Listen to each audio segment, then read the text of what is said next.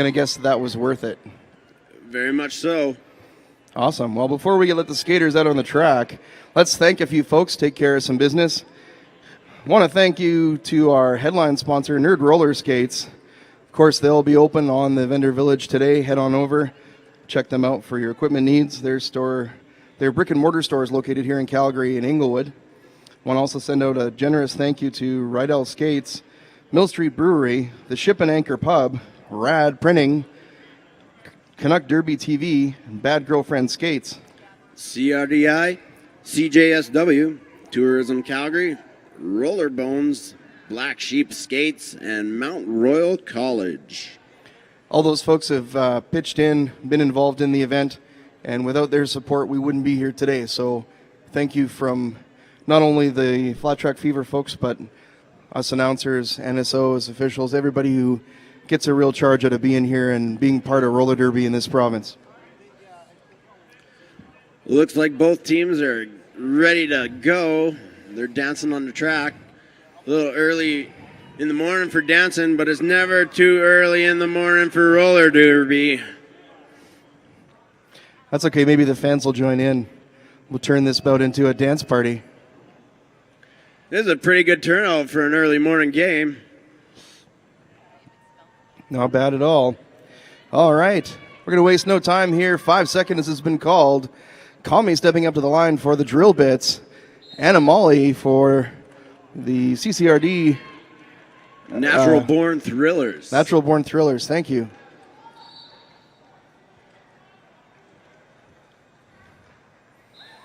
And Molly having a little bit of trouble getting through the drill bits. Kami picked up a penalty on that first pass. She will not take lead jam. Anna Molly, it's up to her. She finds that opening on the outside, picks up lead jam for Calgary's co-ed team.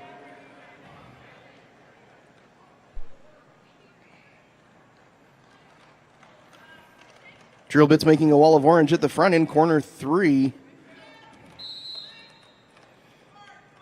Anna Molly with a successful pass, picking up 5 big ones in this Mill Street Brewery Power Jam.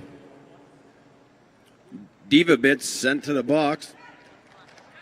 Penalty box sponsored by Nerd Roller Skates, as Anna Molly whizzes right by the penalty box after scoring another grand slam.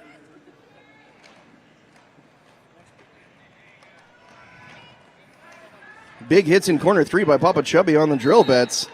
Anna Molly still forcing her way through. Pushes past Freckles. Oh, she picked up a penalty. She's going to head to the box.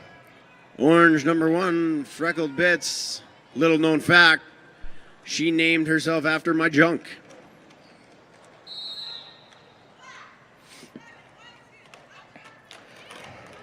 Kami now back on the track for the drill bits. Does not have lead jam, but she's in that power jam position, being the only jammer on the track. She's now successfully made her first pass. It's up to the Thrillers to hold her back. Big hits past the jam line. Kami makes it through cleanly, makes 5 points on that pass.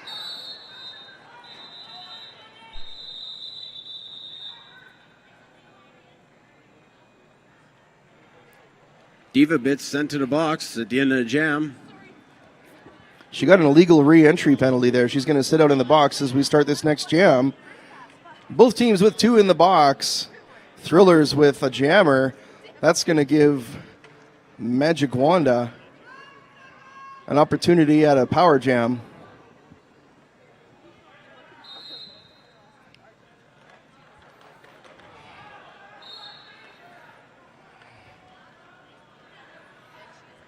Magic Wanda picks up a back block penalty, is going to sit out in the box. That's going to force the Thrillers jammer back out onto the track in short order.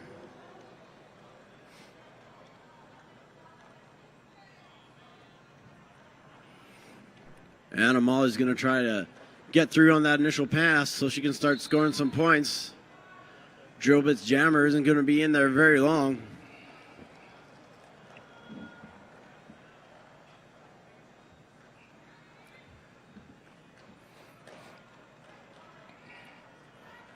Anna Molly fighting her way through the drill bit blockers. She finds a hole. She's got a grand slam.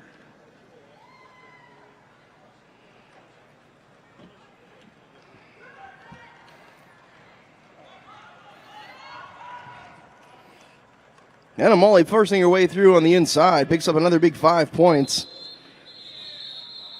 Using that lead jam position to call it off. All the drill bits are out of the box. They're going to be at full strength now.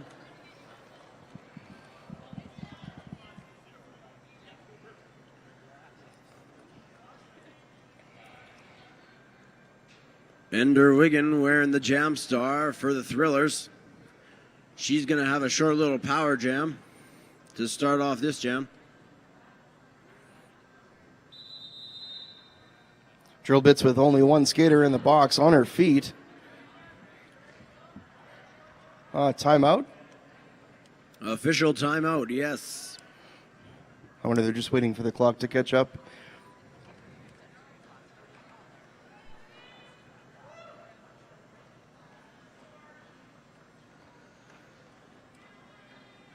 There we go. Short little pause as we get things sorted out. As Roadkill mentioned, Ender Wiggin up to the line for the Thrillers.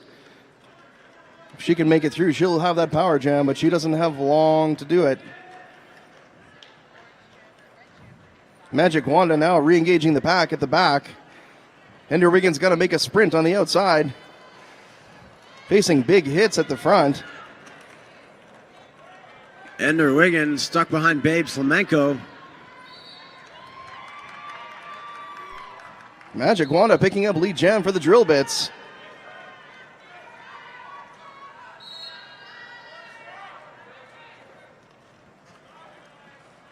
Ender Wiggin on her way to the box. That leads to a drill bits power jam. Magic Wanda picking up 5 points for the drill bits on that pass.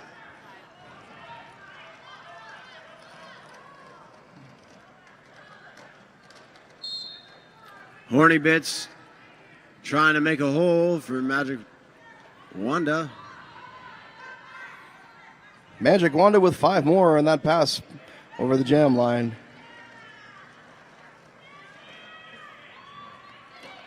Big hit in corner 4 by Judge Genocide. Magic Wanda decides to try the outside. Still facing big blocks. Sneaks her way through, picks up another 5 points. Black Judge Wall Genocide resets as Magic Wanda attacks the pack once again.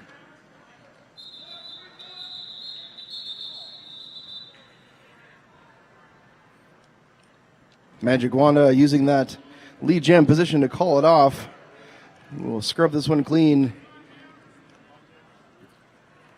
Looks like we got Stinging Bits up with a Jam Star. Pulverine. Okay, last pass is 4. This one's, then the next one is 3. Thank you. Dr. Sting facing off against Pulverine.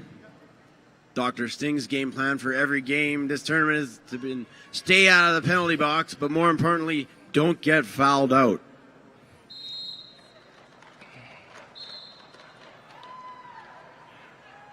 Pulverine making it through successfully on the outside. Picks up lead jam for the Thrillers.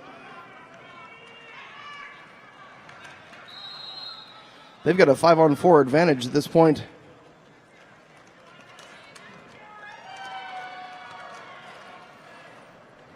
Dr. Sting makes it through the pack now.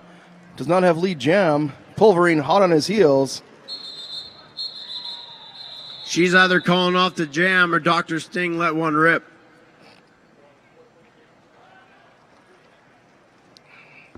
It's been a long weekend of, I'm sure, poor food decisions.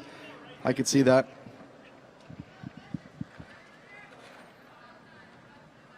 Looks like Thrillers are going to start this next jam with a skater in the box. The Jester stepping up to the line for Thrillers. He's facing off against Easy Break Oven.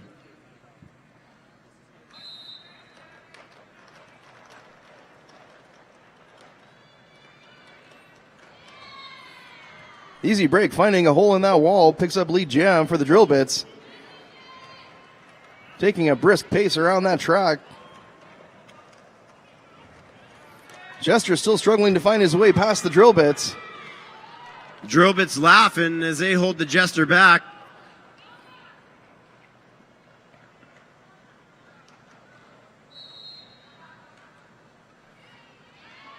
Easy break with a big 5. Natural grand slam on that pass. Sugar Snappy picked up a penalty. He's going to head to the box, hang out with Papa Chubby for a little bit. The Jester now making his way past the pack. Still up to easy break. There we go. Decides she doesn't want to race. It's time to call it off.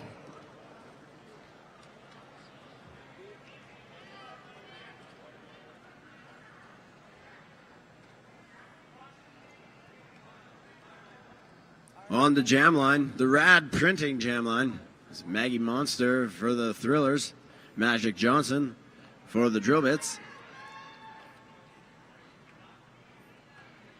Thrillers starting with a 2-player disadvantage. If Papa Chubby's on his feet, he won't be out of there too long. Magic Johnson picking up lead jam, crossing on the inside.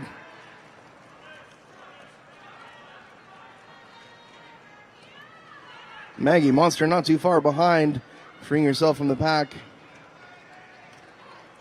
Magic Johnson making the cross in that corner. Ooh. Referee down in turn 4. As Papa Chubby rubs Magic Johnson off the track. Maggie Monster picking up 4 points on that pass. Magic Johnson doing damage control, decides to call that off.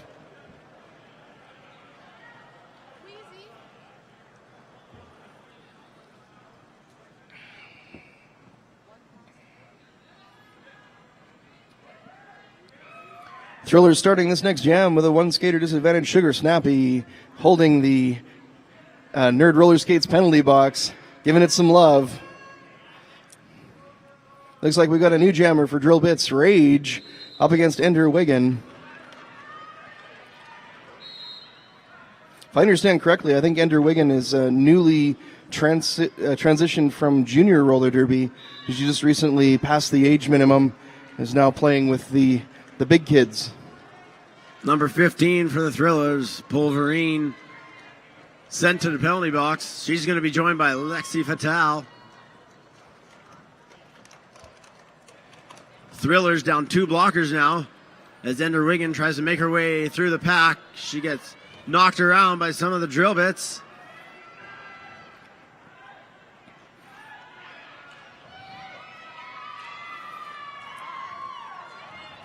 Rage Bits makes her way through the pack. She's got a grand slam, put another 5 points on the board. Ender Wiggin still struggling past that wall of orange. She's got a lot of blocker to contend with at this point. It's not helping with the Thrillers having 2 skaters in the box. She'll be joined shortly, but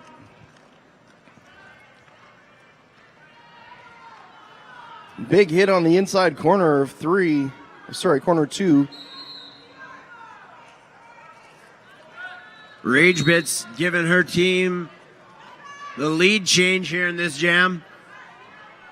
And Jeff Demis there quickly indicating the Bad Girlfriend Skates no pack situation.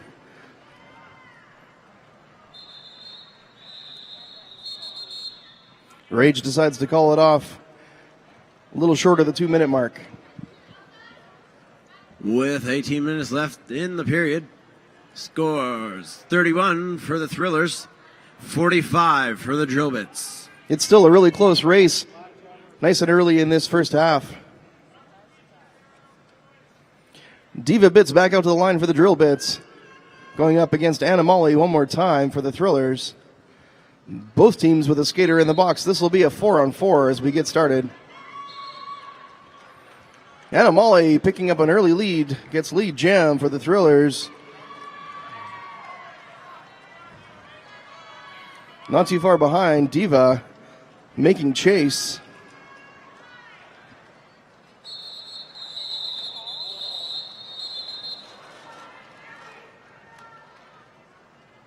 Nanamali picking up 2 points for the Thrillers before calling off that jam.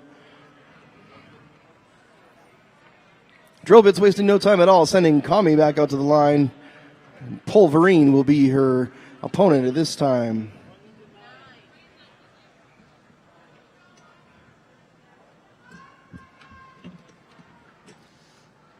Both teams jockeying for position on the Rad Printing jam line.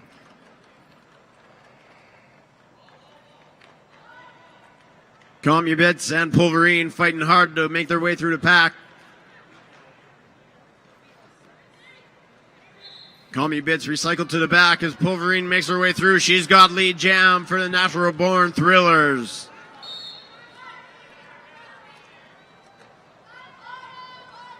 White Trash Flash picking up a major penalty, headed to the Nerd Roller Skates penalty box. Pulverine calls it off. She's getting 3 points. Comubits unable to get any. Pulverine, I think.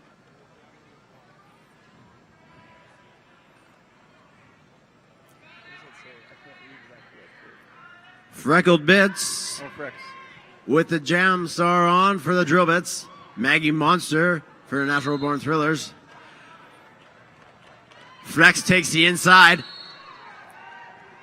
Fighting hard to get past that Thriller blocker.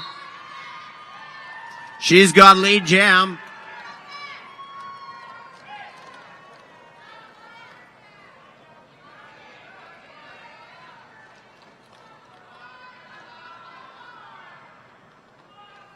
Easy Break making her presence known on the track. Frex taking a big hit between corner 2 and 3.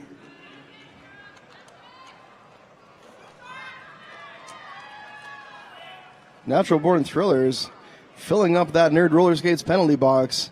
It's not going to do them well at this point in the bout. Freckles approaching the pack slowly, calculating attempts to make a hop in corner 1.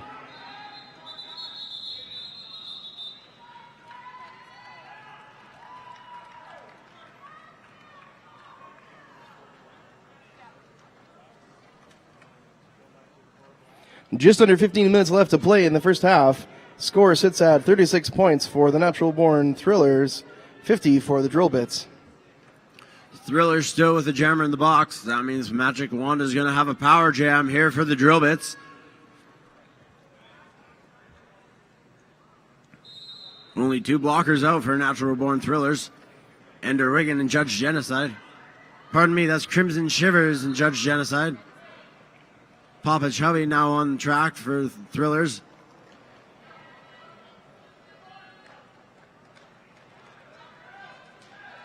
As Magic Wand is knocked off the track by Papa Chubby, he's skating back.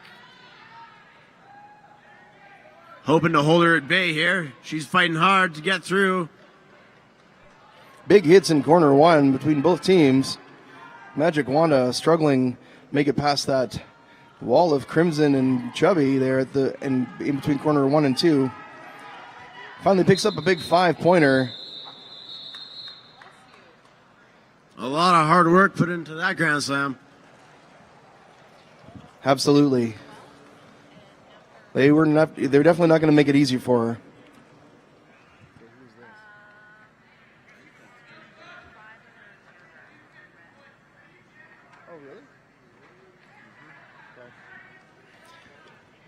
Natural Born Thrillers now sending out a new jammer. I believe we've got Georgia W. Tush up against Dr. Sting on the Rad Printing jam line. Dr. Sting making a scramble for the front of that pack. Picks it up on the inside.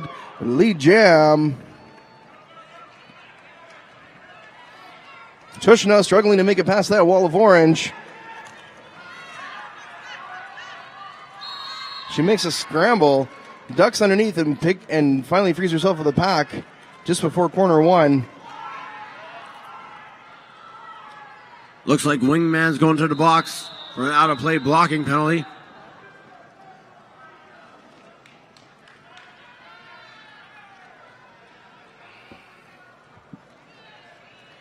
Lots going on there between corner 1 and 2. Big hits from both teams.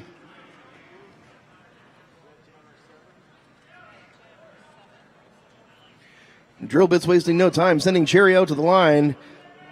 Thriller's going to start this next jam with their jammer in the box. That gives Cherry that potential Mill Street Brewery power jam opportunity.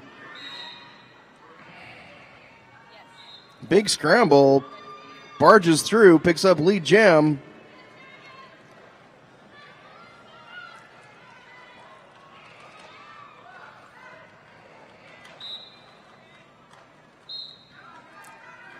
Big hitting opportunity. Cherry Blaster is not going to make it easy for her. Cherry and Cherry. How did that work out? Thrillers are going to have another one in the penalty box. Cherry Bits just whizzes by the pack on that one, giving her a grand slam.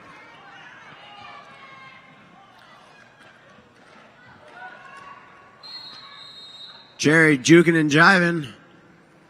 Looks like she gave Sour Cherry a little bit of the business. Thrillers really having a hard time keeping their folks out of the box and giving Drill Bits some huge power jam opportunities here. Right now, Sour Cherry is out there all by herself trying to hold back. Pulverine being waved back into the track. Cherry Bits with a spinneroonie around Sour Cherry to give her another grand slam. Georgia W. Tush now re-engaging the pack for the Thrillers. She's going to have to break through if she wants to score any points for the Thrillers at this point. Holy crap, it's a jammer race. Of course, if you weren't aware, holy crap, cereal can be found at Rare Bird Smoothies at the bottom of the stairs. Hopefully all day today. Go check that out. Jammers just whizzing by the announce table, blew the papers right off the desk. Cherry making a mad scramble for points in the end. Picking up 3 before calling off that jam.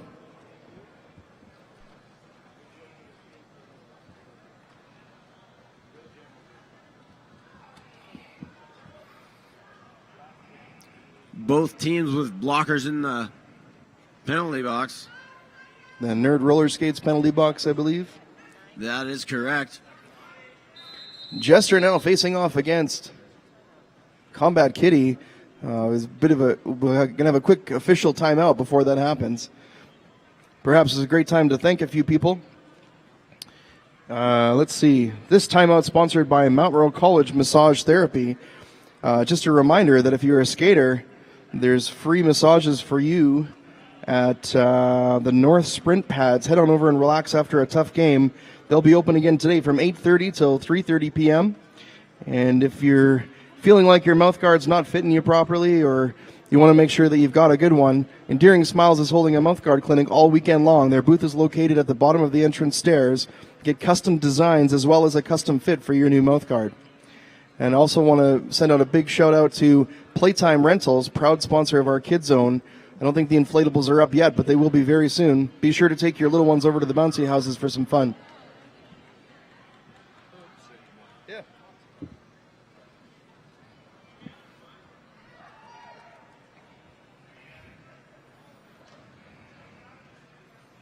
Looks like our officials have finished deliberations. We're just getting sorted again.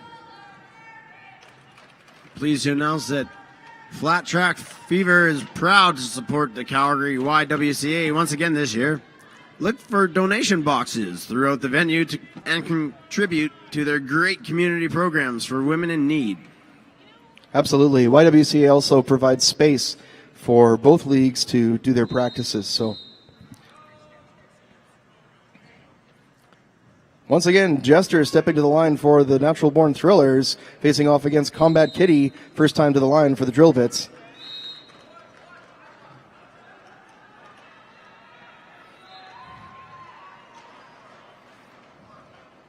Jester taking an early lead, picks up lead jam for the Thrillers. Combat Kitty not too far behind. Freck's taking her freckled bits over to the penalty box. Both teams have 2 blockers on the track. Jester making it look easy, slips through on the middle, picks up big 4 points for the Thrillers. Combat Kitty also with 4. Both teams with 2 skaters in the box. We have a 3-on-3 race. Jester with a hop and a skip. Picks up another 4 before calling it off.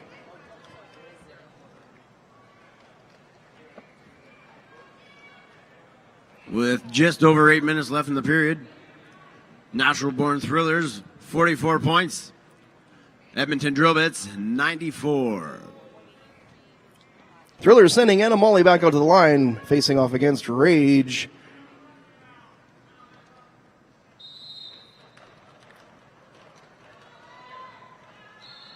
Both Thrillers penalty takers are on their feet. It won't be too long until we see them back on the track. Thrillers penalty box now empty. Anna Molly swinging around the outside the back of the pack. Easily dekes past 3 drill bits. Rage Bits steps over number 1, Lexi Fatale. She's done her initial pass. And Anna Molly calls her off before Rage can score any points.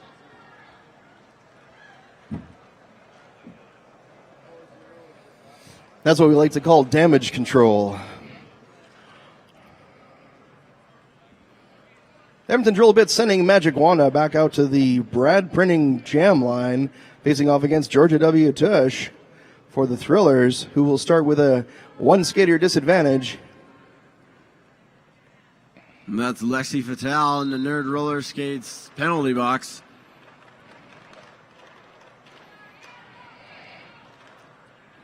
Big pile up in first turn as Georgia W. Tush tries to make her way through the pack.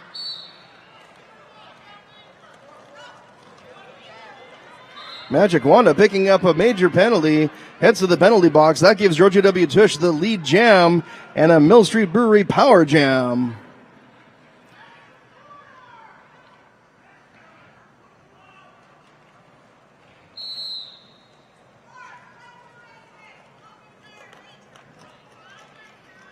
Georgia W. Tush sneaking through that drill bit sandwich, picks up 5 big ones. Thrillers setting up a wall.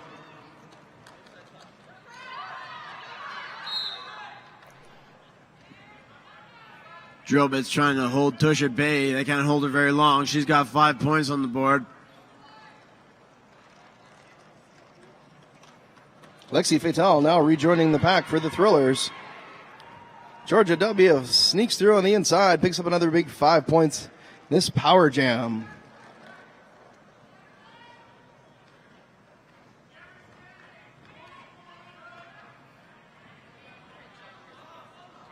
Magic Wanda out of the box. Getting some help from her teammates, trying to find her feet.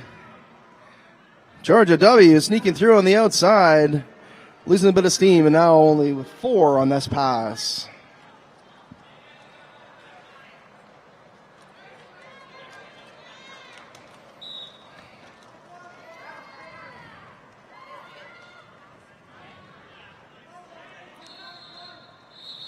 A plethora of skaters headed over to the box.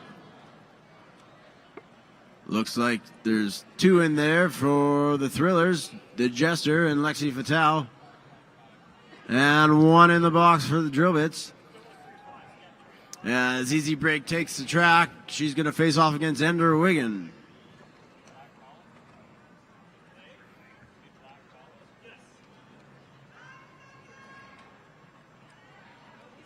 Drillbits will start this next jam with a 4-on-3 advantage. Easy Break tries to sneak around the outside. She's rubbed out by White Trash Flash. Changes direction, finds that inside line. Lead jam for Easy Break Oven. Holy crap, it's a jammer race as Ender Wiggin is following very closely behind.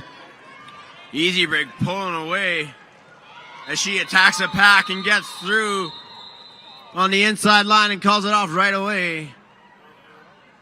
That's 4 big points for Easy Break. As the drill bits push up to 98 points, the Natural Born Thrillers sitting at 71. It's just under 4 minutes left to play in this first half. It's still a very close race. It's anyone's game.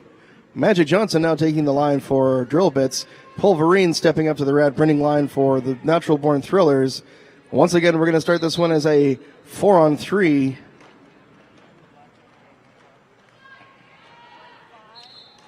Pulverine finds a hole on the outside. She's got lead jam. She's followed close behind by Magic Johnson.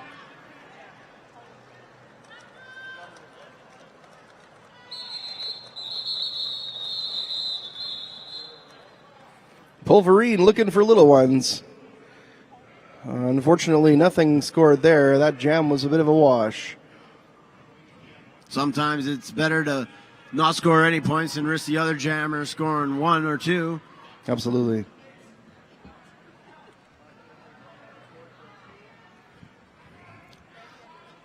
Maggie Monster stepping back out to the line for Natural Born Thrillers against Diva Bits. 19-18 for the Drill Bits. Maggie Monster slipping by Dr. Sting, making it look easy on the outside. Picks up lead jam for the Thrillers.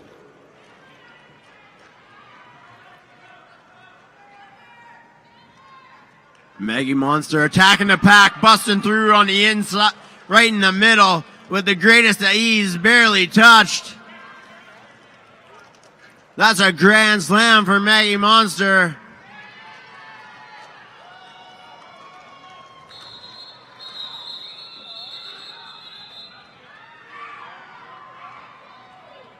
That was a hard-fought single point for Maggie Monster. Drill Bits now sending number 55, Wingman, back out to the jam line.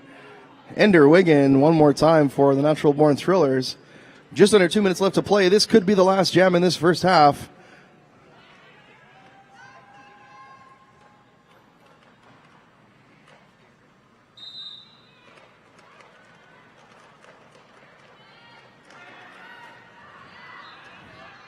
Wingman busts through the pack. He's got lead jam. Ender Wiggin still stuck in the middle, trying to find her way around. Ender Wiggin picking up a back block penalty. It's going to hang out in the Nerd Roller Skates penalty box, giving Wingman the 5-pointer and the opportunity to rack up a few more for the Drill Bits before the end of the first half. Wingman getting some help from his teammates. Making a push attempt through that wall of black. Facing heavy opposition from Pulverine and Crimson Shivers. Picks up another big 5 as he passes. Getting the nod from the bench. Keep her going.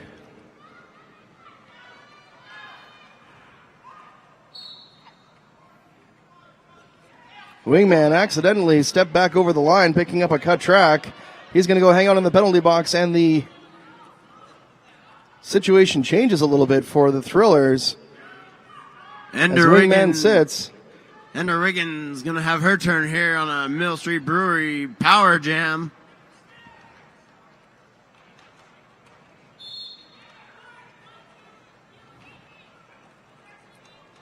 Wiggin finding her way through the pack. Ender Wiggin making her initial pass. It's going to give her an opportunity as the seconds tick down. This is the last jam of the first half. Opportunity for Thrillers to pick up a few more points. Ender Wiggin finds her way through, right through the middle of the pack. Big 5-pointer on that grand slam.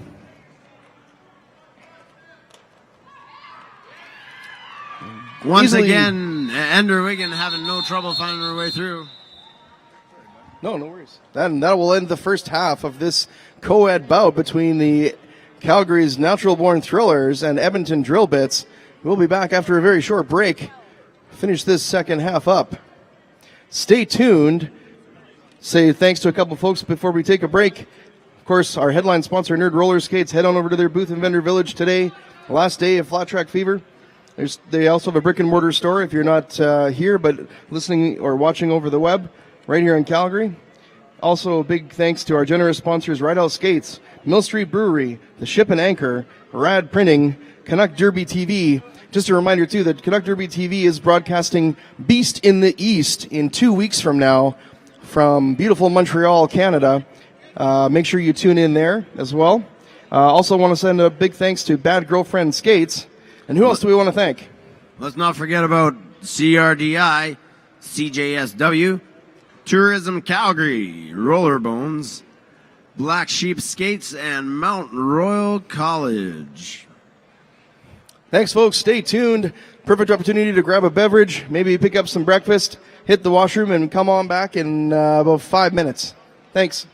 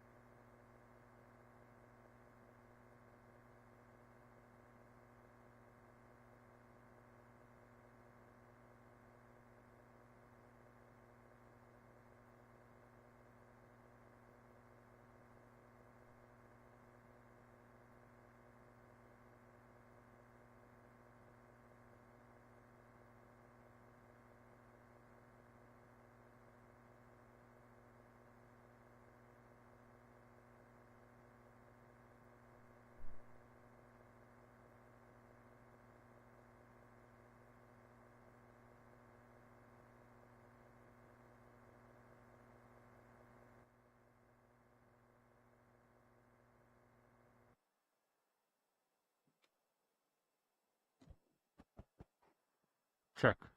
Check.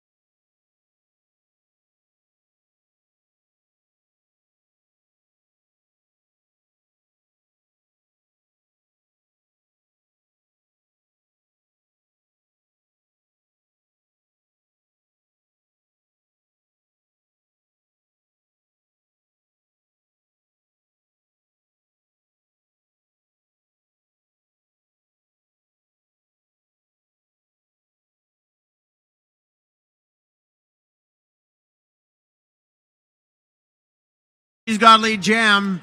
She's going to look to put her team back on top.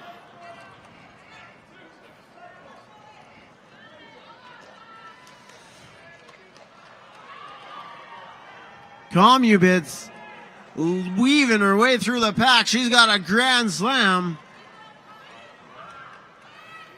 Jester now making his initial pass. The drill bit successfully keeping up that opposition, that defense. Oh, it looks like we have a skater down. I believe Freckles took a hit before corner 4. The team rushing to her support.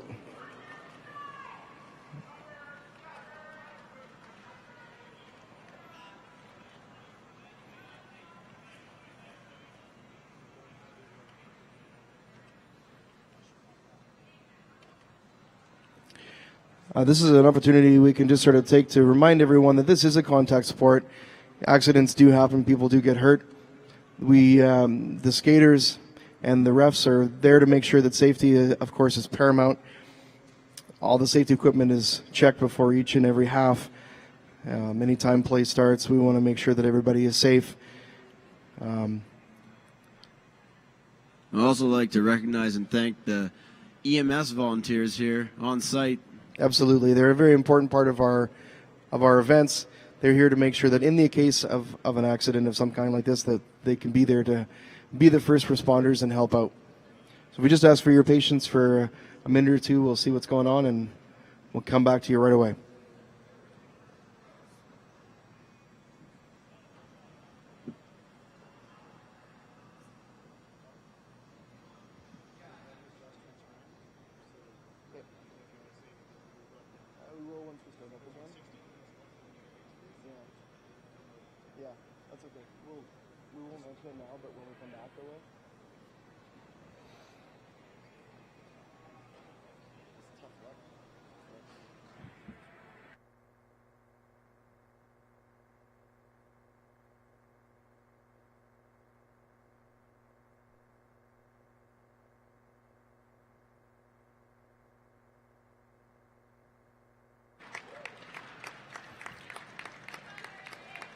Let's give Freckles a hand, folks. She's a trooper. She took a big hit there, so. But if she's on skates, I think she's going to be okay.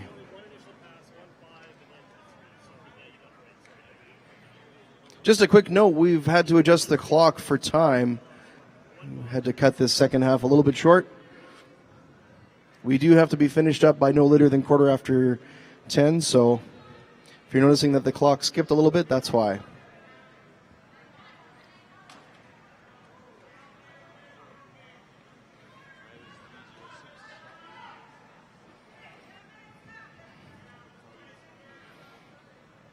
All right, Natural Born Thriller starting with a 2-skater disadvantage, sending Georgia W. Tush out to the line up against Kami.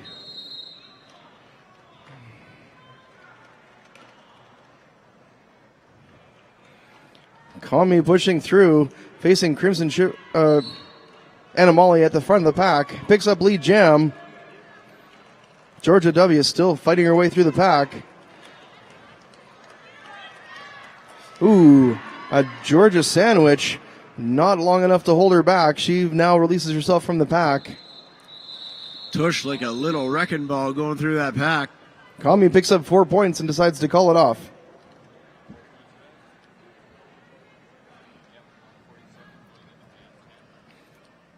Looks like we got Magic Johnson fielding the Jam Star for the Drill Bits. He's going to face off against the Jester.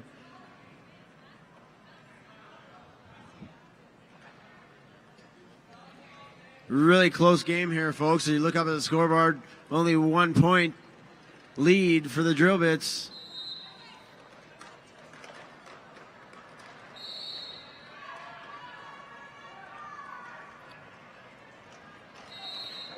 Holy crap, it's a jammer race between these two. They're really going to have to decide what they're going to do here. Jester holds lead Jam, pushes through with a hip check on Magic Johnson. Jester's looking for little ones, sneaks through on the outside. Decides to do some damage control, calls it off. Picks up 4. Officials saying Magic Johnson not getting any points. Drill Bits bench not too pleased about that. Ender Wigan and Commubits wearing the jammer panties for their respective teams.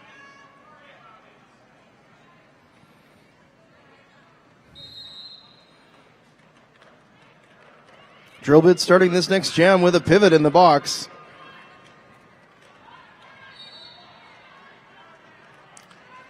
Looks like the Natural Born Thriller jammer, Ender Wigan, is sent to the box for cutting the track. That's going to leave Commubits with a Mill Street Brewery Power Jam.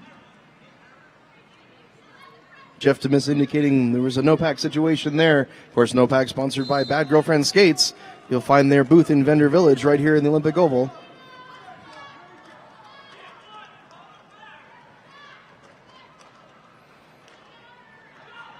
Kami is still trying to push through on the outside. Lexi Fatale holding her back.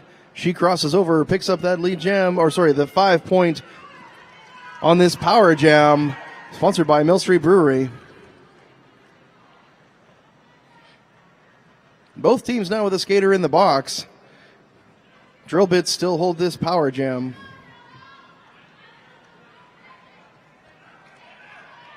Play moving slowly as we go from corner 2 to 3.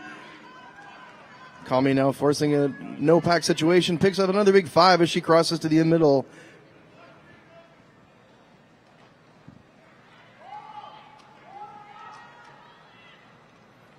Kami facing a wall of black.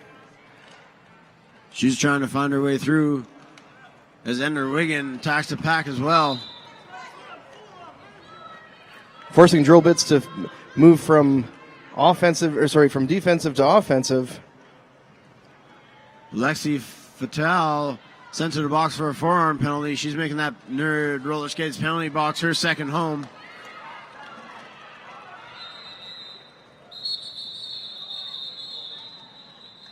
Four more points for Kami. Ender Wigan just had made her initial pass. No points for the Thrillers on that jam. Drill Bits back in the lead with a score 161 over Natural Born Thrillers 150.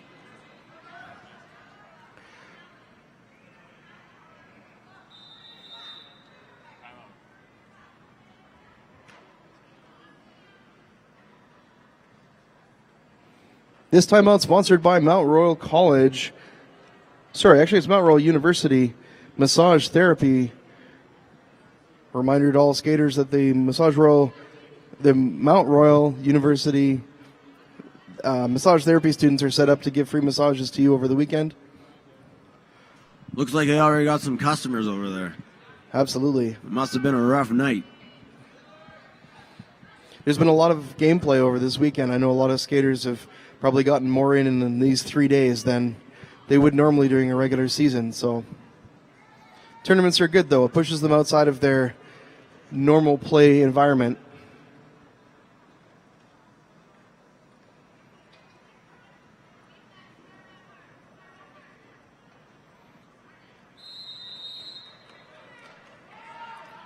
Drill Bits Wingman and Anna Molly returning to the line, respectively. Thrillers starting this jam with a one skater disadvantage. Wingman taking the outside lane. He found a hole. He's got lead jam. As Anna Molly is still wrestling with Dr. Sting. Anna Molly picked up a cut track on that play. She's going to head to the Nerd Roller Skates penalty box. That gives Wingman the power jam, sponsored by Mill Street Brewery. An opportunity for the Drill Bits to rack up a few more points, widen that gap in score. Especially when the scores are this close, it is ever so important to try and do that in this opportunity. Sour Cherry for the Natural Born Thrillers also sent to the box, filling up their half of the penalty box.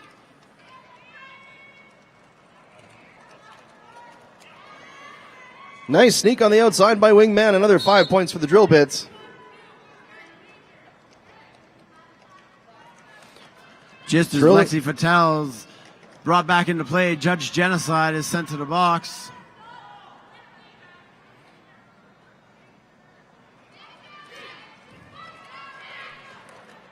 Drill Bit successfully enclosing the Thrillers on that pass as Wingman picks up another 5. Magic Wanda unfortunately picking up a penalty on that one that just makes their defensive team 1 skater short. Wingman barging through on the outside. Impressive acceleration and speed by Wingman as he just ripped up the outside line and did a little spin at the end.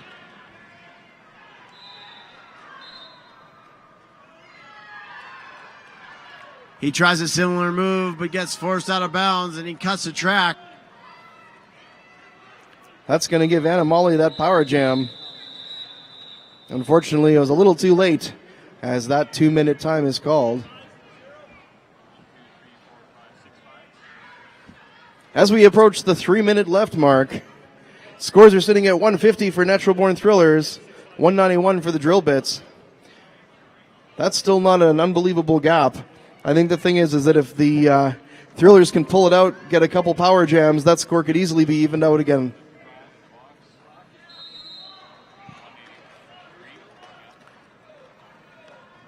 Animali stays on the track as jammer for Natural Born Thrillers. She collects lead jam. This is a power jam, of course.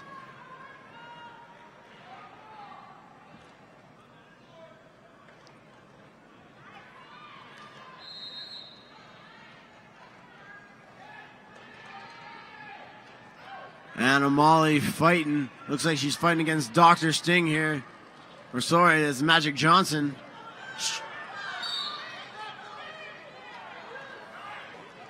Animali takes a forearm penalty late in the jam here.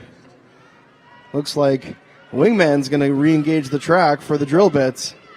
This will hurt the Thrillers' chances of shortening that gap between the scores.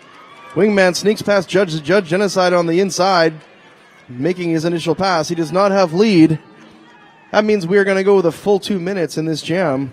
That was some impressive back and forth by Wingman. Wingman picks up a big 5-pointer in this Grand Slam Power Jam, sponsored by Mill Street Brewery. Wingman getting some help from his teammates. Georgia W. keeps him to the outside, pushes him out on the fourth corner. Wingman really impressive to watch. He's got really quick feet. He ain't afraid to hop around. He's got great lateral movement here as he picked up another Grand Slam.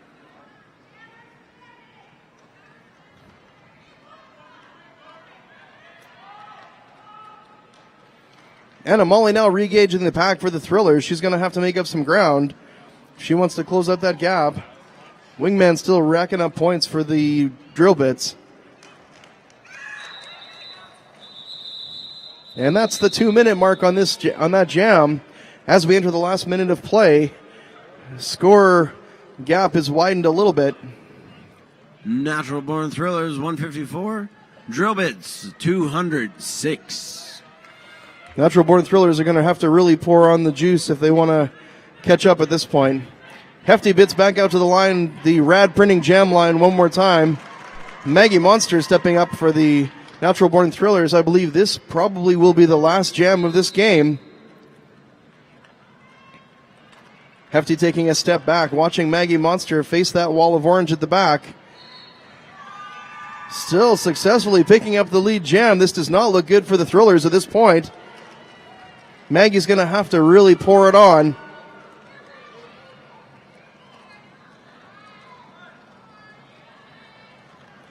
Hefty Bits casually approaching the pack. The seconds tick down, the clock is out. This will be our last jam. Holy crap, one more time. It's a jammer race between these two teams. Maggie Monster's going to have to do some fancy footwork at this point.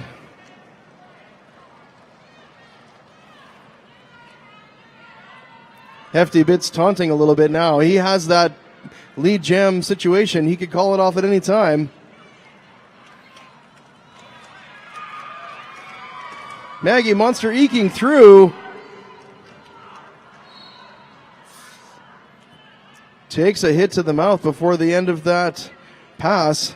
She does pick up 4 points for the Thrillers. Maggie Monster looks like she's in a little bit of pain as she's going around the track. Combat Kitty took a penalty for that one.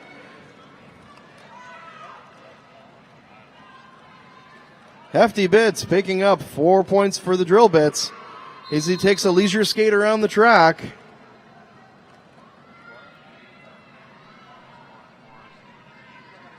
Still has that lead jam.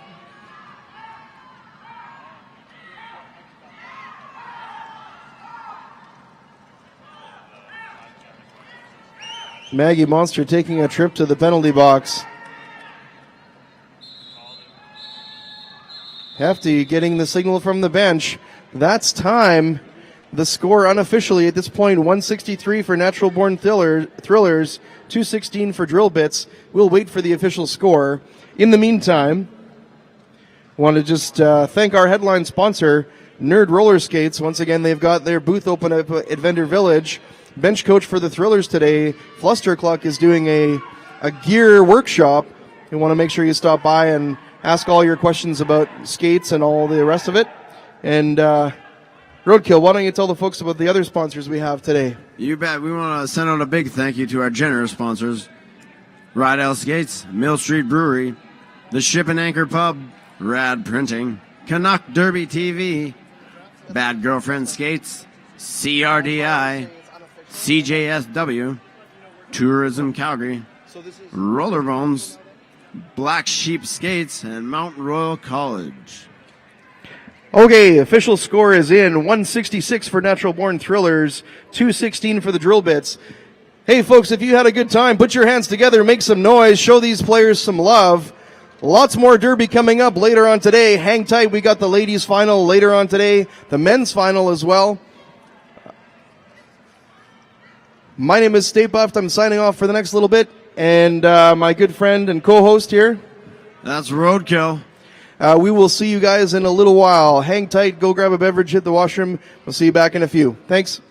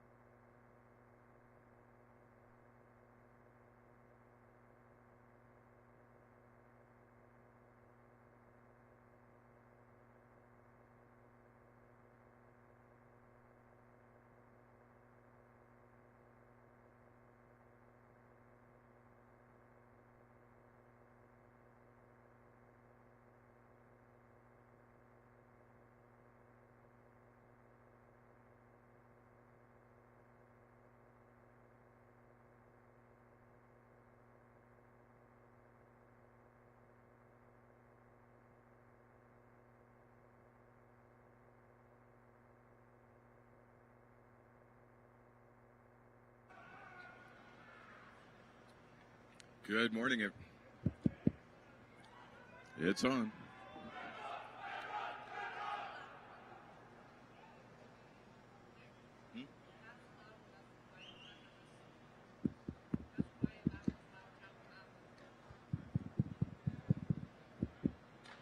Check, check. How many sound men does it take to change a light bulb? Check one, check two. I think we're doing the national anthem, boys. No, not you guys, her.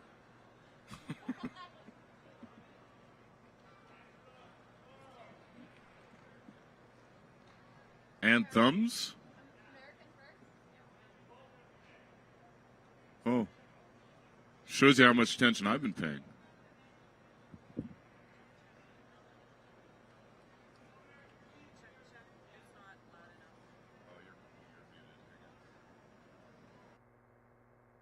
Test. Okay. Could I ask everyone to remove their hats? We're going to sing the American and Canadian national anthems.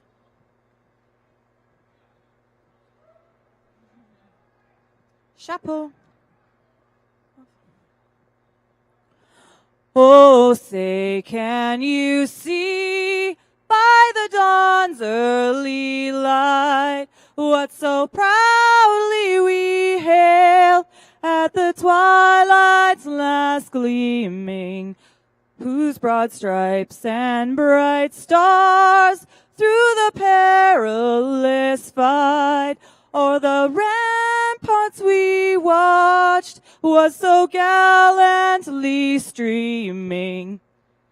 And the rocket's red glare, the bombs bursting in air, gave proof through the night that our flag was still there.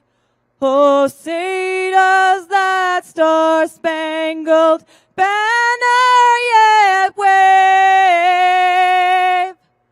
o'er the land of the free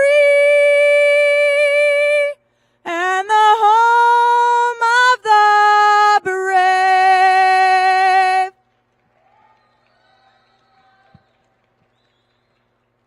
Oh, Canada, our home and native land, true patriot love in all thy sons command. With glowing hearts we see thee rise, the true north strong and free. From far and wide, O Canada, we stand on guard for thee. God keep our land glorious and free. O Canada, we stand on guard for thee. O Canada, we stand on guard for thee. Thank you.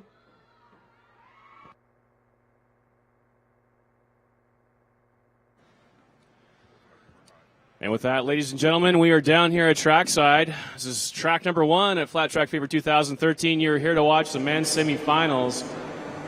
Vancouver Murder take on your hometown favorites, Calgary's Reservoir Dogs, of whom my co-announcer Dick Pounder knows a lot. I'm Dr. Sting. Over to you, Dick.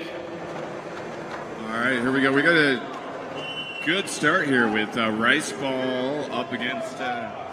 Stand Aside. Stand Aside. Both strong skaters, both of them fighting their way through. And there goes Stand Aside through the pack, not too far behind Rice Ball. But no, Rice Ball gets a cut track major and it's going to go sit in the box. So we have a power jam opportunity for the Vancouver Murder, and Stan is a very strong skater. He is going to push that front wall. Calgary's going to have to recycle and set that up.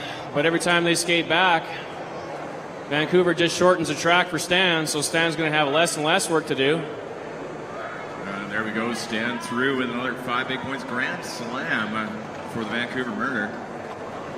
KG veteran, Very strong skater, but extremely agile. You'll watch him spin, doesn't lose his footing at all. Strong group of 4 blockers out there, so if they need to go to active offense, they certainly can, although I think they'll probably let Stan do his job in terms of pushing that pack up at the front until the pack is called off and they have to let him go.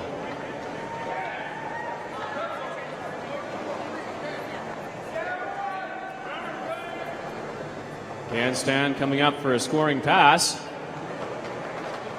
Recycle 1 round, sees that big lane on the inside. Both Calgary skaters in the penalty box now come back off, and Jeff Tipworn going off for, I believe, a forearm or directional major. Didn't see the call.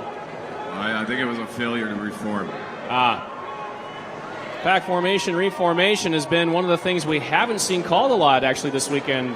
Dick, at least seems like the new rule set. Skaters are pretty comfortable with it. At least yesterday and today, I don't expect to see a lot of that. Day 1, we saw a bit, but as it goes on, of course, the teams get more familiar and refs get quicker at calling pack. And it just makes the game look better and better. All right, here we go. We got Walker up against Flustercluck on the jam line. Walker, the men's MVP from Flat Track 2012. I did not know that. Well done.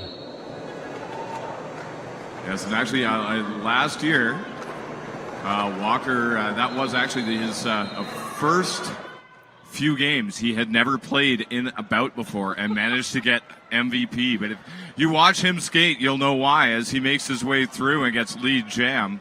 Unbelievable. There he is. Flustercluck is also out of the pack, so he's going to try and put the heat on number 12 Black so that he doesn't score a whole lot of points, and the Dogs are doing their part as well. Walker quick through, picking up 4 points, passing the Dogs like they were standing still and calling off the jam. Still a heads-up play by the Reservoir Dogs, chasing away and drawing the murder pack with them, making Walker do a little extra work. And Fluster, of course, getting out of the pack means that Walker wants to not let him score, so he's got limited time to make his pass. All right, looks like we got 22 against 22. Bradass for the Glenmore Reservoir Dogs up against Nelson for the Vancouver Murder. And Bradass is the most expensive fighter plane Canadians can buy. I believe that's the F-22. I don't know if they're waiting for the second whistle or they're just psyching each other out. Bradass there. It's old school derby, no double through. whistle. Bradass busts through on the outside. Hey, Dick, how about that? That was actually a pretty smart move by Bradass, just kind of waiting it, trying to get Nelson to bite, and then he just went and bust his way through that front wall. So heads up play by Bradass, takes his points to the back. He will only take 1 for that, but 1-0 is still a 1-0 game. Every jam is a new game. Resetting up again with stand aside, +4, and Rice Ball 403. Fist bumps. This is like the jam of the old men. They'll both give me. Well, we give don't. me crap we about don't. that later. We don't really want to go. We don't really want to go down that road too much. I mean, I'm in my 5th decade of life too, so. Oh, I love both these guys, but I wouldn't say that. We could be in trouble at home. Rice Ball's recycled to the back. Stand aside is out front with Lee Jam. Once again, he's coming up on his first scoring pass here. And we should make mention, and since Bradass was just jamming and now Rice Ball is jamming, they have a familiar relation. Dick, you want to roll that out for us? oh yeah, it's Rice Ball is Bradass's father. Bradass actually joined the Dogs first. Told Rice Ball about this sport. Rice Ball came out and was hooked right away. Rice Ball trying to fight his way past Noah Backtalk up the front. Here we go, Svensson rejoining that wall, along with, I believe that's Who You Kiddin'. Yeah, Svensson's got some pretty strong shoulders. I felt those in my sternum yesterday a couple of times, and it was unpleasant. Stand aside with an easy skate through the pack. Another 5 points for the Vancouver Murder. Grand slam for stand aside. Yeah, natural grand slam, and Rice Ball gets recycled. Unfortunately, forced to take the cut track major, so now Stan has a power jam. And Rice Ball will hustle to the penalty box to start serving his 1 minute. Also, one of the things we've tried to do this weekend is no longer call penalties as majors because, in fact, there is no such thing as a major versus a minor penalty anymore. With a new rule set, January 1, 2013, they are all penalties going for a trip to the penalty box. As a bit of an addendum to that, though, however, is the refs do still say major when they call the penalty. So it is still in the... It is true. The vocabulary has not left us yet. So we have a star pass from stand aside to Jeff Tickborn, who was wearing the pivot helmet, so a successful star pass. And that was Jeff Tickborn's, I believe, first scoring pass with that star on, maybe his second. Coming up to the Dogs again. Tries the apex jump, no luck. Calls it off before he comes back onto the track. Otherwise, he would have taken a cut track major. There, I just said major. Oh, I continue to say major. Of course, I'm starting to ref this year, so I got to get used to that. So with Rice Ball still in the box, we got Walker out here. This is going to be a power jam for the Mill Street Brewery power jam, to be specific, because, you know, it's never too early in the morning to talk about beer. Although I imagine after last night, most people right now only want to talk about beer. Sunday morning, and we are doing church down at Trackside.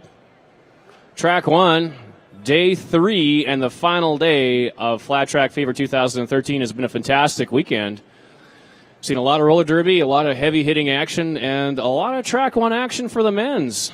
So if you head over to CanuckDerbyTV.com, you can pick up the feeds from yesterday, the day before. Any of the games on Track 1 will be on Canuck Derby TV feed. You can watch them at your leisure. Revisit your favorite hits over and over and your favorite power jams.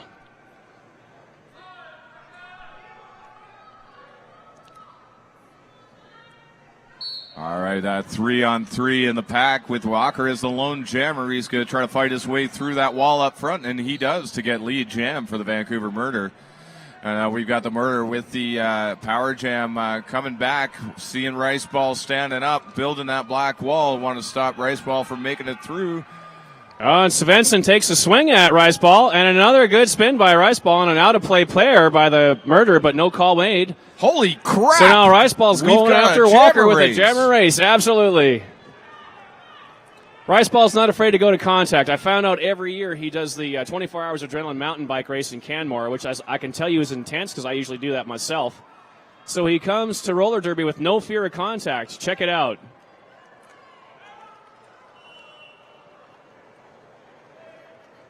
Rice Ball looking for a penalty call there. No call made. Return to the track, skater. But still scoring points. Number 12, last year's MVP, Mr. Walker from the Vancouver Murder. Solid hit. And a solid fall. Rice Ball still up and running. He's pretty cagey and dodgy. And there's Svensson with that solid shoulder again. Yeah, it's pretty early, but it looks like this game's getting chippy. A lot of big hits. This is a very physical jam, and what we saw with Puget Sound is that yesterday against the Dreadnoughts, not a lot of big hits, but just incredible pack control. And when we watch Puget Sound on the Murder later today, that's what we're going to watch. It will be the story of the game. Will be pack control. Those big boys like to take those big hits, though, and if the opportunity does present, it's pretty hard to resist.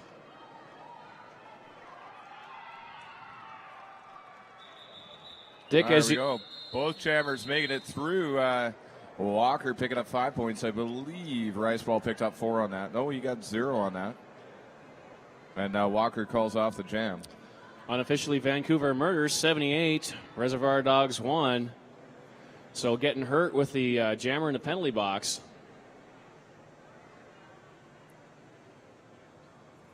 Oh, looks like we got a bit of a signal there. I think we're going to see an update on the score, but I'm not sure. I believe so. Official timeout call. Shovel's got the hands on their shoulders. It's an official timeout brought to you by Mount Royal College Massage Therapy. Dick, some of the favorite words you can hear paired together. Free and massage. Indeed. So head on over to the Mount Royal folks. They're doing free massage for skaters all weekend. If you're feeling a little bit of a bangover this morning, or maybe a 2-day bangover, you too can get your sore on with the massage therapist from Mount Royal. I was out last night and I had to explain to our server what a bangover was. I said, have you ever played rugby? He said, yes. I said, that. The day after is what roller derby does to you and your loved ones. All right, here we go. We got Tichborne. Is it Tichborne or Tichborne? Yeah, when I was announcing with Mac, I was actually asking about that, and yes, Jeff Tichborne. Tichborne. Okay, that's what I thought. I've always called him Titch. Jeff Tichborne. Yeah, see, I've always called him Jeff Tichborne. And then suddenly it's Tichborne, now it's back to Tichborne. Thank you very much, Murder. I think we got it. And it'll be. I call him Noah too. And that's why it more confuses typical, me. right? Actually, I call him a lot of other things that I can't say over the mic. And since it's Sunday morning, we can all sing Noah, row your boat ashore. Or is that Peter, row your boat ashore? I'm not sure.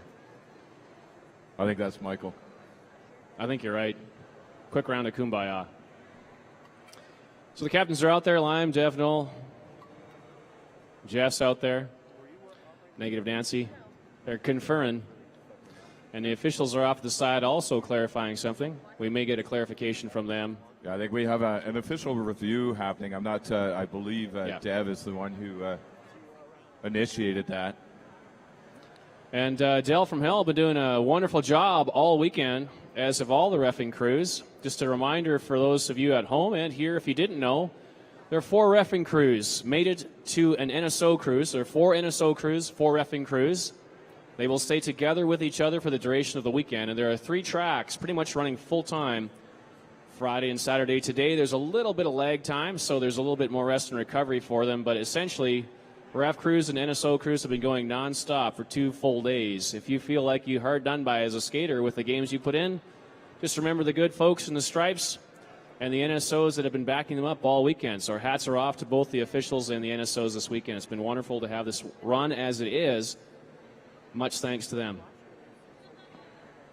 And for our viewers at home, official hashtag is FTF 2013. Don't forget to add a free Bob Noxious hashtag to any tweets you are. And Absolutely. go get your free Bob shirt over at Bad Girlfriend Skates. $20. Some of the proceeds are going to help out Bob with his $1,000 trip to the airport a couple weeks ago, and the rest will actually be donated to Canuck Derby TV, bringing you this high-definition stream. So big thanks to Johnny and AJ for and AJ's little minions that he's got hidden in a trailer. I haven't met them. I don't know their names, but they're all working hard this weekend to make sure that feed, if you see that donate button, They're actually help them out. They're actually handcuffed to the chair back in that little trailer. They can't leave. All right, here we go. We got the jammers lined up on the Rad Printing jammer line.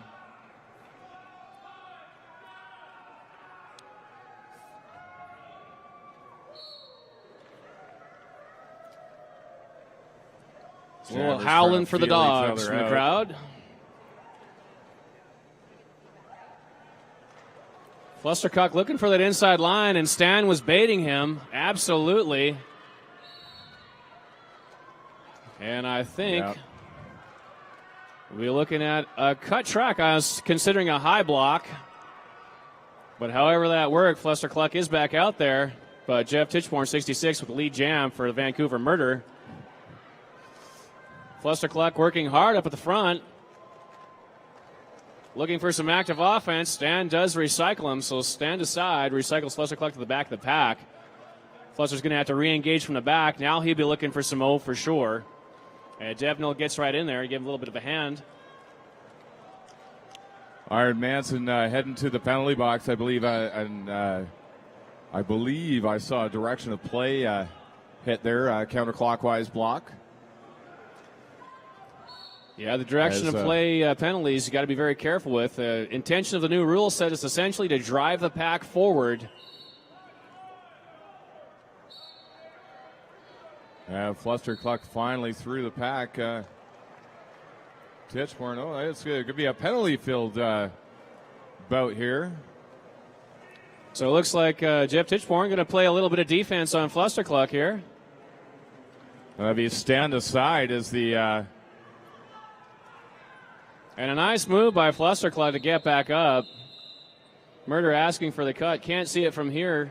Bit of a bad angle for us as the announcers, but it looked close. It could have gone either way on that. Yeah. And just to define for the folks back home, when you are knocked out of play by the enemy player, you must come in behind the enemy player as long as that player remains within play. The definition of behind is that your hips must be behind their hips.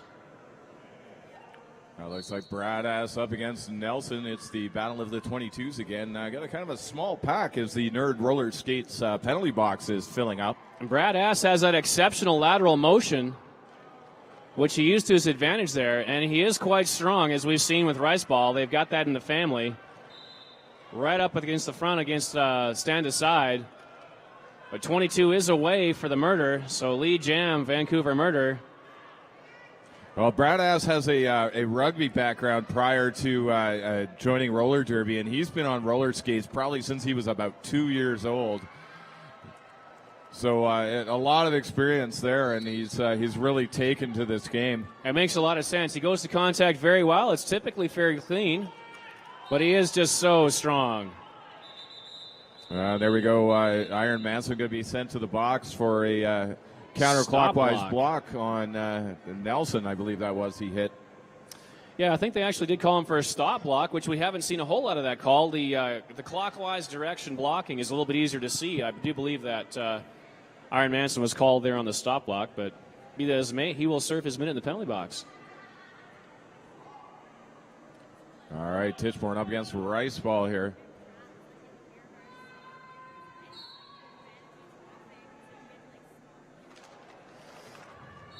LaRock out of the penalty box, giving Dev Null a hit. Tichborne fighting his way up the front. And right off the bat, Riceball gets the back block, forearm, whatever you want to call it, major.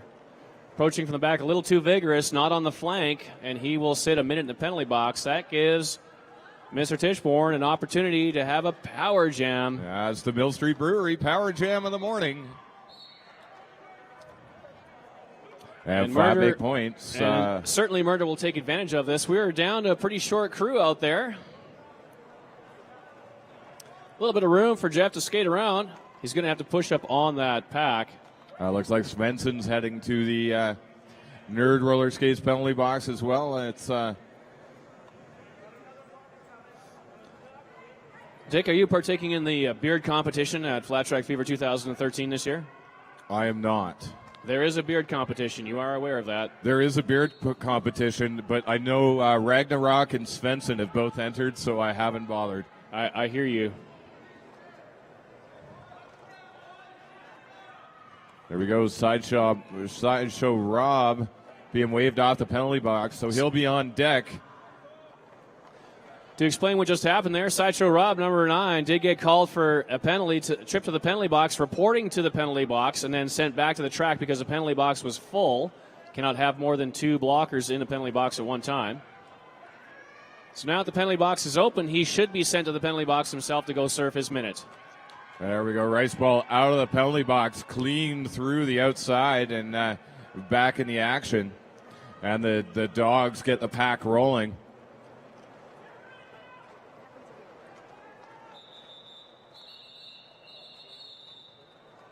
And the NSO in the penalty box absolutely calling for number 9. Please come to the penalty box. Penalty box long empty. And there we go. Now he'll serve his minute. I think it'd be a contest or at least a clarification on part of the Reservoir Dogs that he should have been sent off earlier because he did impact gameplay. He was right at the front.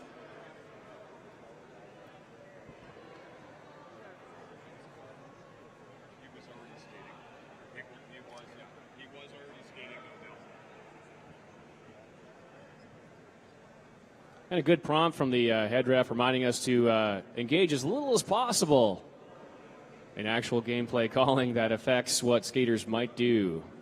Thanks, Del. Much appreciated. All right, we got Flustercluck up against Walker for this jam.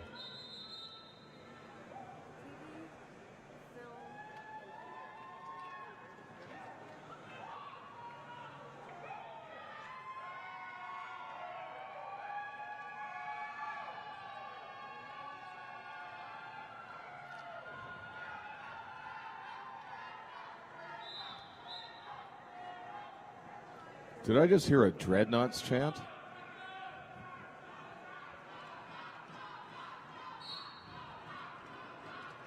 Go Dogs coming from the stands right now. Big cheers for Flustercluck. And he and Walker are going head-to-head for the Dogs and the Vancouver Murder.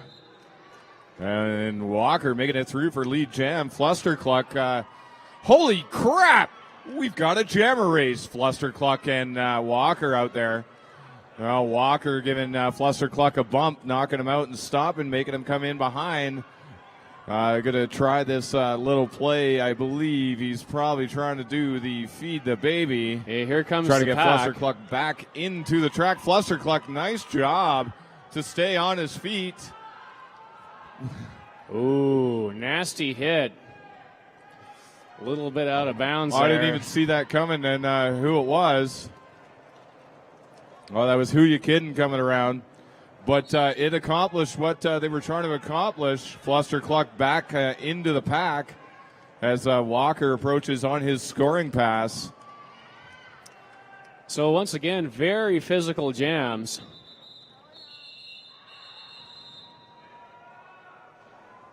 And Walker getting through, picking up 4 quick points for the Murder and calling off the jam. Some really good time management by the Murder happening here too, as they know they've got a decent, absolutely, a decent lead, and they know if they win this game, they've got to go up against Puget Sound. So kind of reserving some energy, managing the clock, right? Picking up 4 points here and there, get a little bit of jammer on jammer action as much as they can. Brad Aston stand aside once again up to the jammer line.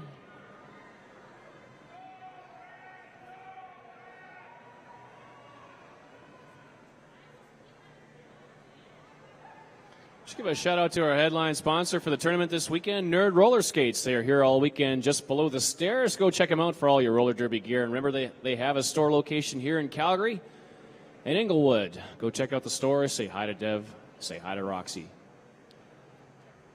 And you know, there's another one of our sponsors. It's actually the No Pack sponsor, which is a tough one to call because the No Pack and Pack are getting called really tight by our fabulous ref crews this weekend. So, but Bad Girlfriend Skates. Of course, with Bad Girlfriend Skates, you can go and buy yourself a free Bob T-shirt.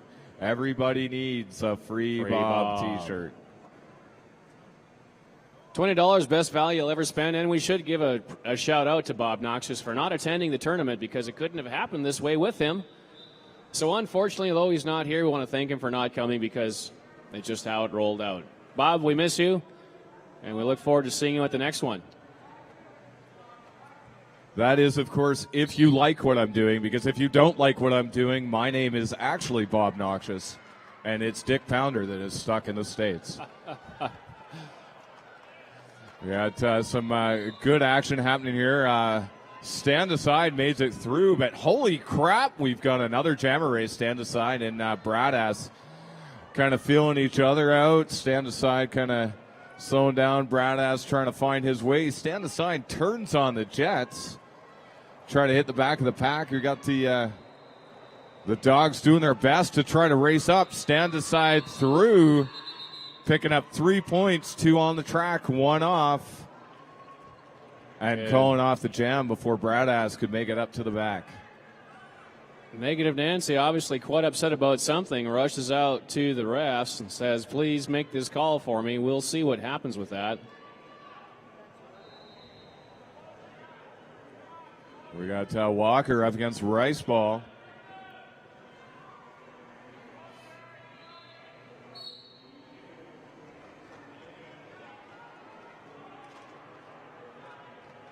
Titchborg knocking Riceball to the outside and allowing Walker to get through with that lead jam.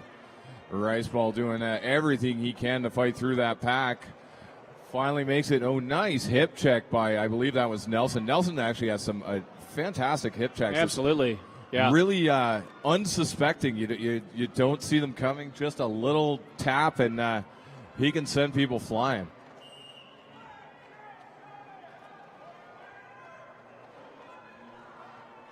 For our major called on number 07, Matt Dillon. A little bit more skating room out there for the Dogs. Walker still up and scoring points. Riceball still working at the back of the pack. Gets tagged on corner one by Jeff Tichborne. Goes down, but he's back up. Well, Walker slowing down as he goes by the bench to get some instructions from Coach Lime. And Walker quickly through. Nice move by Walker, indeed. Finding that hole on the inside, stepping through pretty quickly. 5 big points. Grand slam for the Vancouver Murder. Natural grand slam. He cruised through corner 1 and 2 on one skate, his right skate.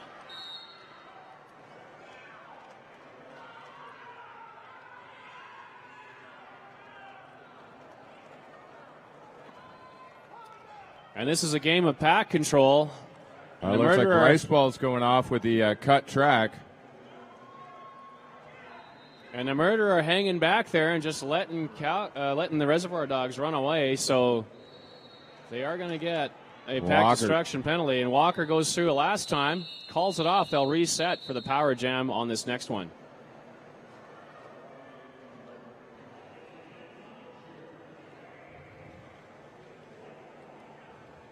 So Vancouver Murder with pretty decisive pack control. Sticks stand aside out there to jam for them.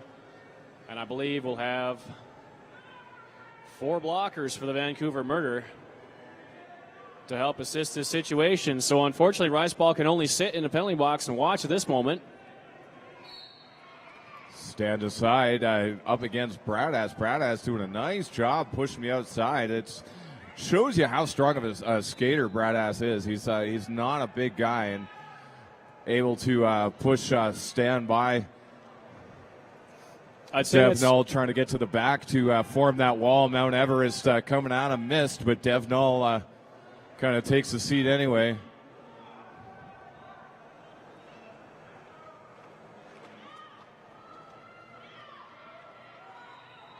And McLeod. And very strong pack control again at the back. Gives Stan a few holes to choose from. Now Whitewall up at the front, getting organized. And a little clarification on the call. Stan thought for a second he was going to the penalty box, but no, they wave him back on. Enter the track, please. So Rice Ball and Stand aside once again jamming. This power jam is concluded.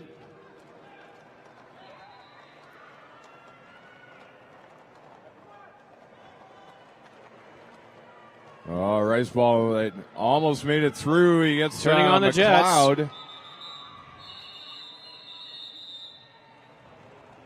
But unfortunately, that was his first pass through, so he will not collect any points for that hard work. But nice job, Rice Ball. Yeah. McLeod had engaged him at the front to slow him down just enough. McLeod getting a little frustrated as he goes off because he almost got that cut track, but slowed himself down long enough. So now we've got Nelson up against Flustercluck. Unofficially, Vancouver Murder 159, Reservoir Dogs 9. And this is a sandwich at the back. Flustercluck trying to use the momentum of the blocks to make it through. A no pack is called. So an opportunity for the Jammers to get some speed up. That was a bad girlfriend no pack. Sideshow Rob at the back there tried to jump back before Flustercluck came in to kind of draw that cut. He didn't make it back in time, so Fluster did make it back in and through that pack.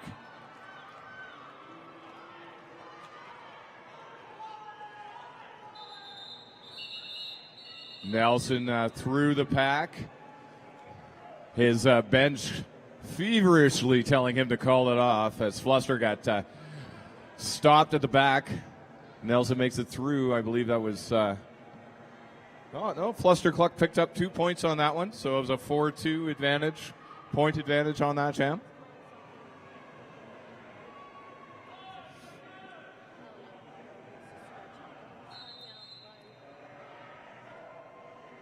Timeout called, Vancouver Murder.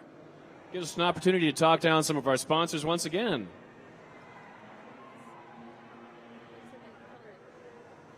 Of course, our headline sponsor, Nerd Roller Skates. Head on over to their booth at Vendor Village for all your equipment needs. And their store here in Calgary is located in beautiful, snowy Inglewood. And also thank you to some of our generous sponsors, Rydell Skates, Mill Street Brewery, the Ship and Anchor. The Ship and Anchor have taken care of the pub at night, but have also been feeding the volunteers and officials all weekend. So thank you to the Ship and Anchor. Rad Printing, they're better than good. They're rad.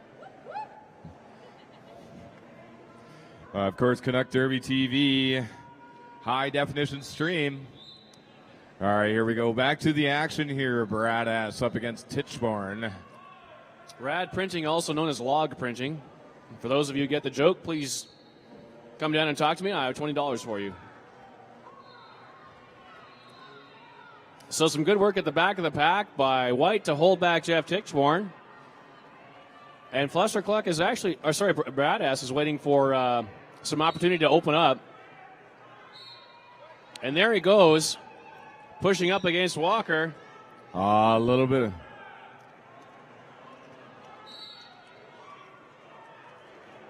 So stop block was called on Walker. So 1-2 goes to the box. Yeah, Walker got the stop block, and Bradass actually got the forearm on that as Walker was stop blocking Bradass, and Bradass kind of gave him a bit of a push with the forearm. A little bit difficult to push your way through that pack when they're as strong as they are, so you have to use some leverage. Sometimes you end up putting your arms down because if your shoulder's not quite enough, you just might use a little bit of arm strength. Jeff Titchborn with a nice dodge around the outside, coming up to the back of the pack again. Black doing a good job, just very patiently waiting, letting their jammer do the work. He's not getting recycled. And if you notice, the experienced jammers almost always go down the center. As soon as you go down the side or as soon as you go down the middle, or not the middle, pardon me, the inside, the tendency is you're going to get knocked out of bounds. As soon as that happens, you'll get recycled. You'll have to come back good 10, maybe 20 feet. Yeah, and it looks like Titchborn actually only picked up 4 points on that jam instead of the 5, which he normally would have had.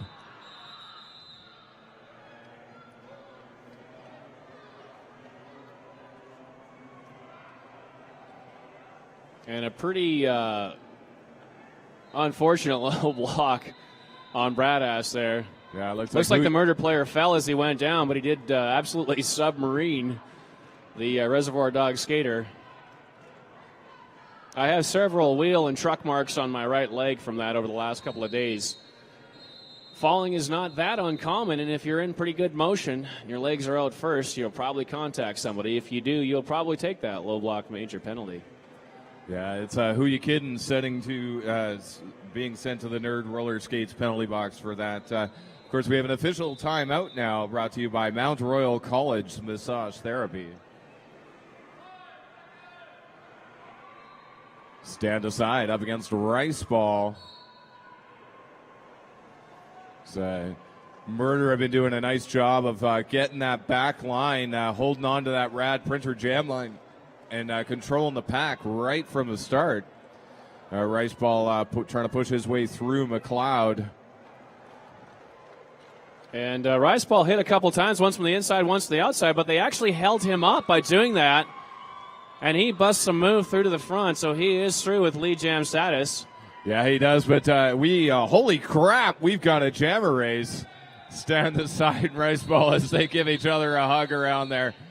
It was actually a really nice job by Sideshow Rob, kind of came in and just cleared that inside line as the Dogs were doing a nice job holding that wall. Sideshow Rob gave it a little bit of bump, and Stand Aside saw that hole jump through to get that jammer race going.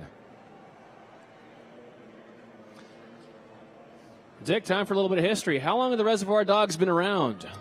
The Reservoir Dogs formed about 3 years ago, I believe, just shortly after a men's invitational in Edmonton.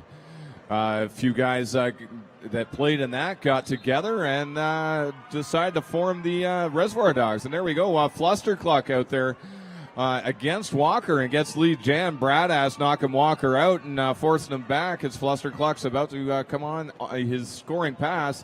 But Walker through.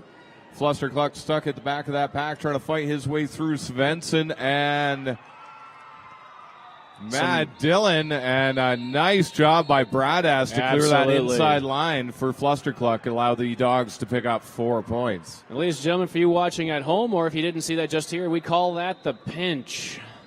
Fantastic work by Bradass. Help his jammer out.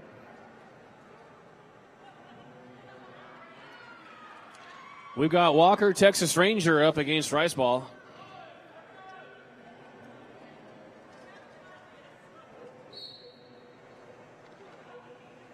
Riceball bumping with Walker to start things off, and then he's got Svensson to deal with. Gets a bit of a sandwich from Svensson and Sideshow Rob. Goes down on his knees, right back up, and he's through them. But there we go. Stand aside, and Svensson are back in front of them. Managed to recycle him into the pack. Walker doing a nice little jump, a hip whip jump around the outside to get lead jam. McLeod getting called for the back block major as he comes and gives Riceball a bit of a hit. Svensson trying to come as stand aside, pushes him the outside. A little hammer and nail. Walker through 5 big points. 4 points, rather.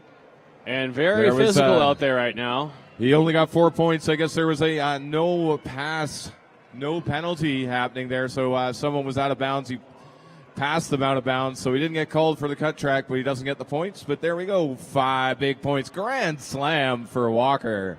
What are you seeing out there, Sting?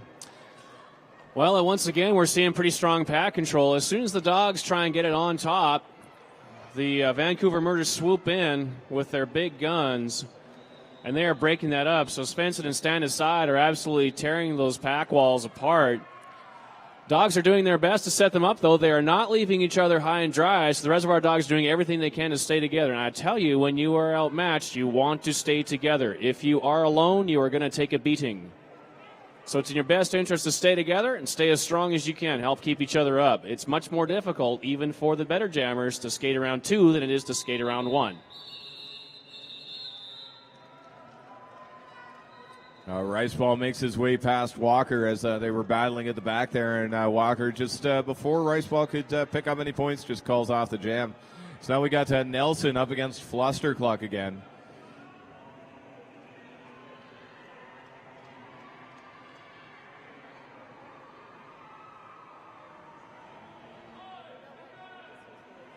Fluster trying to jockey for position, find the best way to do it, and there you go. We got the jammers once again. That single whistle, feeling each other out. Flustercluck trying to make it through the middle. Arlen taking the inside, and he gets lead jam. Good work by Flustercluck. He's also away, so he is chasing after number 22. Holy crap! We got another jammer race. Indeed, we do. And suddenly the pack is reorganized. The black wall at the front, white at the back.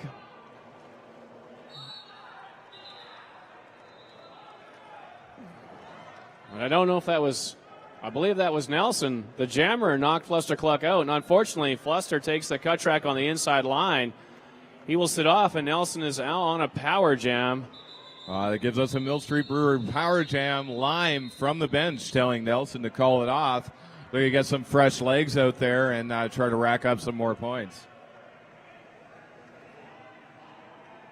So we'll reset here. We are at halftime, so intense action, very physical. And Vancouver Murder doing their best to control the pack. Every time the Reservoir Dogs respond with a good 4-wall, they are attacked. So Vancouver Murder not wanting to have a skate fest here, hopefully going to save their legs for Puget Sound.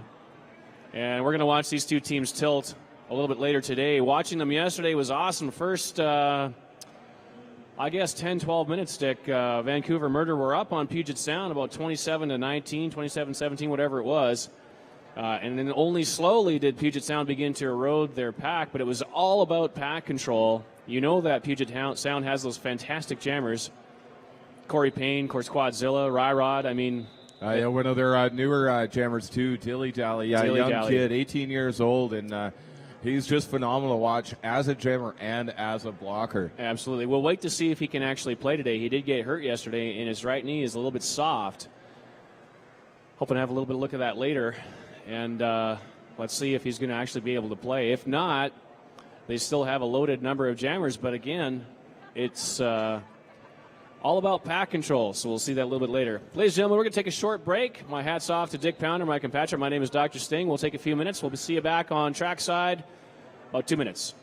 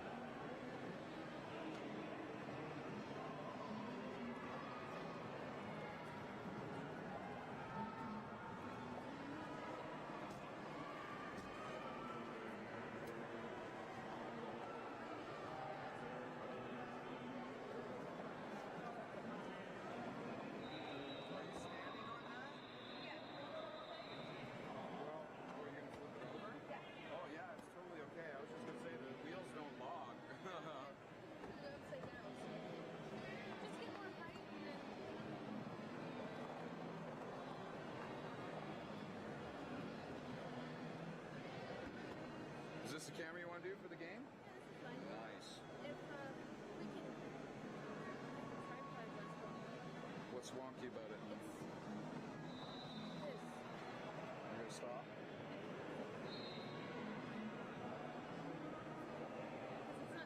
Yeah, I get it, yes.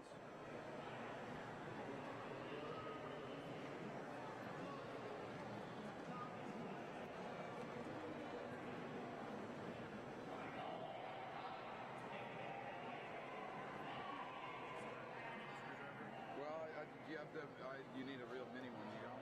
Yeah, it's this guy here, so it's here. Yeah.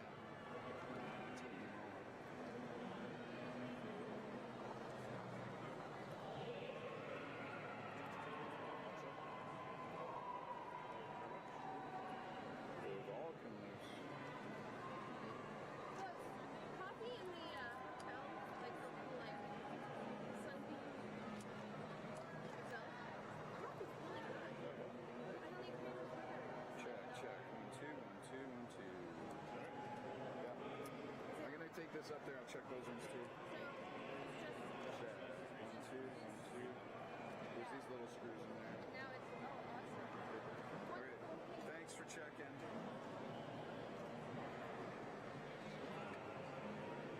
All right, have fun in there. Hey, I'm gonna show you something. You got a bubble level right there. Oh, sweet. Okay. Okay, you level it by turning that, and then it comes loose, and then you crank it back in, and it locks. So you want to, Keep it level. well, obviously, Yeah. but that's how you do it. So you level it with the bubble, and then tighten it. Because what I'm going to do is slide this in. I know what you're and- gonna do. It's all yours. I gotta run around.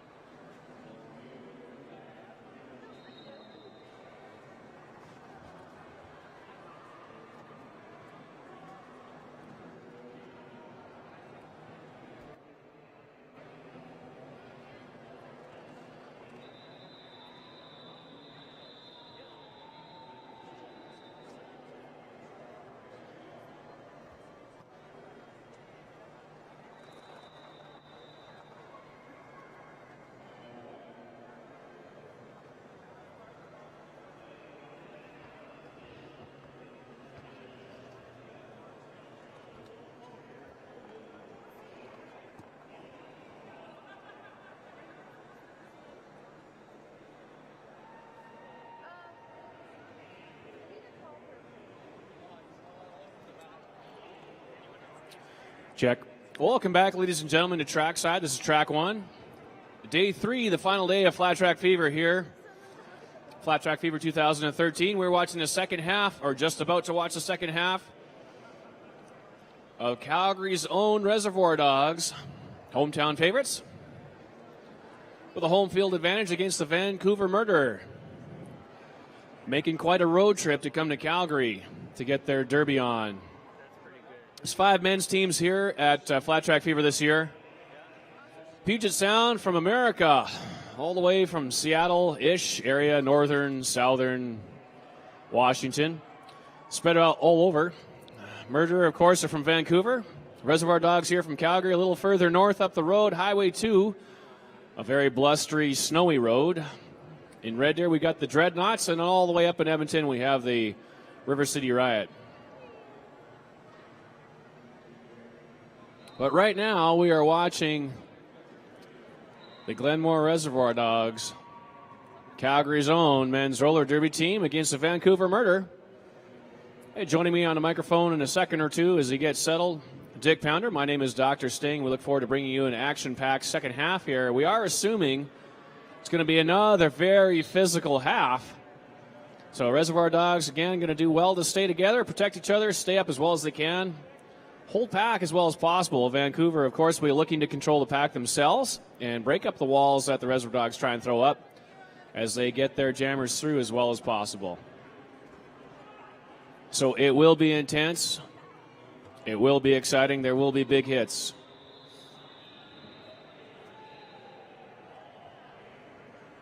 All right, the equipment check happening here. I want to remind our viewers at home to send in your viewing party pictures.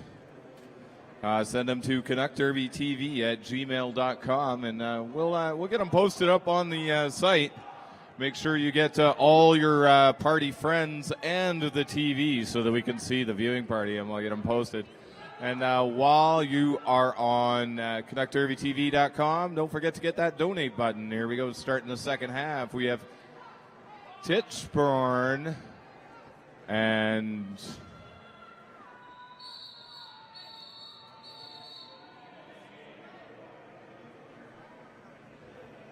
an illegal procedure, as Flustercluck was supposed to be in the penalty box to start off the second half, and he's not. So I believe that means he will.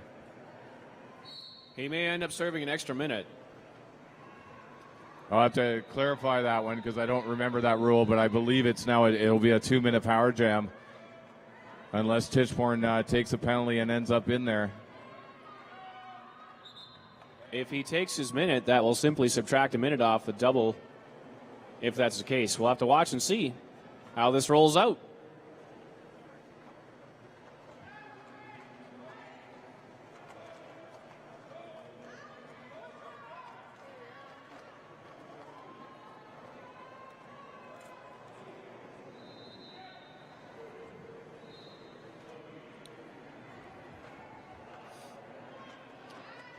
So there we go. Tichborne through another 5 big points grand slam.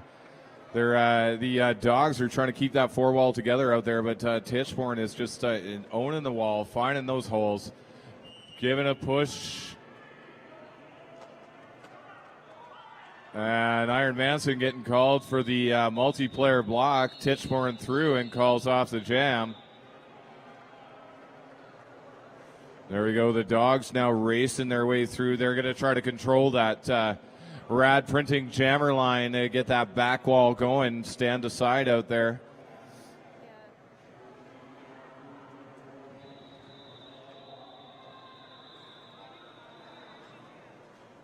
So we got Buster Hyman, G-rated, and Brad Ass out there for the Dogs, and we have a Mount Royal College massage therapy official timeout.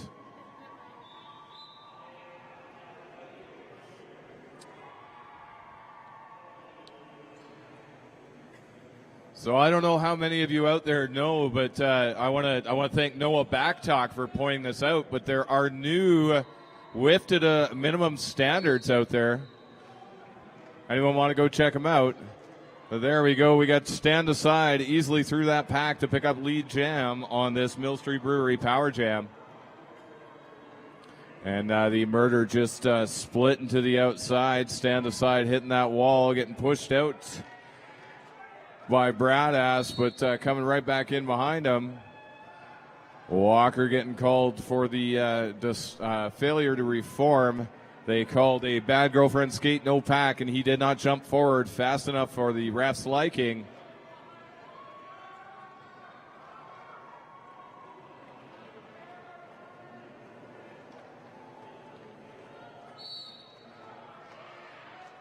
Sideshow Rob getting sitting in the penalty box. I think it looks like he might have intentionally taken that penalty as Brad Ass was trying to push him forward to control that pack and get it up to the front. And he pushed back, got counterclockwise. Meanwhile, Flustercluck out of the box, through the pack, picking up 4 points. I should be scoring pass.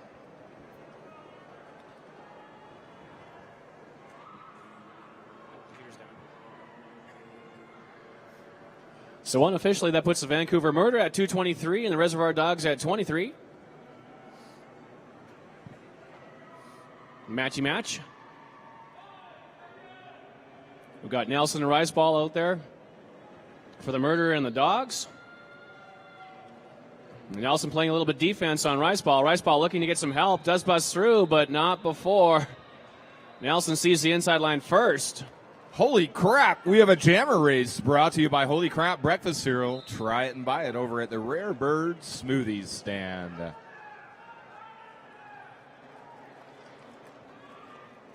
And a major cut track called on Riceball. So unfortunately, Nelson will have a power jam opportunity here. The Reservoir Dogs are going to have to try and do their best to defend against this.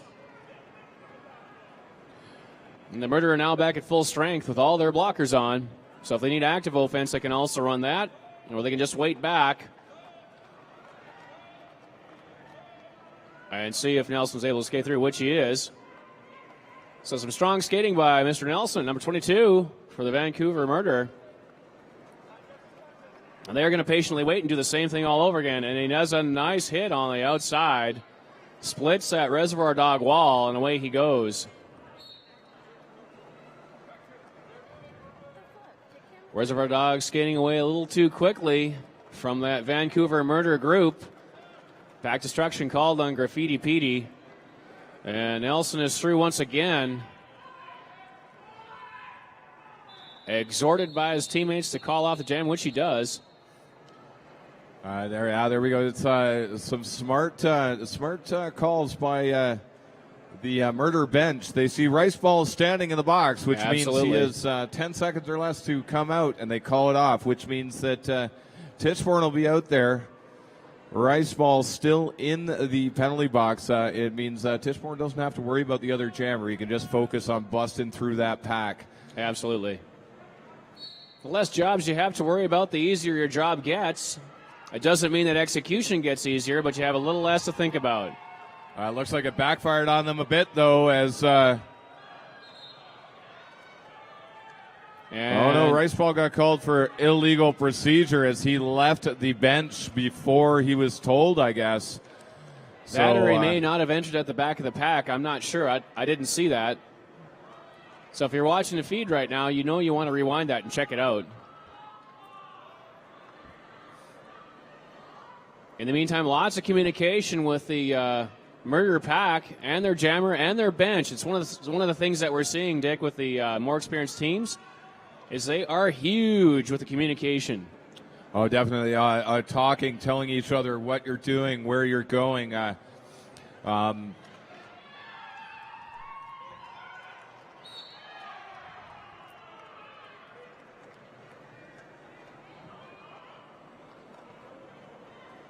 G-rated with a big hit on Tichborne.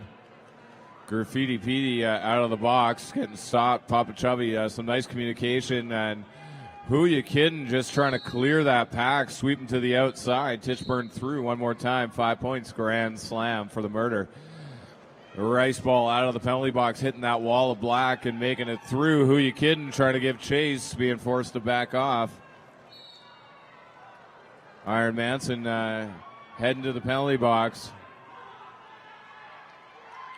And Tichborne actually looks like he picked up a penalty for a back block major, and that'll give a power jam to Riceball as he makes it through on his scoring pass, picking up 4 big points. Riceball going to try to push his way up and create this no-pack situation. McLeod, they're giving chase a little bit of a kick, but losses of glasses. That's the end of the jam. The Dogs will start this next one off on a power jam. So some very strong work by Riceball. Unfortunately, returning to the track illegally and had to head back to the penalty box to serve that additional minute. When he did come out, though, to his good luck, Tichborne took a penalty of his own and went to the penalty box, leaving a power jam situation for Riceball. Did capitalize on it, and now we've got Bradas out there again with a power jam. They're down a couple blockers, so the Dogs are going to have to be cagey to see if they can get their boy through. It was actually some nice work. 4-on-2 pack advantage for the Murder, and Dev Null did a nice job of getting up there and clearing that inside line. And then holding that inside line there. Bradas spins out. As the fall, he will get called on the low block for that. Indeed. So he will go to the penalty box. That will release the Murder jammer. Bradas just going to take his time because Tichborne won't get going until Bradas sits his butt down there. Walker and Dev Null battling it out there. Tichborne out. And Dev Null trying to make the hit, but gets knocked out by Svensson, allowing Tichborne through. But this is going to go for the, it's a full 2-minute jam.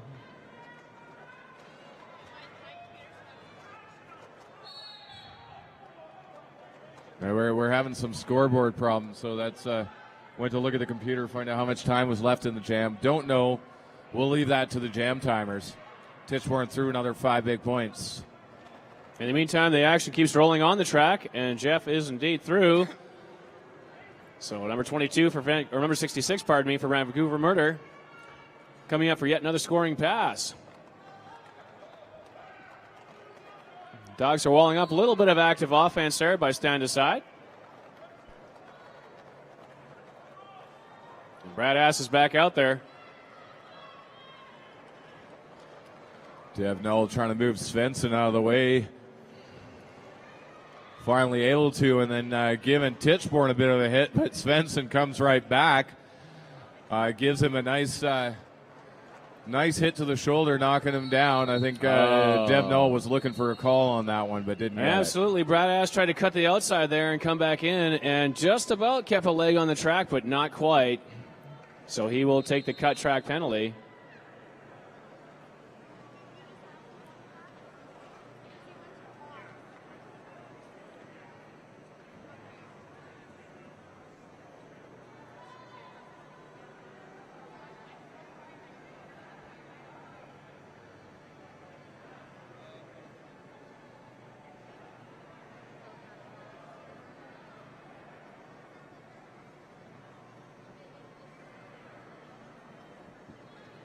All right, we got an official timeout as they have the non-skating officials try to figure things out with they're having some computer issues, and we have on the white side, the Glenmore Reservoir Dogs, we have a full nerd roller skate penalty box. Dev Null going out to talk from Dell from Hell. I don't know if he's just give them a heads up on something that they may be seeing. Make sure they're watching for it. Walker out there against Riceball and Repka. Sideshow Rob taking a bit of a spill there as Repka was backing up, but Sideshow Rob had established his position, and so he would have been the initiator of that block. Oh, no, Repka gets called for the direction of play, Major, on that one. So my bad. No worries. Riceball doing a heck of a job on number 12 there.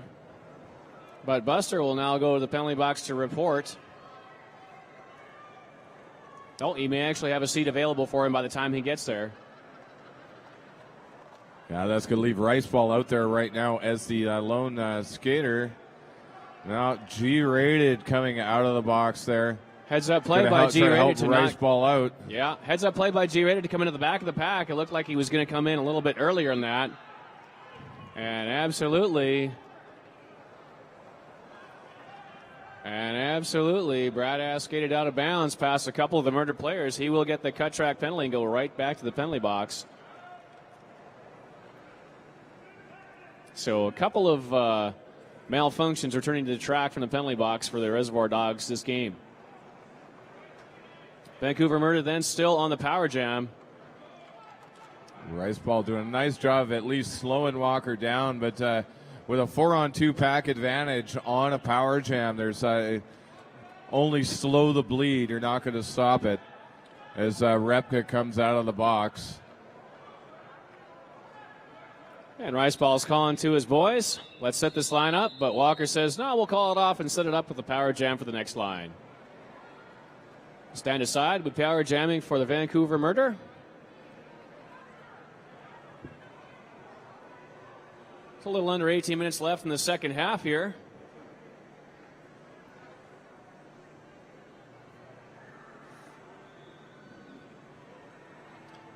If you haven't made over to the bouncy huts, the inflatable huts for the kids, just a reminder, those are provided by Playtime Rentals. If you have children that need a bit of supervision, want to blow off some steam, take them over to the bouncy huts and maybe enjoy some time there yourself. Stand aside coming up for a scoring pass for the Murder. Facing that wall of 4 white T-shirts, but breaks through on lane 3. Smart not to go right to the outside in case he gets cycled out.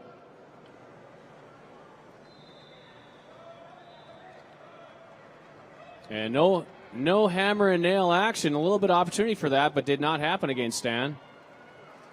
And a white jammer returns to the track. Oh, and a nice job by Bradass dodging that hit by Nelson to power it on. The F-22 pouring on the jets. As Stan Decide hit the front of that pack, trying to get by Dev Null, makes it by his hips and calls off the jam. Bradass did pick up 1 point on that, Stan Decide 3. So Reservoir Dogs are definitely in this game to the end. They're going to stay with each other, set those walls up, and do their best to get their jammers through. Of course, Murder looking to control this game and spend, hopefully, not a whole lot of energy, conserve themselves as well as they can for Puget Sound, but they have to be present.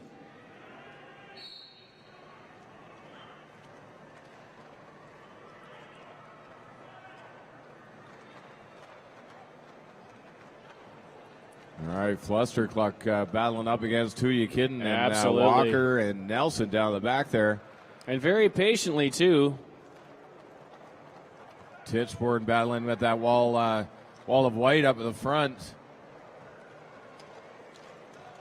With Dev Null and Papa Chubby, two of the more experienced skaters.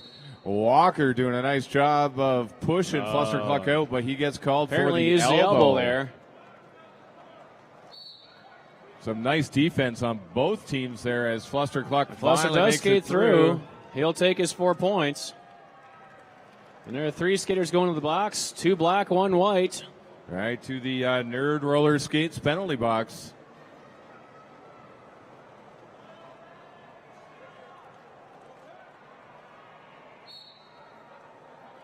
There we go, 4 points for Flustercluck as he just makes his way around those 2 Murder.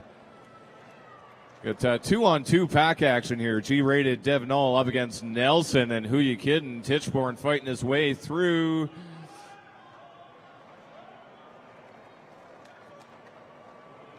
And Fluster getting a little bit of easier skating room. Calls off the jam.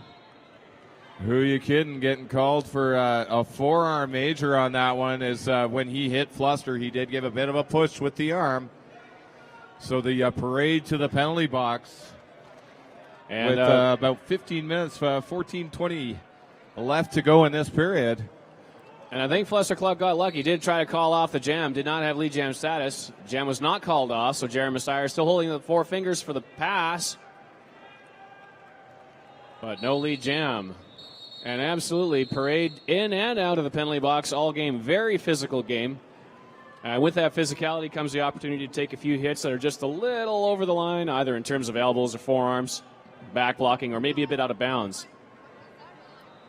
Few pack destructions, unfortunately, for the Reservoir Dogs, too. We saw several of the players in the last couple of jams go to the penalty box for pack destruction. There we go. We got Buster Hyman out there on the Rad Printing jammer line up against Walker. Buster's first jam for today. 3-on-2 pack advantage for the Murder as we get to the Mount Royal College Massage Therapy official timeout. Being signaled quite avidly by Shovel. Thank you very much, Shovel. Shovel's my second favorite 5-second person. Your second favorite? Yeah, my second favorite. My favorite is actually Hung Solo. That's my teammate. Hung Solo, if you're in the is. stands, give us a wave. There you are.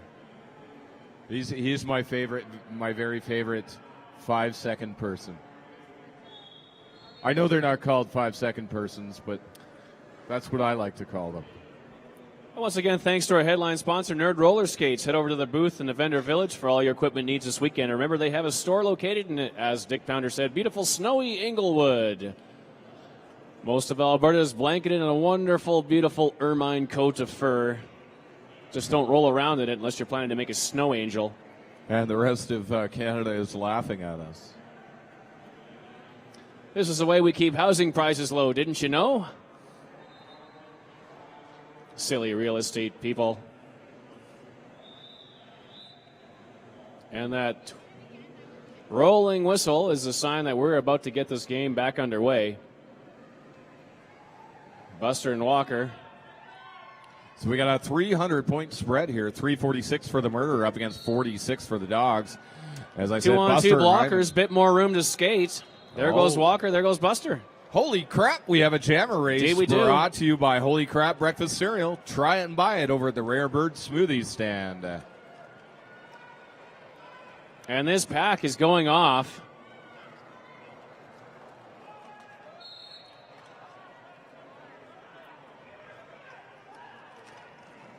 And the cut track major called on Walker, so we have a power jam for Buster. Yeah, looks like we've got a Mill Street Brewery power jam. Oh, and Buster manages to stay in, stand aside, recycles him right to the back of the pack. So going to look for a little bit of active offense and getting a little bit. And they're going to have to let him go. So he will take 4 points there.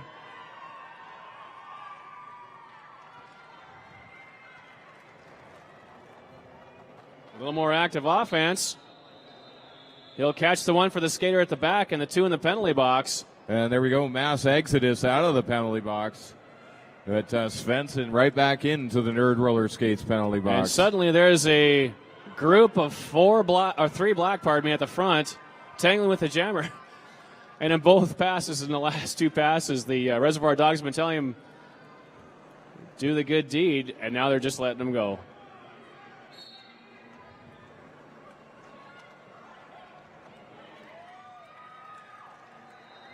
So he will take another 5 points. There Walker we go. is back on. And dodging through, making his way through that white pack, getting through, picking up 4 points right out of the penalty box. And that cut track he did catch on that corner number 2, his legs were spread so wide, he practically bridged from one side of the track to the other. Walker finding that big hole in that white wall and making it through another 4 points. So actually, I want to praise Buster Hyman for that jam. It's a full 2-minute jam. Did a really good job and did a good job focusing and realizing he did not have lead jam. So he was seeing some missed signals of to call it off, but he knew he didn't have lead, so he didn't attempt to do so.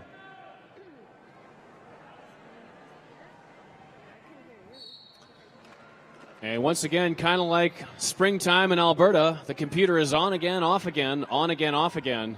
Flustercluck being sent to the box as he tried to plow his way through that wall and got a back block major, and so he'll spend 1 minute or less in the box with Nelson out there on this Mill Street Brewery Power Jam.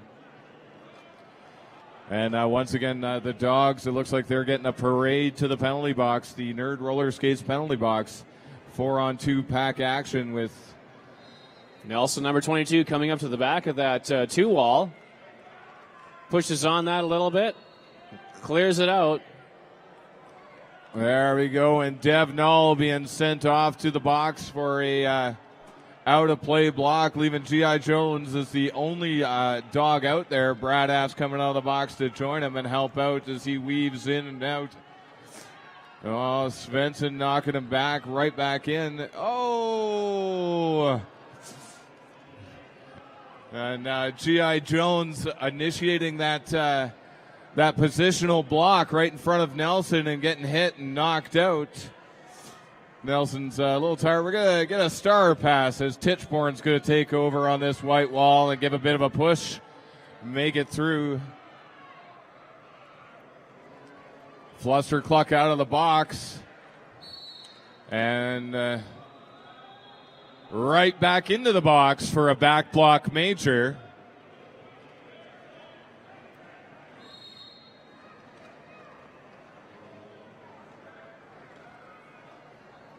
Jeff Titchborn going for a free skate as the pack is standing still. Black has stretched the pack out the back. We have a 2-wall away at the front he's going to have to contend with, but Svensson gets up there, makes a hole for him. And he'll take another free skate around the back of the track. The jam reaches its natural conclusion at 2 minutes, so a long jam for both teams. All right, it looks like Brad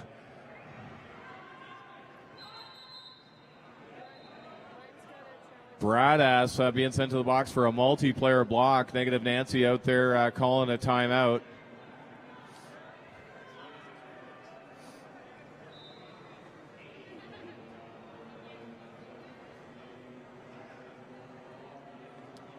So this timeout brought to you by Mount Royal College Massage Therapy. Some of our sponsors for each of these bouts, Nerd Roller Skates penalty box sponsor, Bad Girlfriend Skates no pack sponsor, where you can get your free Bob t-shirts. Absolutely. Both of these skate shops are located in the vendor village.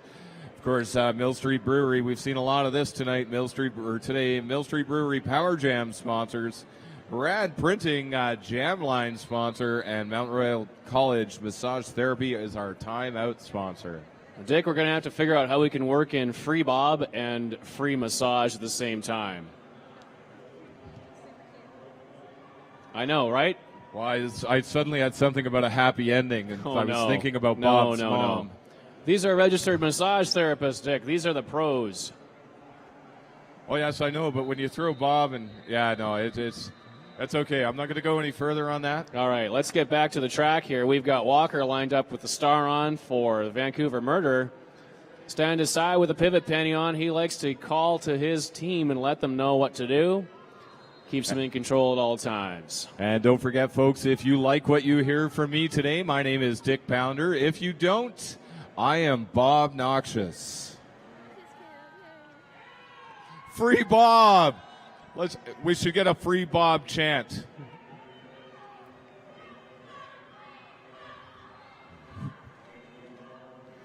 And my name is Dr. Sting. Yes, I'm the guy who needed to be sedated during the Vancouver Murder game yesterday, but that didn't happen, so I took that fourth and final misconduct and went to the penalty box and fouled out.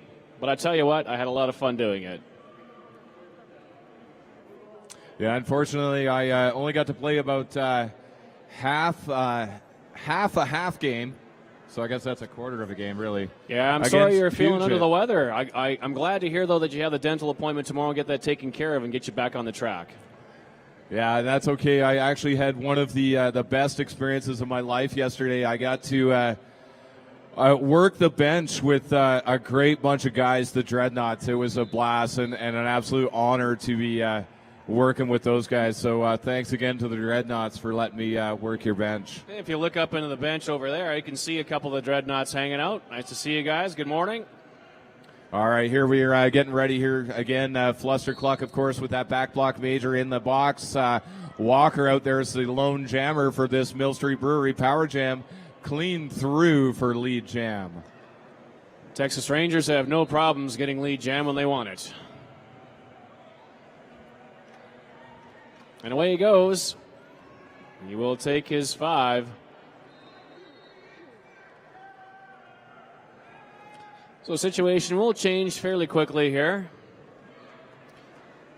Black team will have to focus a little bit on defense and perhaps a little bit of offense, although Walker seems to be doing fairly well when left to his own devices. So White's going to move to help Flustercluck get through the front. Fluster's down. He's back up. Working up against stand aside. Jumps past him. So nice work by Flustercluck.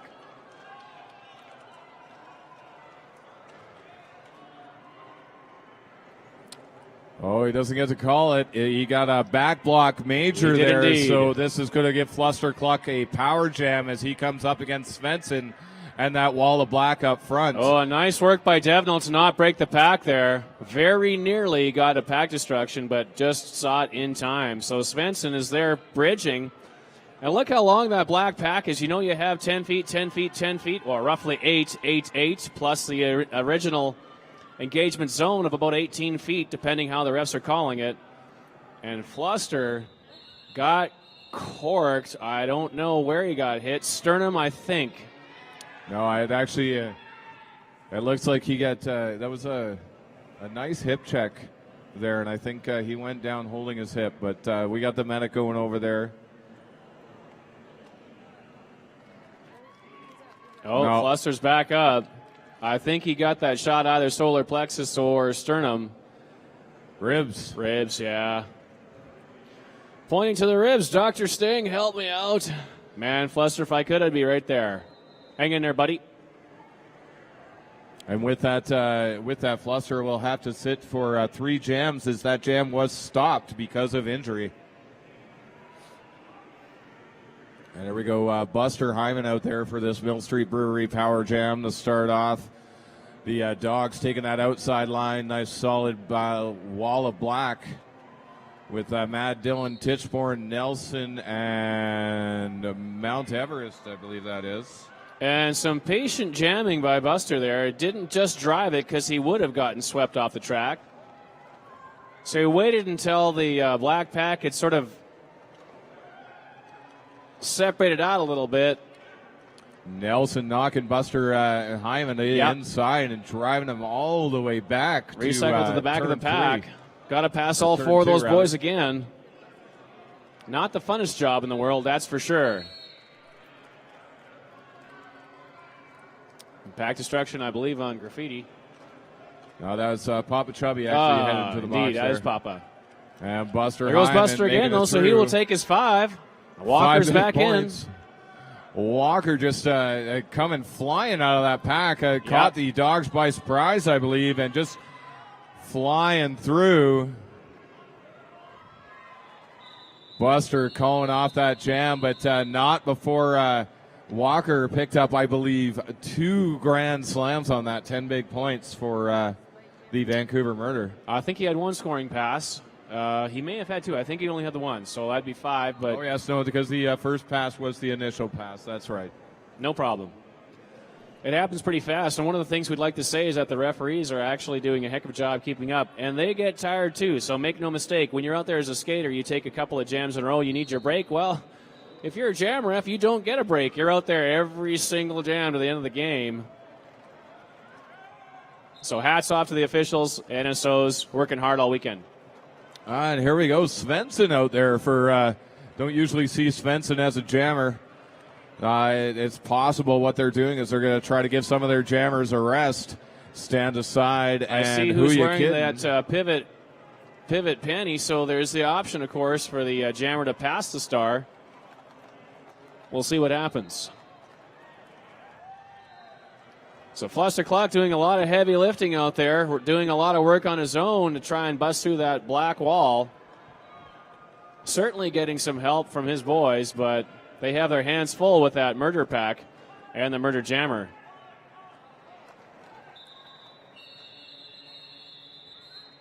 Yeah, Svensson calls it off on turn 2. I'll reset and do this again. So things are pretty hot and heavy there, Dick. I think the mood has lightened a little bit. It was getting very intense there. But after Fluster took that heavy shot to the ribs, it seems like both teams have just pulled back the intensity a touch. And we are witnessing a slightly more gentlemanly game. I would like to say that was the course of the whole game, but boys derby does get it very intense at times. Every once in a while, there's a big hit. And there we got G-Rated up against Nelson. Both jammers once again feeling each other out. G-Rated doing a bit of a spin. G-Rated was one of the newer dogs, but kind of new to quads. But he was an amazing rollerblader apparently, and has made the transition to quads quite well. But there we go, Nelson out front. G-Rated. Trying to chase him down, but getting knocked to the outside. He's good to come back in, though. Or is he? No. And G-Rated will take the cut, mate. Waved back on by Dell from Hell. And clarification from Jeremiah. So, indeed, what happened, G-Rated was recycled. The player who hit him out did go out of play, but unfortunately, G-Rated cut 2 other Vancouver Murder. So he made the right play coming back on the track just a little too soon and in front of 2 other Murder. Got to watch that KG veteran black pack. They actually pulled back 2 more skaters to change position. That gave the advantage to the jammer returning to the track, so cut track indeed is the correct call. Nelson with the power jam for Vancouver. Very patient. The last second. Number 12, Bridges for black.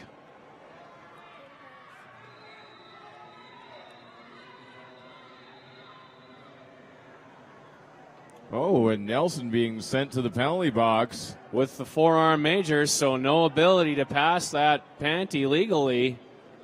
Walker was waiting for that star pass.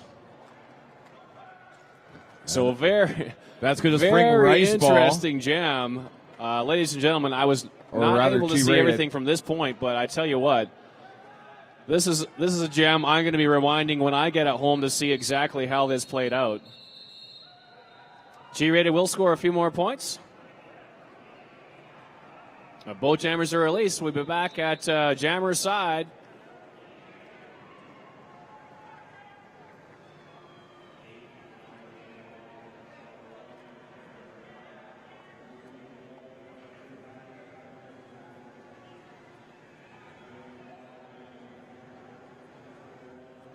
So a challenge by the Vancouver Murder. I'm going to clarify that very harem-scarum center section of that jam. Things were nuts. Everything was going off. I have no idea what to say other than that about it. But thanks again to our headline sponsor, Nerd Roller Skates. Make sure you head over to the booth for all your roller derby needs this weekend. They also have a store location in Inglewood, Calgary. Also our sponsors. Next in line to our headline sponsor, Rydell Skates. Can't say enough about them. Lots of them on the track. Mill Street Brewery, of course, the Ship and Anchor. Rad Printing, Canuck Derby TV. Bad Girlfriend Skates, CRDI, CGSW, the local university broadcaster here in Calgary. Tourism Calgary, Roller Bones, Black Sheep Skates, and Mount Royal College. Big shout out to Mill Street Brewery, Ship and Anchor. They were open both on Friday and Saturday night from 6 to 10 upstairs in the Oval Lounge. That won't be happening tonight, as most people will be looking to make their way on snowy roads to get out of here. But remember that Mount Royal College massage therapy students are providing free massage up till 3:30 today. So Sunday it's 8:30 to 3:30. If you have a bangover and would like to get your massage on, head on over to the Mount Royal College massage therapy students. They will look after you with expert hands. Also a reminder that Endearing Smiles is holding a mouthguard clinic all weekend long. Immediately located at the bottom of the entrance stairs. Get custom designs and custom fit for your new mouthguard. Once again, Playtime Rentals, proud sponsor of our Kids Zone. Take your little ones over the bouncy houses for some fun. Don't go in them yourselves. You're too big. Foster Clock is also running a skate maintenance clinic all week long at Nerd Roller Skates. You can check him out at the booth in the Vendor Village. Likely pretty much immediately after this game.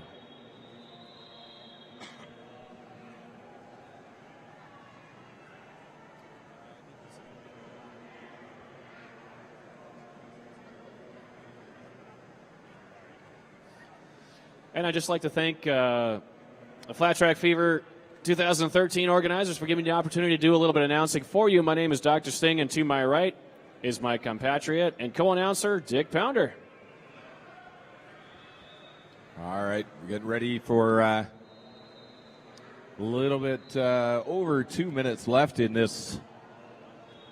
And we're going to have Buster Hyman. So we have a consecutive timeout. Essentially what has happened is that a contest was called by Vancouver Murder. Now we have a contest called by the Reservoir Dogs. Stand Aside is helping Shovel with the signaling up at the pivot line. Doing a fantastic job, Stan. Thank you very much. What they're doing is they're taking a bit of a break. You know, the skaters are tired, so they got to challenge stuff at the end. Stan's a good two-way player. He also knows all of the NSO rules. The better skaters certainly do. They can ref, they can skate both ways. The more you know about the game, the better it makes you. Actually, having said that, Dick, you know it's a huge advantage to announcing, too. You run an NSO position, and you learn just how difficult some of those can be and how demanding they are. A lot of the NSO positions require your full attention the entire time. You don't get to watch the game. So our NSOs this weekend who've been working hard haven't been able to watch a whole lot of roller derby, but they have been watching their screens and their charts and their numbers very carefully. So once again, hats off to our NSOs. Yeah, definitely. A special shout out to the head NSO, Sweet Plea, and her lovely assistant, Herbie Hind. Herbie Hind, I have not seen him move from his computer all weekend, and I know he's a derby fan and would love to see some derby, but he's been stuck at his computer. That's dedication and good for him. So we got Buster Hyman up against Titchborn on that Rad Printing jammer line. As Del from Hell kind of gives some clarification. And I believe Riceball has fouled out 7 trips to the penalty box. So here we go. We have father and son foul outs. Good for you guys. Keep it in the family. Brad Ass taking a bow. Good job, Brad Ass. River City Riot came down and played the Reservoir Dogs, about a year ago, and I remember getting a good solid hit in the clockwise direction from Brad Ass. He didn't take a penalty on that one, though. He remembers it, too. Here we go. Dick, what's going on out there? Well, we've got Titchborn and Buster Hyman trying to fight through that pack. Both teams with some solid walls. Nice job by Quiet Riot. They're recycling with Papa Chubby to try to keep Titchborn down. And Papa Chubby being sent to the box. Titchborn through with lead jam. And Buster Hyman also took a penalty. We have that parade of white to the penalty box, which has been tough. And we've seen a lot of that this game. Both Puget Sound and the Murder are very expert at knocking you out of bounds and not forcing you to take the cut track, but being very cagey in terms of positioning themselves to make sure that they have the body advantage. Remember that roller derby is a unique sport where you better your team's ability by your body position on the track. So how you use your body and place it is what determines scoring. It's unique. It doesn't use an object. It doesn't use a target. While you were saying that, it looks like Stand Aside was trying to clear Quiet Riot and Graffiti Petey into the middle and got called for a back block major. Viv the Shiv making the call there. Titchborn up against, we got G.I. Jones, Quiet Riot, and Graffiti Petey, and he makes it through another 5 points. Grand slam for the Vancouver Murder. Buster Hyman coming out of the penalty box and hitting that wall of black at the back. And Papa Chubby coming out trying to take Titchborn by surprise. Titchborn sees him last minute, braces himself for that hit, and then calls off the jam. And Titchborn going to call one last timeout so that they can get one final jam in. Currently the score sits unofficially Vancouver Murder 449, Reservoir Dogs 76.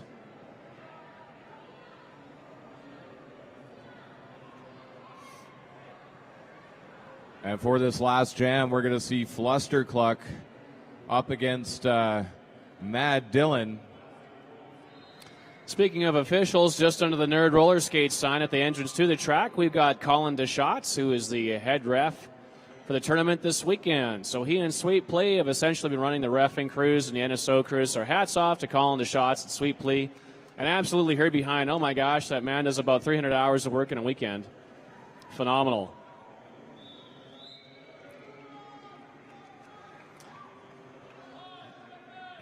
Well, we don't anticipate another jam after this, most likely, but Matt Dillon, 07, out against Flustercluck from the Reservoir Dogs. Fluster's looking to that inside line. Almost now they're found both it. going to the inside line. And 39 white. Repka called on the low block. Murder will take lead jam. And a nice hole opens up for Fluster.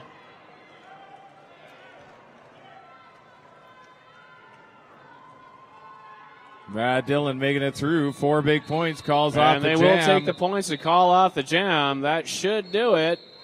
And that is it. Dell from Hell signals that is the end of the game. So, ladies and gentlemen, strong showing by your hometown favorites, the Reservoir Dogs. Vancouver Murder definitely come out on top with pack control and some solid work. Very aggressive, very physical.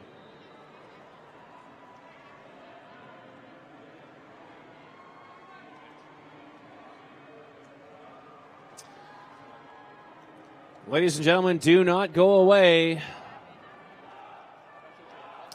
There is more action coming immediately after this game to track 1. We will see Saskatoon and the Evil Dead go head-to-head in just a few minutes. But for now, put your hands together for the Vancouver Murder and the Reservoir Dogs. Make some noise. Your dogs worked hard all game. And hats off to the Vancouver Murder for good pack control and some fantastic jamming skills. We will see you all at the next game. For me, that's about it. My name is Dr. Sting. I'm going to start to brave the snowy highways on the way back to Edmonton. Dick Pounder, over to you, but I will see you again. All right, Dr. Sting, thank you very much. And yeah, drive safe. So, folks, we're going to take a bit of a break. I'm going to get off the mic and rest my voice and watch some Derby. Thanks a lot.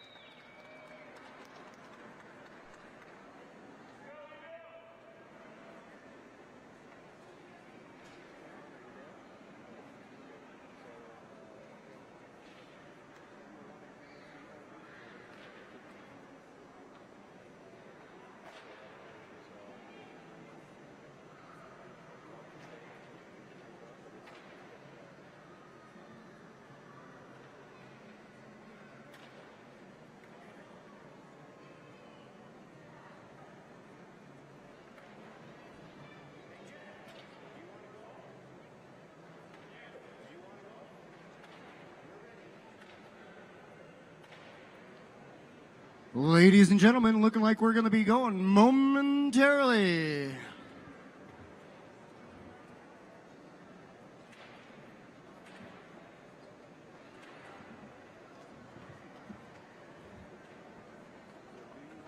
That's nice.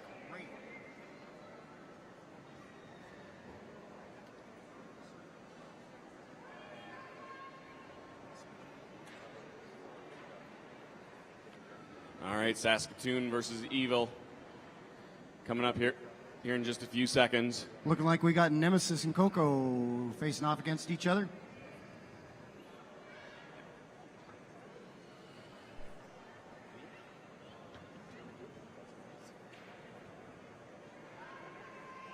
Five seconds called. Coco Flanell with a quick shot on Nemesis. Both jammers pushing hard as they go into turn number one. Nemesis still being held up at the back of the pack. This our second semifinal game of the tournament. Coco Flanell with lead jammer for Evil. That's our first lead jam of this bout. Winner of this bout goes onto our finals against Red Deer Roller Derby's Belladonnas. Coco Flanell getting pushed out there by Tidbit Naughty. Nemesis getting pulled back as well. Viva pulls her right back. Nemesis at the front of the pack, trying to push that wall forward, staying in. Coco Flannel. She gets pushed out, comes all the way back.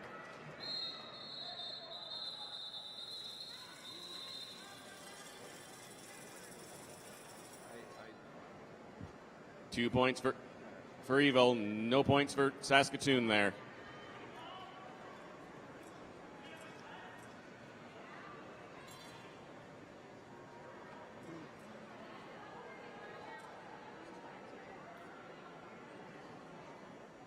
We're just waiting on the scoreboard update here.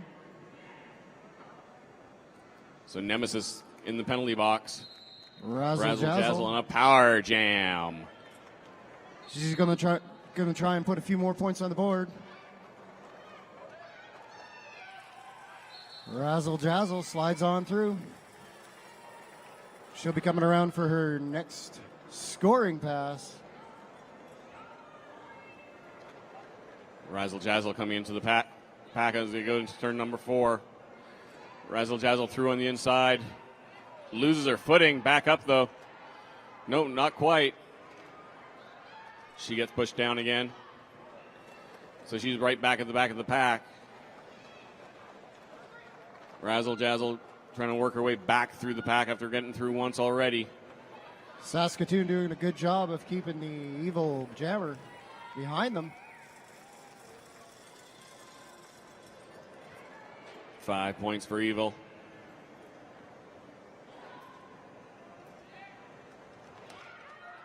Razzle Jazzle through again. 5 more points. Everybody sitting on the ragged edge of pack and no pack there. Nemesis out of the penalty box and into the pack. She takes to the outside. She's done her initial pass. Razzle Jazzle right there in the middle.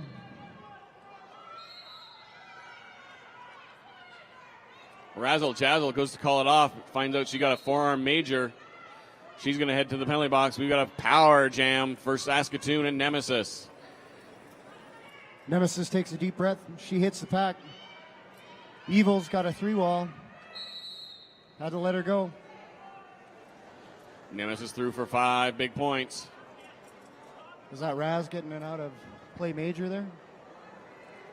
Looks that way.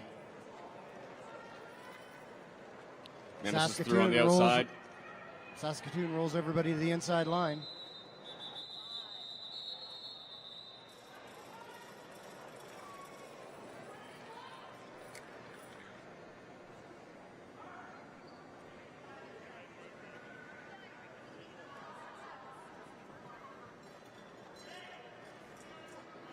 Another big reset here. 3-on-2 advantage for Saskatoon. We're sitting with 26 minutes left in the period. SRDL sitting with 10. Evil 12. Arc Flash on the line for Saskatoon. She puts on the brakes in turn number 2, gets through for lead jammer, Saskatoon. Coming to you live from Flat Track Fever, Calgary, Alberta, Canada, folks.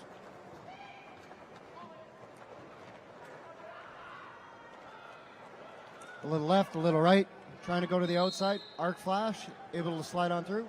Xenomorph says she was hitting it. 89 was hitting. That's Helen Keller. Arc Flash again at the top of the apex, cuts around Tough Love. Chasey Mame at the front of the pack. She's out of play, so she has to let her go. Arc Flash calling it off. 4 points there.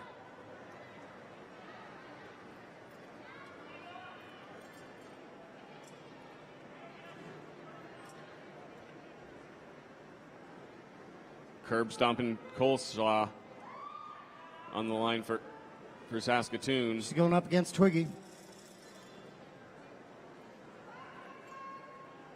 5 seconds to go. We're just about to go. 24 minutes, 39 seconds left in the jam. Saskatoon lead jammer. Twiggy still making her way through the pack as the pack hits turn number 3. She gets out for her initial pass. Not before Coleshaw gets 4 points, calls it off. Both of them trying to quick foot right on to the pack with a quick call off.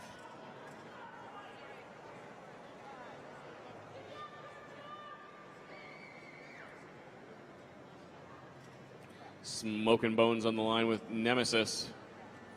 We've got 23 minutes and 50 seconds left in this period. We've had a lead change. Evil sitting with 13, SRDL 24. Calling this bout for you, we've got Paparazzo and Swiss Army.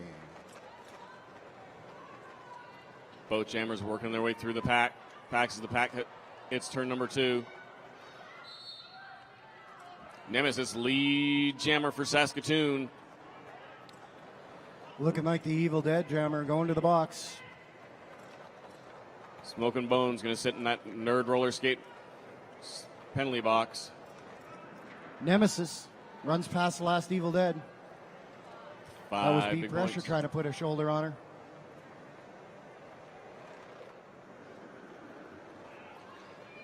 Saskatoon coming to help out their jammer. No pack called. Tough Love going to the penalty box for an out-of-play major. 5 more points in the meantime for Saskatoon.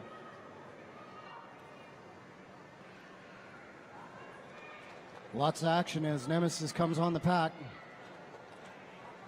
She gets blocked back just a little bit. Nemesis facing off against 3 of the Evil. 60 puts her to her knees. Direction of play penalty there. Clockwise block for Viva Long. Certainly was. Legas. She shakes her head as she goes to the box. Nemesis getting around the beat pressure. Smoking Bones back through the pack. Into the back as the pack goes through turn number 2. Gets through. Forearm major for Smoking Bones. She's going back to the penalty box. I think that's her second trip to the box. Second trip to the box for this jam. That's right. Nemesis 2 seconds left on the jam clock here. Calling it off.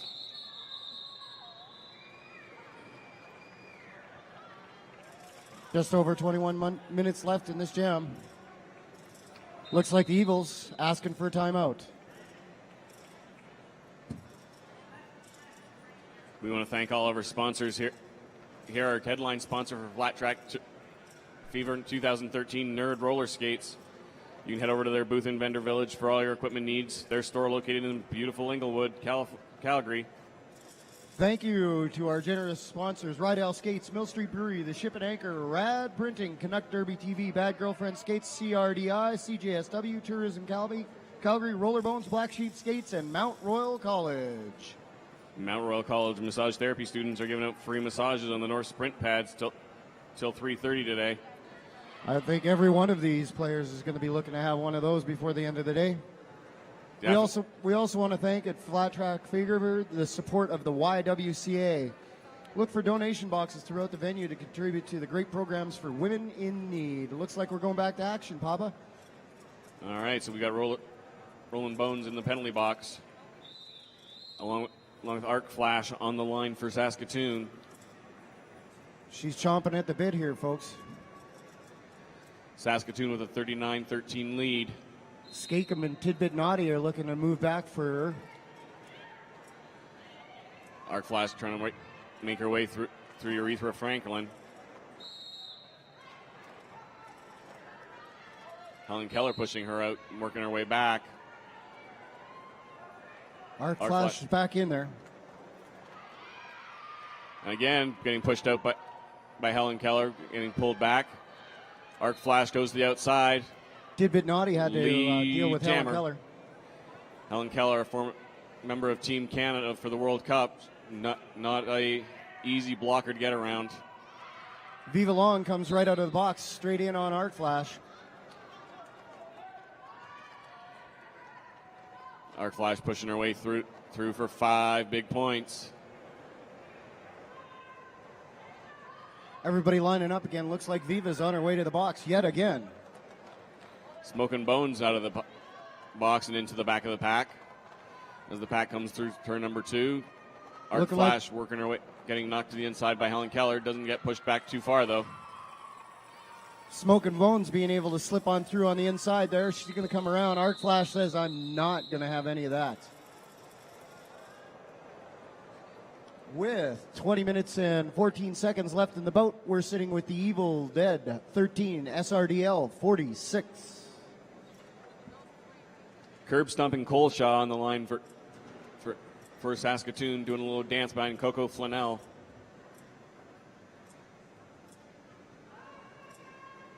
Our lead timer says it's about 5 seconds to go. Coco Flanell losing her footing. Yet again. And gets knocked to the outside.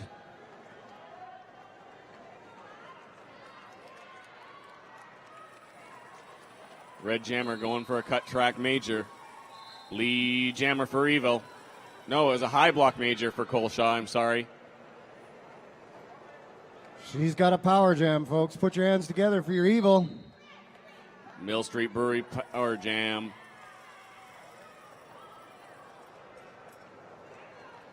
Saskatoon box filling up as Lady Whipping Cream goes to the box. She sits down to fill the box for the Saskatoon team. 3-on-2 blocker advantage. Coco Flanell coming through in turn 3. 5 more points for Evil. Looking like we got another Evil Dead heading to the box. That's Raz going to the penalty box. One Saskatoon girl, she's hoping that by the time she comes around, one of her players will be out of the box. 5 more points for Coco Flanell. Manic Big Delusion power takes jam. to the track yet again as she knows that the box is full.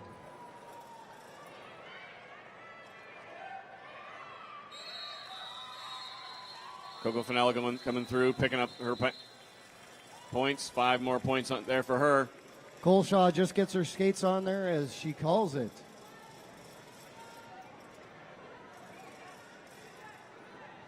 Jeff Demison, closing the gap, 47-33.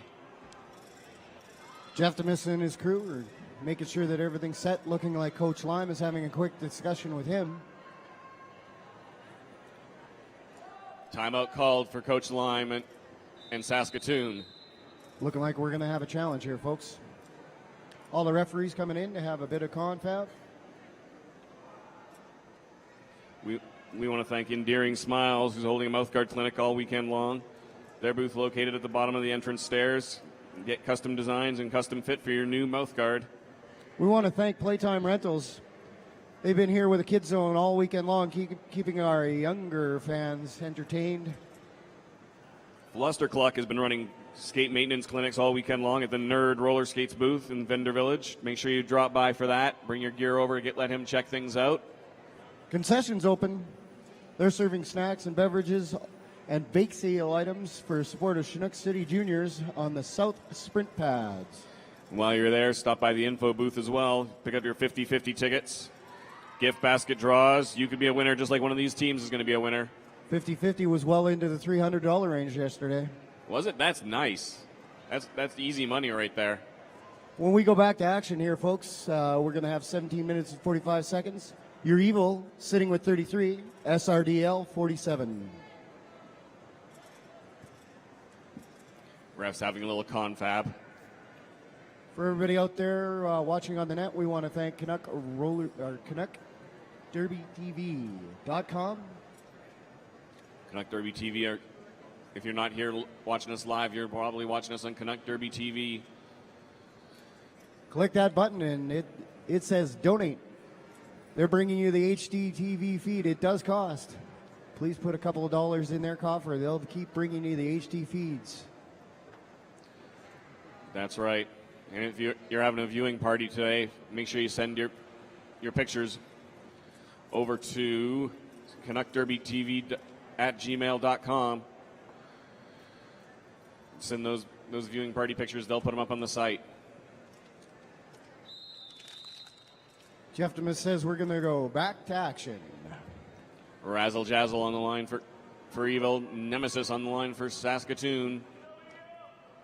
Looking like both teams are a little bit penalty box heavy. The Nerd Roller Skates penalty box.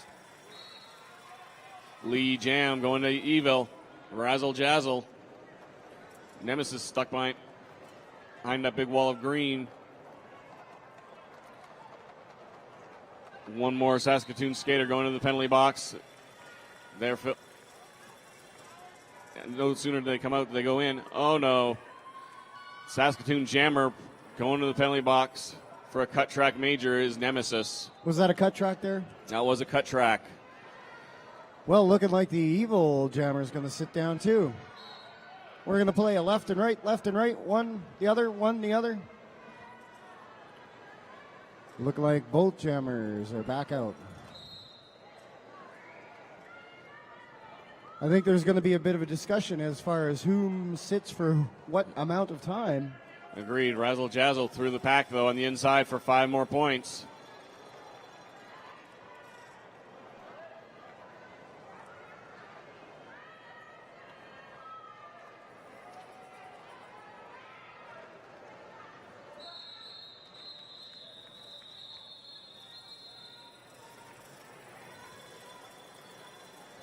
Looking like they're going to have a discussion about the Black Jammer going into the box.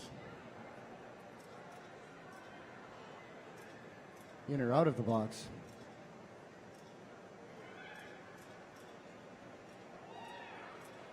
We're going to wait and see what's happening here. We want to thank everybody who's come down to Flat Track Fever this weekend. This is Flat Track Fever. It's our second annual event, 2013 here. We're hoping to go for another one in 2014. Bigger and better next year. For everybody who's in the house, who's rooting for Evil? And who's rooting for Saskatoon?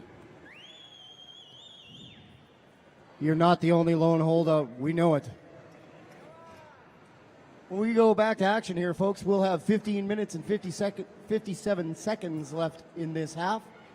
Your Evil Dead sitting with 48, SRDL 47 with a lead change. 1 point game. With a 1 point game, we're going to hope that flip flops left, right, top, and bottom all the way through. Put your hands together for this fine roller derby action, folks. Don't let everybody at home just outdo you.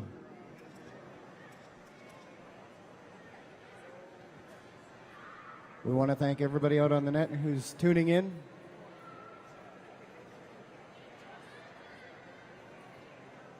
Jeff Demis and his crew straightening things out, looking like our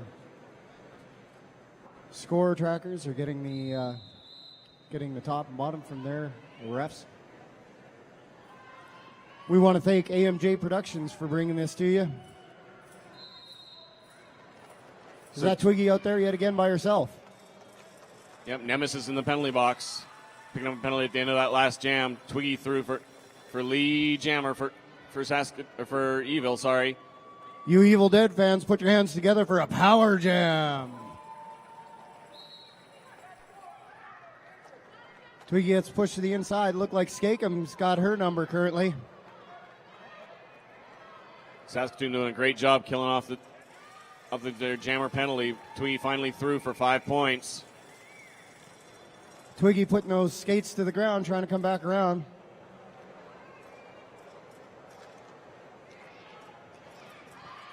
Look at that, a Tidbit Naughty tries to get a piece of Twiggy, and she just jumps right on through. Our Evil fans erupting.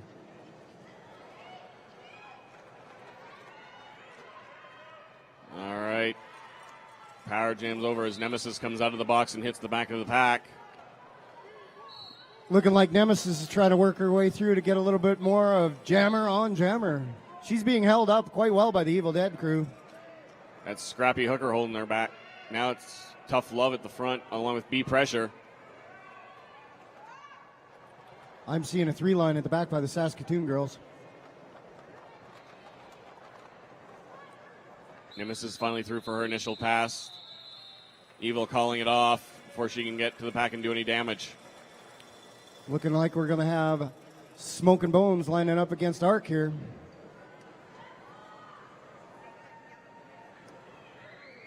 We've got 14 minutes and 10 seconds left in this bout. Your Saskatoon roller derby with 47, Evil 69. For those of you at home, it's time to partake.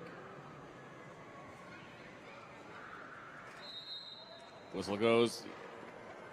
Arc Flash knocking out Smoking Bones. It takes her to the back. She's stuck behind and a big wall of red. Oh no. Forearm high block major. Saskatoon losing their jammer again. As Arc Flash goes to the Nerd Roller Skate penalty box. Arc's going to sit down and join Urethra in the Nerd Roller Skates penalty box.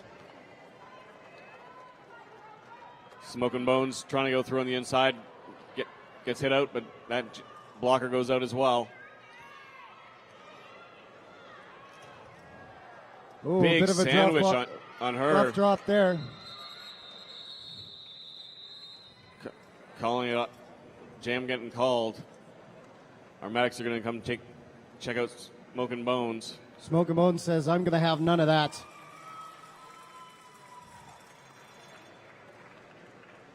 We've got a Saskatoon skater down player at this down point as well. in time. Looking like Manic Delusion, trying to catch her breath right this very moment. Everybody here in-house putting their hands together for both these teams. This is full contact roller derby.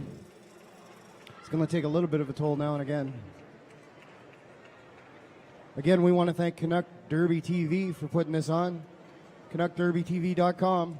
Please click the donate button. That's what brings you the HD feed.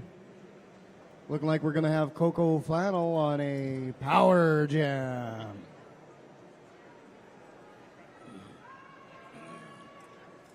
Our jam timer says it's 5 seconds to go. Coco Flannel hits the back of the line. She was able to push 3 for Saskatoon to the left. She's out there all by herself. Put your hands together for the Evil. Evil sitting with 69 currently. Coco Flannel pushing that wall through to second turn. She gets right up on her 5 toe points. stops to get through there. Pack moving to the top of the apex. Coco Flannel working her way through slowly, trying to find those holes. Deeks left, Deeks right, can't get her around Naughty. Gets around her for 5 more points for Evil.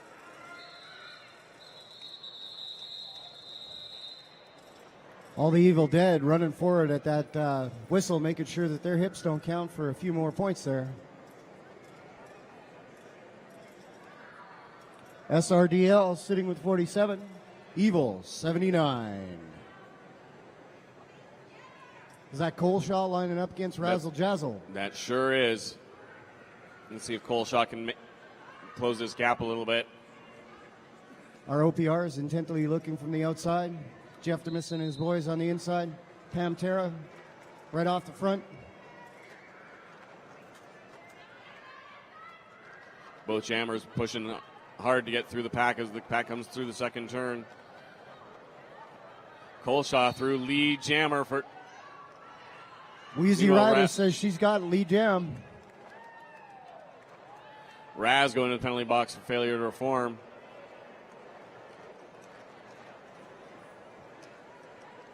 Razzle Jazzle getting pushed to the back of the pack. Spanks tries to push her out, can't quite do it. So Razzle Jazzle through for her initial pass. Toxic following his jammer saying, you do not have lead. 4 points for Coleshaw. B pressure heading to the box, that Nerd Roller Skates penalty box. Power jam for Coleshaw as Razzle Jazzle goes to the penalty box. That's for a high block. That's a full box for the Evil team. Let's see if Coleshaw can do some damage. No, she drags a foot out on the outside. She goes to the penalty box. She's going to be going to the penalty box. Viva standing out at the back saying, here, you got to come in behind me. Looks like Coleshaw was able to slide through there. No, maybe there wasn't a penalty there. I thought I saw a penalty being called on her, but it was very close on those skates for the line as she came in. Looking like 5-5's getting a back block major going to the box. Scrappy Hooker going to the penalty box. 5 more points for Saskatoon. Put your hands together for your Saskatoon jammer. She was able to score another 5 points. She takes a bit of a tumble right at the fourth whistle.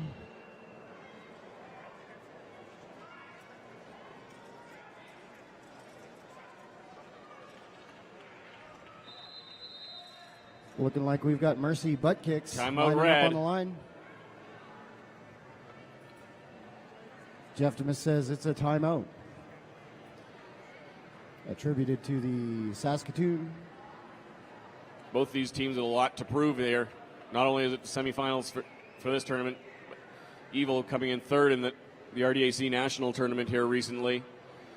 Saskatoon, of course, winning that tournament, so Evil out to knock off the champs. I'm glad you have that information in your head, Papa. I've been off in another planet in northern Alberta. My condolences. Hey, I had to watch it and listen to the dulcet tones of the announcers from that one. Gotta love listening to the dulcet tones of the announcers. Again, we want to say thank you to Canuck Derby TV. They're bringing you the HD feed. Please do not hesitate to move that mouse over and click on the donate button. AMJ Productions doing the production to be able to bring that feed. Looking like we're going to be going back to action momentarily. Mercy Buckets on the line for the first time today for Saskatoon. They've got a 4-on-2 blocker advantage. Full squad. Everybody patiently holds their breath. 5 seconds called. 9 minutes, 26 seconds to go. Saskatoon pulls to the inside line. No pack called. That leads Mercy Buckets through. Lee Jammer. Razzle Jazzle out of the penalty box. Saskatoon sitting at 66, hoping to put a few more points on the board. Razzle Jazzle going down in the corner one as Mercy Buckets comes back through for 5 more points. Razzle Jazzle now getting knocked out in turn number 2.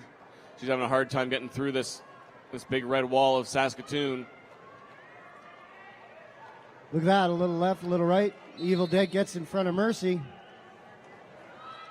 Razzle Jazzle getting a forearm major going back to the penalty box. We're back to a power jam for Mercy Buckets. Skakem calls everything out. Says, hey, girls, we want to go sausage to the right. Mercy Bucket's losing that power jam. She's going to the penalty box for an elbow major. She calmly rolls around, heading for the bench. Aretha Franklin reporting to the penalty box as this spot opens up for her. Razzle Jazzle springs from the box for a very short power jam. Couple Saskatoon girls push the outside by the Evil.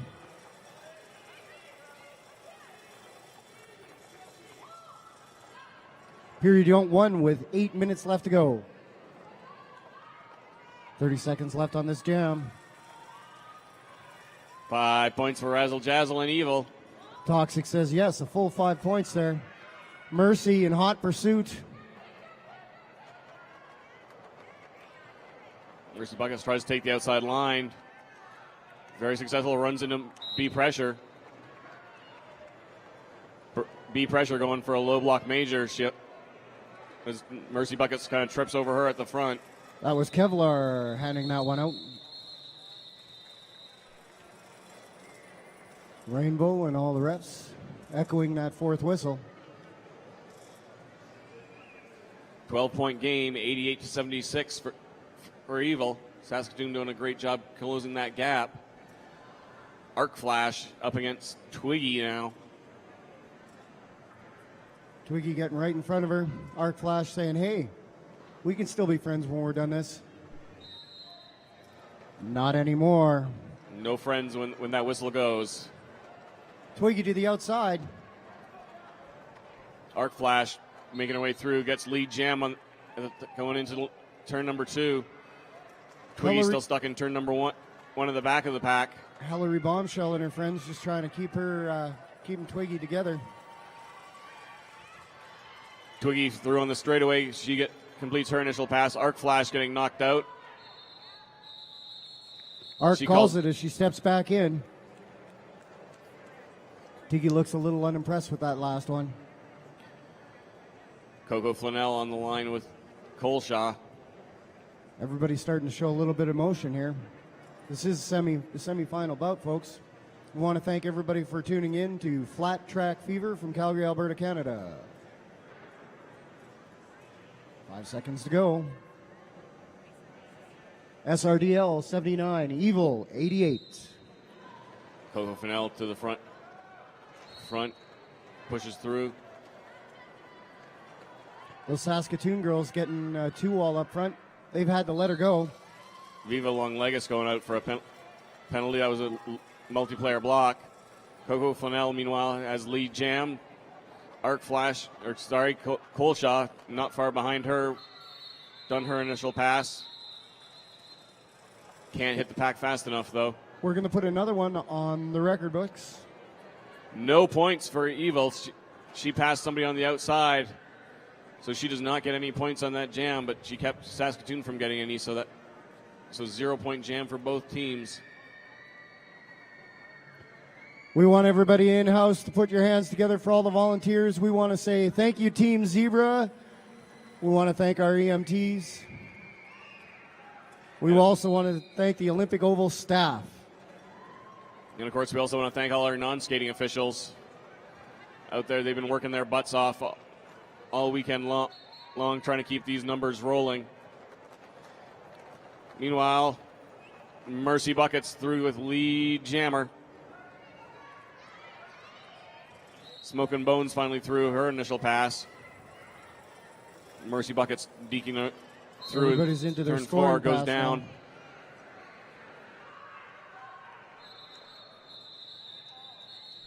Called off by Mercy Buckets as Smoking Bones comes to the back of the pack. We want to thank everybody who's been able to make it out as Calgary is in under a snowstorm currently. We've had a few people call say we're traveling today, but we can't get here. Twiggy and Arc Flash on the line. Just Twiggy, under 4 minutes to go. Twiggy in the green for Evil. Arc Flash in the red for Saskatoon.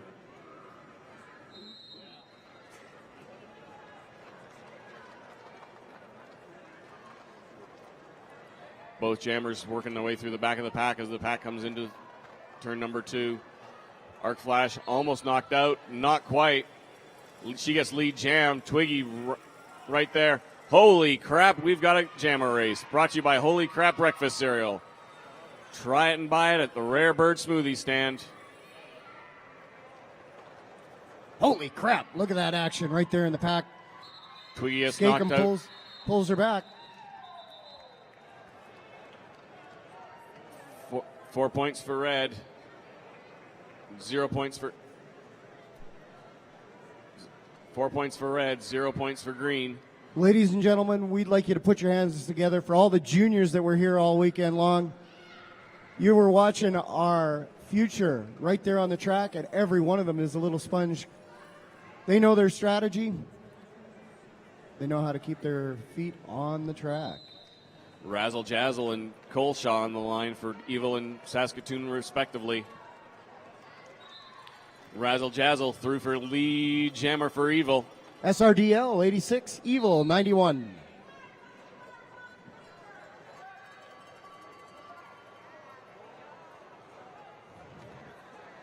That Evil blocker being able to hold up Coleshaw there.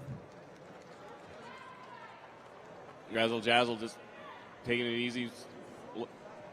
Looks like she's going to call it off. Yes, she does. 4 points in the bag for her as she calls it off. Coco Fennell lining up with Mercy Buckets. Tough Love shaking her head as she comes off. 3-on-3 blocker action as each team has a blocker in the penalty box.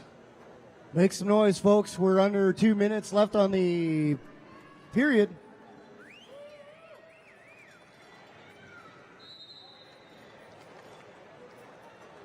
Nine-point game currently. Mercy Buckets getting through for lead jammer. That last Evil blocker just coming to the outside. We're right at the length limit. Mercy Buckets burning right through that green wall at the front of the pack. 5 points for her. Viva again chasing her right to the edge.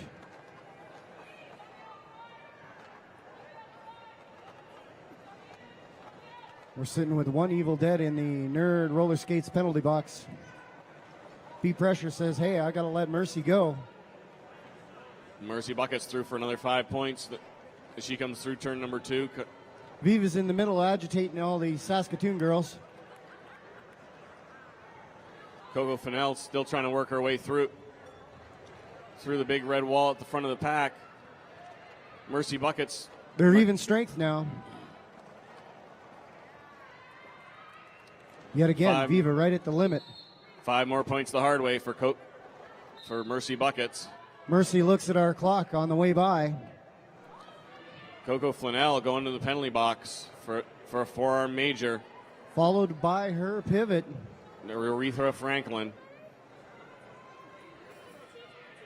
30 seconds left in this jam, folks. That'll be our period. Please put your hands together. Make a little bit of noise for your skaters. This is your semi-final match. Winner of this goes on to play the Red Deer Belladonnas later on today here on track number 1.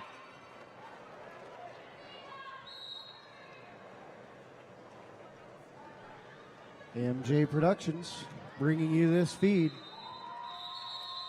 That's the end of the jam. For everybody at home, that's the end of our period.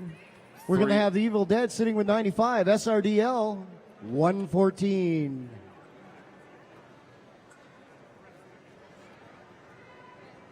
I believe we're doing a 10-minute halftime.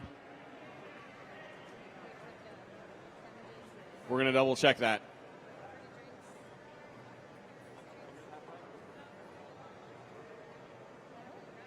All right, so 10-minute halftime. We'll see you back here in 10 minutes' time.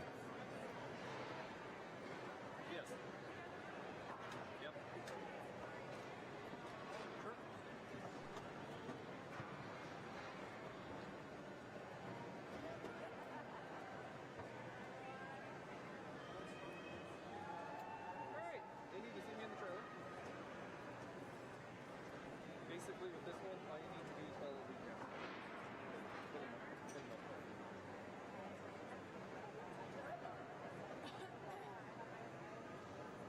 And then the odd time you'll get.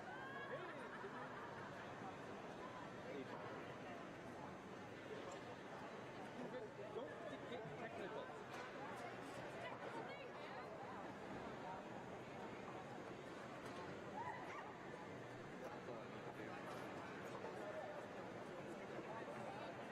I think so, yes.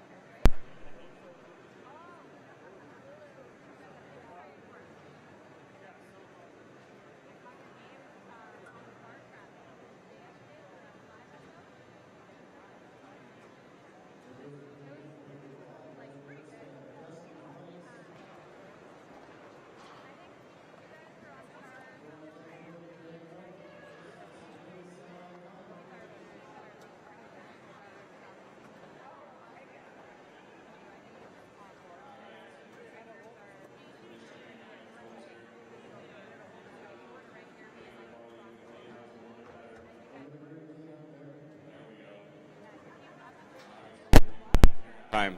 Have For a those great of you halftime. in-house, again, we want to thank you very much for hanging out, making sure that you stay for this semifinal. Taking on Red Deer.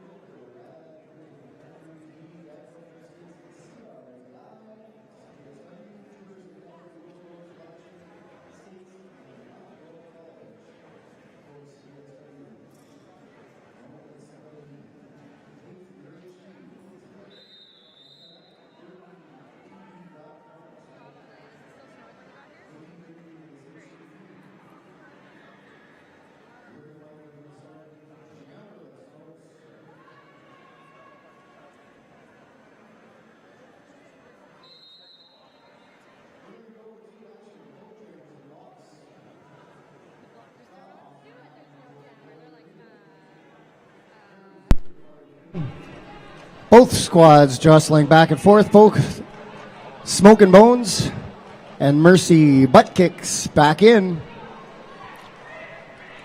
Smoking Bones being held up at the back by the Saskatoon girls. Mercy gets pushed out. Viva says it was me. Mercy's back in. Looking like Mercy's going to the box. She got an elbow major there. That means the Evil Jammer is on a power jam. Smoking gets on out. She's going to put the flame to it. She's going to come back around and take on those Saskatoon girls. One of her Evil. Sitting right there in the middle, making sure that everything stays on the up and up. Smoking goes to the outside. She's able to juke past Sockeye. Both squads recycling here, trying to line up. Evil gets hipped down. Razloot going to the penalty box for Evil. Looking like Smoking Bones was put out.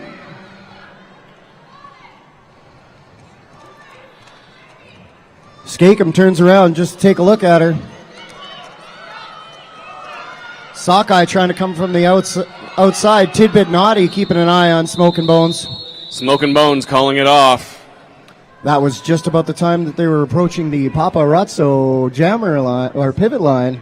Yes, I'm sponsoring the pivot line, the non-sponsored sponsor. Rad Printing is our jammer line sponsor for this one. When we go back to action, we're going to have 22 minutes and about 45 seconds. Your Evil Dead sitting with 114, SRDL 147. Razzle Jazzle on the line for and through the pack. Jazzle hits her knees on the inside. Lead jam for Evil as they start off with a power jam. Mercy buckets with it. Comes through, star pass to Arc Flash. Evil keeping their eyes on Mercy. Arc able to slip into the pack, almost unnoticed. Arc with a little left, little right. She's off and running. Razzle Jazzle being assessed a penalty. She's going to the box. Lines indicating from the sidelines, pump it up. Razzle Dazzle getting called for a penalty, but then they said no penalty called. Arc grabs onto Poker Raker on the outside. She was able to pass through. Razzle Jazzle hits the hips. Evil was she calling able to pick timeout. anything up? Timeout, Evil. Jeff Demis says timeout for the Evil.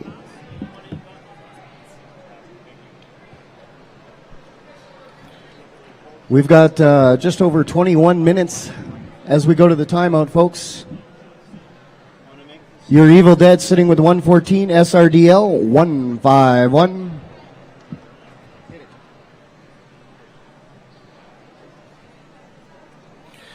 All right, we want to thank our headline sponsor, Nerd Roller Skates.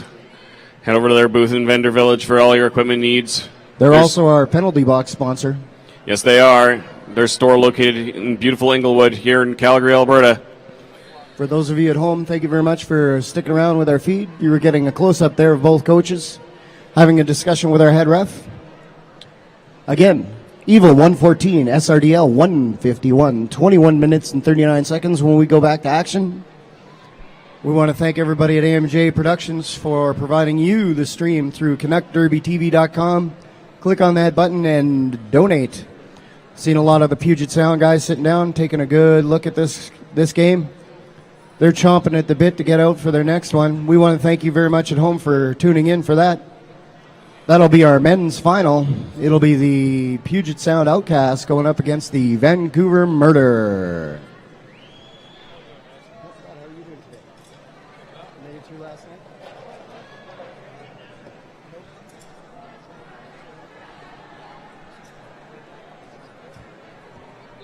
Thank you.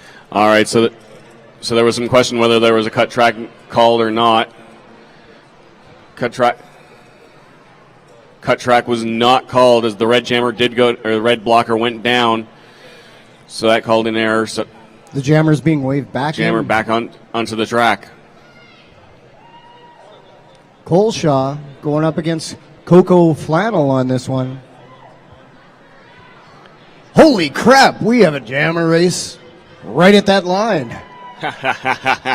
Brought to you by Holy Crap Breakfast Cereal. Try it and buy it over there at the Rare Bird Smoothie Stand. The bouncy castles are closing immediately after this game, so parents need to pick up their kids ASAP. Ladies and gentlemen that have their children in the bouncy castle. The Playtime Rentals bouncy castles are closing immediately after this game. So parents, if you have unattended children there, make sure you pick them up as soon as this game is over. Yeah, you don't want or to immediately, preferably. You don't want them lost. They'll get folded right up into those Playtime bouncy castles. I'm seeing a bit of a wave start up there in the stands. We want to thank you very much for your enthusiasm, folks. Both jammers into the pack. A little bit of a malfunction with her skate, but nevertheless, Coleshaw through for lead jammer. Coleshaw hits the bricks right as she hits the pack. Sorry, she keeps hitting the tiles here. I keep thinking they're bricks.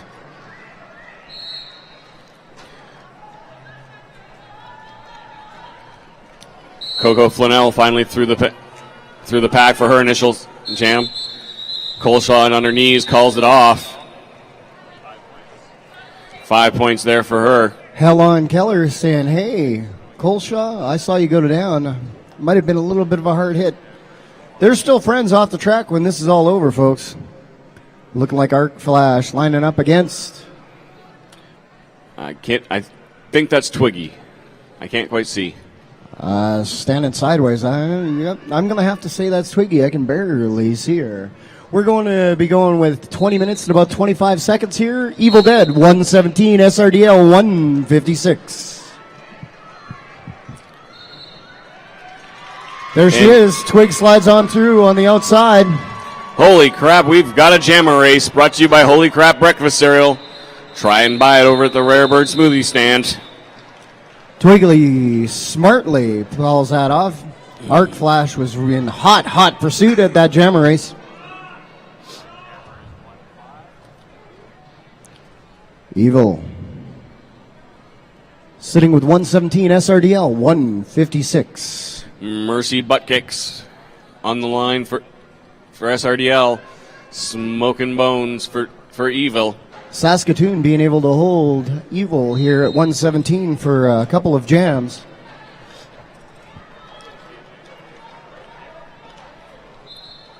Lead jam for the Saskatoon Mind Fox. Bones jumping left, right. She gets dropped to the inside. She's got to come back at the end of the pack. We got jammer on jammer action right there at the pack.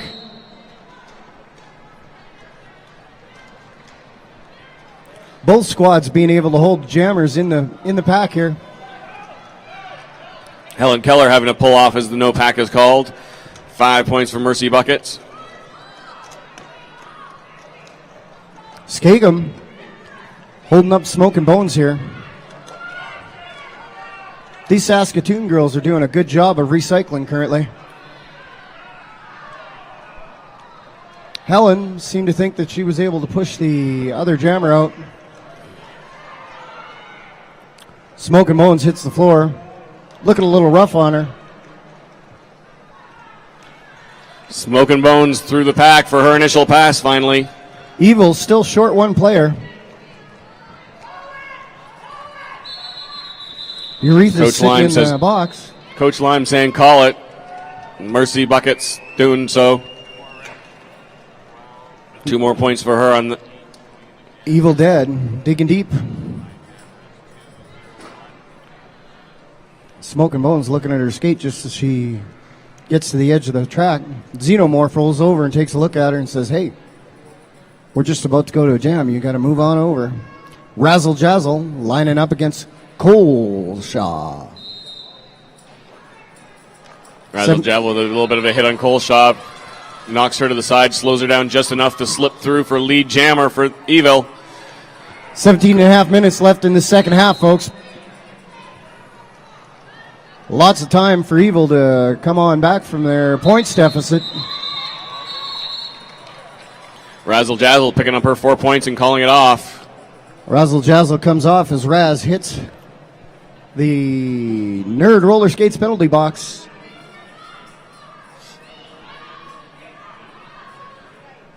We're going to have Arc Flash going up against Coco Flannel. Spanksgiven and Unicorn, Skakem, all lining up for Saskatoon.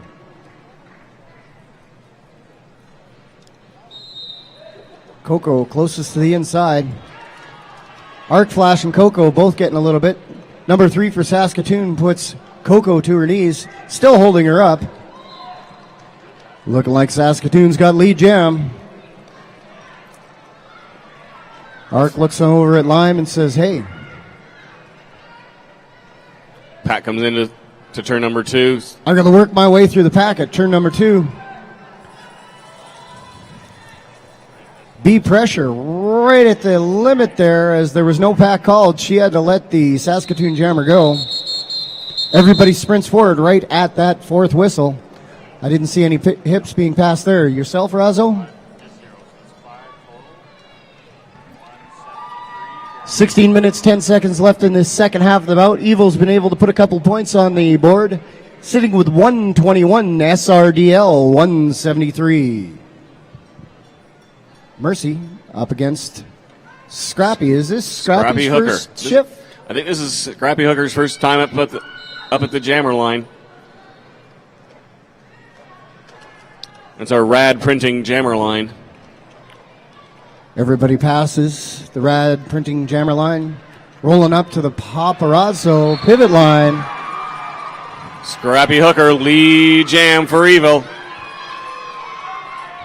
Cut track major for Mercy Buckets. She's been accruing a few penalties. She's coming up on her limit, isn't she? I haven't been keeping track on, so I'm not really sure, unfortunately. For those of you hopefully keeping not, track though. at She's home, done please pay attention to that. Yeah.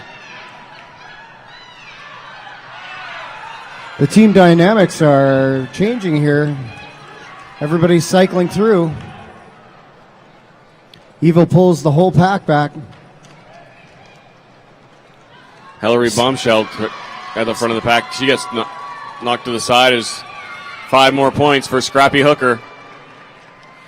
Doing a great job closing the gap. Put your hands together for the Power Jam, folks.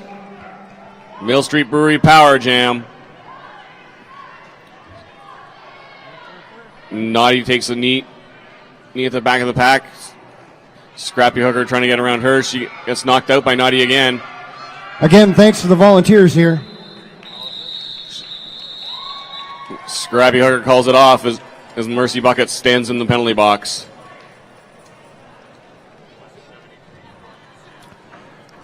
All our athletes going to sit down, get a little bit of hydration in them. Twiggy pulling on that jammer panty. Looks like she's going to have a little bit of time by herself as they go to the whistle. She's got a full line of all 4 blockers there to get through.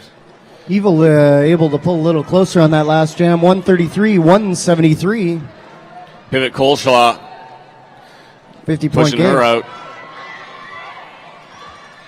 Mercy Buckets coming out of the penalty box, going right back in. She picked up a forearm major.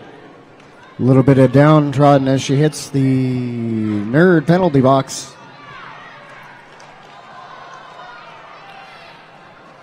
Looking like Aretha Franklin's going to sit down yet again.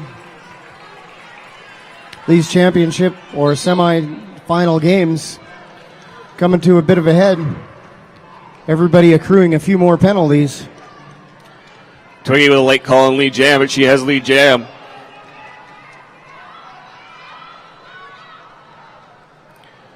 Twiggy A little bit stuttering. of a straddle there.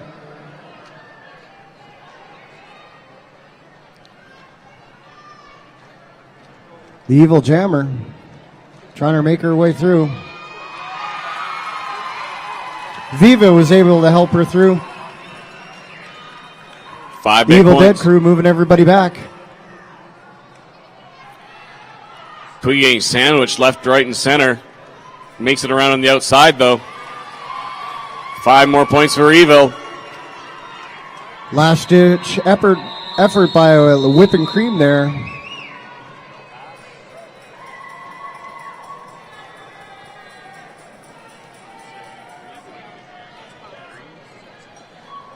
Doing a great job cutting that down to a 30-point lead, 173 to 143.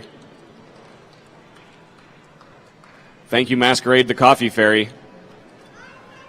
Caffeine. Well deserved. We thank you very much. Razzle Jazzle lining up against Arc Flash. Green has lead. Razzle Jazzle for Evil. Quick out of that pack. Arc Flash not far behind her. Razzle Jazzle cuts through on the inside, calls it off for 4 big points.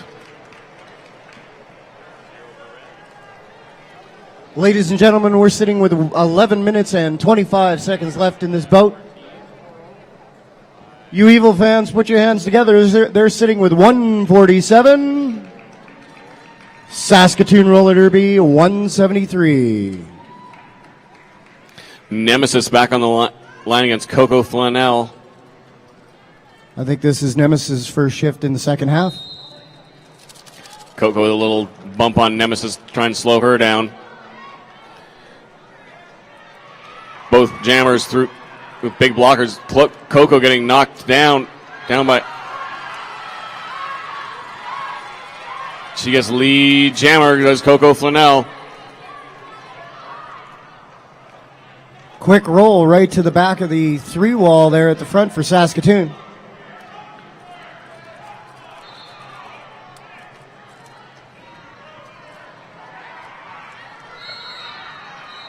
Looking like we got a Saskatoon player going to the box. Not one, but 2 of them. 2 5. in total. Grim Raker and Skakem, both of them going to need to sit down for 60 whole seconds. Tidbit Naughty going to the penalty box as well. She's going to get sent back to the track.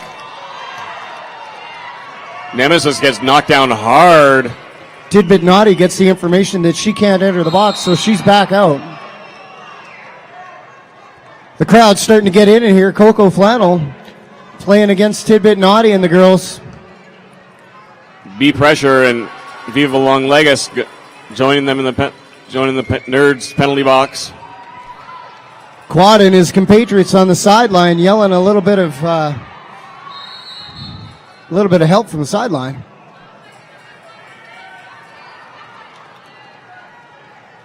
Nemesis finally through for her initial pass as Raz goes to the penalty box.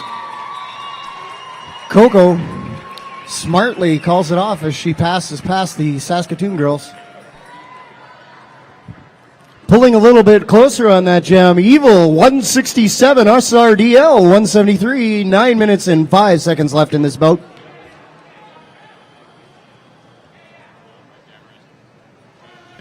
We want to thank all our sponsors.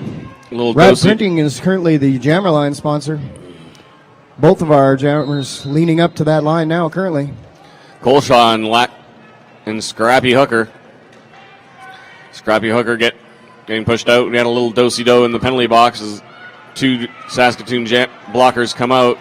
1 goes in. Lead jam for Colshaw. Scrappy close behind. She calls it off before Scrappy Hooker can do any damage. She was right behind her. Arc Flash out there for Saskatoon in the red. Razzle Jazzle in the green. Ladies and gentlemen, put your hands together for Team Zebra. Remember, both of these teams couldn't be doing that without the watchful eyes of their Zebra compatriots. They're skating just as hard. They're skating the full bouts here, folks. They don't get the opportunity to sit down. Official timeout is Jeff Demis, our head ref, is having a word with the Evil coaches.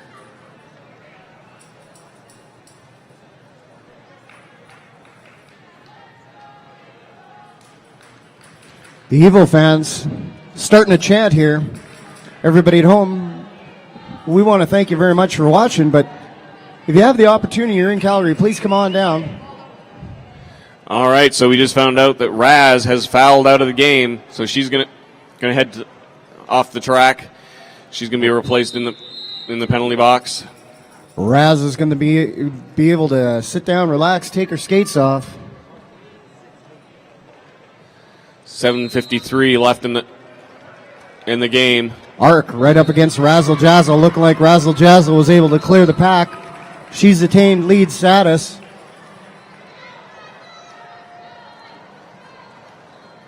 Arc Flash trying to quick feed her way back around and join the fray.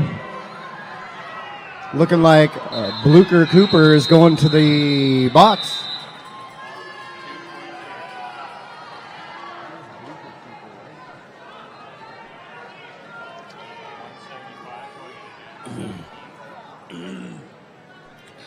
Coleshaw lining up in the red, Twiggy in the green for the Mind Fox and the Dead, respectively. Evo pulling it nice and close, sitting with 171 SRDL, 175, 7 minutes to go in this jam. 7-minute jam, that's quite Yeah, impressive. that's a 7-minute jam. Do you realize we had a 999-point game last night? Wow. For those listening at home, no, we didn't. We want to thank every one of our volunteers, including our scorekeepers and our scoreboard keepers.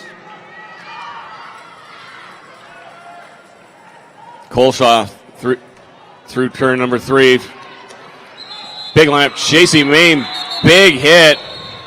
Chasey Mame says, for the online audience, I'm going to get a piece of Coleshaw right there at the whistle. Coleshaw getting sent right into her bench. Convenient, as didn't have to skate far when the jam ended. Arc Flash out there with smoking bones now. Lime said to Coleshaw, you've earned a sit down. Relax for 1 moment or two. Looking like Lime's going to pull in and say hello. 5 seconds being called. Timeout being called by the Saskatoon Mind Fox. Both squads going to take the opportunity to take a quick breather. Smoking Bones says, I'm going to have none of that. Mount Royal College Massage Therapy, our timeout sponsor. They certainly are. They've been sponsoring a massage therapy clinic over on the sprint pads. They're rubbing each one of our athletes down to make sure that they stay in tip-top shape. Again, this is a semifinal. Winner of this going against Red Deer in the finals later on tonight. That'll be the Red Deer Belladonnas. They were the winners for last year's women's bracket. Flat Track Fever 2012. We've got Flat Track Fever 2013 coming to you live. We want to thank every one of our volunteers, sponsors, EMTs. Not to forget the Olympic Oval staff here at the University of Calgary. Thank you very much. They're sitting there at the jammer line, rad printing jammer line. Everybody wants to rock and roll and run on up past the Paparazzo pivot line. Woohoo! The Paparazzo pivot line. And Arc Flash with the lead jammer for the Mind Fox. Highly underused at this point in time. 5 minutes, 40 seconds to go. Smoking Bones through for her initial pass. As Arc Flash comes into the back of the pack into turn 3. 171, 179. She calls it off before Smoking Bones can hit the back of the pack and put any damage. 3 points for her, though. She was able to jump right ahead there, right at the whistle. Past a few hips. Coco Flanell and Coleshaw. Coleshaw doing a great job. Both jammers doing a great job this whole game. Just under 5 minutes to go in this bout, folks. We know everybody's excited. Put your hands and voices into it, folks. We got some jammer on jammer action here. Both jammers through. Evil has lead jam. 0-0 jam there. Smart call off right there at the whistle.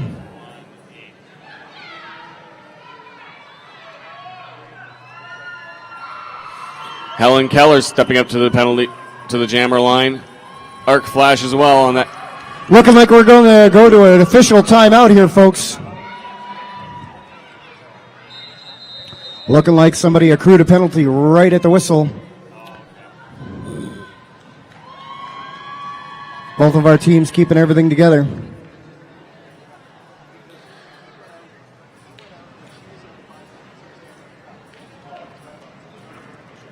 Lime speaking intently with Arc Flash. All right, officials done exchanging recipes.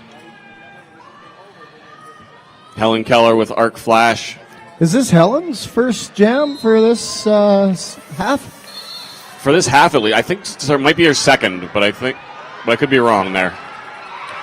1 minute 52 seconds in this jam. Helen Keller lead jam on a power jam. Arc Flash hitting the penalty box.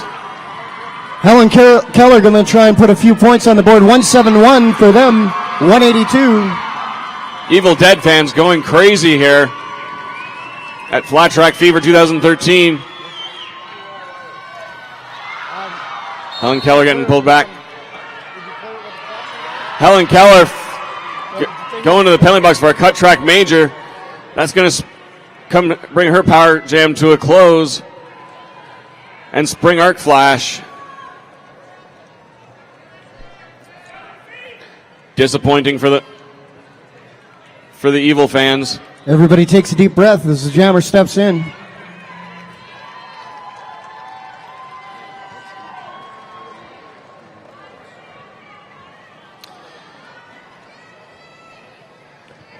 Arc Flash puts on the brakes before coming into that big red wall.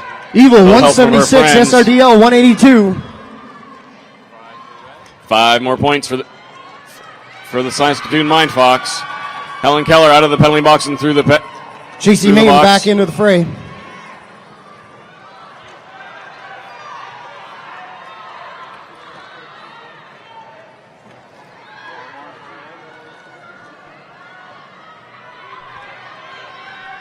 Put your hands together, folks. We're just around 2 minutes and 30 seconds left in this period. Evil 176, SRDL 187. I'm seeing Lady Whipping Cream go into the box.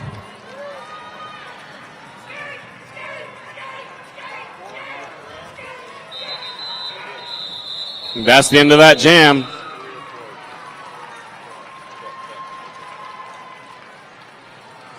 Check.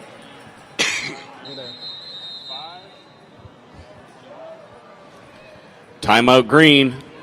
Hey, folks, we got less than 2 minutes left in this game. There's an 11-point spread, and I'm not hearing enough noise from the crowd. Is this a great game or what? We want to thank you for hanging on during this timeout. It's Mount Royal College Massage Therapy's timeout. That's attributed to the Evil. Score just getting updated here. 15-point spread, 195 for the Saskatoon Mind Fox, 180 for Edmonton's Evil Dead. We want to thank Mac the Mouth for coordinating all us announcers this weekend. For those of you at home, free Bob. So right now we're sitting Evil 180, Mind Fox 195, 157 left. Coleshaw going up against Razzle Jazzle. Right. Let's see what these two jammers can do with what could be our last jam of the day. Everybody put your hands together. They're in the fray. Razzle Dazzle fighting her way up through the front. She's still pushing, and she gets lead jam, folks. Evil 180, SRDL 195.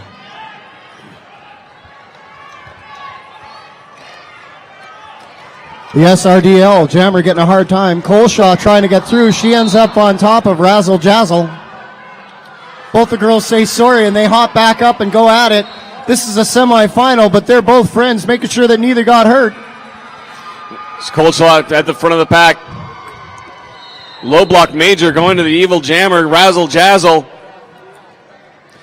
I think that was a bit of a no fault. Somebody had to get it. Coleshaw through for her initial pass. She just puts on the brakes. B pressure heading to the box. 180, 195. We've got 58 seconds left in this bout. Come on, everybody in the crowd, put your hands together. This is your semifinal. Not a popular decision by Coleshaw, but some of the crowd saying we want to see some action. Coleshaw saying we got a few points. It's a close game.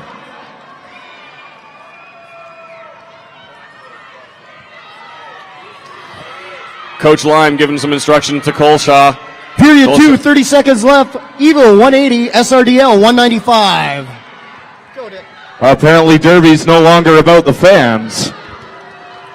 Urethra Franklin saying what she thinks of that strategy. Lime saying, hey, watch that penalty box, Coleshaw. Urethra Franklin. 5 seconds left, folks. Count it down with me. 180, 195. Through the out of the penalty box. Coleshaw through the 4 more points for the Mind Fox. Looking like SRDL was able to put 4 more on the board. Well, that's the unofficial final, folks. All the officials are going to make sure that they count up the numbers. We'll give you an official in a moment. I think Saskatoon was able to pull this squeaker out. We're sitting pretty close to 199 and 183 unofficial. All right, so we'll be back. Calls this about. We'll be back later. We're just waiting on the score to make sure it's official. Jeff Demith and his Derby officials making sure the numbers are absolutely correct on this semifinal. This game, the SRDL girls saying that we're pretty rest assured that we've got this one. All right, folks, and don't go away. We've got Iron Manson here. He's been having a hair and beard contest all day, and he's going to announce the winners. Or winner? One winner? 3 winners. 3 winners for the beard mustache. Like a W. Winners. As a former winner, I want to say thank you.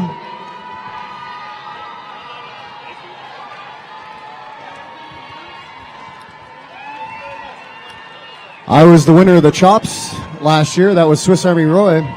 I don't think I'm going to go 2 for 2 here. Ladies and gentlemen, put your hands together and thank both your teams, Saskatoon Roller Derby and the Evil Dead. And that's official. 199 for the Saskatoon Mind Fox, 183 for the Evil Dead. Saskatoon moves on to the finals later on tonight against Red Deer's Belladonnas. Again, we want to thank Paparazzo for being here. Dick Pounder will be taking things off from the floor. I've been Swiss Army Roy. Have a good afternoon, ladies and gentlemen.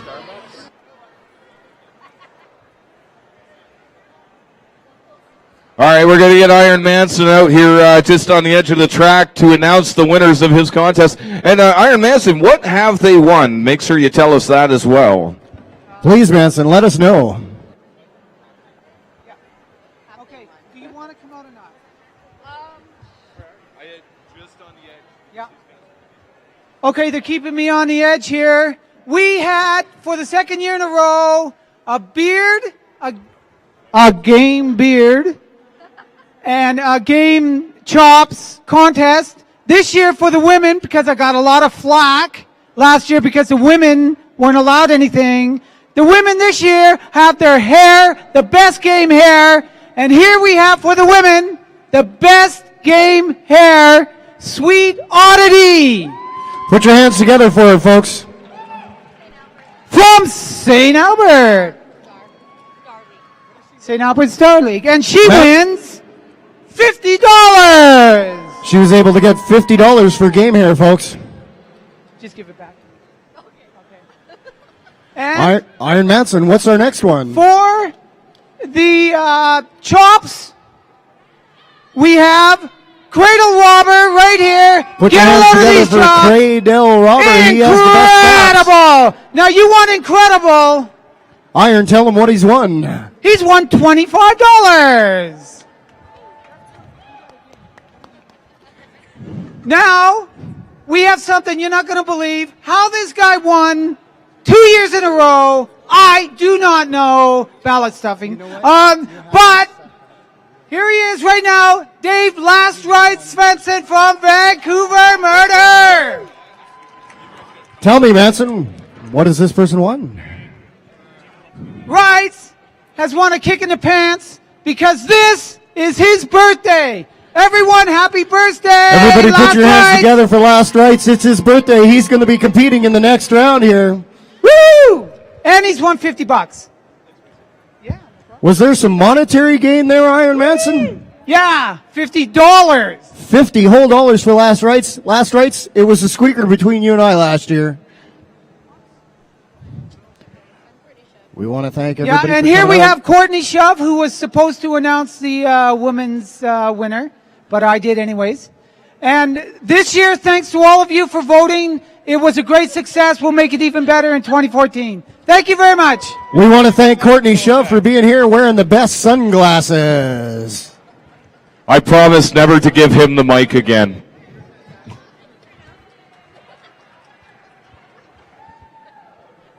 All right, for those of you that haven't made it over to the stands, we've got the men's final coming up next. Will be announced by myself, Dick Pounder, along with Swiss Army Roy.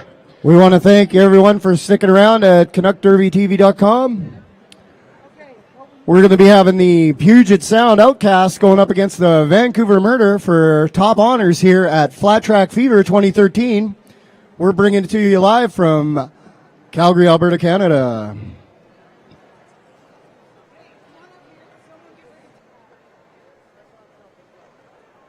For those of you who want to take pictures of the winners for Best Beard, Chops, and Game Hair, please come on down.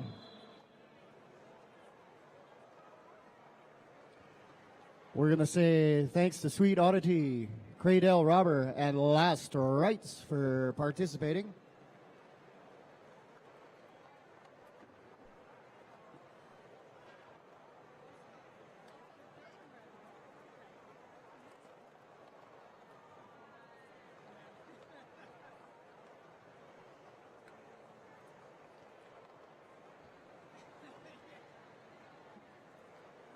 Both the Outcast and the Murder are taken to the track. They're going to warm up. We're going to be having them shortly.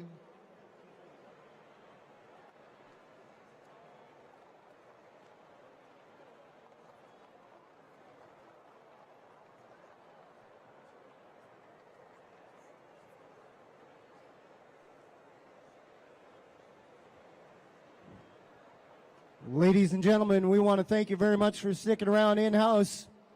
We're going to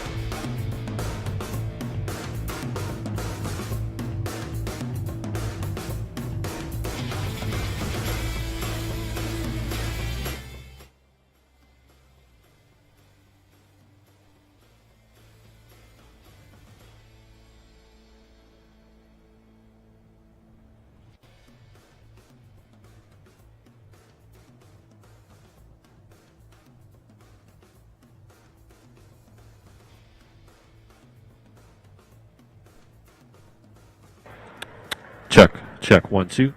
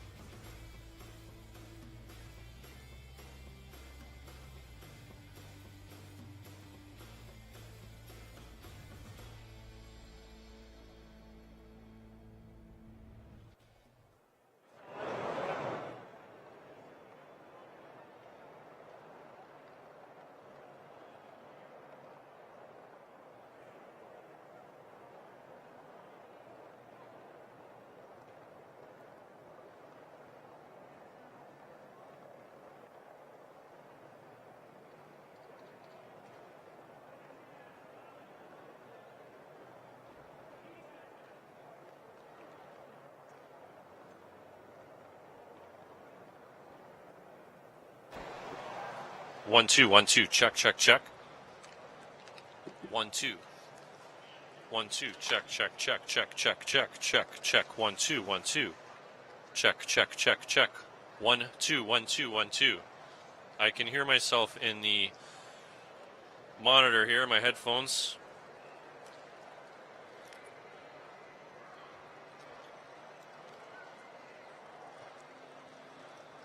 AJ, if you can hear me. Yep, there you are. Yep. Gotcha. Yep.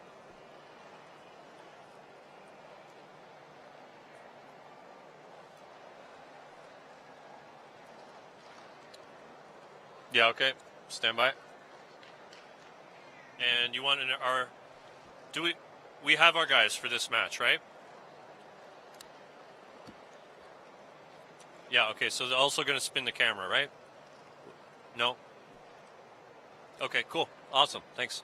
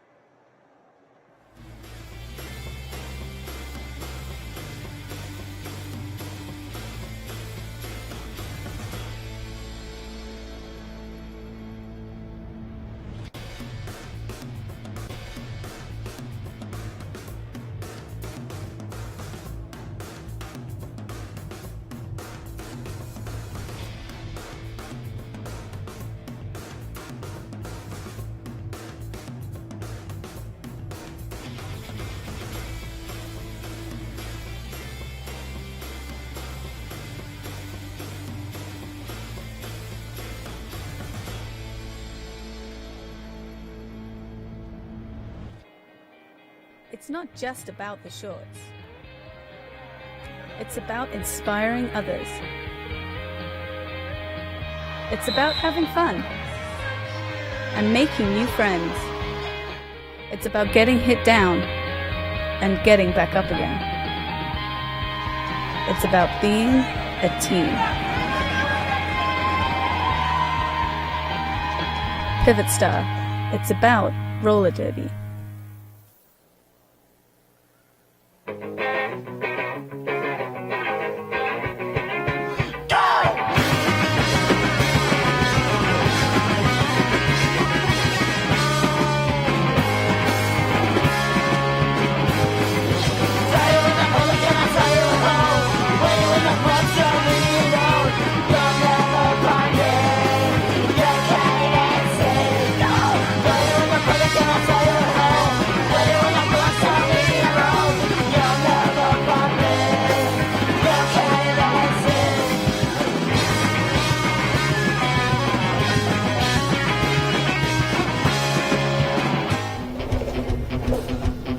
My name is Magnum PEI,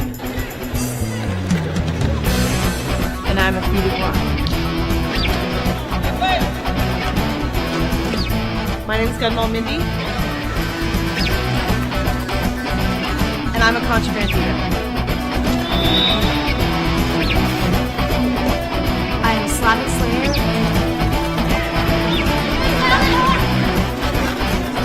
and I am Rakat.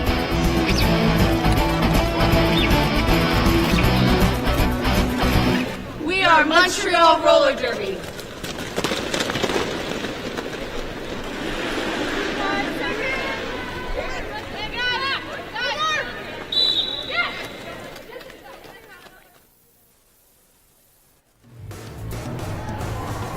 Oh hi, I'm ZZ Slop with Fog City Rollers, and you're watching Canuck Derby TV.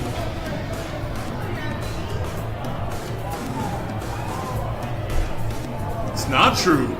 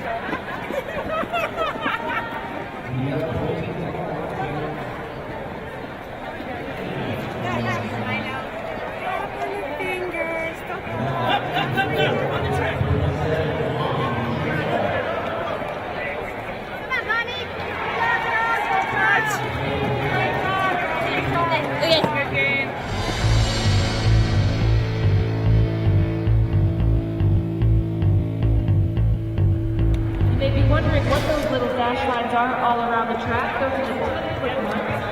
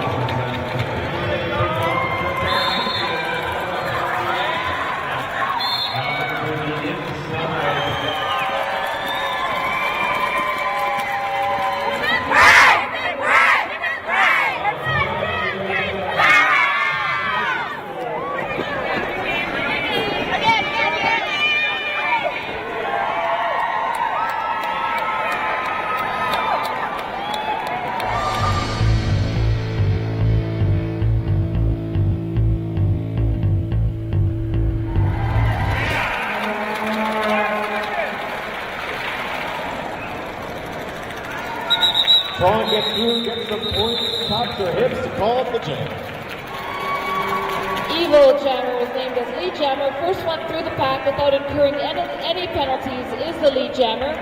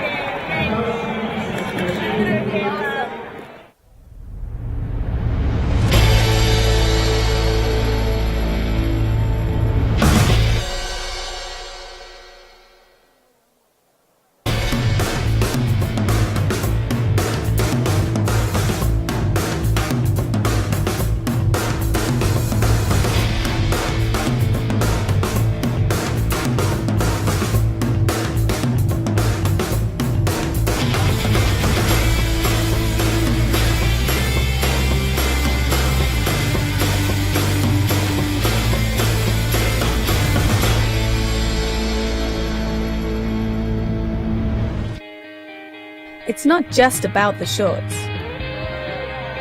It's about inspiring others. It's about having fun and making new friends. It's about getting hit down and getting back up again. It's about being a team. Pivot Star. It's about roller derby.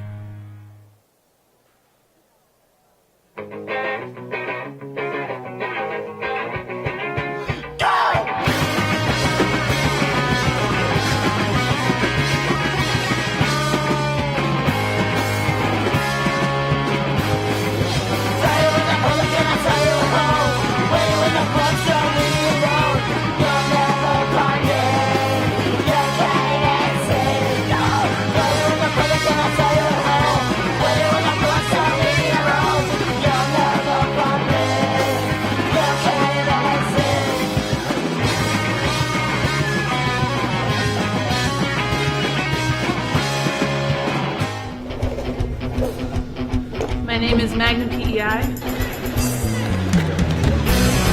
and I'm a feuded one. My name is Gunmall Mindy, and I'm a contraband dealer. I am Slavic Slayer.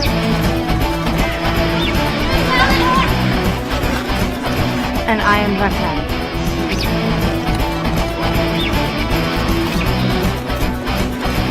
We are Montreal Roller Derby.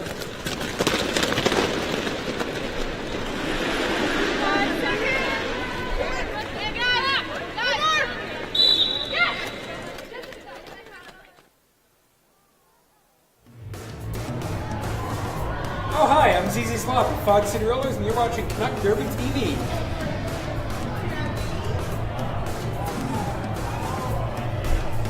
It's not true.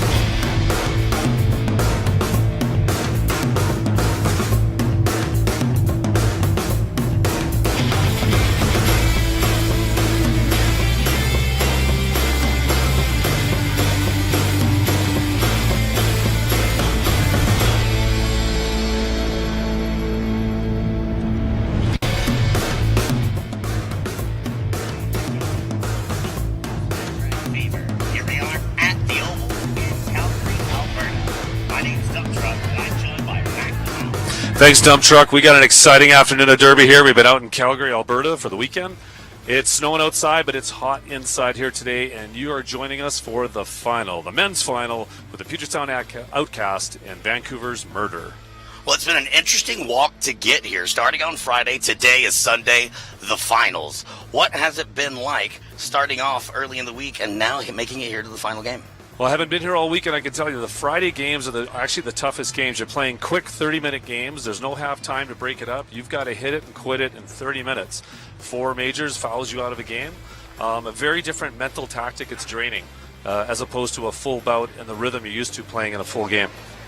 Well, you know, it's one of those things where that structure can make for a really exciting final game. As you said, Friday is 30 minutes, all or nothing. So there's none of this figuring out how you really want to play someone. You have to have a game plan in mind. You have to have a strategy goal, and you have to be able to go for the throat from the very first whistle. I have no doubt in my mind this is going to be a very exciting matchup. Let's talk about a little bit about each team specifically. Now, you are from the Vancouver area, yes, so I'm going to call you the expert on that subject. Let's take that from there. So Vancouver Murder, a team that actually I coach the Terminal City All-Stars, and we've scrimmaged this team quite a bit to help us increase our game. And Vancouver Murder have increased their play in the last 18 months, their skill level, their teamwork. They're currently not ranked in MRDA, but I'm safe to say they're one of the top men's teams in Canada. And I think it'd be very safe to say that if they were ranking in MRDA, they'd probably be close to top 10. And playing against them is Puget Sound Outcast, who is ranked number 4 and has made it national finals several times at the Men's Roller Derby Association.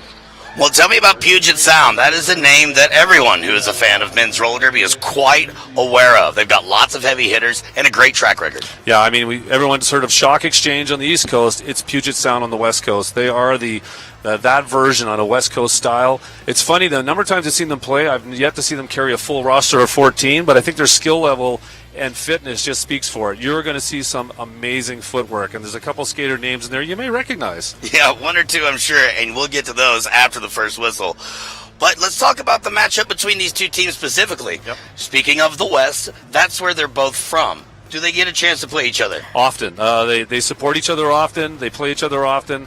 And every game I'm watching Murder get closer and closer in terms of score. So these two teams played during the 30-minute round-robin matches on Friday. Puget Sound taking a 90-point win, but at least 70 of those 90 points were based on jammer penalties. So Vancouver knows what they need to do to stay close. Murder actually led that 30-minute game for almost 12 minutes before the jammer penalties got in trouble. And that's a lot of new ground for them. They're really excited about this opportunity today. Well, we're going to take a quick break as we go to our skater intros. Stand aside, number 4, Mount Ever West, 5.5. Jeff Titchborn, we're skating under number 66. Mad Dillon, number 7. Who Ya Kiddin', number 88. And Sideshow Rob, skating under number 9. On the bench for them both is Decker and Lime.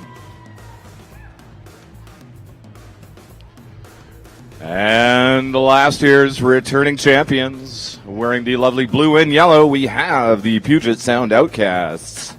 Number 13, Gino Guerrero. Number 14, Ryrod. Number 19, Corey Payne. 23, Quadzilla. 2468, Dilly Dally. Number 35, Radlack.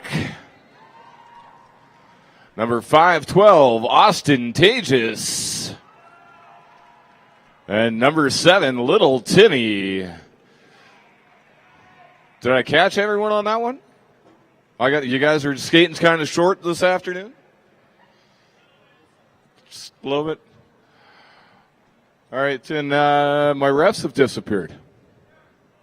Oh, there they are. Let's a big round of applause for Frosty Box and her reffing crew. Put your hands together for Team Zebra, folks. Again, you guys all know Frosty. We've got Prosser out there. Kurt's so good. Check her out. Also, a big shout out to Flirty McGurty and her NSO crew. Sledge, Dell from Hell. All right, Intros are done. Teams are already standing on the line. I see Corey Payne for Puget Sound and Stand Aside. I'm really excited for this matchup. Number one, I have not been blessed enough to see lots of men's derby. This weekend, I've been able to see lots of great men's derby. So this matchup is something I'm extremely excited for, and it's about to unfold here in a moment. Yeah. As you said, number 19, Corey Payne from Puget Sound on the jammer line. Then you got Stand on number 4 for the Vancouver Murder. That's right. Murder in black, Puget Sound in blue. And Puget Sound taking an 80s start by standing on the pivot line. You know, it's retro day here. Sunday in snowy Calgary, Alberta. First whistle is off. Stand aside. Looking to make his way to the outside. Now at turn 2. Just behind a wall of 3 in blue. He does get out, and he's going to be your lead jammer. Still caught back in traffic is going to be Corey Payne, getting tripped up quite a bit there by the Vancouver Murder, but he continues to proceed to leave the pack. Lead jammer status again owned by Vancouver Murder, and when you are lead jammer, you have the ability to cut off the jam at any point by touching your hips. I'm sure we'll see it here in just a moment. Stand aside the front of the pack. Rattleack bumps him out of bounds as he calls off the jam. Picks up 2 points for Vancouver, 1 for Puget Sound. Nice solid start for Vancouver. You notice the pack speed. The physicality will pick up. There's a lot of adrenaline on this track. I can see the pace. You'll see a lot of backwards skating at the front of the pack and a lot of physical backwards contact that you typically don't see. The men's teams have definitely have looked at that rule book and increased the physicality of the game with the new changes that have come out too. And I think that's really one of the factors that makes men's roller derby a little unique and extremely exciting is the explosive power that you see from these men. Quadzilla in blue for Puget Sound. Jeff Tickborn for the Vancouver Murder in the jammer position. Tickborn out of the pack, and he's going to be lead jammer. Looks like we're going to go into a power jam situation as Quadzilla picks up a major track cut. He's got to make a lap all the way around the track before he can enter that penalty box where he will serve 1 minute's time. Yeah, he missed the tape and had to take that lap, so his minute hasn't even started yet. And we've already got, oh no, Jeff Tickborn send off for a back block major. And this will make for a quick jammer switch out. Now Quadzilla's up, he's out, and Tickborn's going to spend the exact same amount of time in the box as Quadzilla did. Power jam now over. Only 1 blocker left in the box, so it's 4-on-3 in the pack. Advantage going to Vancouver Murder. Quadzilla makes his way out of the pack, followed by the shadow of Jeff Tickborn as they both pick him up. 4 points for Vancouver Murder, it looks like. That was Quadzilla's initial pass. 2-on-4 in the pack. You were talking earlier about penalties. It's already coming into play early in the first period. Yeah, the pack speed is there. You can see the Murder sitting back, waiting for Quadzilla to engage the pack. There's no lead jam, so we're skating this one out, too. Quadzilla busted out the trampoline, bouncing at the back of the pack, trying to advance. Sometimes you got to do what you got to do, and Quadzilla makes it work, picks him up. That's 4 points for the Puget Sound. Quadzilla pick up a lot of air on his passes. He is definitely known for his ups. He spends about as much time in the air as he does actually on the track itself. 4 points there for Jeff Tickborn and the Vancouver Murder. Quadzilla already picking up more points on this pass. There is no lead jammer. This is going to be a full 2-minute jam. We've got 15 seconds to go in said play. Tickborn caught in traffic, trying to get around the outside now in the front stretch. Rattleack not easy to get by, and he's definitely going to need some help to do so.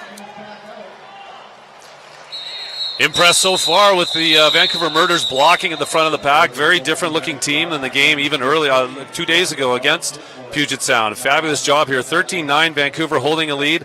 A lot of similar feel to this 30-minute game they had on Friday.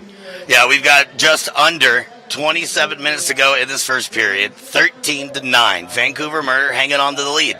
Last time they played each other, 12 minutes they owned that lead. Let's see what they can do today. See if they can extend that past 12 minutes. They'd love to. Number 12, Walker, for Vancouver Murder in the jammer position. Looks like that's Right Rod for the Puget Sound Outcasts. Right Rod still caught the back of the pack. Both jammers trying to take the outside line, picking up some speed, and Puget Sound owns lead jammer status. Both jammers now out of the pack and in scoring position. Pack does not do many things other than speed up in this game so far. Yeah, there's a lot of speeding up. Till there's a significant change on jammer situations. Oh, Wilson jumped through at the end of that. Right Rod trying to call off the jam. He's looking at his jam ref going, dude, where you at? Needs some help there. Whenever a jammer starts to call it off, there's strategy in everything that they do. Whenever you're an official, you really do have to key in on that player you're responsible for. I agree, but I think it's incumbent also on the skater to make it physically known they're calling it off and not just doing the thumb taps on the hips like, look at me. Yeah, don't give an inch and ask for a mile. That's right. Quadzilla lining up with the jammer line. You're probably going to see lots of that today. For the Puget Sound Outcast, he's number 23 in blue. Number 22 for the Vancouver Murder. Looks like that is going to be Arlen Nelson jamming in black and red. Both jammers still caught up, toe-to-toe. Quadzilla finds room on the outside of turn 2. Busts out. He's lead jammer. A couple more lead jams now for Puget Sound as they're settling into their game. Great team play by the Puget Sound Outcast. Everybody got a piece of number 22 from Vancouver. Arlen Nelson back into the action, though, still looking to get out on his initial pass while the drama unfolds in the front stretch with Quadzilla interacting with those from Vancouver in black.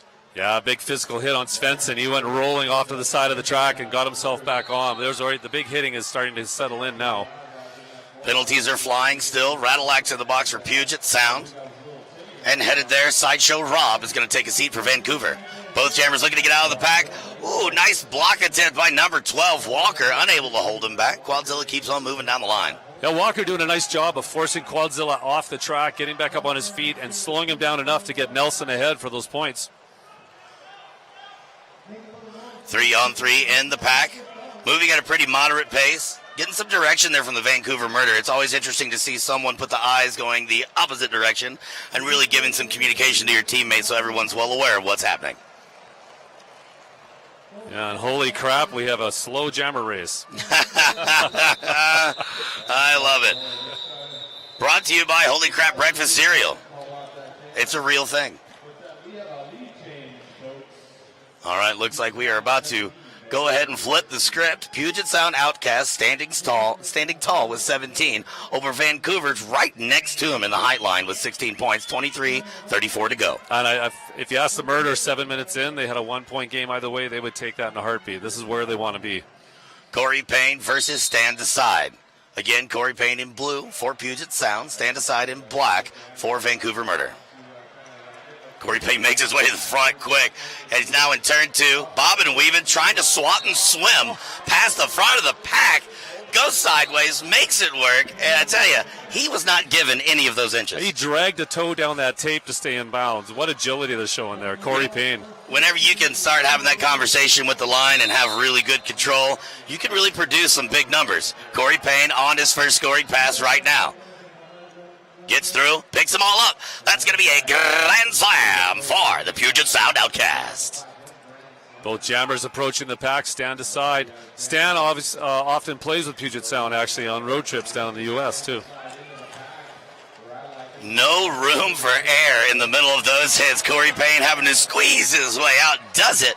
4 more points on the board. 9 so far in this jam. 4 points also for Vancouver Murder as Stand aside gets out of the pack. Slow pack here, 3 versus 2. Advantage going to Puget Sound in blue. Corey Payne, the back of the pack, finds the inside, gets some help getting there by number 88. Who you kidding? That jam's going to come to a close. Yeah, and during that jam, we saw the risk of skating backwards at the front of the pack. Sideshow Rob facing Corey Payne, who just drilled him to the floor, because when you skate backwards, everything you're facing that skater is legal territory to hit. So you'll see a lot of jammers actually increase their speed and go straight at the sternum with their shoulder, all legal, because I'm giving you the entire legal side of my body to hit. Kids, don't try this at home. That's right. Hip forward. Yeah. Number 12, Walker for Vancouver Murder in black. Right rod for Puget Sound Outcast. Both jammers looking to go to the outside of the front stretch. Gordon Walker trying to make his way through. Does the splits just about. Rattleack regroups, gets in front of him, but they have to let him go. Vancouver Murder gets lead jammer status. Not only do they own that, but now it's a power jam. Advantage, Vancouver. That was a cut major on, was it Ryrod? That was on Ryrod. Having a seat for the Puget Sound Outcast. Power jam is when there's only one jammer on the floor, meaning only one team can score. This is one of the very few times where The blockers play only offense or defense. All other plays, they have to have their head on a swivel and flip the script, depending on what's going on the track. And here's the play against passive offense for everybody out there watching, is to slow that jammer down as much as possible and eat time off that 1 minute. You will give up points unless you can force a cut. And you watch Puget Sound, they do it like they've done it on a chalkboard when they start to bridge out. Yeah, there's a big purpose in everything that's done out here. You have the two home team blockers, if you're from Vancouver, hanging back and really leaving Walker to fend for himself. As you were saying, it's not just a slow way to get points. It's intentional clock management that will progress you in score. Looks like they've actually taken over Puget Sound Outcast on the scoreboard. We'll get an official score after this jam. 5 more for Vancouver. And the penalty box just empties and explodes. Ryrod comes out at a full sprint. He already knew in his mind exactly where he was headed. Yeah, 3 more points for Vancouver. Looked like Boxing Day at Walmart when they came out of that penalty box there. What do we got? 38-28. Vancouver over Puget Sound, and a timeout, it appears. Official review. All right, we do want to take a chance to thank some of our sponsors for Canuck Derby TV. Pivot Star. Pivot Star is actually having a camp here soon. Camp Pivot Star. You want to tell me a little bit about it? Yeah, actually, Camp Pivot Star has camps just about every weekend. This next spring, we're going to be in, I say we because I'm one of the coaches with Camp Pivot Star. So we'll come to your league, come to your city for bring all the teams together, or just individual coaching for your team. And some of the strategies and things you're seeing today, check us out at Camp Pivot Star and camppivotStar.com, and like us on Facebook. A lot of great things in roller derby happening in the British Columbia area. Here coming up, we do have an official review. In a moment, they are going to have things squared away and ready to rock and roll. A few reasons that they do these official reviews. It's not just points. It's also penalties and making sure that everything is clear and everything is concise. You don't want to make a mistake out there. There's lots of human qualities in this game, which is one of my favorite things. Yeah, and you know what? Fans at home can't see this fabulous podium we're sitting in, but if we pull back a little bit, you're probably going to see our Ford F-350 Super Duty cab that I'm sitting in with dump truck here. That's right, I'm in a truck with dump truck. Somehow the Canadians have figured out how to put a truck in a truck. It's really cool. We do appreciate Calgary Ford, Metro Ford Calgary, helping us out with the broadcast that you're watching here at the Oval in Calgary, Alberta. That's right. Second half, we're going to drive it around the track, try to keep up with the pack as well, too. Yeah, keep your eyes peeled for that one. Don't blink. You might miss something. All right, number 4 for Vancouver Murder, jamming, finds an outside line, gets stopped by the last line of defense there. Boy, it's a struggle. Tug of war at the front of the pack, making their way around. Rod is relentless. But Vancouver's successful in getting out. Looks like he takes a breath there, adjusts his pads, and he gets lead jammer status. He's got to be careful because there's a shadow right behind him. That's stand aside with a slight lead, and that against Puget Sound speed, a slight lead's not much, so they got to be tactical here on what they do when he approaches the pack. Stand aside, calm, cool, and collected while he's in the middle of a war, it seems. Keeping his eyes aware, has to take a knee over at the apex, and that's going to kill that jam. Yeah, just in the top of turn 2 there, Stan went down with a hit and smartly called it off quickly, not to give anything away. It's 40 Vancouver, 28 Puget Sound, and we're 10 minutes in, and Vancouver's still holding a lead. Very good on them. I'm going to have to say that I really like the tone, if you will, of this game so far. Both of the benches are very even keel. It's almost like ducks on a pond. They may be chill, but you know that the gears are turning beneath that water. Yeah. Not a lot of attitude thus far, but a lot of really hard gameplay. Quadzilla jamming for Puget Sound Outcast. And it looks like that's going to be Tickborn for Vancouver, who is going to become your lead jammer. Quadzilla finds the outside, sprints, hops. Not sure what he was jumping, but he gets out of the pack. Magic things that he sees on the track, he's got to hop over. Tickborn in the middle of traffic, looking to go to the inside, gets by a down Puget Sound Outcast, listens to the bench, calls off the jam before Quadzilla can start picking up points. Yeah, I like what, of course, Murder's taking advantage of their bench location, which means they're trying to grab that jam line every time, set up a very strong back wall, and prepare to hold the fort and let their jammer go fight out front. And they're having success. I'd say these teams are pretty equal on lead jams right now. Yeah, it has been a pretty good back and forth. And if they can keep that up, it's not going to hurt my feelings. That kind of stuff makes our jobs really easy. Yeah. Current score standing. Vancouver Murder in the lead with 42. Puget Sound Outcast with 28. And we've got 17 minutes, 51 seconds to go in the first period. Jamming for Vancouver, going out of bounds in the front stretch is Walker, and getting lead jammer status. Get used to hearing this. Right Rod, lead jammer for the Puget Sound Outcast. Right Rod is a very intense skater. You can see him use all of his physical ability to try and get not just around someone, but through an entire mob of Vancouver murderers.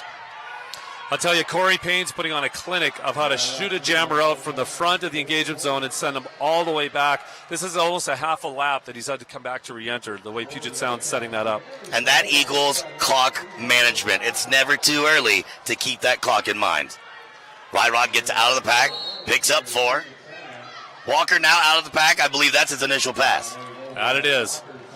Radulac on his way to the penalty box, making it 3 versus 4 in the pack.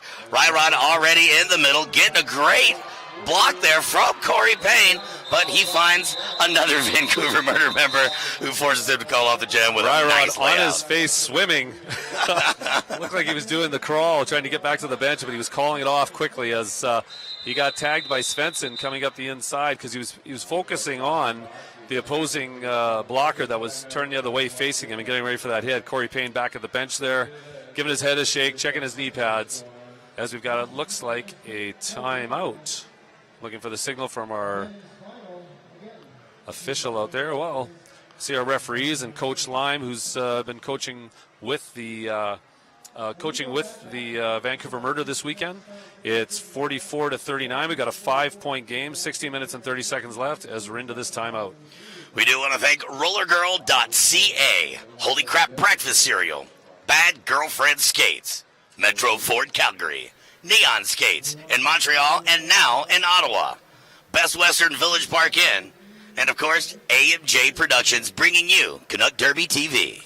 Canuck Derby TV, your only national high-def broadcaster of Flat Track Derby. At RDAC Nationals in Edmonton, I had nothing but accolades and tweets about the incredible quality of the production and the video and the audio that we showed for that. It was really good, and I'm getting the same again this weekend. It's great to hear. So if you're out there at viewing parties, feel free to give us a tweet or give us a shout at canuckderbytv@gmail.com. Let us know you're there as our camera crew waves, because they're doing an awesome job up there, standing there in front of those tripods, not shaking. Yeah, hashtag Mac Truck. That's our team name now. You and I? Oh, there we go. Mac Truck. That just happened. You're welcome. Wow. I'm getting a tattoo right after this game. They don't hurt a bit. Don't worry about it. But I got to put over the picture of Bob's mom now. I don't know if we're ready for that. This is our Mack truck. But it's a Ford F-350 Super Duty. As we look at our fans, some of them tweeting right now. They probably heard what I said, and they're sending us their messages. It looks like we're ready to get back underway here. Timeout is over. Quadzilla versus Stand Aside. Stand Aside number 4 in black for Vancouver. Quadzilla in blue for the Puget Sound Outcast. Both jammers looking to go right through the middle. Quadzilla finds the outside at last minute, makes his way out of turn 2 and picks up lead jammer status. Stand Aside brushing off a hit, but he's making more friends than Puget Sound at the front of the pack. Makes a pad adjustment and he is clear as well. Both jammers in scoring position. Quadzilla finds a standstill as he approaches the back of the pack, gives some direction, makes his way to the outside of turn 4, and almost does a 360 to make his way out. Stand Aside, sees the confusion, takes advantage, gets out of the pack. He picks up 4 points for Vancouver. If Vancouver Murder can continue to hold Quadzilla, Stand Aside is going to kill this jam. He does right there. Quadzilla sees the writing on the wall, calls off the jam after he picks up all the points that he can. What a bump and roll Quadzilla just did off of Wilson there at the front.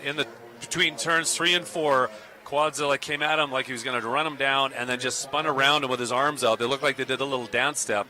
I think Coach Lime wants an official review, but I think he's looking for a forearm or some sort of forearm major on that, because I could see the players there all asking for it. And when you ask the referees nice enough, they typically don't give you the call you want.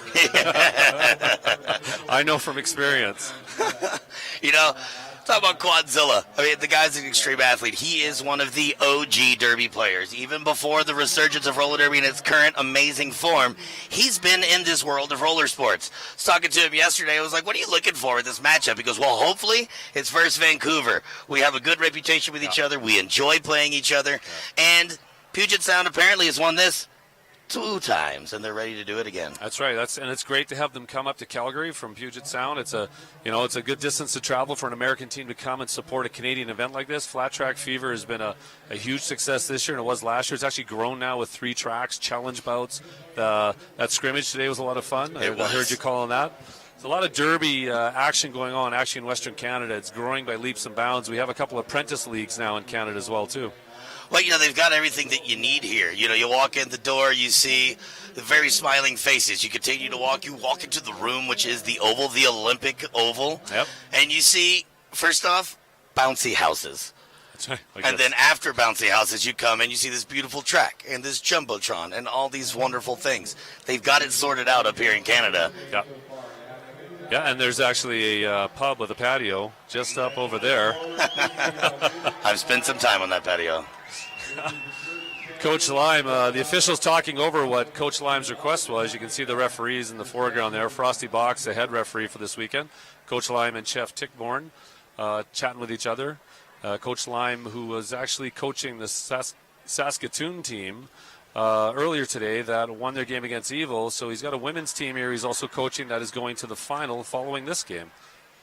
There's some pretty awesome stuff going on the internet right now. It's called Roller Derby, and there's some other amazing things that are happening. Rollergirl.ca is having a huge sale. It's their 10th anniversary. Go online tomorrow. It's starting at 10 a.m. Pacific, and there is an amazing sale going on. Rollergirl.ca, supporting Canuck Derby TV and Flat Track Fever. That's 10 years, that 10th anniversary sale. You definitely want to check them out online, and there's a store in Vancouver now, too, rollergirl.ca.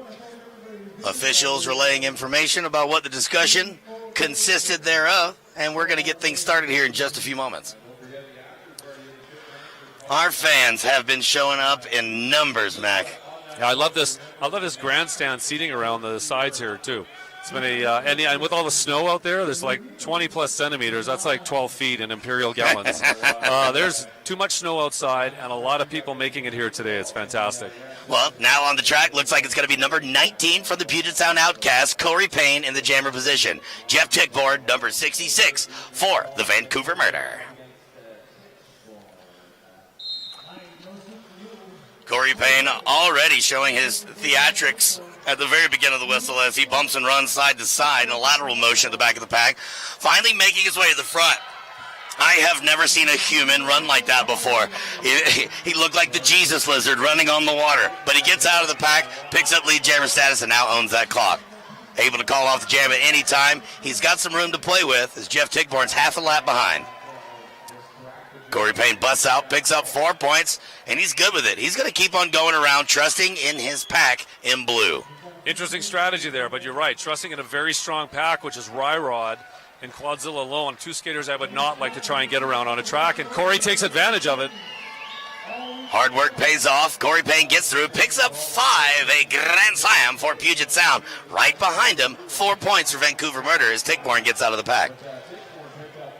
Corey Payne already looking to get into the mix. At the front of the pack now, does a 360, calls off the jam, hoping to keep that point differential in their favor, picking up 2 extra before that jam comes to an end. Corey Payne, like you said, slicing and dicing, running on his feet through that pack. A lot of lateral movement we seen out of Corey Payne all weekend. It's amazing what some of these guys are doing on their skates. Yeah, it looked like he's kick-stepping on toe stops. There should be show tunes playing. In his head, there just might be. 54-52, 14 minutes remaining here in period 1 of the men's final at Flat Track Fever at Calgary Oval. All right, we're reset and ready to go. Number 5 for the Puget Sound Outcast in the jammer position. Looks like we've got number 12, Walker, for Vancouver Murder, with the same roll. Both jammers still caught. Walker finds an outside hole, takes advantage in the backstretch, and becomes lead jammer. Looks like Little Timmy's going to head to the box for Puget Sound, making it 4-on-3 in the pack. Walker making his way through patiently. He has to. He's got 3 very talented skaters in front of him, but he does have time on his side as this is now a power jam. Advantage, Vancouver Murder. Oh, nice move. Walker spins right around Quadzilla. Took some time, but it pays off. He picks up 5, baby. That's a grand slam. 5 points on the board.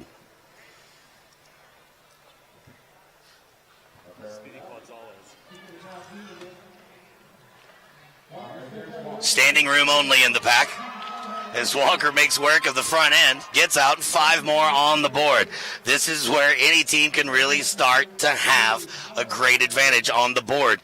Whenever you have two teams that are obviously closely matched up, you take advantage of these power jams. More importantly, you need to keep your behind out of that penalty box. And I really like the work that's going on at the front of the slow pack. As a coach, I'm taking a lot of notes from some of this footwork going on that they're doing for penalty killing with the Puget Sound Outcast.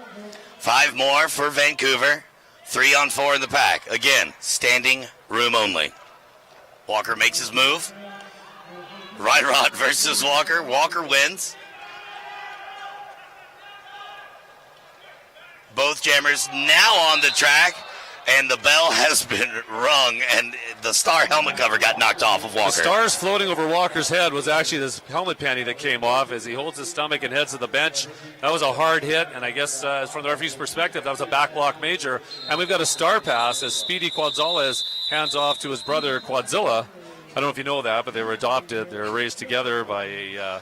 in the back room of a... I'm going to stop right there. I was going down a rabbit hole of trouble and tweeters. All without a carrot. It's 72 for Vancouver, 54 for Puget Sound. This is not even close to being over, folks. It's 11 and a half minutes to go in the first period. Looks like Quadzilla wants the star helmet cover. Shocker. Sitting in the penalty box for Vancouver is going to be Walker, who will be taking over the jammer slot once he re-enters the action. Yeah, and right at the start of that jam, Speedy Quadzilla has got on the track late when the whistle blew, and he's returned to the bench, so they've got a short pack now. Quadzilla, power jam. Unopposed in the jammer position. Only offense or defense are having. Wow, he finds a line right through the body of the pack. Sidesteps, makes his way through it. It made it look easy, although we all know it definitely was not. Those 5 points were earned.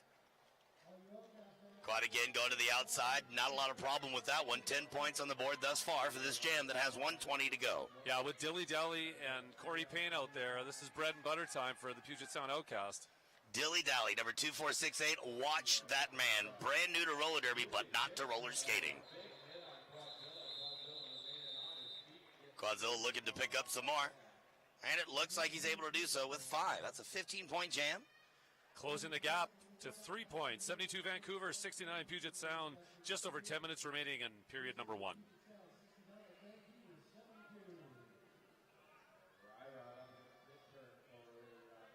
Coach Lime playing another visit to the referees just to verbally remind them of some of the things they may be neglecting.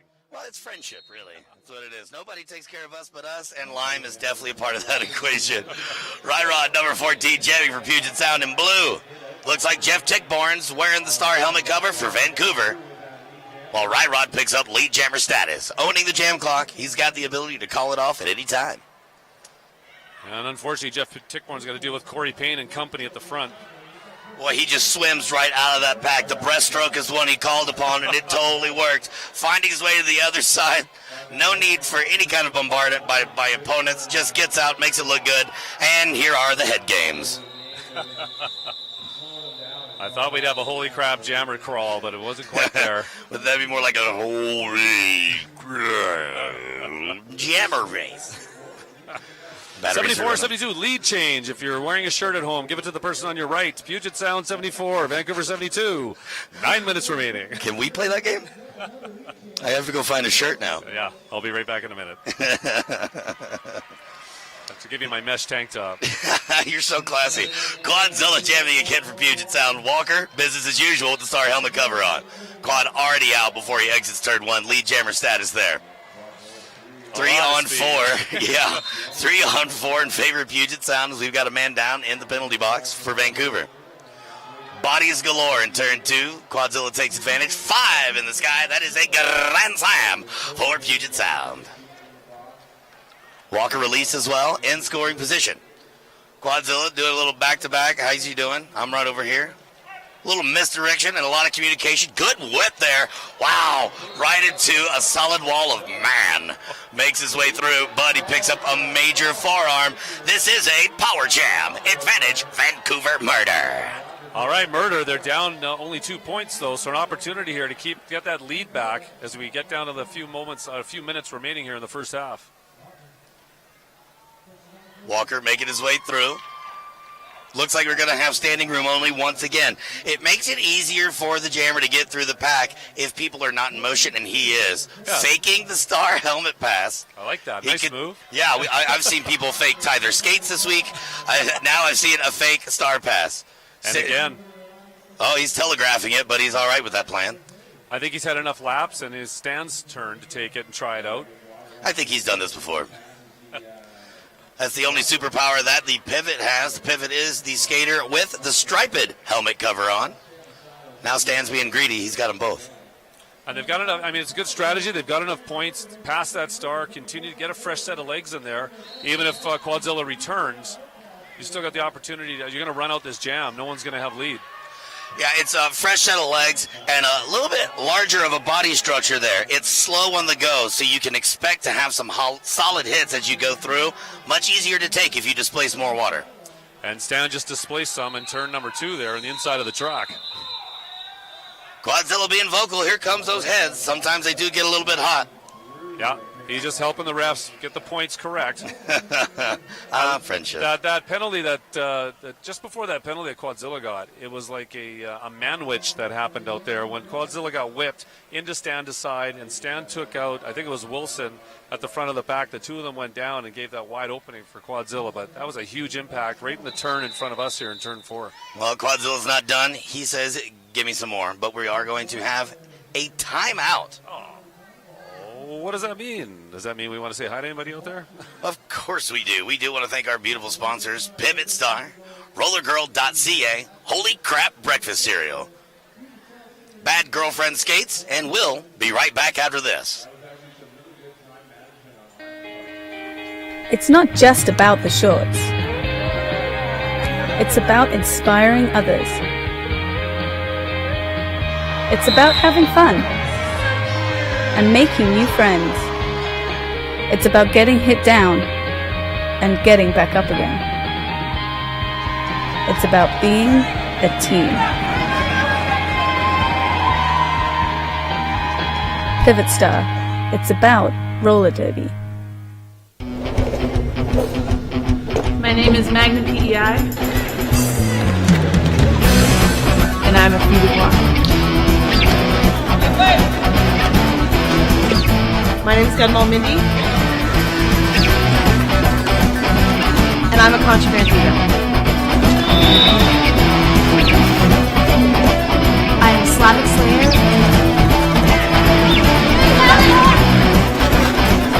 And I am Rakan.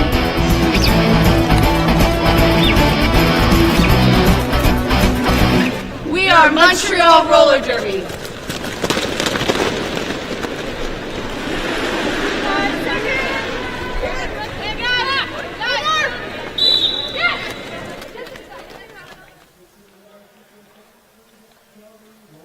Back at the Oval here in Calgary, Alberta, in the middle of a timeout. Currently, the score stands, and it's going to continue to do so. It is 97-84 for Vancouver Murder.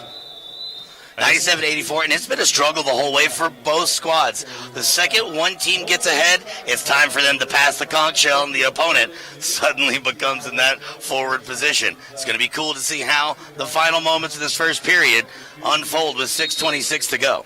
And two familiar characters leaving that jam line right now, Quadzilla and Jeff Tickborn. Quadzilla, the pack moving really slow into turn number 1. Jeff Tickborn looks like he's playing some defense right now. He's not taking the bait with that blue wall. He's going to go play off of Quadzilla. Looks like they're trying to draw some penalties. And they drew one. They drew a cut major on Quadzilla. Oh, forearm, pardon me. Forearm major on Quadzilla. Jeff Tickborn rides the outside line. Comes through turns 3 and 4. Nice balance and good core strength there to stay on those skates. Jeff Tickborn comes to the back of the pack. Passive offense being shown here by Murder, which means they're going to let Jeff play with those guys up front and try to push that pack out of play. But a little offense comes in, and now, you know, that was a really smart move to the back. A blocker came up and dropped the bridge, which puts that front wall out of play, and they get a free pass, and that's 5 in the sky for Vancouver Murder. Yeah, Tickborn was very well aware. That's why he kept digging in, kept pushing against both of those men that were in front of him, getting that separation and that free pass. Oh, looks like we have some theatrics going out there at the backstretch. Not sure if I believe what he's selling, but 5 points on behalf of Vancouver Murder. I was a well-thrown Italian soccer player hit. I like that. In the penalty box, we've got Quadzilla with the star helmet cover on, making this a power jam. He is joined by Dilly Dally, one of the blockers. So in the pack, Vancouver's got the advantage, 3-4, and with the only jammer on the floor. Some really nice patience by Jeff Tickborn. He engaged that pack really hard, took a half a step back, and they kind of rolled towards them and ran at them. Because if they make contact, it's a counter block, and the doors opened up, and he ran through it. Some really good patience I'm seeing with Vancouver Murder with a 112-84 lead. This is clearly exactly where they love to be, and I wouldn't be surprised if they're not a little surprised. They wanted to be close. They've lost usually in the double-digit figures most times at Puget Sound, but good on Vancouver Murder for the game they put on the track today. Well, word of the street is Vancouver has been working extremely hard, and part of their success, I'm sure, could be attributed to playing athletes like the Puget Sound Outcasts. Yeah, absolutely. Raises your game. Quadzilla now back out on the track for Puget Sound. Stand aside lead jammer for Vancouver Murder. There is less than 5 minutes on the period clock. Now it's about milking the clock and getting conservative points and staying out of that penalty box. Quadzilla keeping that elbow nice and tight as he makes the big connect. Gets out of the pack, stand aside, gets out as well, and he picks him up. 4 points for Vancouver Murder. Picking up 4 points with lead jam as the period winds down. What a great position of control to be in for the Vancouver Murder right now. There's some really great offensive blocking going on at the back of the pack. Vancouver Murder staying all over Speedy Quadzales as they were able to kind of keep him in the back of the pack and control the pace of play. Both jammers now in the middle of it, but it looks like Quadzilla's going to go have another timeout. Yeah, I'm not sure. I didn't catch the signal. It looks like a high block. I believe when Quad left his feet, he made physical contact while he was in the air with one of the blockers. And he's going off for a minute. And we got Vancouver with a power jam and a huge opportunity to take a big lead into the halftime. Yeah, if you so much as dust a jersey when you are airborne, you're going to go have a seat. It's a big risk to take. Sometimes it pays off tenfold. Sometimes you're closing out the first period with just about 3 minutes to go, a point differential of 121-84, and now you can't score any points. Yeah, now Quadzilla's got to be careful. I mean, how many trips is that now? It's at least 3 or 4. They only allowed 7, and they will not be able to utilize a skilled skater such as himself. I mean, he's a leader on this team. So they've got to keep him between the tape and up the middle of the track for a while. Well, it looks like it's really important to Puget Sound to go into halftime as close to Vancouver at this point or ahead. And I think that's why you're seeing some of these last-minute fires start to ablaze. Yep. Maybe a little frustration leaking in with Puget Sound to have Vancouver leading them for almost the entire half. The Canadians on the track, very calm, cool, and collected as Walker gets through the pack. Picking up lead jammer status, owning that jam clock. We've got 2:22 in regulation, 1:30 in this jam. Walker taking his time, makes his way to the front. Again, you see the standing room. Multiple reasons why you do this. To milk the clock and to gain conservative points. 5 more on the board for Vancouver as they continue to pull away. Especially with pack advantage, too. There's 3 blockers out there for Puget Sound. Not that it's easy, but leave your jammer to take care of that before you throw some active offense. And Walker being very cautious, stepping through cautiously, getting that blocker out of play. 5 more points for Vancouver. Hearing the support from their fellow Canadians here in the stands, Walker regroups and is ready for more points as he enters the pack. Moves in and out, gets through, picks up all 5. Not the most difficult points he's seen so far, but definitely had to go to work to get them. Quadzilla now back on the track. Power jam is over. Only 1 blocker in the box on behalf of Puget Sound, so it's 4-on-3 in the mix. Walker at the back. Quadzilla making his way up front, taking a nice connect from number 333, Dave Svensson. Quad now out. That's his initial pass, and 4 more points on the board for Vancouver as the clock expires. Massive jam. Huge jam. A minute left. 140-84. A big lead for Vancouver. They got to be feeling really good about their game. They just got to stay on the game plan they're on, and they take this into the halftime with a bigger lead than I think everyone in this building and watching at home expected. And we are right now in the middle of an official team timeout on behalf. Official review for Puget Sound. There's so many official things happening, it's out of control. This broadcast is brought to you in part by Pivot Star, RollerGirl.ca, Holy Crap Breakfast Cereal, Bad Girlfriend Skates, Metro Ford Calgary, Neon Skates in Montreal and now in Ottawa, Best Western Village Park Inn, and AMJ Productions.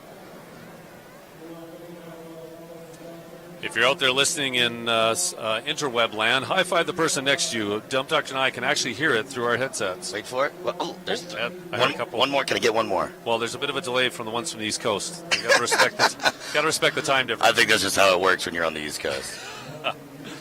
Easy for me to say when I'm not anywhere near them. I get a thumbs up from stand aside on the track towards us because they've really locked their game down today. Playing a great game out there. The referees are still conferring, I believe.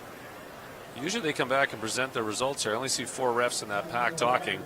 As many fans look down at their electronic devices during timeouts, texting and tweeting their friends and neighbors. Well, when you're tweeting today, do hashtag Flat Track Fever, hashtag Canuck Derby TV, and hashtag Mac Truck. We better get a Twitter account going. Yeah, it's about time. Oh, no. I got to explain this when I get home. Even the kids are here, too. And I know it's sad the bouncy castles came down, but I'm telling you, the bouncy castles were a massive hit. And kids galore here. Again, great family entertainment at Flat Track Fever this weekend. Yeah, it's been really cool to see all these kids that are extremely into what's going on. We've had some juniors games here this weekend, men's and women's. It's been the full gambit. On the jammer line, we've got Ryrod, number 14 in blue for Puget Sound. We've got number 4, Stand Decide, in black for the Vancouver Murder, who stand at 140 over Puget Sound's 84, 122 to go in regulation. Once the regulation clock does expire, pay attention to the jam clock. If that, more likely than not, is how this is going to unfold. For the first period, Rod goes off to the races, turns up the sprint, gets lead jammer status. Looks like somebody shot him right out of a cannon. And Stan waited at the back of that pack and stopped skating to play some jammer defense, hoping to sneak through when Ryrod showed up, but there's Ryrod taking 5. Ryrod's taking 5, and Puget Sound's focusing on defense. They have all got their eyes on Stand Aside. You can see all 4 of them staring the man down. That's what they're focusing on right now. No more points for you. We need some before we go to this halftime, and they're getting them right now. Stand Aside still caught up, having to be recycled, go to the back of the pack. Puget Sound, really great defense here in the first. Yeah, Corey Payne or Ryrod coming back in less than 10 seconds to that pack for points again. Ryrod is just an athlete. You hit him, he's still there. He may have fallen and gotten back up, but it's so quick you have no clue. Stand Aside, looking to push through the front. Staying very patient and poised. He does not want to go to that penalty box. He versus Corey Payne, and Stand Aside gets through in his initial pass. Nice spin move off of that Corey Payne block, too. He pivoted off him to use his momentum to get out of that block. That was a nice move by Stand Aside. But look at the response at the last jam of the half. Getting just under the 100 point at 99 for Puget Sound, 140 for Vancouver as we end the first period. And we're going to rejoin you here in 10. On behalf of Canuck Derby TV, my name is Dump Truck. I'm Mac the Mouth. We'll see you in a bit.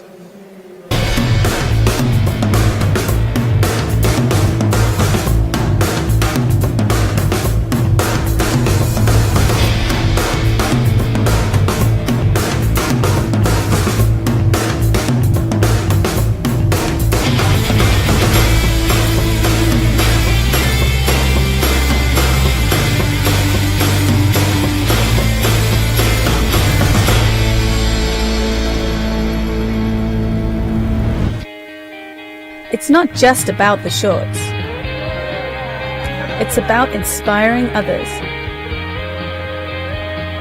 It's about having fun and making new friends.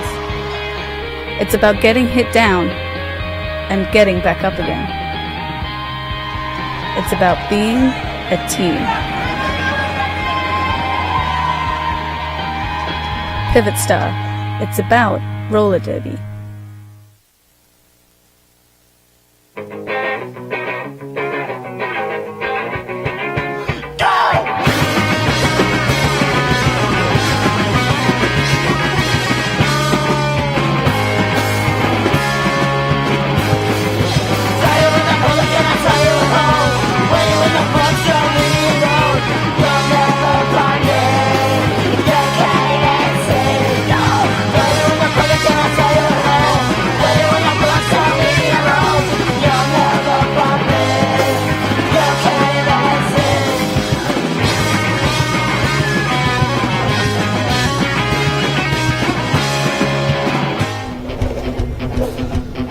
My name is Magna PEI.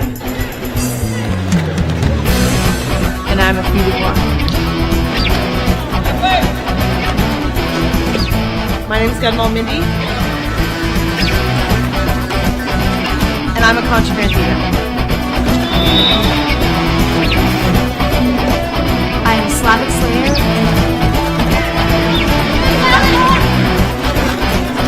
And I am Rakai.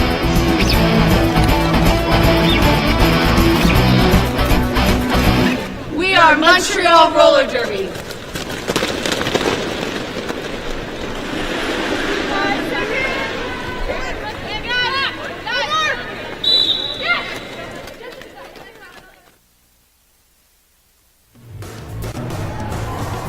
Oh, hi, I'm ZZ Slop with Fog City Rollers, and you're watching Canuck Derby TV.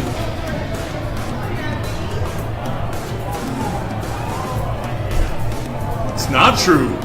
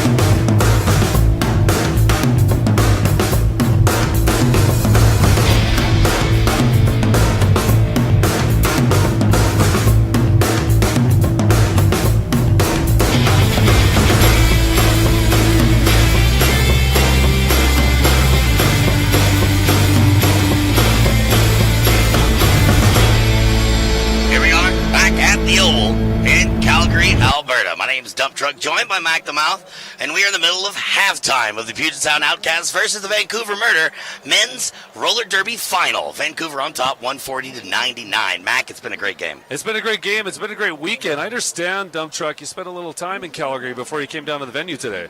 Yeah, you know, I like fun, and I love visiting all the new towns that I'm in. So I got a little bit of a fashion advice from some of our friends here in Calgary. All right, here we are at Riley McCormick's in Calgary, Alberta, and I've got a resident expert on all things cowboy, and she's going to help me get outfits. My friend Katie. Hi. How's it going? I'm good. Well, first and foremost, I think it's all about the hat. So we're going to try this one on you right here. I like it. This will look awesome. Black this is is good. Beaver Fair. This is like one of our best hats. And you know what? That is a perfect fit right there, cowboy. Here we go. How y'all doing? Work it out. I don't get manhandled very much, and right now, this little guy is jerking me around like he's really enjoying himself. And oddly enough, I'm okay with it. I can almost feel my thighs. I like the flowers. Flowers are good. Oh my God, it's favorite. Better? Yeah, they're. Hi. He's Got the the boss. keys. Every once in a while, I'm just gonna come in here and get jerked around a little bit, just so I feel like a smaller person. Yep. I'm ready for Calgary. Hey, great to be back here. Nice look there, nice Western look, Dump Truck. Pleased to be joined here at the Mack Truck bed with GW Tush from Montreal, but also from Neon Skates, owner and operator of Neon Skates. Tush, how's it going? It's going great. Yeah, enjoying Except the it's weekend? snowing. Yeah, you left Montreal to get away from this weather, didn't you? Yeah. Yeah.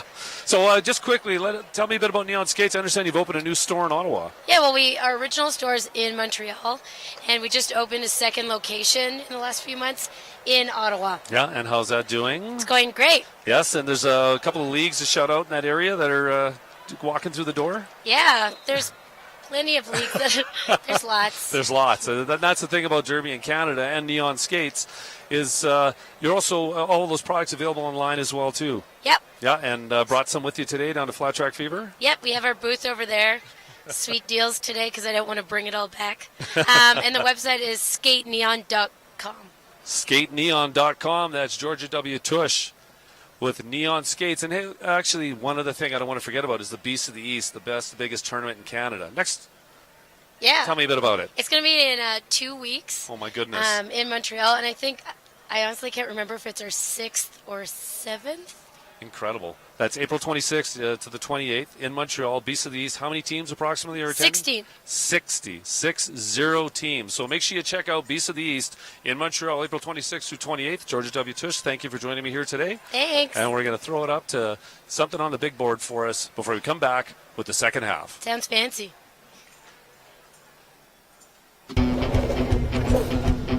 My name is Magnum PEI. And I'm a few one. My name's Gunmal Mindy. And I'm a controversy girl. I am Slavic Slayer.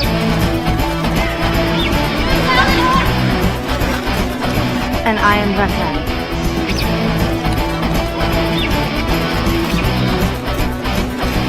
We are Montreal Roller Derby.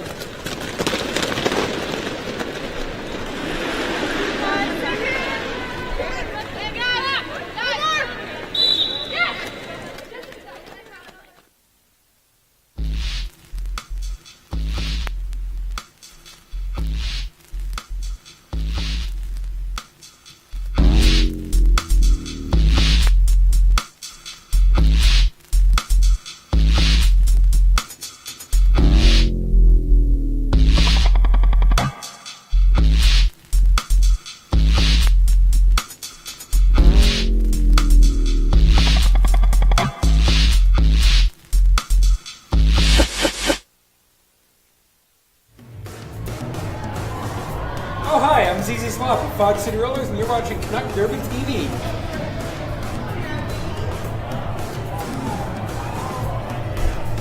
It's not true.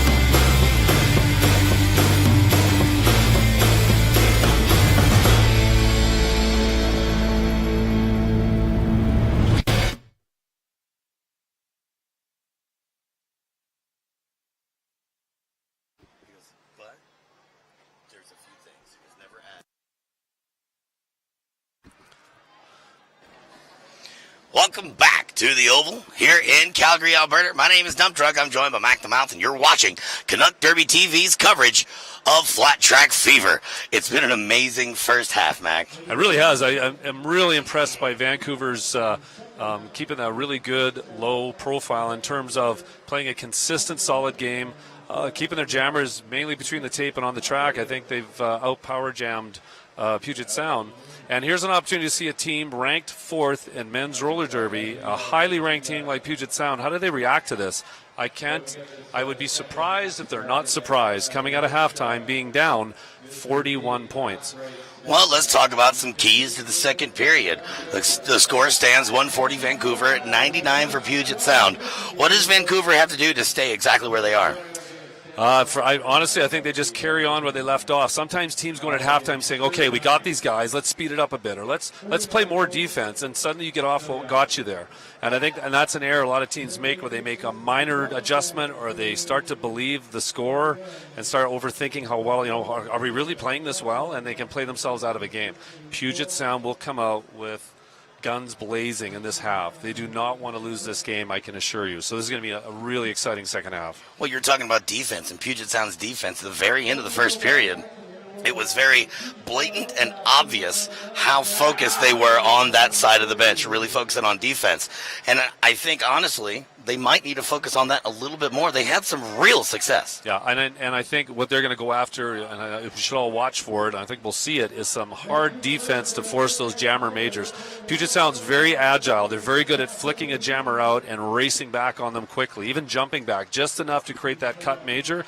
And everyone, again, like I said earlier, the men's teams have dug into that new rule set, and they're playing it well. They're looking for those loopholes and skating through them. Well, and Puget Sound's definitely known for getting that fine-tooth comb out and knowing the rules to the point to where it can be mistaken for head games. It's like, no, we're just very aware of what it says in black and white. And we're starting to talk about the jammers. We've had Quadzilla in the box quite a bit. Who do you think is going to be his replacement? We'll see Ryrod a lot more times. He didn't have very many trips to the box. Well, and that's who we're seeing right now for Puget Sound in blue. Walker, number 12 in black for Vancouver Murder. Both jammers in the middle of it. Ryrod finds some room, takes advantage of it, picks up late jammer status. Big burst of speed from Ryrod, and then he dips down and disappears around that corner and pops up again with lead. Oh, nice hit there from Little Timmy, taking down Walker, but he gets up out of the pack. Both jammers in scoring position. I love it. I love to see players using each other. Just because you're not the one making the forceful move doesn't mean you can't use your friend to do so. 4 points on the board for Puget Sound. They're the first ones to answer back in the second period. Things slowing down in the pack so much, Ryrod loses his footing, and I believe that very well could be, yes it is, a low block major. He's going to be taking a trip to the penalty box. It's like we were talking about it. Wow, yeah, and really, how do you avoid that? Just a circumstances occurred, and he fell as small as he could, but he made physical contact below the waist in that illegal, or below the knees in that illegal zone, and he's going to get the low block major. Power jam Vancouver. Nice move there by Walker in this power jam. Absorbs the hit. Quick 360 without advancing any position. Just really spun around. Takes advantage, moves on out. Vancouver in control of the jam clock and the point board. Yeah, we got a nice shot here you're watching at home. You can really see the setup that both teams are playing now with a power jam and penalty kill. Puget Sound just eating time off this 1 minute penalty. Walker in the lead with his Vancouver Murder. Not too concerned about getting through the pack quick and in a hurry. All he wants is that 5 in the sky. Grand slam, 5 more points for Vancouver. How he meets the front four wall yet again alone as there's standing room in Vancouver. Walker finds the outside, the front stretch, and continues to take those hits, absorb them, and turn them into forward momentum. A great way to show people you know how to skate. And stay low and in the middle of that track, too. Stay away from those lines. Well, and with his size, being a much more lean skater, you really have to focus on where your center of gravity is. It's much easier to knock over someone who doesn't take up as much space or weigh as much if they're standing straight up than it is otherwise. Like, if you're smaller, you need to get low. That's where you're going to be able to really stay on your feet. Yeah, and look, Ryrod back on the line. Who knew? So Ryrod versus Stand Aside. Stand Aside. I think he's been like one of the, temperature-wise, coolest jammers of the day. Yeah, he's very, very chill skater all the time. He's actually assisted, works with Camp Pivot as a coach sometimes on agility and footwork. I see what you did there. Stand Aside jamming for Vancouver and the shameless plug for Camp Pivot Star. Great supporter of Canuck Derby TV. And there he goes getting out. Now, this is the first time we have seen Dilly Dally wear the Jammer helmet cover. And I've been wondering if we're going to see him kind of be not necessarily the replacement for Quadzilla, but someone they're going to kind of put in those shoes since he does have so many penalties on the board. Dilly Dally gets out of the pack. Lead Jammer is his, and so are those 5 points. A lot of big blocking, and you're seeing that defense turn up from the Puget Sound.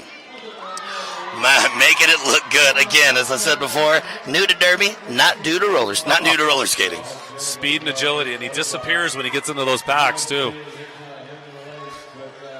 Here he goes to the outside. He's in turn 1. Oh! Does stare down as he watches his opponent have a seat and stay a while. Beautiful moves there. From our vantage point here, he skated into that pack, gave a shoulder jig, headed to the outside, put his heels together, lined his skates up, and called that jam off as he slipped that last blocker. All he needed was popcorn because he was enjoying the show. Really An nice elephant move. and a flaming hoop to jump through, and I think it would have been a 10-pointer. Oh, man, here come the alligators. All right, 161 Vancouver, 117 Puget Sound Outcasts. We are in the second period of the men's final here at Flat Track Fever. We've got 26 minutes to go in the final period. Looks like multiplayer block on Ryrod. Caught hanging on to one of his own blockers to keep himself in play, and unfortunately that impacted the path of a blocker on the black team or the opposing jammer. That's a multiplayer block. Jammers can get them too. Yeah, that is a fact here at Flat Track Fever. Power jam situation for Vancouver, and it looks like that's going to be Jeff Tickborn in the jammer position for Vancouver. Boy, he's a fighter. Yeah. Gets out of the pack, fighting hand, tooth, and nail. Gets 5 on the board. That's what he wanted. Yeah, solid, strong skater, and he's going to be really patient. I think the P now in power jams for Vancouver is a patient power jam. Yeah, for sure, definitely. You've got a decent lead. Nothing to actually consider yourself to be in a comfortable position, but you've got a lead. You can play with the clock some, show some patience, keep that temperature as calm as possible, and stay out of that box. The game could be yours. Yeah, Quadzilla back on the track.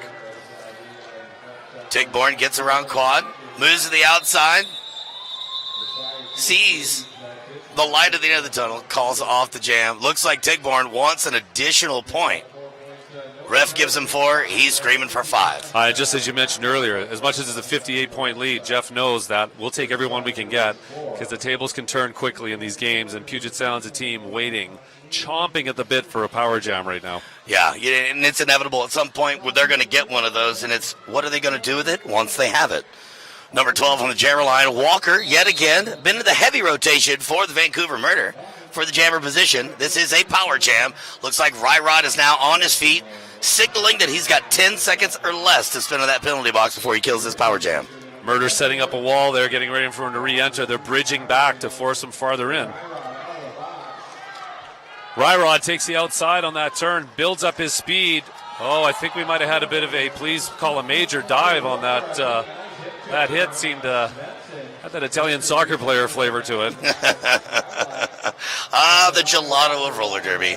Here we go. Walker makes his way out of the pack, picks up 4 points. We've seen some theatrics on both sides of the bench thus far. Oh, yeah, it goes both ways, trust me. This is roller derby after all. Walker led the front, flips around to get his eyes on Ryrod, and boy, the timing was right there. Calls off the jam before Ryrod could do any damage. Yeah, sometimes that flip is about getting your hips past the opposing blockers. So I turn and stick my ass out and start calling the jam off. I actually get my hips farther back than if I'm skating forward. So when I turn around and skate backwards and stick my butt back, I can get my hips past yours faster than if I'm skating forward with my hips forward. So you see jammers do that at the end of a jam to try to sneak one. You sneaky, we call sneaky it, jammer. Canada, we call it the one-cheek sneak. Well, let's see what Dilly Dally's going to show us in blue for Puget Sound. An impressive first jammer position that he held not too long ago, and he looks to keep us excited in this jam as well. He's going against Stan Decide from Vancouver. Both jammers out of the pack and in scoring position. Lead jammer owned by Dilly Dally of the Puget Sound in blue. Wow, Dilly Dally, for a new player in roller derby, he is extremely aware of what's going on that track. Yeah, you usually get a lot of new players that are very skilled and fast, but don't come with the track awareness package that Dilly Dally's showing today. Great skating. We've seen him all weekend, actually. We've watched him skate, and he doesn't look like he could get ID for some places. The word on the street is he is 18 years old and brand new. Wow. And this is the thing. We had Junior Derby up here this weekend, and we get, the difference in age differential with men's derby is greater than a lot of the women's derby. Stand Aside's 50 years old, by the way. No, I don't believe it. Ryrod out there, the jammer position for Puget Sound, gets knocked to the dirt, but just rubs it in the wound and gets lead jammer status as he makes his move. And we're seeing a Ryrod dilly-dally rotation right now for Puget Sound as they battle their way back in there, still down by 61 points. Svensson on his way to the box for Vancouver. Not happy with the call, so now Vancouver's down 2 blockers. It's 4-on-2 in the pack. 5 points on the board for Puget Sound as Dilly Dally makes quick work of that pack. Tickborn trying to get out, but here comes the defense of Puget Sound. They've got a capable jammer, and they've got capable blockers, so they kind of divide and conquer there. A little bit of jammer-on-jammer action. Ryrod goes ahead and calls off the jam after he gets all 5. chipping away at that lead now. It's 51 points, and you can see Puget Sound's getting into a rotation and getting into a rhythm that Vancouver Murder needs to break up. And I think it's going to be great. Hit it and quit it. The really quick ones. Get out there, get your points, shut it down. Save the clock. Yeah. Get an advantage in the points. Repeat. If they can stay out of the box and they continue to do that, it's a very Texas style of play that has been very successful over the years, and it's been adapted by all leagues, men, women, and otherwise. Absolutely. 20 minutes left. Dilly-dally again, and he's already quickly out at the front of the pack with 2 blockers, a gut pass. That stand aside, and he bursts the speed, gets lead, and it's a power jam for Puget Sound. This is what they wanted, Dump Truck. Yep, they're looking to go ahead and shrink that gap. It's 182-131 as it stands at this moment. But power jam situation is where the story can definitely take a turn. Dilly Dally enters the pack backwards and then does a 360 around the world. Gets through, picks up 5 points on the move. It's difficult enough to talk about it, much less be the athlete in motion. Yeah, it's like his upper body disconnects from his lower body when he gets to these packs, because if you watch his shoulders and hips, you're not going to get where his feet are actually ending up going. It's pretty amazing. Yeah, he's definitely in tune with his core strength and how to apply what he's worked so hard to obtain. Now we're going to look at the score, 182 for Vancouver, 139 for the Puget Sound Outcasts. We are just under 20 minutes to go in this final period, and you're watching Canuck Derby TV's coverage of Flat Track Fever at the Olympic Oval in Calgary, Alberta. And don't forget, up after this exciting game is yet another exciting game. We have the women's final featuring the Red Deer Belladonnas and Saskatoon's Roller Derby Association. Saskatoon making it to the final of the Canadian Nationals a few weeks ago in Edmonton. And Red Deer very close in that hunt as well, too, in the Final Four. It's going to be a great game right after that. While you're surfing the webs during the week, probably at work, make sure you check out BadGirlfriendSkates.com. They are Alberta's first and second roller derby shops, owning and servicing the local market, serving Calgary and Edmonton. Check them out at BadGirlfriendSkates.com. Looks like we might have an official review, as we've got, I know, captains Quadzilla and Coach Lime. They're probably wearing the A's or the C's today, so they can go up and discuss it with the refs. We'll just see. Actually, it was one of the officials from the penalty area that came over, so this is more of an NSO official review, I believe. Can the NSOs have an official review? How many timeouts the NSOs got? Yes. Yes is the Good answer. C. Okay. All right, here we go. Ready to hop on the good foot and do the bad thing. Right Rod is going to be in the jammer position for the Puget Sound Outcasts in blue and yellow. And it looks like it's going to be power jam situation advantage for those gentlemen, as Walkers have a deceit for the Vancouver Murder. Well, actually, we do have an official review now. Coach Lime is up there. Vancouver taking an official review. Skaters here, and this is the sort of thing that can break a team's momentum. Puget Sound has chipped away at this lead. Vancouver wants to maintain it. Vancouver's still in a safe position to keep this game. And when Puget Sound starts to get into a rhythm like they have been, a break like that is actually something they don't want. I'm not clear yet on. We'll get some clarification on what Coach Lime is requesting the review on. But he's discussing that right now. You can see Coach Lime and Quadzilla. They just they just presented their case, and they, being Coach Lime, presented his case to the referees. The officials then will gather, talk about what the review's on, get feedback from all the officials. We got an update, Dump Truck? We do have an update from a buddy calling his shots. Do appreciate all the hard work that our NSOs and other staff are doing here. The initial official review was to determine if the Murder Jammer left the box a little bit early. Getting a clarification on that right now, and then there's a subsequent official timeout as well. We'll let you know as soon as we get word. Yeah, Colin DeShots, the head official for this weekend, so I think he's only skated once, because that means he has to run around. There he is right there. Up from Wasatch, a level 5 WFTDA ref. So you're really blessed in the Pacific Northwest with refs like Colin DeShots, Rock, Osis, top level 5 refs that help make our officiating in Canada that much stronger. And I'm saying, bouts like this, these types of situations, this is where referees get their chops and learn to handle these calls. It's Frosty Box, the head referee for this men's final today. And her team have concurred, and now Frosty's going to talk to Coach Lime and Quadzilla and explain the outcome of the call. I think Dump Truck may have some information for us. Dumpy. Yeah, there's no penalty assessed to the murder for exiting the box early, and it looks like they are reviewing a track cut out of turn 2, as it seems. Again, huge thank you to all the support staff and athletes here at Flat Track Fever. And I mean, you and I can both speak to it because it's been, for me, 7 seasons now of Derby. It was hard and few and far between games where the officials came over and shared anything with us. It seemed to be like a secret enclave where they were voting for the next pope. We could never find out what the call was. We had to kind of figure it out ourselves. And now you get outside pack refs that signal all the way around when they send a jammer off, and that's for our benefit as well as the fans. They recognize the need to communicate that out, and then you get that synergy with the officiating crew, and they work so hard as volunteers to do such an excellent job. It's really helpful for us. Well, our primary objective is one simple thing: translate what's happening on the track, and they're the ones with the Sanskrit. That's right.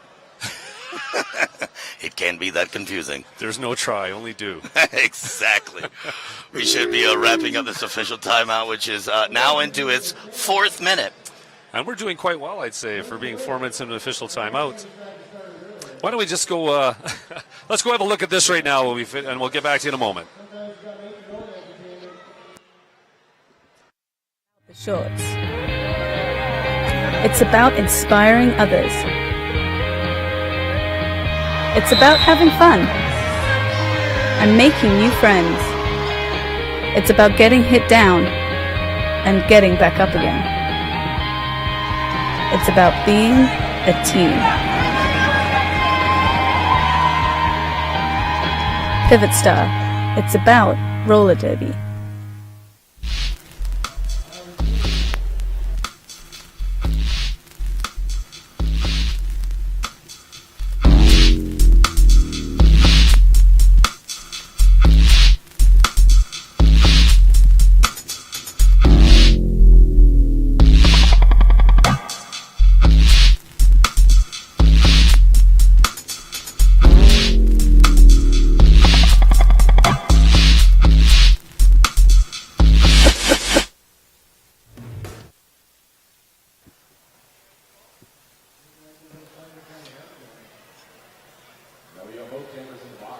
Welcome back to the Oval. You're watching Flat Track Fever. We've been in the middle of a few official timeouts, now racking it up to 5 minutes and 45 seconds.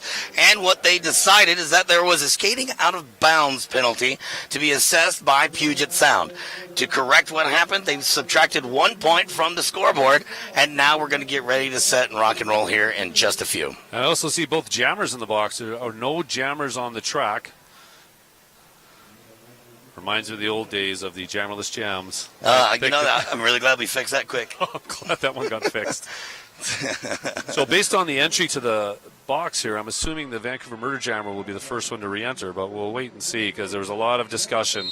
A 6-minute timeout means there's a lot of talking going on. Whistle blows, and hey, I'm correct. Yep, with Puget Sound gaining that penalty and subtracting a point from their score, that's exactly how it maps out. Walker back on the track, jamming for Vancouver Murder. Again, Vancouver in black, Puget Sound in blue. Walker caught the back of the track, or back of the pack, trying to get to the outside of the apex, and Power Jam is now over. Right Rod back into the action, and he is actually going to be the first man to exit the pack, gaining lead jammer status. Yeah, you can see how low he gets when that hit comes. Good job by Rod. He got knocked out of play, had enough awareness to look back and jump back onto the track clean. Rod, lead jammer. In scoring position, picking up points as we speak. Still caught at the back of the pack. Vancouver's not going to give them anything for free, that's for sure. Looks like at the back of the pack, Puget Sound focusing on that defense, which has seemed to be the key in the second period. They've tightened up that blue wall on there. They're focusing on nothing but jammers right now and trying to force those cuts. Here comes Rod, jumping the apex in turn 4, trying to make his way all the way through. With a little bit of extra work, he gets it done. 5 points on the board for Puget Sound. Rod showing some agility there. That was a straight down the straightaway apex jump. That was barely the corner. I think he landed past the jam line. And Corey Payne, I could see Corey Payne and him make eye contact, and Corey capped the end of that blocker to give him that 6 inches of air room to jump through, which he took. Amazing. Yeah, there's a lot of obvious camaraderie and a lot of obvious time spent from player to player. It's not just on the track. They are actually so in tune with each other. It's not just because they know roller derby. It's because they spend lots of hours on the track together in practice. Corey Payne going back and forth in the jammer position for Puget Sound. He's going to make his way out of the pack, and he is lead jammer. Jamming for Vancouver Murder is going to be Jeff Tickborn, who's still caught in the middle of it. Quadzilla in front. Looks like they have to let him go as they call a no pack initially, and now it's at the back. Corey Payne looking to pick up some points here, Mac. Yeah, and Jeff Tickborn now finally out of the pack, but here's Puget Sound again. Taking lead, taking 4 points. Are they going to call it or trust their defense? Looks like they're going to play their defense. They've had success so far this half, and they're closing this gap to 30 points. Tickborn gets through the pack untouched. 4 points on the board for Vancouver. Corey Payne with a nice little bump and rub to give him just enough separation to move to the inside of turn 4, pick up that extra point, and call off the jam. 4 more for Puget Sound. Yeah, interesting, because I think a lot of teams would go, why is Puget Sound taking that pass and going once more around? And I think what they're having is a lot of faith in their blockers to pull a cut major. I think they're really fishing for a cut major with the jammers on Vancouver, who have been nice and patient. Because a lot of teams would take the 4-0 and call it. They're taking an 8-4 jam and see if they can risk a major. Yeah, a lot of thought goes into this. I wonder how much footage is watched by both of these teams. Oh, yeah. Walker jamming, number 12 for Vancouver. Lead jammer status owned by the Canadians. The Americans in blue and yellow from Puget Sound have Ryrod leading the charge. Walker in scoring position, already approaching the back of the pack. He's looking for his point of entry. Doesn't find it at the outside of turn 3, but he's going to keep hunting as Ryrod exits the pack with some help from Mr. Svensson. Yeah, Walker kills it. Calls the jam off as Ryrod is coming too fast. No points scored there. The 30-point lead is maintained. We're almost halfway through the final half. 186 for Vancouver, 156 Puget Sound. Stand aside, as we've seen, back on that jam line, up next against Corey Payne. We do have a full complement on the track. There is no one in the penalty box. Oh, take a drink. Yeah, and hold your breath. It'll be over soon. Hand your shirt back to the person on your left. Corey Payne in the back of the pack. You've got the Vancouver wall of 3 holding it down, but not for too long. He gets out of the pack in the backstretch. There is one lead jammer, and he is from Canada and the Vancouver Murder. And holy crap, we've got a jammer race. Brought to you by Holy Crap Breakfast Cereal.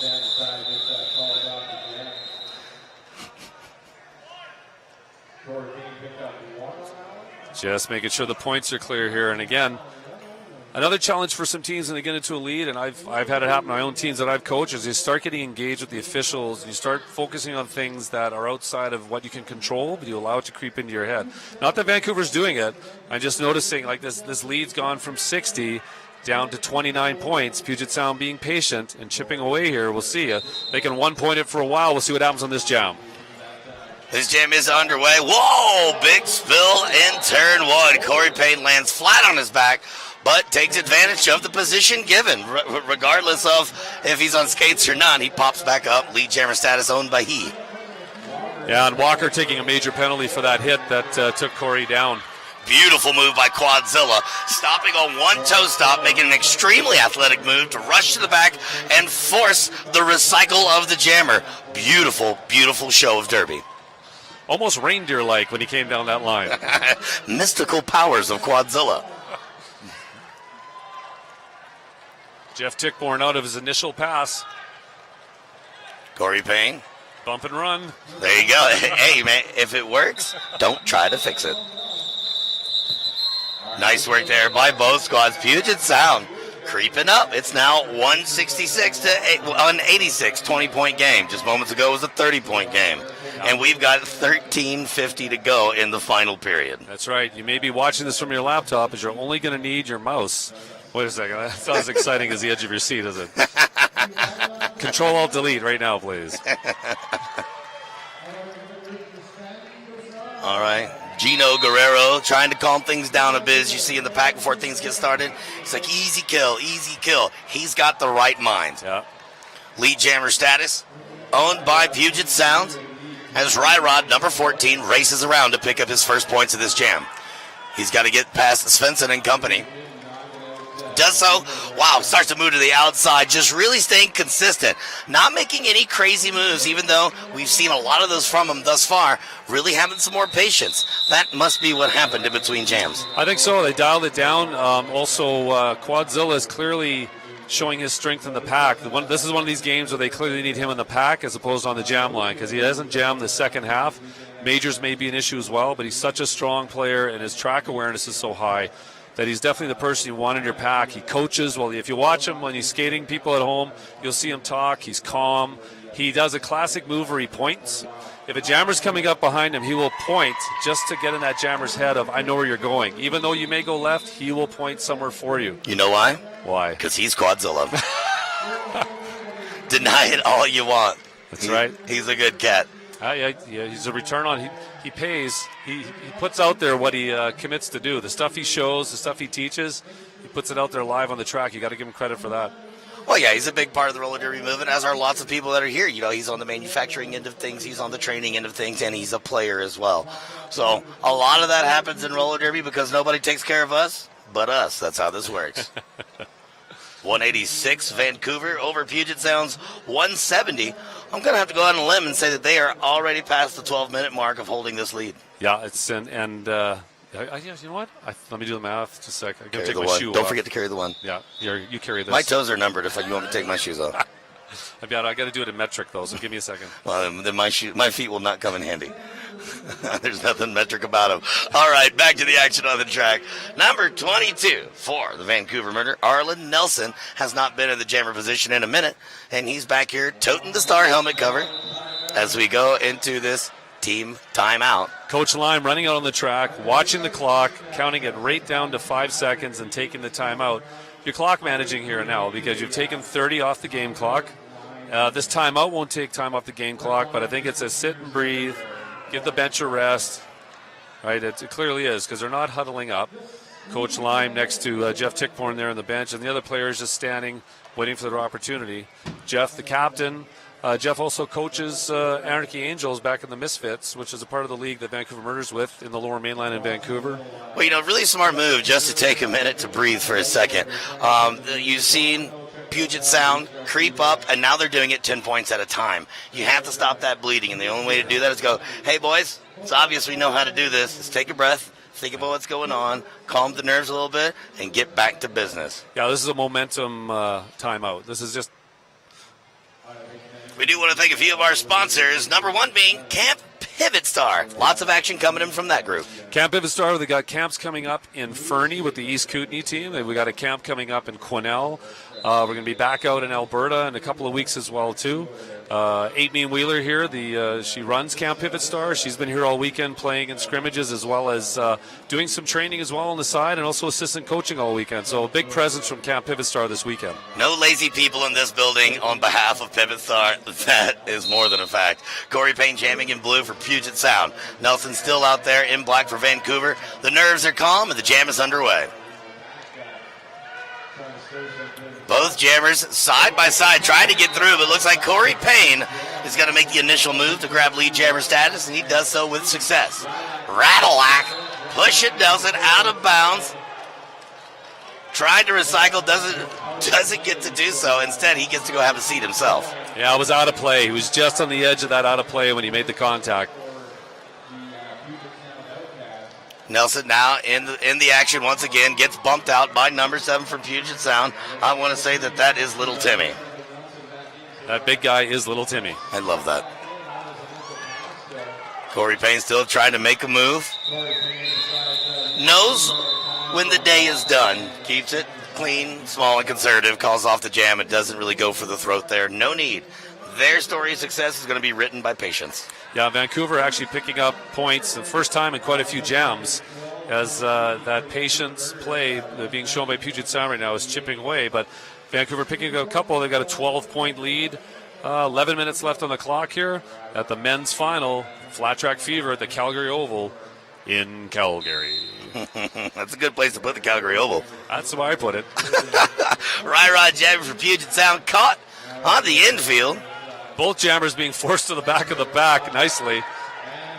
Get enough separation where they're no longer part of the action. Ryrod takes advantage, did not chase that piece of cheese, stayed exactly where he was, out of the trap, and in lead jammer position. Yeah, Jeff Tickborn still talking to the ref about that. He believes a missed cut call, but to your point, Ryrod waited till that back blocker was out of play, and he's legally allowed to re-enter the track, no penalty. Smarter, not harder, Mac. Yeah, track, that's what she said. I didn't know you were there. Track, well, hey, I think it's time for a shout-out to Bob Noxious, because Bob was the wrangler for this weekend. Bob may be home rocking back and forth with his knees pulled to his chest. And we've had a whole free Bob program going on here. These shirts have not sold well. Here, come to this side a little bit and check out this free Bob shirt. It's not a joke. Canadian said, you're too much for us, and we need a little bit of a break. So in support of Mr. Bob Noxious, we want you back up here in Canada, buddy. We miss you. Now we're back on the track with the action at hand. Lead jammer status owned by Puget Sound, and it's Corey Payne doing the damage. Walker leaps past Quadzilla in turn 3, gets out of the pack, both jammers in scoring position. Puget Sound already picking up points. 4 of them to be exact. And that jam comes to a close. He didn't quit it. Here we go. Here we go. 190, 185, a 5-point game. Man, boy, how things change. Yeah. And I like it. It's like, this hasn't been a power jam change. This has been a grinded out, both jammers on the track, talent and effort on both teams' halves here. Well, and big kudos go to those in stripes. Men's derby is so explosive, and the bodies go all over the place. The hits are big. It's so fast, and they're still making sense of it. As you were saying, this has not been decided by penalties. This has been decided by roller derby. That's right. Let the players play the game. There we go. Stan the man, getting out of the pack. Still cool as a cucumber. Lead jammer status owned by the Vancouver Murder, and that's what they need. He needs to get through this pack, stay conservative, and call it off. There he does. He gets what he can get. 0 points for Puget. Quad wants to's, not going to get them. 2 points for Vancouver Murder are on the board. 192, 185. Vancouver still in charge with 8:34 to go in the half. Lots of time with 7 minutes left. You got any quick shout-outs there, Dump Truck? Definitely. We do want to take a moment to thank our sponsors, especially for this podium. Metro Ford Calgary, bringing in their 350 Ford Super Duty. Super Duty, that's D-U-T-Y. The only truck tough enough for roller derby. Corey Payne jamming for Puget Sound. Major track cut. He's going to go have a seat and stop sweating. And it looks like Walker's going to be an advantage here. Clock on his side. I would not say the points are, though. You need a much larger lead to say that you're an advantage on the scoreboard. Yeah, and this isn't even initial pass yet, so he's not in a scoring position. They've held him up at the back of the pack. Big time recycling happening there. Smart by Puget. And here we go. It's going to be a jammer switch out. Oh, you know what? Here we go. There was a cut major called by the inside jam ref, the outside pack ref, and good on him. Recognized that Dilly Dally was already been passed by the jammer, waved the jammer back on. It was a good correction on the referee's part, just as you were talking about the officials. Walker trying to get through. Boy, does an impressive move. Looks like he's getting ready to start a track meet just outside of turn 1. Quadzilla gang, get off me.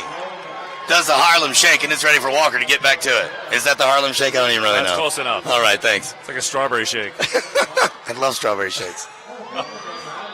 Walker at the front versus Rattleack. Oh, tries to stay on one skate. No matter what was going to happen, Quadzilla was going to meet him. What's been incredibly impressed here, what I'm impressed by here is the work of Puget Sound. They have killed this entire penalty. They have not given up I don't think he has lead. He hasn't made his initial pass. You know who that makes happy? Corey Payne. Oh, yeah. He owes those guys a great deal. They went to work for him, making sure that he doesn't have even more points to gather up. It still started 192 to 85, and now we've got a grand slam under the belt. 2-point game, ladies and gentlemen. They've still got Walker held up at the back of the pack, though there may be a low block major there on Dilly Dally. Corey Payne gets out 5 more. That's going to be a grand slam for Puget Sound, giving them the lead. First one of this half. It's going to be 195 to 192. Wow. And you can hear the response from the local folks here in Calgary. Incredible display of defensive blocking there by Puget Sound. That was a 2-minute. It an entire 2 minutes that they did not get their jammer out. With less than 6 minutes remaining, they held the murder jammer for an entire 2 minutes without getting even an initial pass. All right. Announcer Mac the Mouth is going to check out. Coach Mac the Mouth is going to step in. You've got less than 6 minutes. You're down by 3. What do you do? What do? I keep with my game plan about this defense we've adjusted to. Get lead, get a few more points because Murr can take it, but I want my jammers to be lean and clean when they get into that pack. Be patient, slow down, take your opportunities safely, stay out of the box, jammers. Well, we'll see if Puget Sound got that memo. They do own lead jammer status. Ryrod threw on his first scoring pass, 4 points on the board. Tichborne looking to pick up some points here, but I have a feeling that they're going to kill that jam as quick as they can. Looks like they're going to defer from calling the jam. Ryrod staying in play. Tichborne, knocked out of bounds, but because Radillac couldn't keep it together, get through 4 more points. This is a tug of war. Whoa!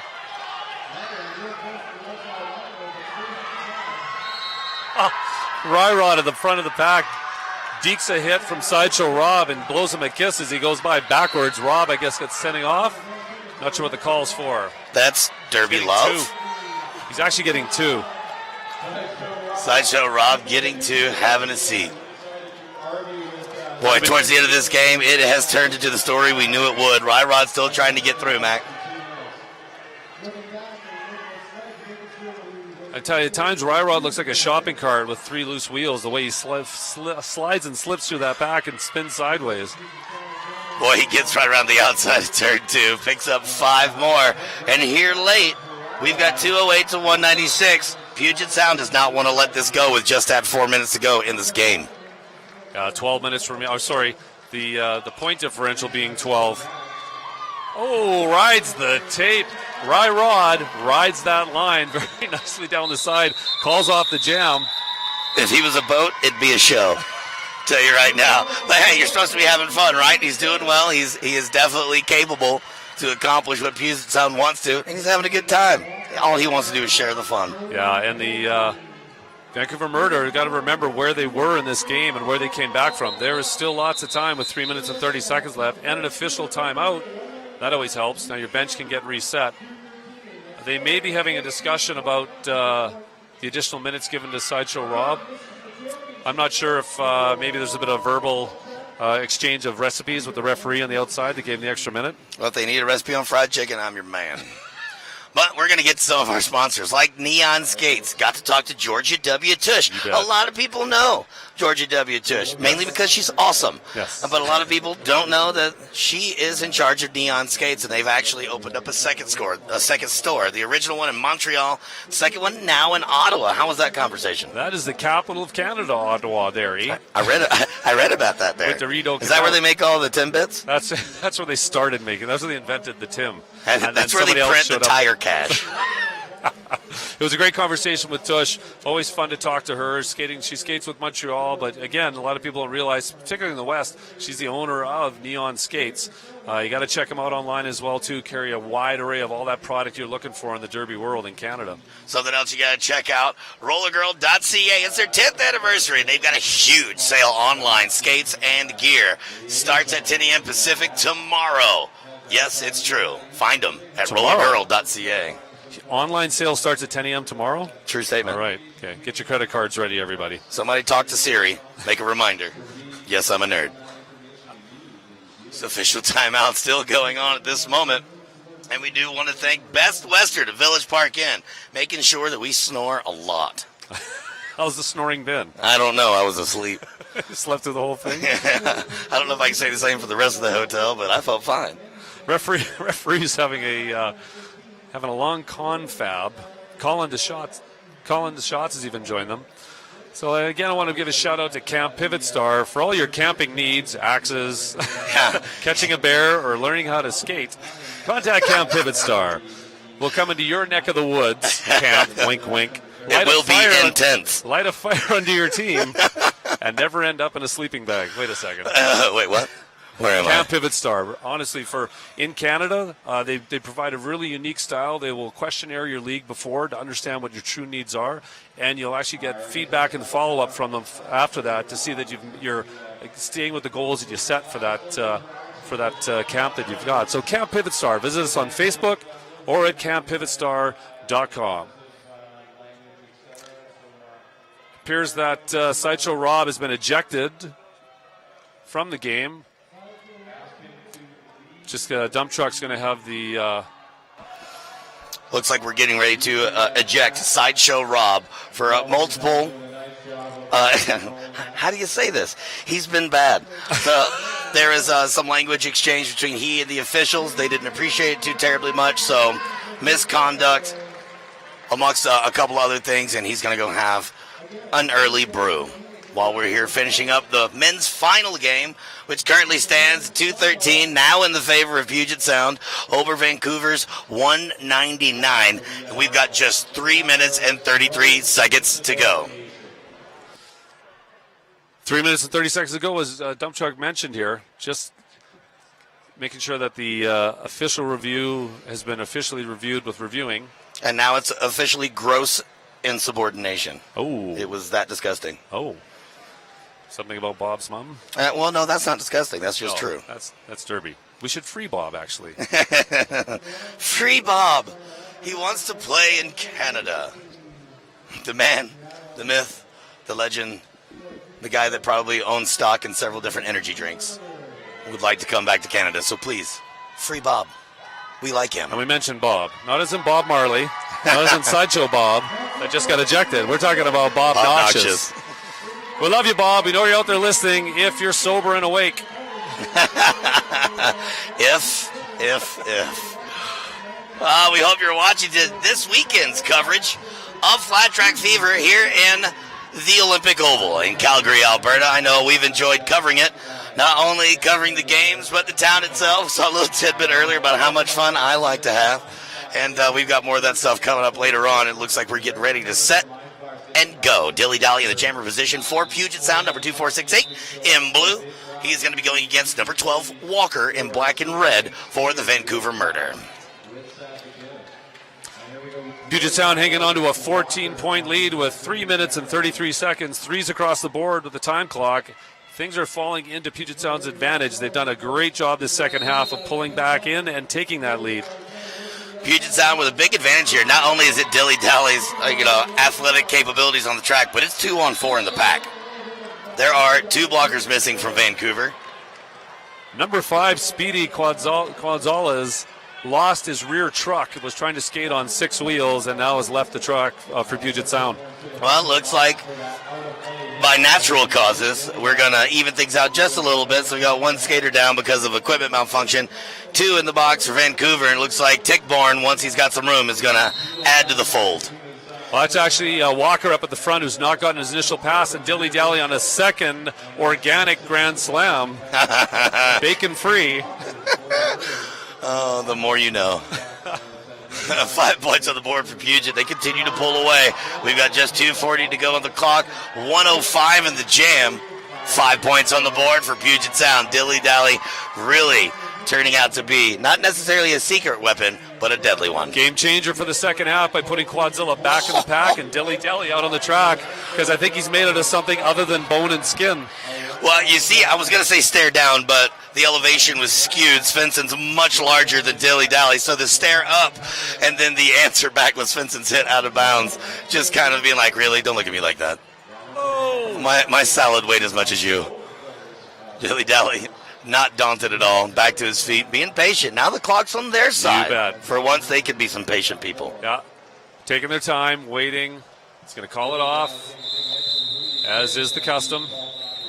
1 minute 52 seconds remaining. Good, strong jam by Dilly Dally, who's been the point difference maker. And honestly, the defensive lockdown, putting Quadzilla back in the pack, throwing Dilly Dally on the line, this is what's turned this game around for Puget Sound. Yeah, it really has. They've turned up the heat. They started to figure it out at the end of the first period with the defense, and they've turned that into simply success. They've kept their wicks wet so the fires don't get started. They've stayed calm, and they've been able to produce. And for the most part, they haven't been living in that penalty box very much lately. They're also running a 9-player bench, by the way, which is down to 8 because Speedy lost his rear truck on his, and they're doing this with not 8 skaters now. Here he comes, number 14. You know him as Rod, lead jammer for the Puget Sound. Out of the pack, quick and in a hurry. Jamie for Vancouver taking a hit. Is going to be stand aside, but it looks like he is out and in the penalty box. Major forearm. Not liking that. Still stays really cool and calm, and I can dig that about that man. Yeah. Ryrod, although out of the pack, 5 more points on the board. It's looking like Puget Sound is going to put the nails in the coffin here in 45 seconds. Yeah, it could be Stan's birthday or his funeral. He'd have the same look on his face. That's how chill Stand Aside is. Makeup and all. All right, 36 to go on the regulation clock. Once that expires, please defer to the jam clock, and that is how this game, more likely than not, shall end. 5 more points on the board for Puget Sound as they are making lap by lap to prove that this really is their win. And not to take a moment or a step or a skate away from Vancouver Murder's game today. This is one of the best games they've played against Puget Sound. They've led for about, 3/4 of this game. It's not to take anything away. They've played their hearts out on this track today. Oh, with the way that they played, they're the ones, in my opinion, that really turned the heat up in this kitchen and made this such an explosive display of roller derby. Quadzilla stomping out a fire in the front stretch. I'm not sure what was happening there. Just checking to see the spring in those toe stops of his. But, hey, here we go. Enough tomfoolery. Looks like the game is coming to a close. We're going to wait for the official score, but as it stands, it's 2:47. Puget Sound clinching it in the end, late in the second period, over Vancouver's amazing appearance with 2:03. Vancouver's got to be proud of their performance. They've really come up in this world of men's derby. Oh, absolutely. Vancouver, again, I'll say, I believe they're the top men's team in Canada right now. There's another men's league in Montreal, and until they get together to play, I'm going to give this to Vancouver right now. The strength of how this team has changed their game and increased their talent over such a short period of time. We're talking about 18 months from being slammed by over 200 points by the same Puget Sound team to come back and lose by just over 40. It's a testament to the hard work and talent on this roster. Now let's talk about Puget Sound hanging on to their sturdy position in men's roller derby as one of the main powerhouses, showing their ability to score, showing their passion, and showing their ability to adapt to whatever gets thrown in their way with this big win. Yeah, and the patience. They came out at halftime behind, and they clearly talked as a group to lock down that defense.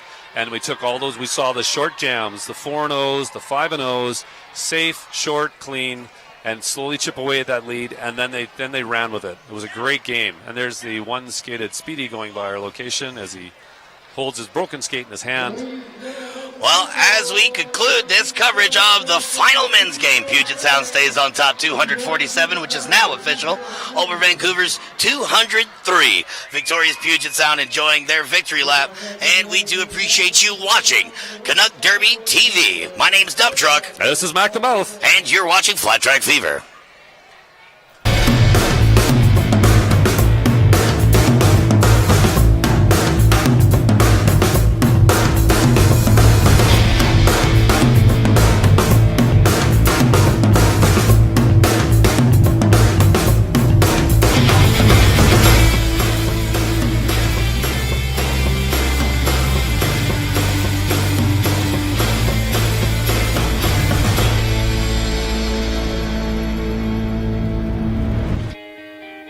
It's not just about the shorts. It's about inspiring others. It's about having fun and making new friends. It's about getting hit down and getting back up again. It's about being a team. Pivot Star. It's about roller derby.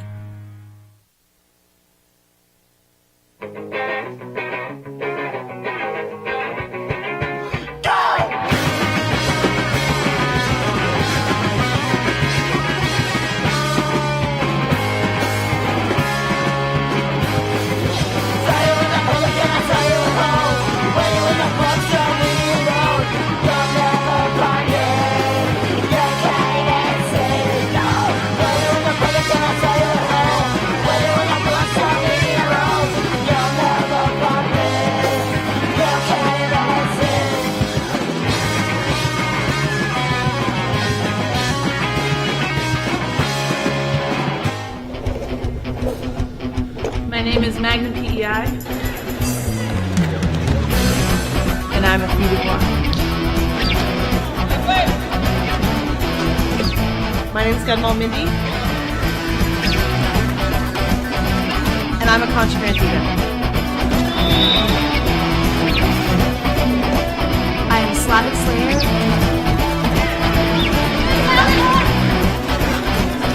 And I am Raquel.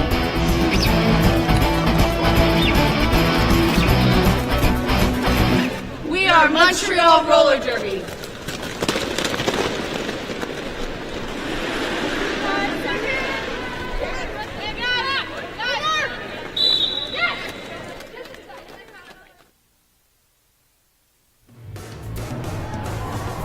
Oh, hi, I'm ZZ Slop with Fog City Rollers, and you're watching Canuck Derby TV.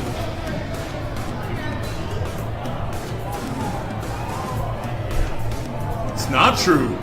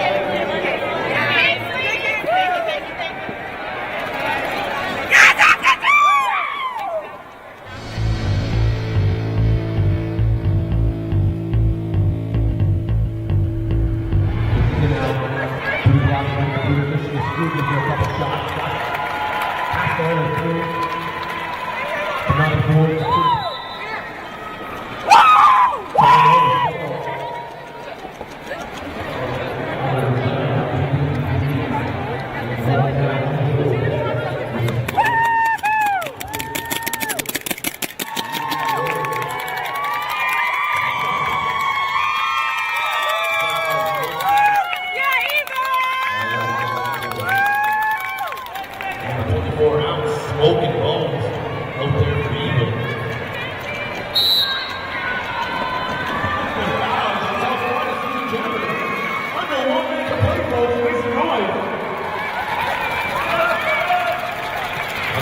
seconds to play. Sugar Skulls with 100 points.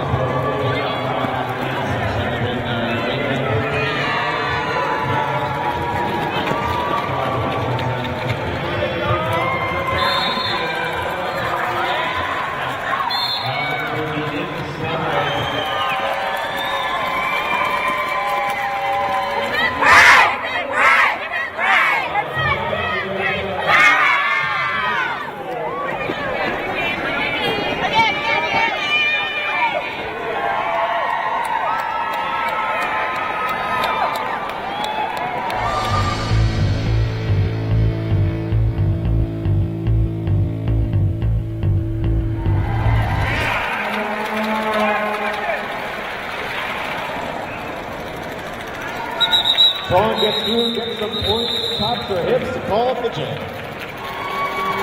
Evil Jammer is named as lead jammer. First one through the pack without incurring any penalties is the lead jammer.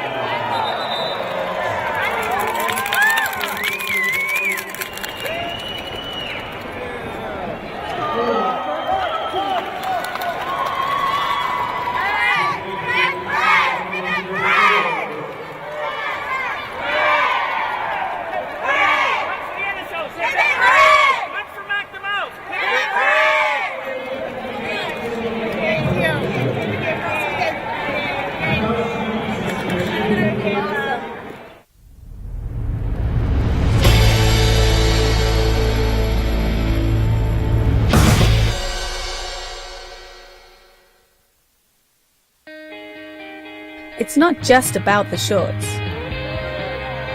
It's about inspiring others. It's about having fun and making new friends. It's about getting hit down and getting back up again.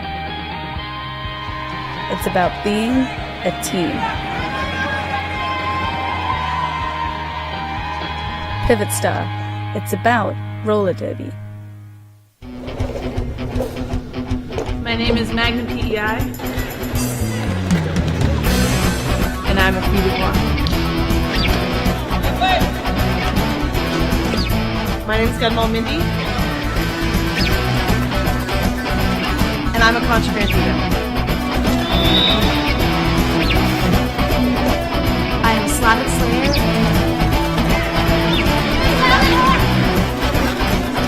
And I am Raquel.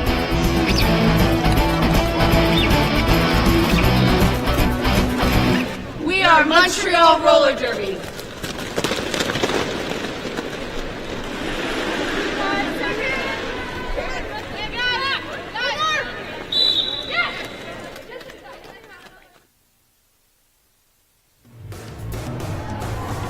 Oh, hi, I'm ZZ Slop with Fog City Rollers, and you're watching Canuck Derby TV.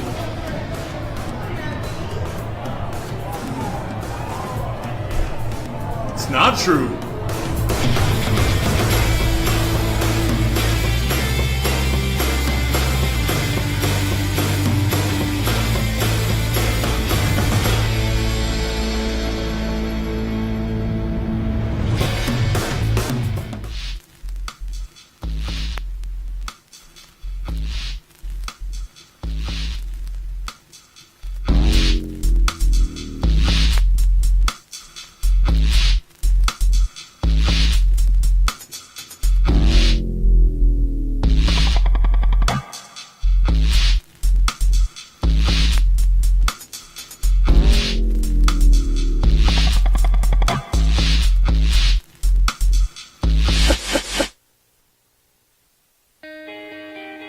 It's not just about the shorts. It's about inspiring others. It's about having fun and making new friends. It's about getting hit down and getting back up again. It's about being a team. Yep. Pivot Star. It's about roller derby.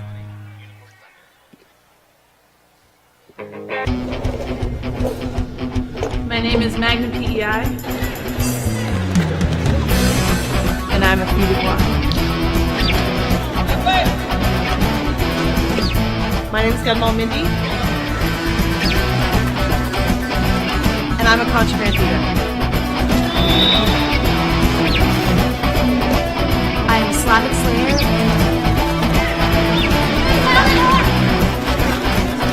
and I am Buckhead.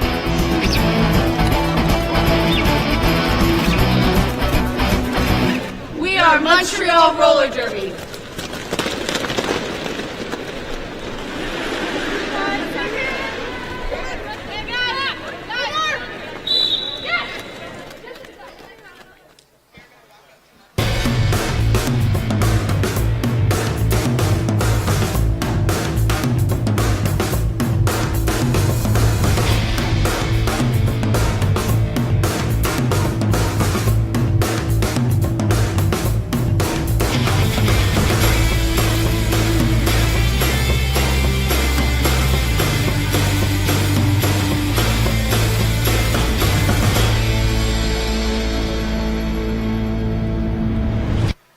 Welcome back to Flat Track Fever here in beautiful Calgary, Alberta. We are here at the Olympic Oval. Just wrapped up the men's championship where Puget Sound came out victorious. Now we've got the women's finals at hand. I'm Dump Truck, joined by Mac the Mouth. Hey, Dump Truck, I can't wait for yet another exciting game here at the Oval. The last game today, the Belladonnas from Red Deer and Saskatoon Roller Derby League.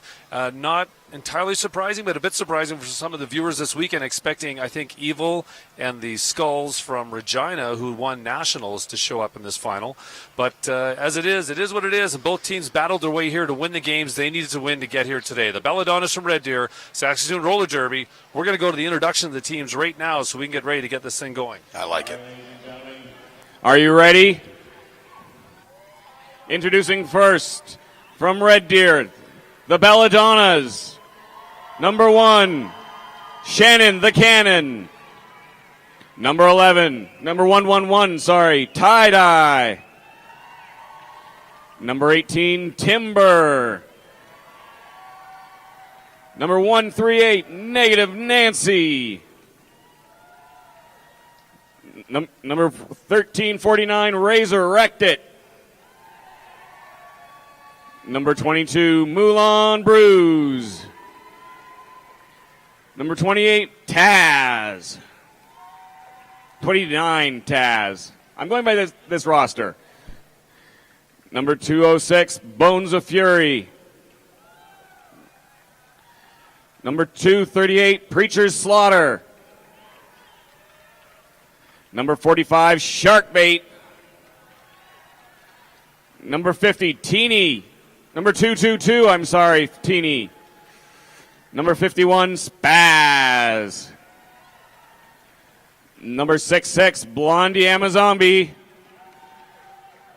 Number 78, Shenanigans. Number 822, Gunpowder Gertie. Number 94, Scourger. And number 950, Bullet Sucker. On the bench for the Belladonnas, Quiet Riot and Fluster Clock. All right. Introducing from Saskatoon, the Mind Fox. Starting with the number 15, Mercy Buttkicks. Number 18, Arc Flash. Number 19, Grim Raker. Followed by number 201, Curb Stompin' Coleshaw. Number 239, Sockeye. Followed by number 3, Lady Whippin' Cream. Next up, 306, Spanksgiven. Followed by number 4, Manic Delusion. Number 40, Nemesis. Next up, A535, Hillary Bombshell. Number 9, Skating as Skakem. Followed by number 96, Tidbit Naughty. And number 992, Unicorn Thunder. On the bench for the Mindfox, Lime and Georgia W. Tush. That is your Saskatoon Mindfox. Huge round of applause for both of these teams, folks, as we get started. All right, now we know who the skaters are on the floor. We talked about a little bit of the structure earlier in the broadcast, talking about the men's game. They had a very similar charge to get to this point. Mac, let's go with it real quick. Yeah, you know what? We're about to start this first jam right away, but I can tell you both teams with a 4-1 record to get to this final today. Interesting enough, they have not played each other this entitled tournament until this game today. Well, I can't wait to see what this first matchup looks like. And we've got seconds before we see the proof. Looks like number 201 is going to be jamming for Saskatoon. That's going to be Curb Stompin' Coleshaw. And out of the pack with lead jam all quickly for the Belladonnas, it's Gunpowder Gertie. Gertie's got lead jammer status at this point. The pack right now quite slow as Gertie tries to make her way to the front. She does so, moving to the outside, takes a hit, keeps on ticking. 4 points on the board. It looks like the Belladonnas are going to strike first blood. Yeah, both teams with some big games this weekend. Interesting enough that I think everybody's played each other once, but they have not played each other out of all the teams, the math that happened today. So it's great to see. Arc Flash on the line against Spaz. Arc Flash really strong. Actually, 2 very strong jammers on the line right now for both these teams. Yeah, they're going for the trophy. They're going for it all. And if you haven't seen it yet, you will see it. You will see it soon. It's a beautiful piece of engineering. Right now on the track, looks like Arc Flash tried to go to the inside, was shut down. She ended up zigzagging her way through the pack, gets out, and she's going to be lead jammer. So we'll see if they can capitalize and maybe make this a 4-4 game. Not surprisingly, it looks like it's going to be a bit of a back and forth as these teams feel each other out initially and get into their jammer rotation. Get the nerves out, get your skates on the track, take some points and call it. Saskatoon in red choosing not to. Spaz explosively tries to go through that pack. Looks like Saskatoon picks up 4. Spaz trying to pick up some points as well. But I see how Spaz gets that name. She literally hops, skips, and jumps all over that track. Yeah. Already a full box of blockers as well for team in purple being Red Deer. The Belladonnas in purple, Saskatoon in red. Penalty trouble early usually means a short roster later. It's funny how often you get into semifinals and finals, you start to see a lot of penalty trips right at the beginning. The nerves, adrenaline. You got to get your jams in. You want to play your bench and get everyone to get a feel on the floor. And there's that high anxiety that you got to get that out of your gut and get into a groove. And I think that's what's just happening right now with the Belladonnas. Well, they've got somebody over there on the Belladonnas bench who's going to help them calm things down a little bit. Miss Georgia W. Tush is standing in as one of their bench managers. And if somebody knows what it's like to play intense roller derby, that young lady knows it quite well. So they've got a great bench coach there. You also notice that Lime is back on the track coaching Saskatoon. Number 15 for Saskatoon out there, Mercy Butt Kicks, lead jammer. Going against number 22 from the Belladonnas, and that's going to be Moulin Bruce. Moulin out of the pack, so she's in scoring position. Lead jammer already engaging the action. Butt Kicks caught behind number 66 of the Belladonnas, Blondie Amazombi. Still able to hold her back, bumps her to the infield. Nice work there by Timber, forcing a track cut, making her exit, and now it's a power jam early in the first, advantage to the Belladonnas. Moulin Bruges also being pushed out in the same part of the track, but unfortunately with a forearm being called against A535, that's Hillary Bombshell. Getting recycled once again. Moulin Bruges has to start all over, but she's got time on her side and no opposing point scorer. Here we are, power jam situation. For those of you that don't know, there means only one jammer on the floor, so only one team can score, Mac. And one of the problems Saskatoon's running into quickly here is it's their turn to put blockers in the box. There's a big pack advantage. Moulin takes advantage of with her speed. Small in stature, but a lot of speed with Moulin Bruges. I've seen her skate often, skating with some Team Canada skates down to RollerCon last year as well, too. Just before this jam began, it was 8-8. I had it wrong just by a little bit. It looks like the Belladonnas picking up 2 Grand Slams in a row, really starting to rack them up early. Tie-Dye goes by for her second trip to the box and 2 jams. She's got to keep an eye on that. Tie-Dye can pick up majors and lose the strength of her blocking. Almost looks like purple versus purple out there on the track, as Saskatoon's had quite a bit of penalty trouble here early. We've got their jammer on the feet, so the power jam's going to come to a close here in a moment. If that were me, I'd have called the jam so you can start the next one in that advantage. But here we go. The game's still running. Yeah, and it's seeing that strategy that I definitely employ when I'm coaching is to my jammers will call off the jam when the opposing jammer stands. I want that start. I want that control at the start for 8 or 10 seconds to get lead. I get a higher percentage and less risk and to get my jammer out. It's almost like you know what you're talking about there, buddy. Gunpowder Gertie going to be on the jammer line again, going against Curb Stomp and Coleshaw. Getting ready to hop on it. Whistle blows. Here comes the action. Coleshaw and Gertie going shoulder to shoulder. Gertie goes for the outside line. Scoots her out. Oh, as Coleshaw goes down. They were neck and neck, but lead jammer status is going to be owned by the Belladonnas. Yeah, Shannon the Cannon dropped the cannonball on her. She turned into turn 1. Thought she had the daylight to run through and didn't. Now she's finally out, but Gertie's already through for 4 points. Gertie wants a 5, so that's why she's hunting her down right now. She doesn't get it here in a second. I'm sure she's going to be calling off the jam to keep it smart and keep it safe. See, I know what I'm talking about, too. Well, almost like Kreskin there, dump truck, the way you made that happen with your mind powers. You didn't know I was part Jedi, did you? No try, only do. Speaking of do, we're sitting in an F-350 Ford Super Duty. You said duty. Here in the Mack truck, as we've coined the phrase there this weekend. There we are from our location, waving to you at home on the interweb. What a beautiful vehicle. I know. I mean, it's awesome, and what an amazing way to be able to use this as part of the production. I'm quite comfortable in the back of this truck. I'm going to go down the kitchenette and get you a drink. I appreciate it. This is the birthplace of Mack Truck, by the way. Back on the track where things are important. It looks like the Belladonnas, are going to be down a jammer. Major penalty being scored there, and she's going to have a seat. Power jam situation, Saskatoon with the advantage.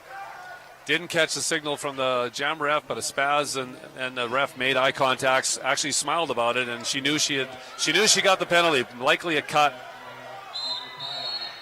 Jammers tend to know when they cut. Yeah, they're just kind of going, I know, I got it. I'm going to go sit down. 5 points there for Saskatoon. They look to start climbing that tree. Before this jam started, it was 40-10. Now 15 on the board for Saskatoon. Moving through pretty easily is going to be Arc Flash with a grand slam on the belt there as well. Tell you, the penalties are piling up for the team in purple. That's Tie-Dye's 3rd major in 3 jams. The challenge is you're in that box. You've got to come back into play. Your penalty doesn't run out, so you put yourself at risk. You start to get frustrated. You start to take these penalties. They probably want to get her on the bench and get her a bit of a break. Well, as you say so, it looks like all blockers that can fit in the penalty box are also on Saskatoon's side.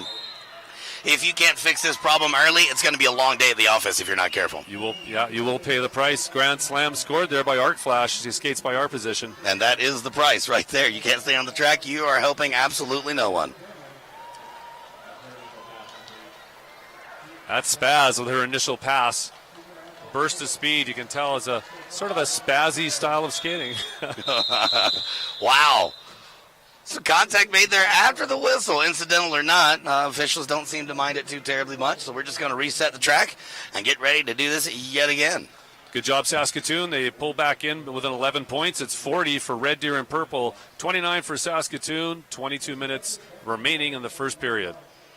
We're set and ready to go. It looks like number 50 for Saskatoon, Mercy Butt Kicks, is going to be jamming, and she's going against, it looks like that's going to be Moulin Bruise, number 22, in purple for the Belladonnas, Saskatoon in red.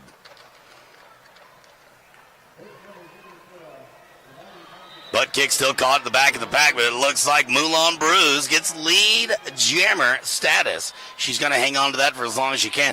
I tell you, there's a lot of great defense going on the purple side, and I think it's starting to become more effective and less tricky, hopefully keeping them out of the box. Moulin Bruise at the back, gets pushed out of bounds at turn 4. Forced to recycle, quickly jumps back into action, and she's going to pick up 4 points on that pass, Mac. Nice speed, quick call off. Moulin takes those points, puts her in a pocket, takes them back to the bench. I'm just watching to see if all those blockers have finally made it to the Red Deer bench. And you know what? We have an empty penalty box. Oh, no. Yes, we do. We have an empty penalty box. I had to count the seats there from our angle.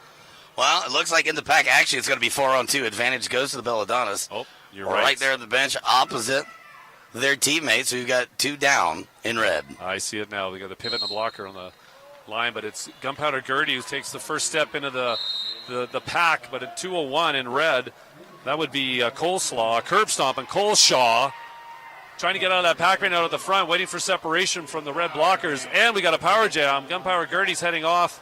Indication from the outside pack ref might have been a low block major. I'm not sure. I didn't catch the contact on the far side of the track. Coleshaw being put out of bounds into the barrier pads, and it has to go halfway backwards around the world to be recycled. Almost an entire half lap she had to return. That eats up a lot of that clock. Smart move there by the Belladonnas. Yeah, and again, pushing the jammer out, running to the back of the pack. Looks like number 950 Bullet Sucker doing a nice job working at the back there. Oh, till she gets dropped. Coleshaw looking to get through regardless. It looks like 950 Belladonnas was looking for a directional blocking call. Did not get it, so we're going to continue with the action in hand. Coleshaw out of the pack now, lead jammer status. That took over a minute. Yeah, nice job. Great defense. That's how you kill a penalty. That's how you kill a power jam. You make that jammer's life miserable to get through. She's going to take points, make her earn those points. Coleshaw looking to get some of those points so they can catch up to the Belladonnas, who stand right now 44-29. 5 points on the board. That's a good start, a great way to start doing it. 34 on the board now for Saskatoon as that jam comes to a conclusion. That totally paid off. It was a lot of hard work to get lead jammer status, but she made it work, gets the 5. Yeah, and I got to just comment on that big hit on Bullet. That came from Spanks Given. Came laterally across the track and dropped Bullet. Spanks Given playing for Saskatoon. Nice blocking at the back of the pack. Looks like we're going to have a lot of heavy hitting early on in the game, so hopefully it's going to carry on through the rest. It does make for exciting roller derby after all. Number 18 on the jammer line for Saskatoon, Arc Flash. She's going against number 5'1" Spaz for the Belladonnas. Spaz feet moving like a water bug out there. She does not stop keeping her feet going. It's Arc Flash out of the pack, though, with lead jam for Saskatoon. This is what they need, being down by 10 points. A lot of action there by the blockers. They may not be engaging every step of the way, but they're definitely making you pay attention to what's going on. Jumping around a little bit, causing some disturbances, maybe forcing someone to turn around and look a little bit too much and miss something. Yeah, disruption's a great part of the game. Confusion, just getting you see a couple of the opposing helmets all look to the right, you know where that jammer's going left. So a lot of noise and activity in these packs right now. And when I mean noise, I mean just a lot of contact. And it looks like we may have a timeout. Yeah. So don't forget, you're watching this on Canuck Derby TV. The high def, high audio quality. And how does that get paid for, Dump Truck? Love. Love pays for a few things, but love don't pay the bills. And that's why we would love you to go on the website at Canuck Derby TV. See those camera people waving? Someone's got to feed them. They're really nice people. Don't make them hungry. Don't make them starve. Don't make them walk home. Yeah, it's snowing outside. But seriously, though, go online at Canuck Derby TV. Help support your national broadcaster of roller derby here in Canada in a high-def broadcast. Hit that donate button on the website. Help us out. Make sure we can continue to bring this quality of production to these major events in Canada and into your city as well one day. That's right. Go to CanuckDerbyTV.com. Look at the top right of the page. You'll find the donate button. Click away. And I guess if you do that, we're going to get to hang out some more. Yeah. I'm all right with that plan. I'm good with that. This is fun. Let's do this again. Team Mack Truck on the rise. I like the Mack Truck. I'm going to wear that out like a new pair of shoes. All right, looks like we're ready to go. Mercy butt kicks on the jammer line for Saskatoon. In red, she wears number 15. And it's going to be Moulin Bruise, number 22 in purple for the Belladonnas. Speaking of size differential, I couldn't see Moulin until the timing was right, basically. Mercy butt kicks out of the pack, lead jammer. Again, in red is Saskatoon. Purple's going to be the Belladonnas. Moulin at the back of the pack, looks to go to the outside of turn 2, gets shut down, goes for the inside line of the backstretch, can't get out there either until she finds turn 3 and some success. She gets out of the pack, 4 points on the board for she, and it looks like Mercy Buttkicks gets the same compliment. Nice move there, going to the outside, shoulders moving, things are happening, and she calls off the jam at the same time. Boy, there's a lot happening underneath that helmet. A lot of good track awareness by all the skaters coming through that turn right in front of us too. Moulin Bruise, the jammer for the Belladonnas is heading back to the bench there, and she will primarily jam. Gertie, on the other hand, who's on the jam line right now against Coleshaw. You'll see Gertie in the pack as well as jamming, one of those blammers we like to call, a blocker who jams or a jammer who blocks. I like to refer to them sometimes as a blammer. Coleshaw on the jammer line 201. Number 8224 for the Belladonnas. Gunpowder Gertie, who's going to be your lead jammer for the Belladonnas in purple. Coleshaw trying to get out, but what she does is go down in turn 2. Nice defense work there by the Belladonnas, containing the jammer in red, while Gertie starts to pick up points. Looks like Coleshaw gets her initial pass, 4 points on the board. Holy crap, we got a jammer raise. That was on accident, actually. Brought to you by Holy Crap Breakfast Cereal. Work it out. Why do we hate fun? All right, on the board, it looks like the Belladonna is still standing on top with 52. Not a big lead anymore, as 46 is on the side of Saskatoon, and we've got 16:30 to go in the first period. Well, fitness is going to come into play this afternoon as well, too. The Belladonnas played their extra game last night, had all day to rest, waiting to see the winner of Edmonton's Evil and Saskatoon. Saskatoon played a little while ago. That may be, we have to watch at the fitness level the teams as we get in the back half of the second half as this game progresses. Nice close game right now, and that's number 51 in purple. That's Spaz out of the pack quickly. But look at this. Holy crap! It's got a jammer raise. It's true. It was better when it happened on accident. Brought to you by Holy Crap Breakfast Cereal. Spaz out of the pack, picks up 4 points. Shortly behind her is going to be number 18. And that's Arc Flash for Saskatoon. Again, Saskatoon in red, Belladonna's in purple. Spaz out of the pack and now in again, picking up more points. Arc Flash unable to get out of the pack for the last 15 seconds or so. 5 points on the board of that last pass for Spaz as she laps the opposing jammer. Arc picked up, finally did get out of the pack and picked up 4. Spaz yelling at her pack to go, but they're going to hold up and wall up at the back. Spaz running right into a wall. Literally and figuratively. Yeah, and calls out the jam appropriately. Red Deer 63, Saskatoon 50. We're halfway through the first half of the women's final here at Flat Track Fever in snowy Calgary, Alberta. You know, it may be snowing in April, but I have really enjoyed Flat Track Fever. What a great place to go. If you have not been to Canada, you need to do it. If you are in Canada, be proud of who you are. You guys are doing some good things. Oh, Gunpowder Gertie took a wide open run down lane 1, lead jam very quickly. Meanwhile, back in the pack, it looks like it's Mercy Butt Kicks. Finally out of the pack now as well. Both jammers free and easy, running through, but it's Red Deer with advantage. Oh, a little too hard in the back of the pack. I'm expecting a back block major, and yes, it's happening. You know what that means, dump truck? Power jam, advantage Saskatoon. Mercy Butt Kicks just pushes that last blocker to the front, picks up 5 as they chip into this lead. It was 13 points, and now it should be 8 once those points get tacked up on the board.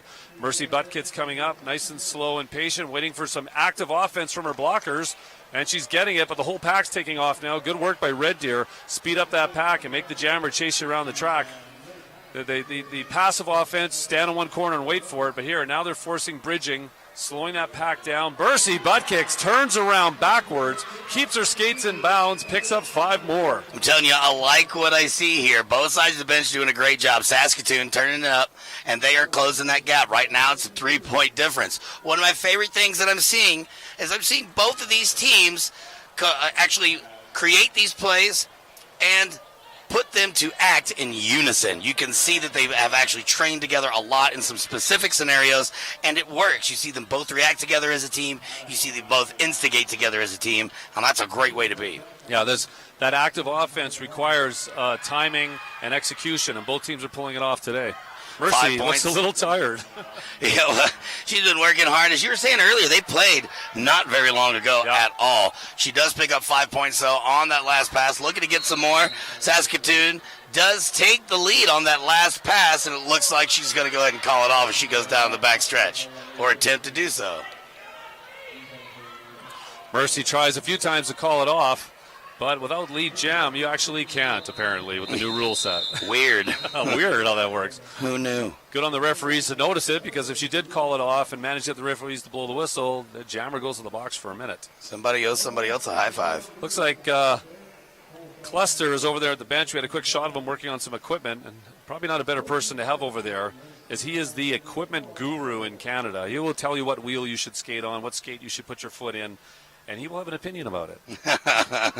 It's good to have people that know. Fluster Clock is definitely an equipment guru here in Canada. Looks like Saskatoon's taking a timeout. 65-67, 2-point game. This is as good as I wanted this game to be. I love a final where these teams are equally matched. A lot of people thought Evil was going to roll over Saskatoon earlier today, and Saskatoon took a lead. Evil took it back from them, Evil being from Edmonton, and then Saskatoon pulled away from it in the second half. They locked into a really smart game, similar to Puget Sound we saw earlier, and Saskatoon took that lead and kept it. So it's nice to see a nice close final here. Oh, for sure. And being an opponent who currently holds the national championship, if you're going to lose to someone, you want them to play extremely well. And I'll give a correction here because the Saskatoon actually was in the final. They didn't win it. The Canadian RDAC champions were from Regina, the Sugar Skulls, another team from the same province, but they actually were beat by Red Deer in a semifinal game late yesterday, or it would be Saskatoon versus, or it would be Saskatchewan versus Saskatchewan, Regina versus Saskatoon, as was the Canadian final that Regina took. So Saskatoon was a runner-up to Canadian Nationals. I need a map. It's a really hard word to spell. Oh, spelling. That in Mississauga. All right. On the track, we're getting ready to do it to it.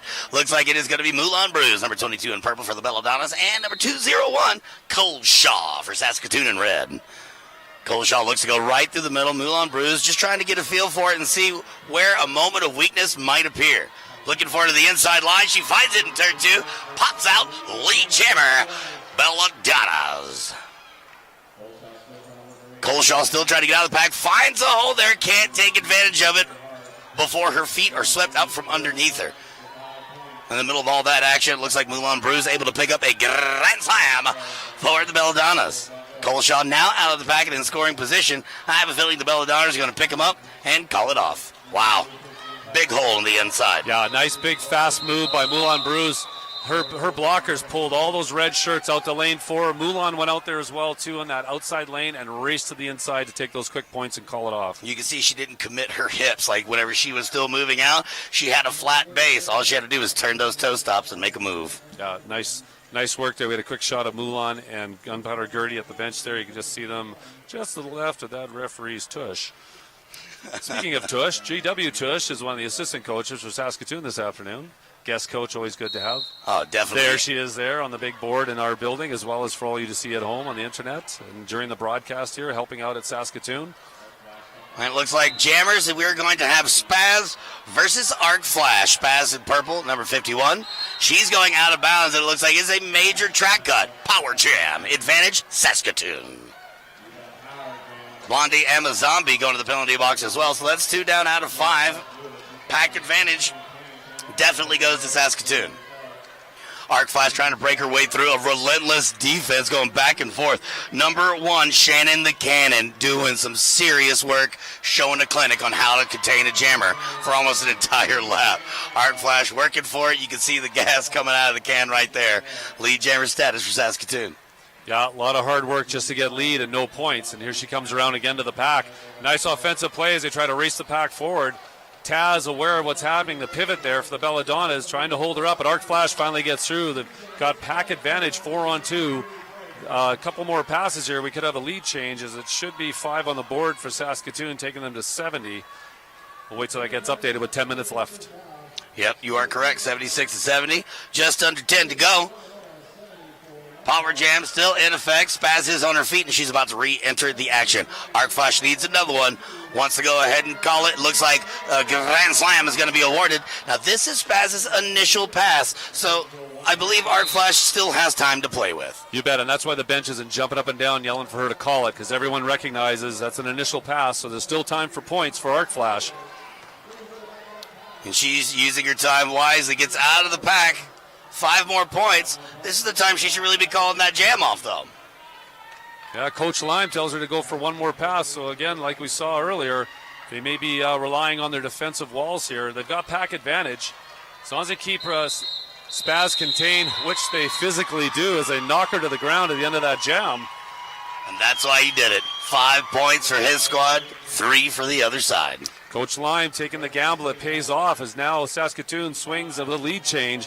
85 Saskatoon, 79 Red Deer here at the women's final at Flat Track Fever in Calgary at the Oval. It used to be called the Rectangle, but there were some design flaws and they changed it to an oval.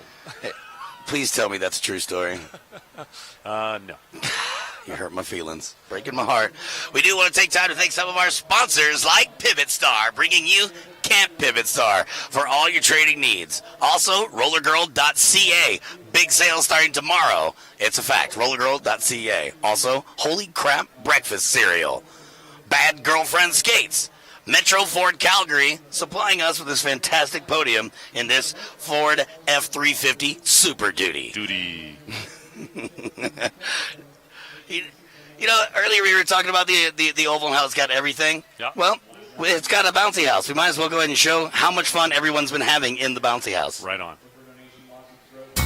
All right, here we are at the Oval, host venue of Flat Track Fever here in Calgary, Alberta. My name is Dump Truck. Been hanging out in this city all day long. It's been a lot of fun. And you walk in the building and the fun doesn't stop there either. You look here. I mean, there's a bouncy house. That's amazing. And apparently, there's a lot of fun being had in here. Hey, kids. Hey, come outside real quick.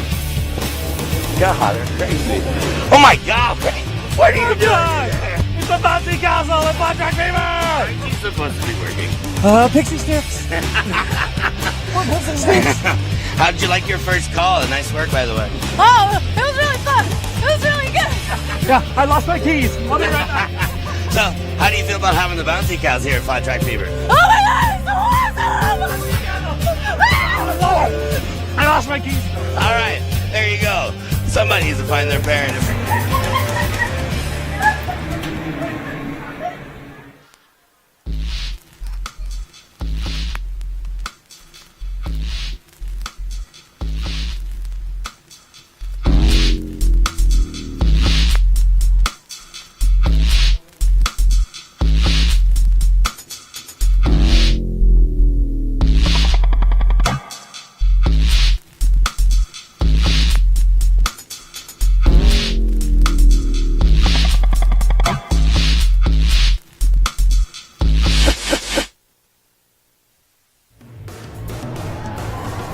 Oh, hi, I'm ZZ Slop with Fog City Rollers, and you're watching Canuck Derby TV.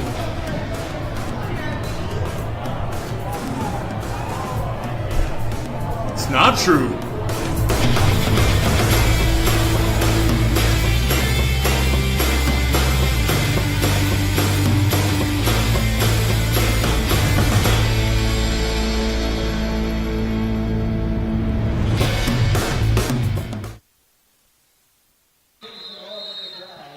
All right, here we are. We are back. This coverage of Flat Track Fever brought to you in part by Neon Skates in Montreal, now in Ottawa, Best Western Village Park Inn, and, of course, AMJ Productions. And you're watching Canuck Derby TV.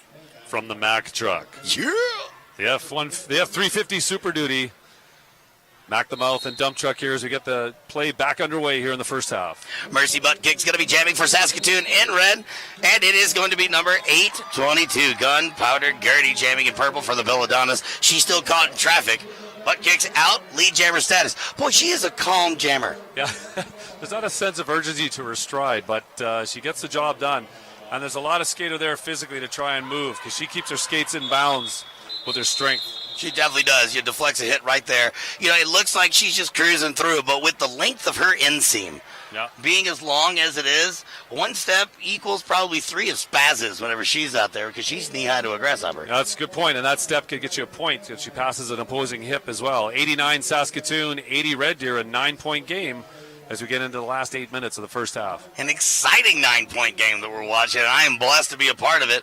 Under 8 minutes to go. Coleshaw in red for Saskatoon. It looks like that's going to be 22 with some initial jammer-on-jammer contact. Moulin Bruce fights her way to the inside line and turns it up. She makes the speedometer go peak, and she has got lead jammer status.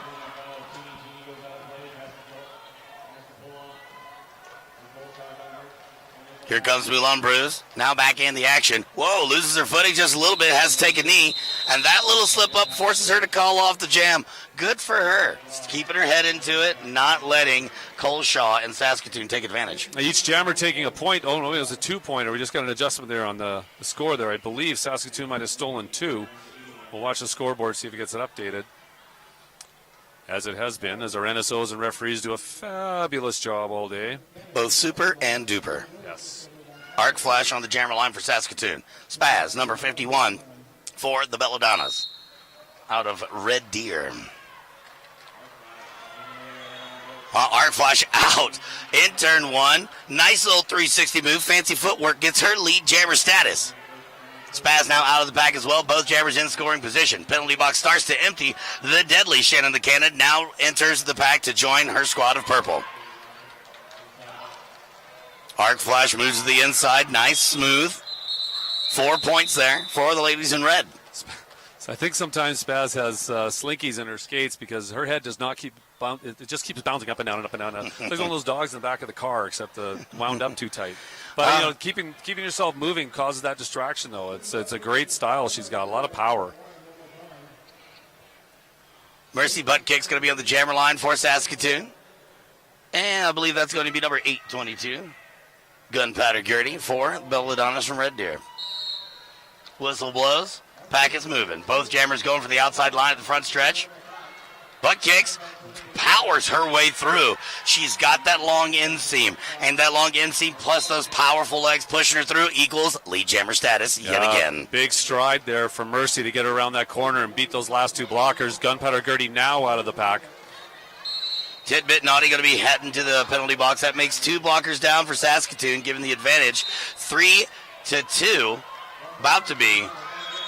Oh, Mercy butt kicks, getting her legs taken out. Well, good clean hit, though, and her hips taken out, and down she goes, calling it in the air. Again, strong, high track awareness.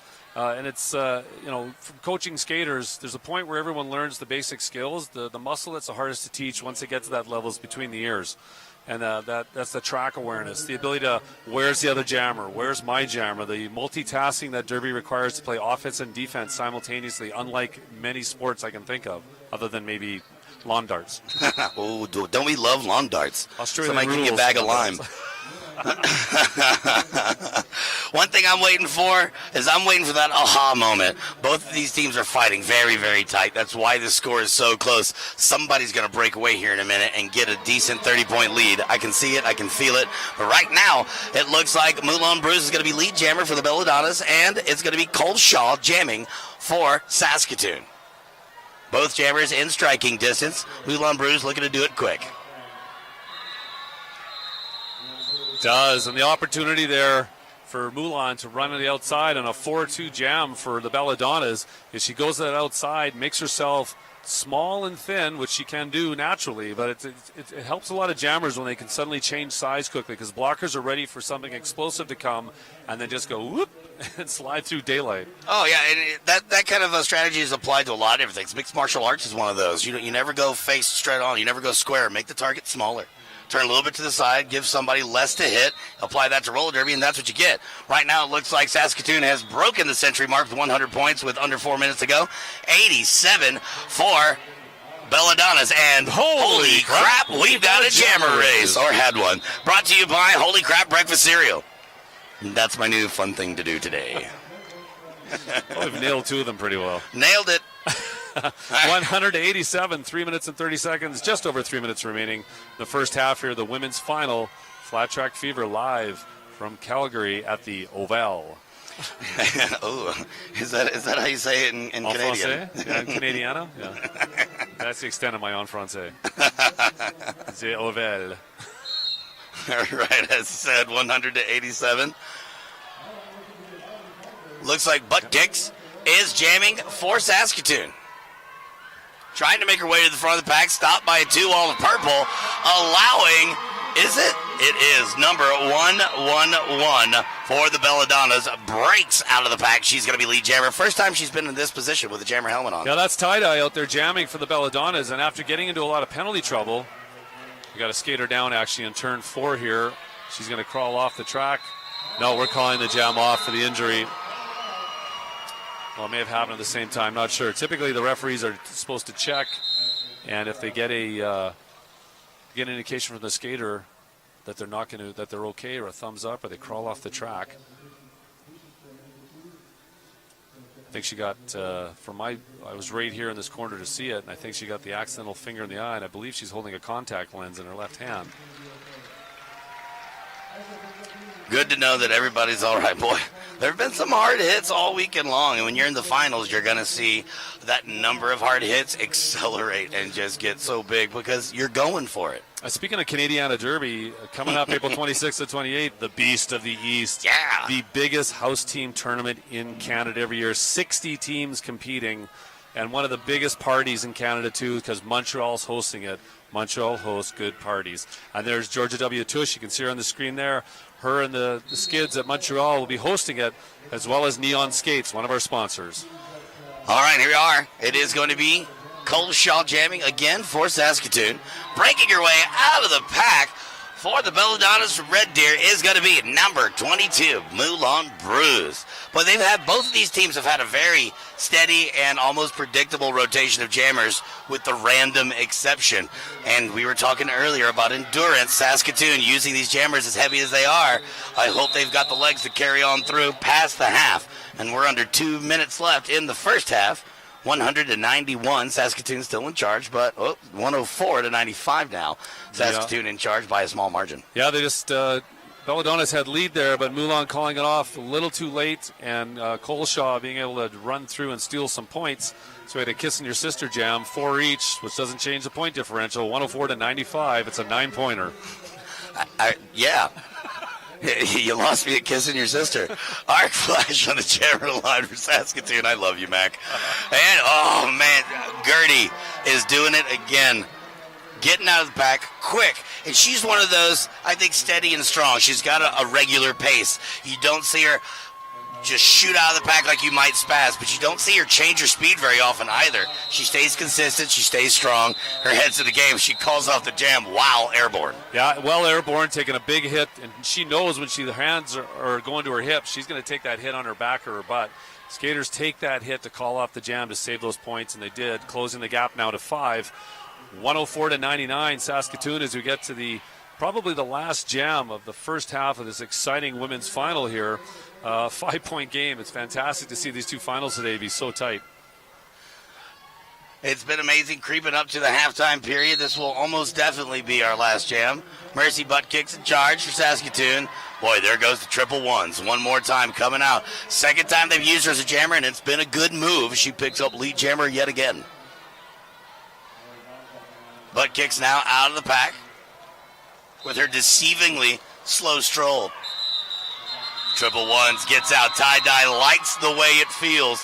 4 points on the board for Belladonna's, 103-104. We got a 1-point game going into halftime. Oh, well, and we may not be going to halftime yet. I think we've got an official review. Coach Lime walked out right after that jam to ask for official review, so the clock has stopped at 3 seconds. Timing is everything. Yeah, and technically here we could have another jam, depending on they got to run they put the clock back to 6 seconds, so we should be having another jam here. While we get this official review covered off, is there anything of interest we haven't covered yet? How about the fantastic folks of AMJ Productions? Boy, not only are they good at their job, but they're pretty too. Oh, handsome. Everyone handsome except for AJ. From Everyone else down. stellar. He's pretty good from the neck down. It's more of the neck up part. That's really lighting. Lighting is key there. Really a great job, AMJ Productions, bringing out the big guns. You've got a beautiful feed. It is really inexpensive. We call it free. If you would like to have more of this feed on Canuck Derby TV, go to CanuckDerbyTV.com. Do that thing. On the top right portion of the page, you're going to see the donate button. Click on the tech button. That's it. Wave at your computers because they can see you too. There you go, CanuckDerbyTV.com, your home for roller derby in Canada. Please support us. Support Canuck Derby TV. Help them continue to bring this fabulous product to roller derby across Canada. They're doing it the best right now, and they will continue to do it the best going forward. So go online, go to that button, and say, I support you.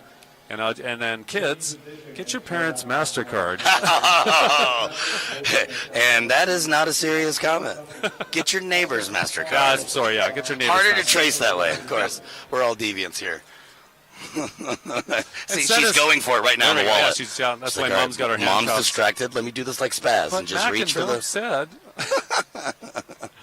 You know, I wouldn't mind having Canada be my second home, so please support Canuck Derby TV, because I like you. Yes, we can get a dump truck up here for more broadcasts. I'm all right with like being this. selfish. I really am. This is a good time. It's the kind of girl I am.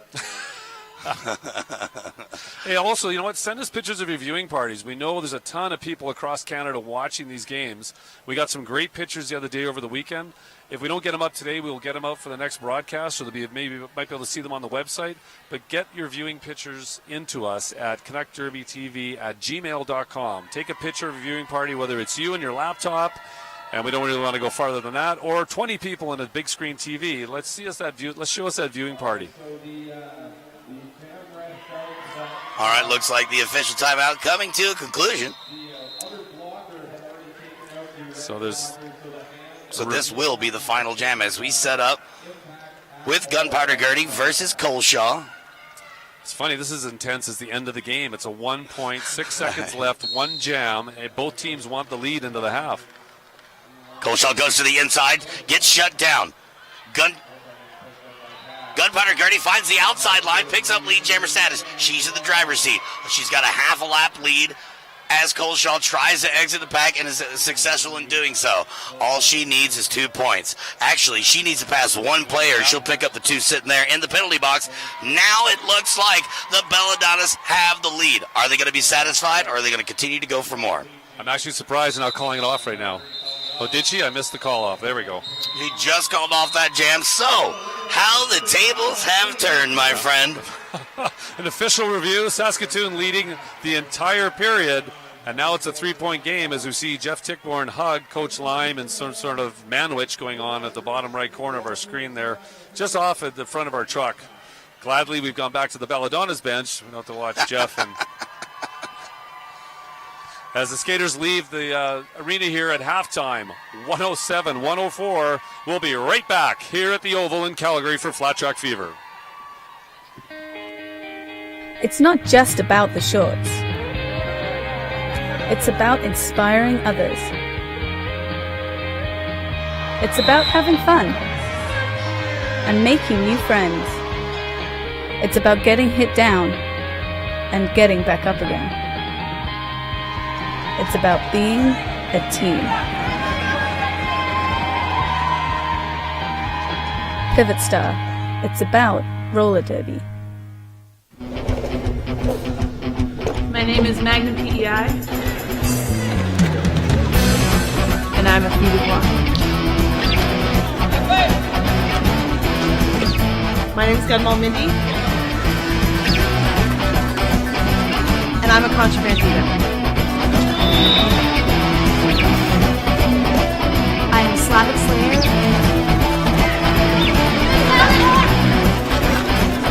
And I am Buckhead.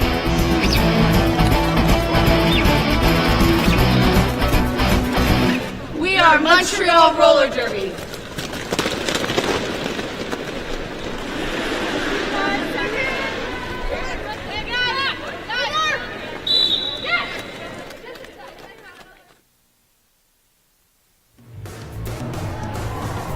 Oh, hi, I'm ZZ Slop of Fog City Rollers, and you're watching Canuck Derby TV.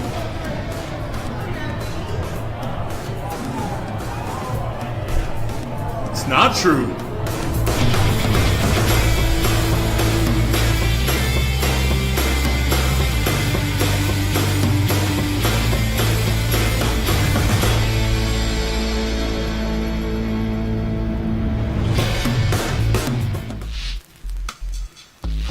Mac, I don't know about you, buddy, but I've been having a really good time at Flat Track Fever. Yeah, Flat Track's been a blast. 3 tracks here, 2 sport tracks laid down, the classic Canadian cement floor. That's what's left when you take the ice out. And a lot of Canadian Derby teams play on that polished cement. But the teams today have really brought it to this track here on track 1, our main stage, with the grandstands wrapped around it, people watching at home, and a really exciting boot.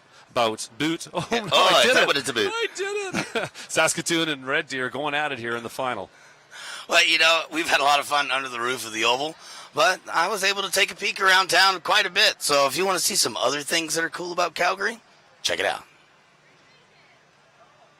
We are at Kane's Harley Diner, the original location of Kane's Harley-Davidson dealership here in Calgary, Alberta. Let's go see what's cooking.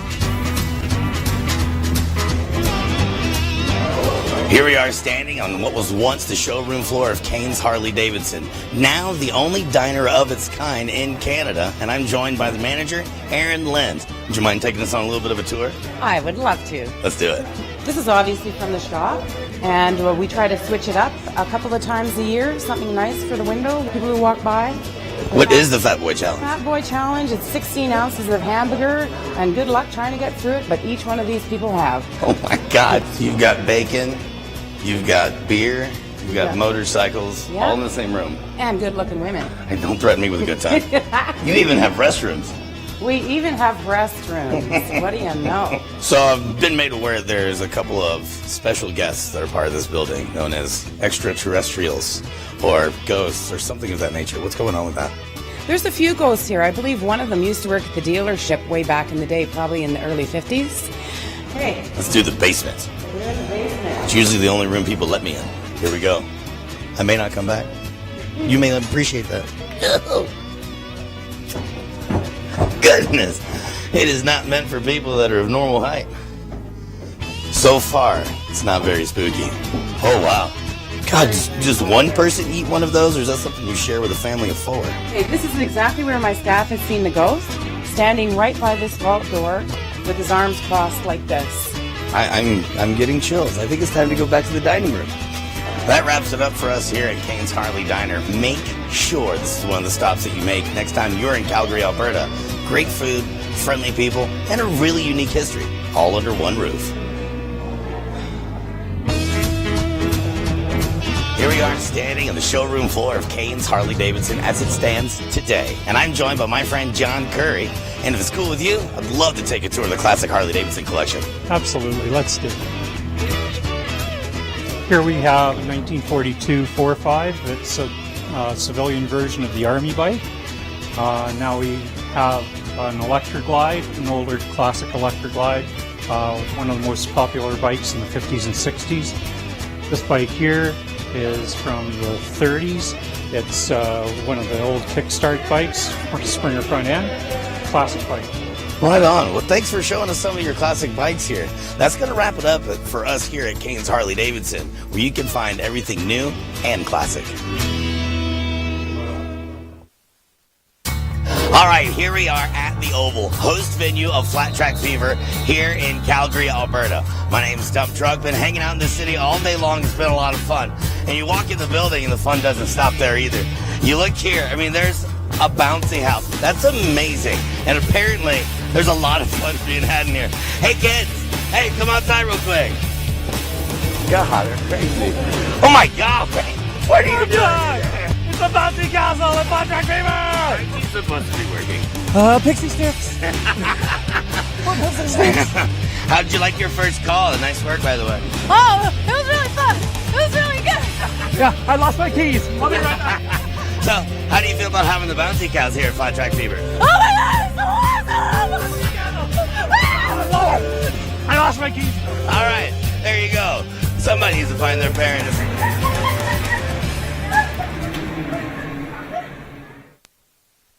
All right, here we are at Riley McCormick's in Calgary, Alberta, and I've got a resident expert on all things cowboy, and she's going to help me get outfits. My friend Katie.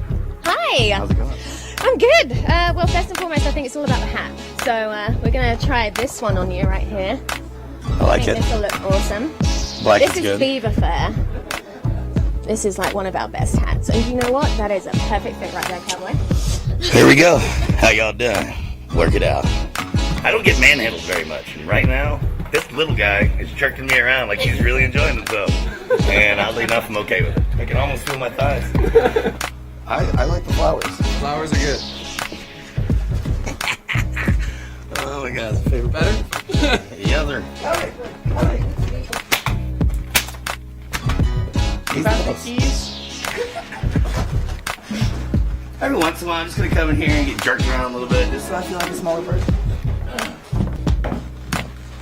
Yep. I'm ready for Calgary.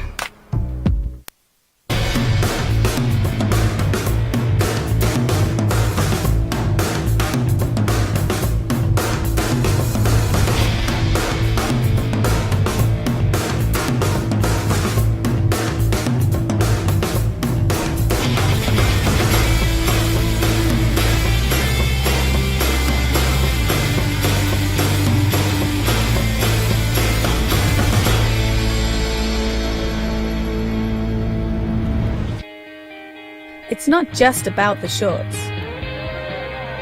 It's about inspiring others. It's about having fun and making new friends. It's about getting hit down and getting back up again. It's about being a team. Pivot Star. It's about roller derby.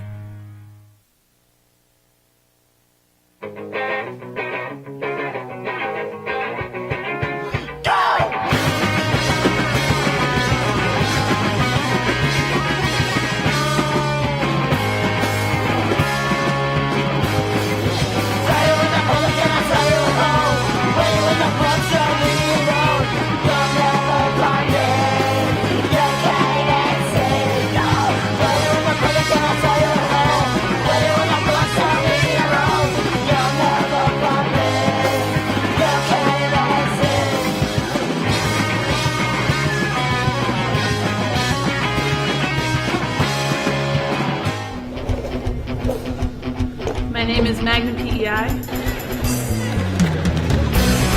and I'm a few walk. My name is Gunball Mindy, and I'm a contraband leader. I am Slavic Slayer.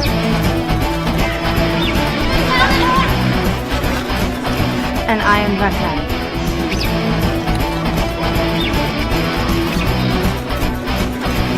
We are Montreal Roller Derby.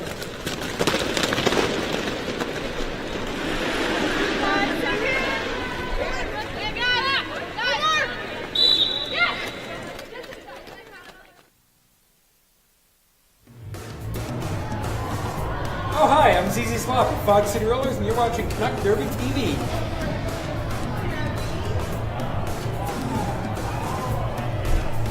It's not true.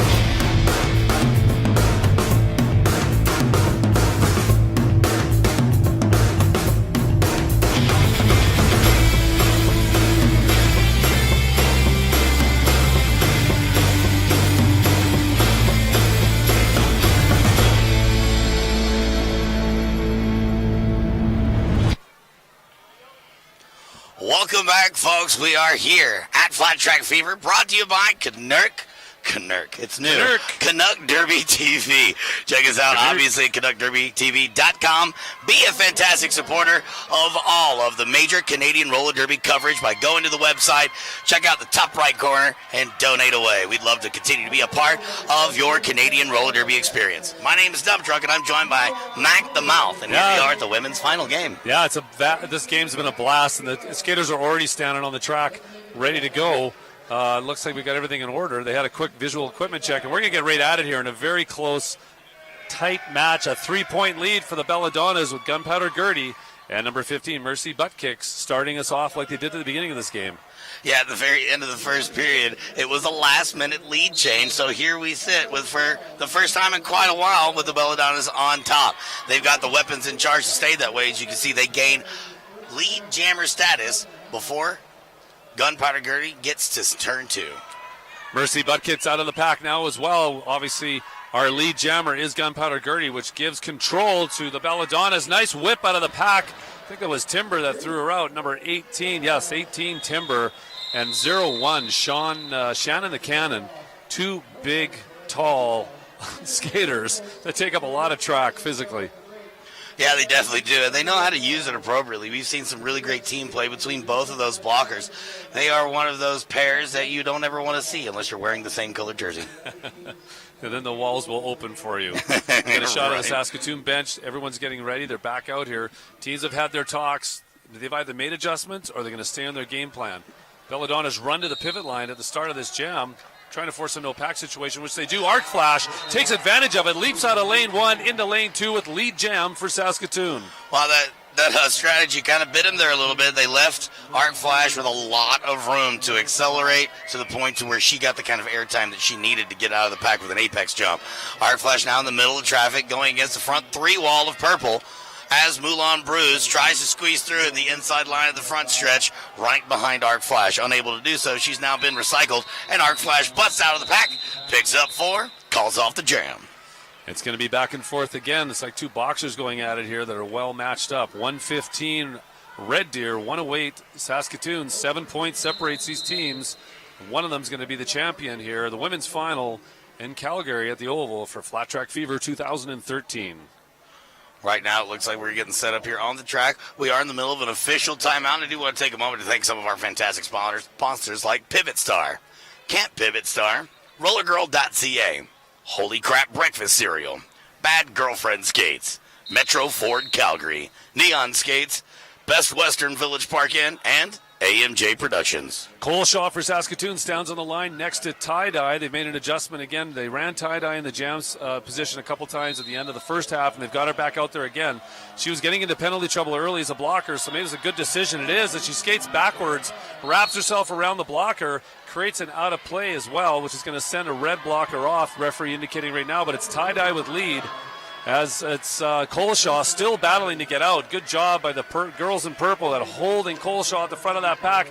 Tie-Dye enters the pack at the back. Definitely has pack advantage as a jammer. Likes to see two blockers. Takes a grand slam. That's 5 points for the Belladonnas. Now, for those confused about chest bumping and roller derby, it's completely acceptable, but you can only do it when you're within 20 feet of the pack, or if you're going by metric standards. 6.75 meters. That's why I have you here. I love you. Tie-Dye. So, gets tripped up in the front stretch, and it looks like that does not feel good to either party concerned.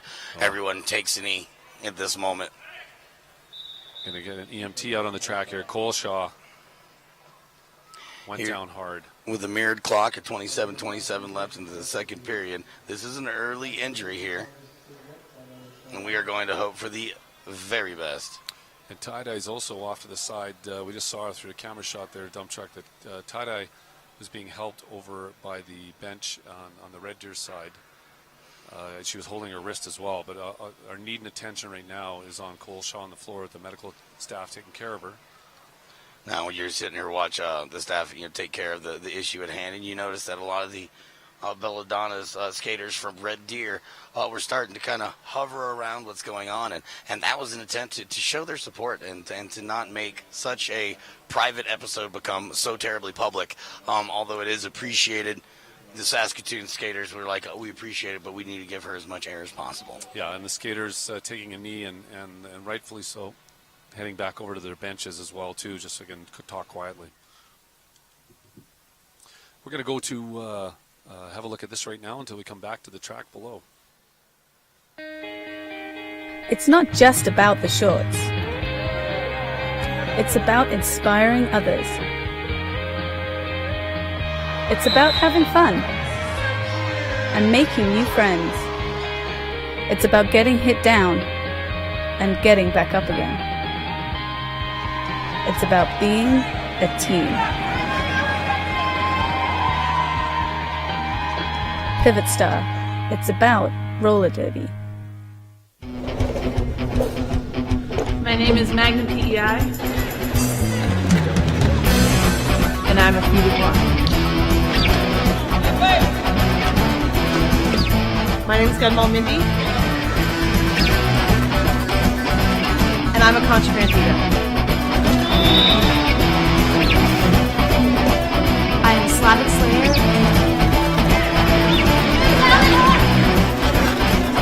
and I am Buckeye.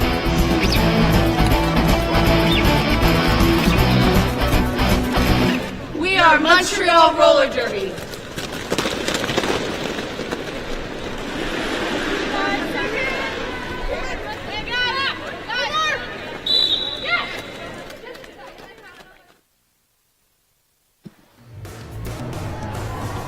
Oh, hi, I'm ZZ Slop of Fog City Rollers, and you're watching Canuck Derby TV.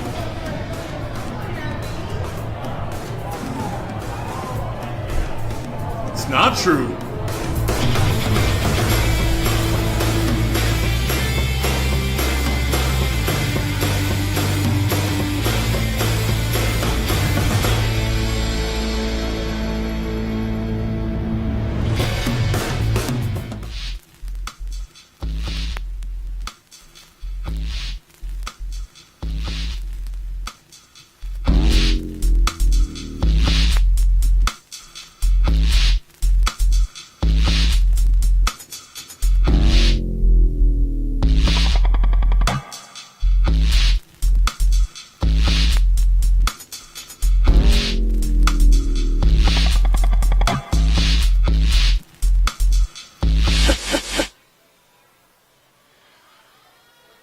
Here in Calgary, Alberta, we are going to give you coverage of the final period of the women's final game of Flat Track Fever.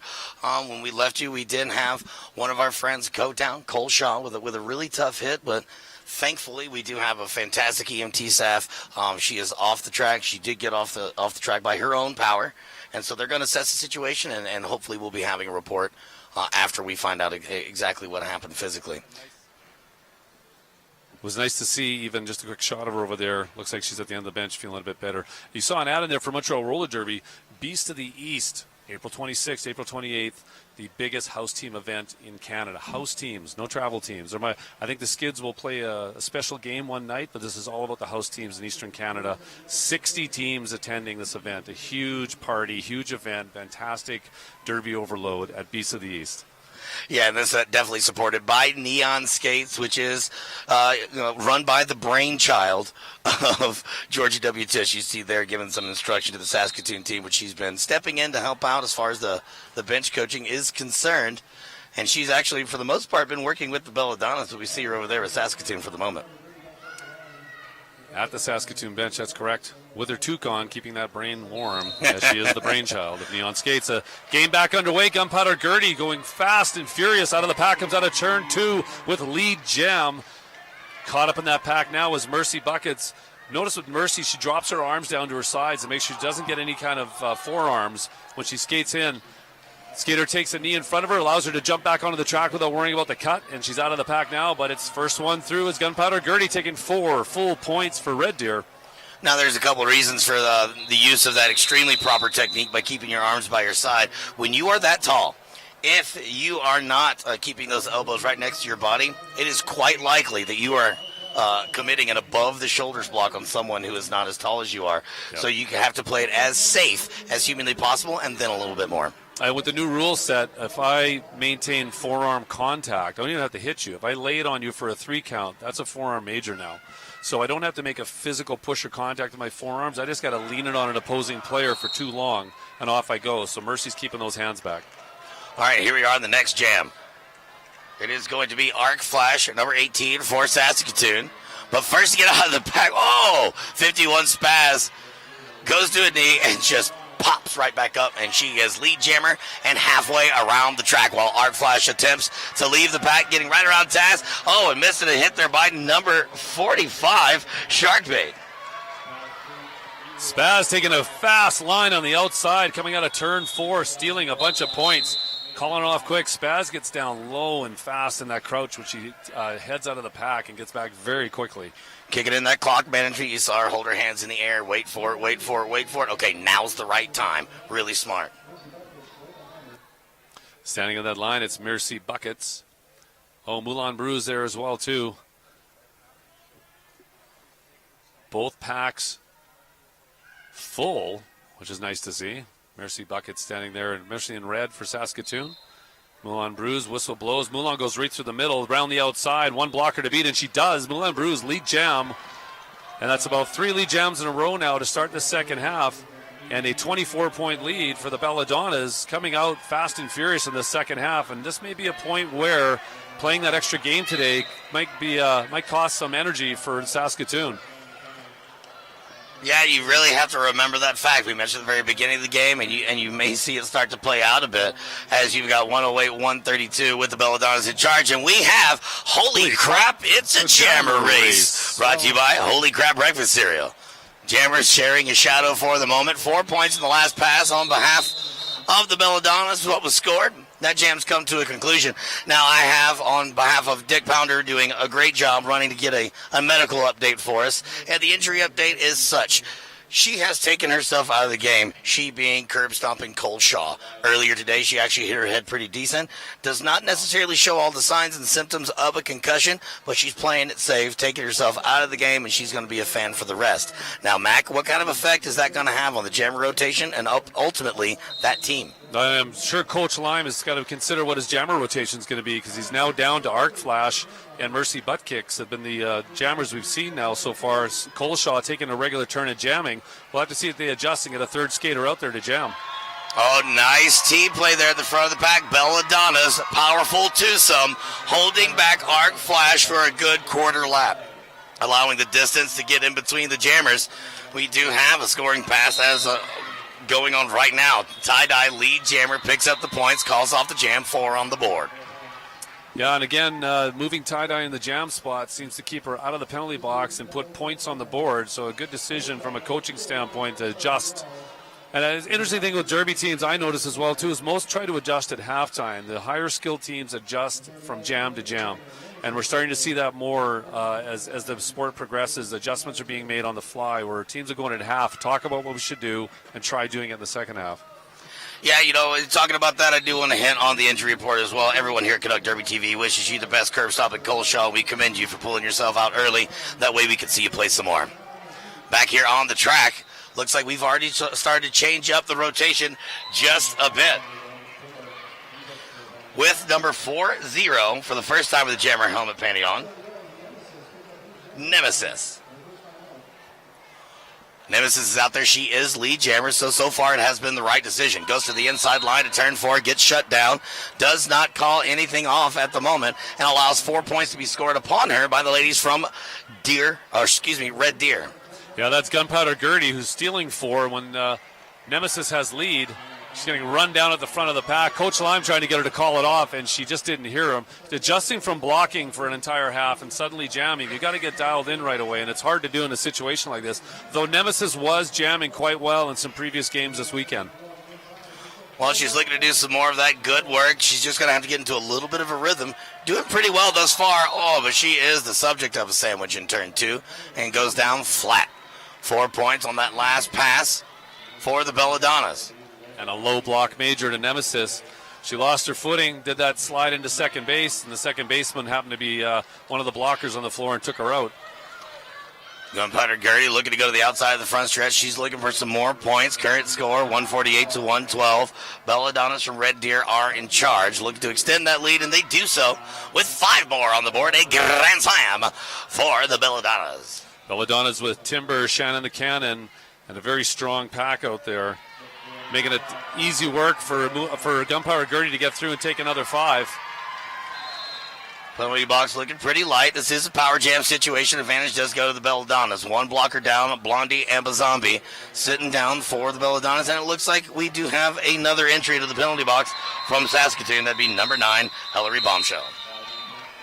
Calls off the jam, takes another 5 points, and suddenly the lead change, what was 7, 10 single-digit gaps here, is quickly turned into a 51-point lead by Red Deer. This is the damage of the power jam. Saskatoon did a good job of keeping the jammers out of the box in the first half, but they're paying the price right now. And maybe the impact of Coleshaw throwing off their jammer rotations put people in positions they're not used to, and there's that adjustment period, and there's mental errors that can occur. Yeah, all those factors are definitely coming into play, and I think you've got a great perspective, Mac.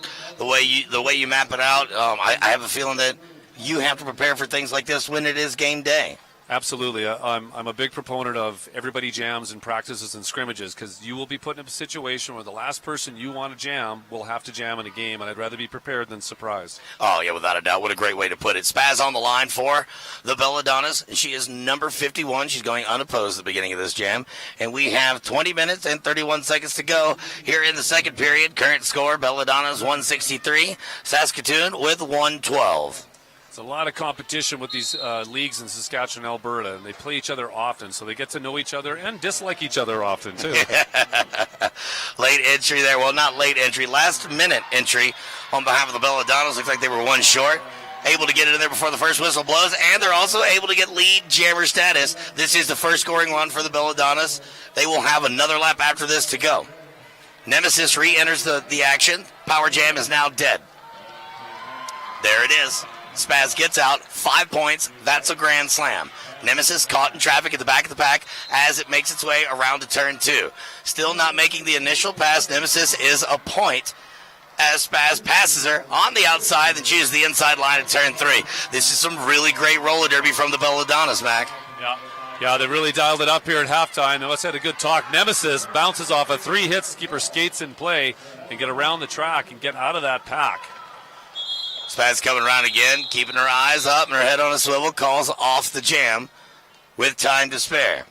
Looks like the current score is going to stand for Saskatoon with 112 as the Belladonnas extend their lead with 176 and 19:22 to go in the second period. Yeah, Preacher Slaughter taking a awkward tumble at the end of that jam. We keep an eye on her to see if she's back out again. She seemed to be laboring a bit on one of her ankles. It just might have been a tweak.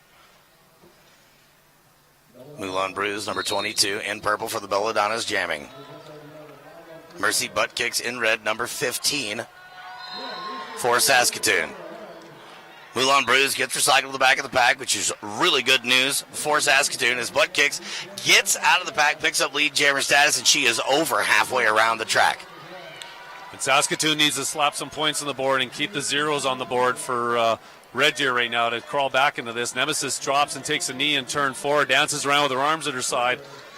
Sort of a large red penguin at times with her hands kind of folded out on the side, but it's very effective. She has not gotten one forearm penalty the entire game, and she gets out of the pack for her points. Moulin trying to get past the last blocker sees her coming out of the rearview mirror and dekes that side hit that was coming at her. Both jammers coming around the backside of turn 2, heading towards the pack. Red Deer decides to throw their blockers up front. Saskatoon waits at the back too long. Moulin Bruise steals some points there. Quick adjustment there by the pack work of Shannon the Cannon and Timber. Waited too long to get out of close quarter combat. Now it is a power jam advantage going for the Belladonnas. Butt Kicks stayed in there. You were talking about her maneuvering. She becomes all shoulders whenever you get in those close quarters with not a lot of room to move. She stayed in the middle of it for too long. That just gives you so many opportunities to pick up penalties, and that's what's happened. Moulin Bruise at the back of the pack now. Tries to go right through the middle. It is 3-on-3 in the pack now. 4-on-3 advantage there going to Saskatoon in red. 5 points on the board for the Belladonnas, making it a grand slam for Moulin Bruise. Moulin again goes to the inside line, the front stretch. Kind of standing room only there, and just bobs and weaves, laces the boot, gets out, and picks up another 5. The Belladonnas are in fuego. I hope that means on fire. C. 199 is where their score stands at this moment. It looks like they're going to break the 2-century mark. Another Grand Slam for the Belladonnas. And quickly this game is pulling away from Saskatoon.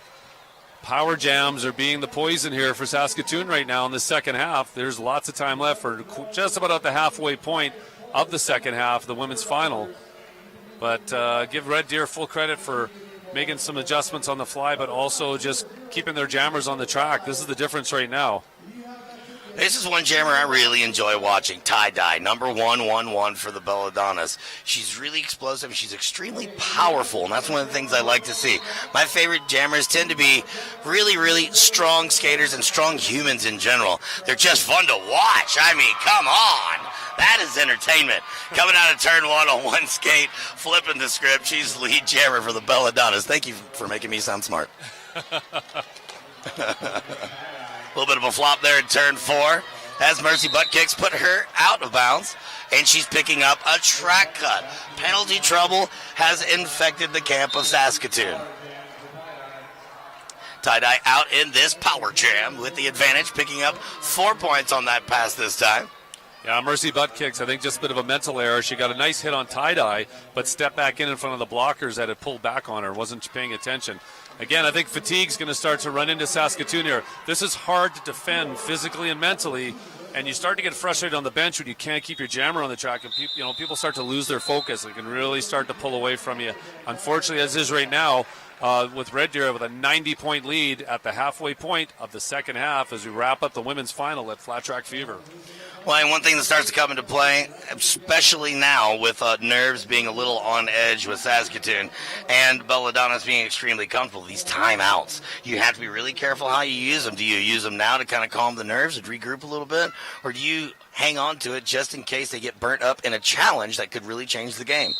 I think I would have pulled one for Saskatoon by now just to give everyone a mental reset, even on a power jam, whatever the case may be, just to get everyone back on track. Because you're feeling it slipping away a bit, and you can sense that on the bench sometimes. We'll see how Saskatoon reacts now. They've got doing a great job holding Gertie up. They finally got to let her go with lead on this power jam as Mercy Buttkick still sits in the sin bin. Buttkick's now on her feet, meaning 10 seconds or less. According to you, this is whenever you always want them to call off that jam. I typically always call it off because now I get a fresh set, fresh jammer, and I have a high likelihood of getting lead jam 90 times out of 100. 5 points on the board now for the Belladonnas on that last pass by Gunpowder Gertie. Both jammers on the track. Only one blocker down, and that is a Saskatoon player. Butt kicks, makes her way on the outside. Oh, making friends at every turn. Boy, offense, defense, doesn't matter what's going on. Everybody wants a piece of Mercy butt kicks, and she stays on her feet, a very strong skater. And again, she gets in that all shoulders motion, and she's allowed to worm her way out of the pack. Nice jammer awareness there by Gunpowder Gertie to take that hit. I like when jammers come up and surprise other jammers with a hit when they're held up at the back or front of the pack. Good timing on Gertie's part. Yeah, you don't always have to be running from people. Sometimes you just run up and say hello. Gunpowder Gertie going through the middle, making it to turn 3. Looking for an inside move, and it looks good. Calls off the jam, getting right by Skatrum. Takes a jump over Dream Whip, who tried to zig and zag on her. Took a knee, got jumped over. Gertie took a little bow there when she finished that jam. Some really good track awareness on her part. She recognized a lot of things out there. I like to see that with jammers. Very, very, very aware, not just where you are about how this play can unfold. Getting in, I'm going to back that up. Not getting in the minds of anyone, just playing a great game of roller derby and showing us how big of an athlete she really is. Amazing that this was a 3-point game with 6 seconds left at the end of the first half. Huh? No. One of 6,622 reasons why I really enjoy roller derby. Yeah, it's incredible. Arc Flash out of the pack for Saskatoon. They have lead jammer status. Now it's time to make it count. Spaz out of the pack for the Belladonnas. She's number 51 in purple. Both jammers in scoring position. This is a hit it and quit it scenario. But that's not how they're going to play it in Saskatoon. They're going to keep on pushing through. That's a dangerous jammer to be going after that way as she picks up 4 points for the Belladonnas. Well, maybe Coach Lime is hoping his pack will create a cut situation on that Red Deer because they need a power jam. Yeah, they definitely do. There it is. That's a play they have to beg for sure. I thought that was a cut for sure. I thought they had it. 4 more points on the board for both parties concerned. 4 more on the board for Saskatoon. These jammers are not slowing down. They're kind of in a pace race. But this jam plays into Red Deer's game, right into their house. Takes time off the clock. Doesn't change the point differential by very much. They've got a lot of points they can give, and the problem now is time. And it's not on Saskatoon's side with 12 minutes remaining. And neither is the tilt in the pack as the penalty box starts to unload a bit. It is uneven in the pack and deadly on the board. Spaz coming out with 4 more, continuing to chew up that clock like it is a buffet in Vegas, which, by the way, is a great idea. 4 more points for the Belladonnas. Sockeye taking a seat for Saskatoon.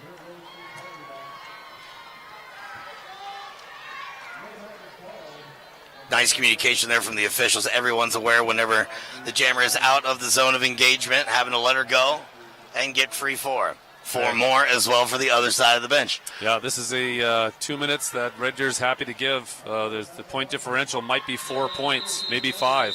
That's not going to be enough when you're 115 points behind. Right, they're starting to play it a little bit safe, and with 255 to 140, I would say that's an acceptable strategy to go ahead and grasp on. I'd be telling my bench right now, 2-minute jams, 2-minute jams. If they're going to let us skate, let's skate. Yeah. Keep the jammers on the track. Be patient. We've got time. We've got a lead. Let's just be patient and run this out. We've got 10 and a half minutes left. That could be 6 jams, game over. Yeah, it really could. The way the time can wind down at this sport of roller derby between time that happens in between jams and full 2-minute jams, that 6 minutes, or that 10:48 we have on the clock can go by real quick. I think we might have an official review here just because we've got both coaches and captains out. Looks like we have a team timeout. Saskatoon calling it. Again, current score 144, 255. We got an official review for Saskatoon. Uh-huh. So a team timeout where they make the letter T. Well, there it is. The official. Watch. Point. Deltoids. Point. Or this is the new P90X workout. I forget how this goes. You know, I tell you what, I was representing Team Heckle this weekend, and she was the subject of all of the conversation coming from my big head. And what a fun person to go ahead and interact with. Stayed very true to her job. Yeah. Really has good form. She's on top of her game. And that's just one of the many examples of how our NSOs and skating officials have helped really make Flat Track Fever a huge success this weekend. Yeah, and then I got to say that the Northwest is blessed, including Alberta, BC, Washington, with some of the best NSOs in the game as well, too. We're really lucky to have the officials and NSOs that we do. Again, more fabulous volunteers. So we've talked about BC East a bit. We had Georgie W. Tush up here from Neon Skates and Montreal Roller Derby. You know, you guys had a conversation about it. We know that it's house teams, so it's not necessarily your travel team. So what's the structure of it? Do you actually know how everyone gets from point A to B? Beast of these? Yeah. Well, it's very similar to what we had here today. There's 30-minute games, so it becomes a. I don't know if it's a double knockout. I believe it's a double knockout. I'm sure there's someone going to Twitter me as they're listening right now that I've got it all wrong. Mac, what are you doing? They must be sucking the exhaust off that wonderful F350 Super Duty that you're sitting in. You said duty. So having watched it online, because Canuck Derby TV has carried it before in the past, please donate now. It's typically a double knockout house team tournament that winds down over a Friday, Saturday, Sunday of dozens and dozens of games. And one of the great things that Montreal Derby started is you can buy beer on the floor like a civilized city and carry your beer around with you, and fans start stacking beer cans just outside the danger zones, and they make these beautiful pyramids, these huge 100-can pyramids of beer cans, and typically by the end of a bout, one of the winning team skaters will do the full head slide right through it, just as sort of the crescendo of the game, right? It's such a fun bout. All right, well, we're going to take a chance here to thank some of our sponsors. We'll be right back in a moment.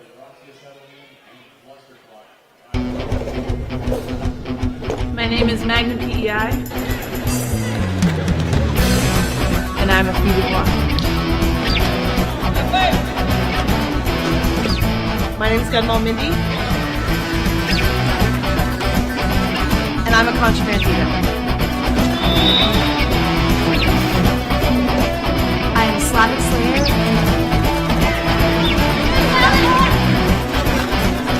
and I am Buckeye.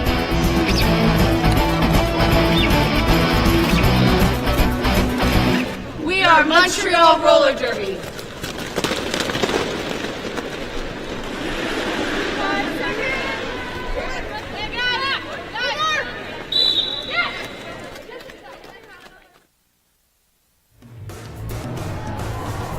Oh, hi, I'm ZZ Slop of Fog City Rollers, and you're watching Canuck Derby TV.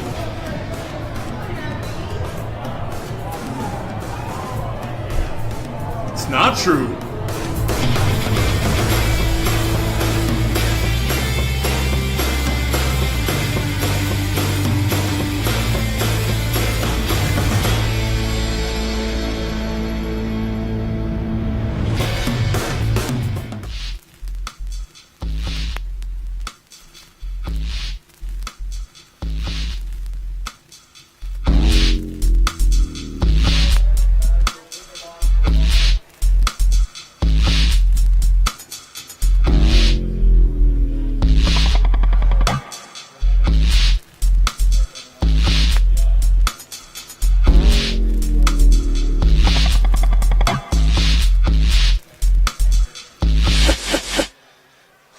Hey, Mac, welcome back. Hey, welcome back. Hey, thanks. We're still here with the official timeout. And what timing? This is why this is a broadcast, not a boutcast, because the official review just ended. The jam's getting underway. Dump truck, I see a small pack out there. That is a very tiny pack. We've got one Saskatoon skater out there versus 3 Belladonnas, and she's taking herself out of the picture, hopefully going to get some separation so they are not allowed to continue to engage Nemesis. But the Belladonna's doing a stellar job of pushing her out of bounds, forcing her to be recycled to the back of the pack, and killing that play altogether. Now it's time to play some derby as we have another blocker from Saskatoon rejoin the action, so we've got teammates that can help out their jammer. Yeah, Skakem, the one lone blocker out there, when they ran back on her, she should have picked off one of those purple blockers to try and draw a penalty and let them run by. And it's really allowing the Belladonnas to issue some level of control right now. This is a power jam as well, and this is something Saskatoon desperately needs. You know, I think that there has been one unsung blocker. Razor wrecked it. She has been one of those blockers that's been in the middle of almost every single really big defensive move. She's all over the place. She's got great size, great pack awareness, and she's going to show you how it's done right here. Pushes Nemesis out of bounds. Nemesis goes ahead and jumps to the back of the pack. And both jammers on the track now. Power jam comes to a conclusion. It is 4-on-3 in the pack with one blocker for Saskatoon. And Razor just tagged her again in this corner, dropped her to her knees, as you mentioned, Dump Truck. Razor really lighting it up now. You call her name out, and she's had 3 big plays already in the pack here right in front of us. Boy, she's really a machine, and she has been in the first period. This is not something new. I have a feeling that she is someone that they lean on for sure. There's lots of hugs coming in that pack. She's getting mad props from her bench. Yeah, and she should, and that's right. You know, those are the things, the quiet blockers, sometimes you call them. You don't realize it to the end of the game how effective they are. Because she's not going to the box either. That's what makes her quiet blocker for a coach. Exactly. All right, looks like we got 1-1-1 tie-dye jamming for the Belladonnas. And we've got Mercy Butt Kicks, number 15 for Saskatoon, on the line. And it's going to be 4-on-3 in the pack with the advantage going to the Belladonnas. And I think in this case, I would have my jammer go hard on the opposing jammer to try and force a major. I need some power jams right now. There's not enough time just to skate this out. Tie-dye does get out of the pack. She picks up lead jammer for the Belladonnas. Mercy Butt Kicks shrugs off a hit. She's able to stay on her feet and moves on out as well. Both jammers in scoring position, but the Belladonnas pick up 4. And holy crap, it's a jammer race. Brought to you by Holy Crap Breakfast Cereal. I love my job. Checks in the mail, right? Yeah, I'll send you the invoice. That jam comes to a conclusion. A lot of time being chewed up here right now, which is a good move. I mean, this is where the game is. 2:58 to 1:47. Belladonna's in charge. 8:24 to go. Yeah, this again, this is what the Belladonnas just want to eat up time. They've got to use Moulin Brews to take care of that. And I've actually been able to partake in some of that Holy Crap breakfast cereal, and it has been magical. Magical. Lead jammer for Saskatoon is going to be number 18, Arc Flash. Been in that position for quite a while. The legs have to be a little wobbly, but it looks like she's still hard charging with a steady pace. Gets out of the pack, lead jammer, and 4 points on the board. Moulin Bruise goes right for the throat. Unicorn Thunder combined with Helena Bombshell really able to shut her down for a moment there and get some separation. 4 points for the Belladonnas as well. And you can see, I really think the Saskatoon bench has decided to skate this out and maybe force a power jam, but they need something like that to happen. They need Moulin Bruise to race in the back of the pack, forearm cut, something to get her off the track to try and set up a situation to put some extra points up. Moulin Bruise looking to not give away anything for free. That's a lot of traffic to go through. You've got 4 blockers with one thing on their brain, pull a penalty, pull a penalty. And you've got the jammer knowing that they have crosshairs on their backs right now. Arc Flash looking to get through for a scoring run, as is Moulin Bruise. Moulin goes to the inside. Arc finds a hole on the outside of turn 1. 4 more points for Saskatoon. Yeah, and the penalty box just cleared out, so we finally got 4-4 packs. Everybody's on the track. That's 10 skaters. I don't think we've seen that very much this half. We have not. Actually, for either final game, we've seen quite a steady rotation of penalties going through. Arc Flash, nice work. The blocker set up in lane 4, and there's a purple wall, and she found enough room on 2 wheels to slide on the outside of the tape, do a little twist around the outside with her hips, get all 4 of those points, and close her down. Nice work by Arc Flash. Number 18, the jammer for Saskatoon, taking a well-deserved seat on the bench and getting a well-deserved hug from one of her teammates. Yep, Nemesis is going to take the star helmet cover, as she's been doing ever since we've had a little bit of a lineup change. And she's going to be going against Gunpowder Gertie. What an exciting jammer she is. Yeah, Gunpowder's had a strong game for Red Deer, and they expect that from her. She's been a leader on this team for many seasons, so they expect a lot out of Gunpowder Gertie, and she's delivered today in this women's final. Gunpowder at the front of the pack, 2 defenders to get by, finds the inside line and ends up taking advantage and picks up lead jammer status, while triple twos for the Belladonnas heads to the penalty box, and has 4-on-3 in the pack with the red squad in charge. Track cut major, Nemesis going to sit down, and this is what you could kind of call how things could definitely end for Saskatoon. They needed to be in a power jam advantage, and right now the Belladonnas are in control 100%. Yeah, and you know what? Since Coleshaw's injury, and it's no knock on Nemesis, she steps up to help her team, but she's had 2 majors to go to the box, because that transition from blocking to jamming is a big change when you're getting ready to block for an entire game, and suddenly you're handed the star. Gunpowder Gertie flipping around, trying to stay on one skate, does have to go out and around to be recycled, as she was knocked out of bounds. Putting the hard charge against number 4, Spanx Gibbon. Picks up 5 points for the Belladonnas. As they're approaching the 300-point mark. Saskatoon with 168-280 on the board for the Belladonnas. Add another 5 to that if you like. Yeah, there's only Lady Whipping Cream and Manic Delusion out there as blockers for Saskatoon, number 3 and 4. At least they're in numerical sequence. Gunpowder Gertie tries to get past those 2. Drops to a knee and gets up again. Takes 5, another grand slam there. Nemesis back on the track, engages the pack in turn 2. Nemesis trying on the outside line, gets knocked out nicely. Again, nice recycling and fitting all the way back there as they've been doing today. Stringing out that back line like entrails. All right, as the jam starts to come to a close. Boy, I tell you, what a great job by the Belladonnas. Staying true to their gameplay. Not going above and beyond, staying conservative enough, but definitely taking advantage of things given. All the things that they are doing correctly, and the score reflects 295-168. Yeah, and Coach Lime sitting on the end of the bench now with a 130-point lead. Oh, now he's going to get up. Attaboy. 130-point lead. I know he hasn't given it in, but with 3.5 minutes left right now, they want to do everything they can to just get through the back end of this. I really think fatigue's just finally caught up with Saskatoon, because they played such a strong game this weekend. Yeah, I'd definitely love to see both of these teams come against each other with a fresh set of legs on both sides. I think you'd see exactly what we saw in the first period 2 times. Yeah, I think just time. They played a good 30-minute game, but they might not have been there physically to play a 60-minute game. 3 points on the board for the Belladonnas. Wanted to give a quick shout-out affectionately and with a sudden passing of a skater of the Terminal City Roller Girls, member of the Bad Reps, Betty Brawler. Our prayers and thoughts are with her family and friends. as the Terminal City Roller Girls were saddened to learn the passing of Bitty Betty Brawler, affectionately known as Bits. Bits, will miss you.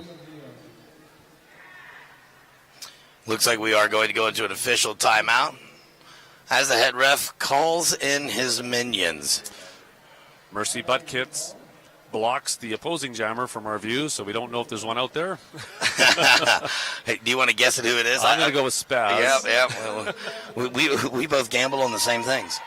Sure things. All right, so right now we're in the middle of this official timeout. We're going to check out some of our sponsors.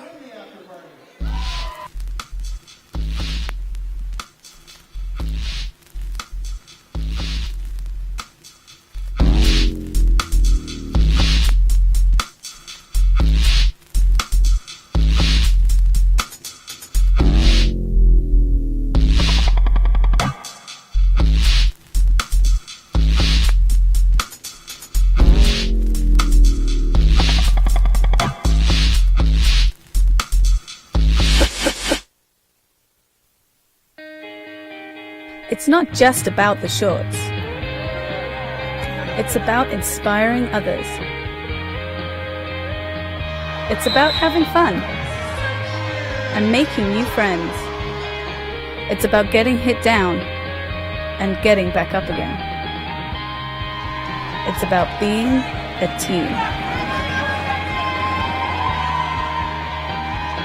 Pivot Star. It's about roller derby. All right, here we are at the Oval, host venue of Flat Track Fever here in Calgary, Alberta. My name is Dump Truck. Been hanging out in the city all day long. It's been a lot of fun. And you walk in the building and the fun doesn't stop there either. You look here. I mean, there's a bouncy house. That's amazing. And apparently, there's a lot of fun being had in here. Hey, kids. Hey, come outside real quick. God, they're crazy. Oh, my God. What are you doing? It's a bouncy castle at Flat Track Fever! Aren't you supposed to be working? Pixie sticks. More pixie sticks. How'd you like your first call? Nice work, by the way. Oh, it was really fun. It was really good. Yeah, I lost my keys. I'll be right back. So, how do you feel about having the bouncy cows here at Flat Track Fever? Oh my God, it's so awesome! I lost my keys. All right, there you go. Somebody needs to find their parents.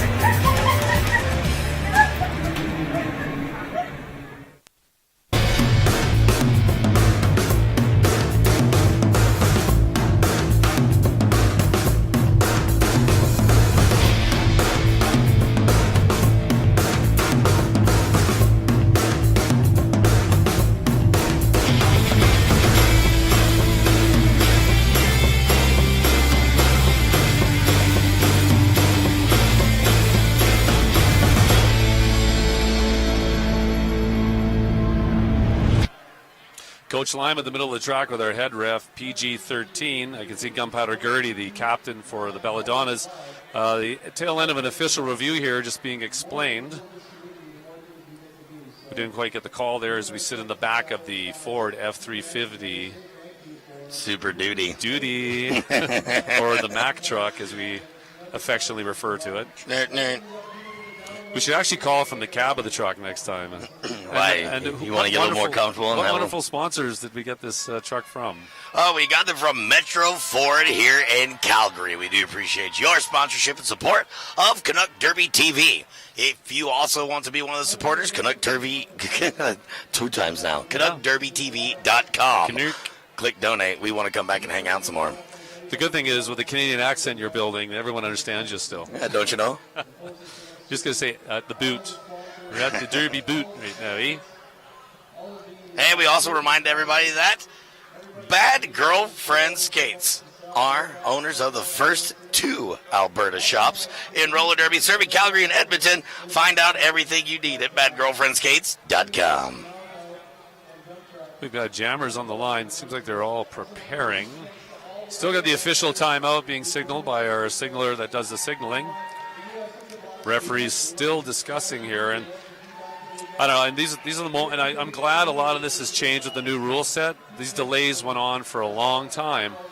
Well, I tell you what, we may be in the middle of a little bit of a delay, but our fans are having a ball. Get a shot of the fans. We're sitting here doing a wave or an attempt at the wave. Al Capone would cringe right now. Here it comes. And here, you ready? You ready? Woo! There we go. There we are. That's right. I don't know if you know this about roller derby, folks, but we like fun. The waving continues. PG-13 says, let's get it going. All right. I tend to agree with that, 54 gentlemen. seconds left. 130-point lead, Red Deer, after taking a 3-point lead in at halftime, or 7-point lead in at halftime. And we got 2 minutes, 54 seconds to go. Probably just a couple of jams still left under the belt. Spaz with a quick move on the outside of the front stretch. Quick and in a hurry. She's going to get lead jammer status for the Belladonnas. It looks like it's going to be Mercy butt kicks. Nice hop, skip, and a jump. We haven't seen some of those big explosive moves from her in a while. And it's good to see that even here late in the game. She's out of the pack in scoring position, while Spaz picks up 4 for the Belladonnas, and now they break into the 300 mark. Wow. What an effort here by Red Deer. They lost a game this weekend, a close one with Regina Skulls, who are the national champions, and they come back here to play the other team from Saskatchewan's, the Saskatoon Roller Derby Association, Saskatoon Roller Derby League is the other way to say it. Got to get that right or I'll get a text. You will get in trouble. Spaz calls it off on one skate, does a little spin and a toe stop. Very much secured in the finals here, the women's now, with a 306-172 lead, 1 minute and 50 seconds remaining. Well, both teams have 2 timeouts apiece as well. We are at the 148 mark, 47, 46, continuing on as such. You're starting to wonder if someone's going to start using those timeouts that they have to create some more plays. I think Coach Lime just asked Tush if she'd be willing to put a helmet on and just kind of slide out there for a couple of jams. That injury to Coleshaw, I'm sure, affected their lineup. It does. It affects your bench if you lose one of your expected skaters like that. You've got to adjust. It can be hard. Well, yeah, it affects your lineup. It affects your momentum. It affects the spirit of your team. You can either own it and be like, oh, that's really unfortunate. She's an amazing piece of our team. Or, all right, this is for her. But at the very end of the day, it's going to happen. It's going to come down to what happens here on the track. Arc flash with lead jam for Saskatoon as the pack comes out of turn 2 towards corner number 3 in the back straightaway. Arc flash fighting hard, but gets pushed out nicely. And look who's out there again, as you mentioned before. Razor wrecked it, creating all that damage in the pack. Is a really solid blocker today for Red Deer. Moulin Bruce takes advantage of the mishmash coming out of turn 4 and runs up. And we got both jammers, which means, holy crap, we've got a jammer race. Brought to you by Holy Crap Breakfast Cereal. Hold up the product. Insert name here. Oh, I love it. All right, both jammers having a little bit of a couple skate there at the back of the pack. It is 4-on-3 advantage going to the Belladonnas in purple. Moulin Bruce looks to go to the inside. Arc Flash looking to do the same. Gets bumped to the infield. It's got to be recycled. That's my girl. Looks like we've got just about 20 seconds to go in regulation once that clock winds out. Pay attention to the jam clock, and that's how the day's going to unfold. Razor, really? Razor everywhere. A part of if she's in the pack, she's a part of almost every single play. Yeah, it's, again, a solid game for her today. Will there be time to get one more jam in? If no one calls a timeout, there should not. That'll run the clock out. And I'm going to safely say that that's the end of the game. I think if we even wait for the official score, it's not going to close that gap. 314 Belladonnas, 181 Saskatoon. A really good effort by Saskatoon. They've got nothing to be ashamed of. They had to play 2 full bouts today. A tired team, a couple of injuries. These are the things that happen in these games, and they've got nothing to but be proud of because they made it to a final against teams at nationals they couldn't get out of the 4 spot with. So they've actually moved themselves up from a Canadian ranking standpoint. Yeah, it's been one hell of a game, one hell of a tournament. What a fun weekend, top to bottom. Men's derby, women's derby, juniors derby, bouncy houses, cowboy hats, motorcycles, breakfasts, ghosts. I mean, we've had everything that you didn't think you could have in one weekend. Well, dump truck and chaps is off my bucket list now too, by the way. Thank God I got that one. Yeah, now I can stop being so cautious when I hang out with you now. All right, looks like the Belladonnas got to be taking their victory lap again. 314 to 181 is the final. Belladonnas are victorious here at Flat Track Fever in the Olympic Oval. Yeah, their captain Gertie coming first through, followed by Taz. Some of the other skaters there today. There's 1349 we talked about before. Razor wrecked it. Spaz had a really strong game today. Those 2 big girls, Shannon the Cannon and Timber, really used their size and skill to their advantage. And a bunch of penalty trouble at the start of the game. Got cleaned up quickly at the back end of the game. Good job there by the Belladonnas of Red Deer. And here come the Saskatoon Roller Derby League. A lot of love going out to them as well. They played their hearts out. No matter how much adversity was laid out before them, they did their best to adjust, and I guarantee you they had a wonderfully positive experience here at Flat Track Fever. I see nothing but smiles on their faces. Mercy Butt Kicks, Arc Flash, Grim Raker, Boston Massacre her, Shame about Coleshaw, we hope she's all right. Sockeye, Lady Whipping Cream, Spanx Given, Manic Delusion, Nemesis, Hillary Bombshell, Dreamwhip, Tidbit Cotty, and Unicorn Thunder. Great job on their part. We've got to thank them. We also want to thank all of our officials, skating and non-skating officials, for making this a fantastic success, and for everyone that traveled to be a part of Flat Track Fever.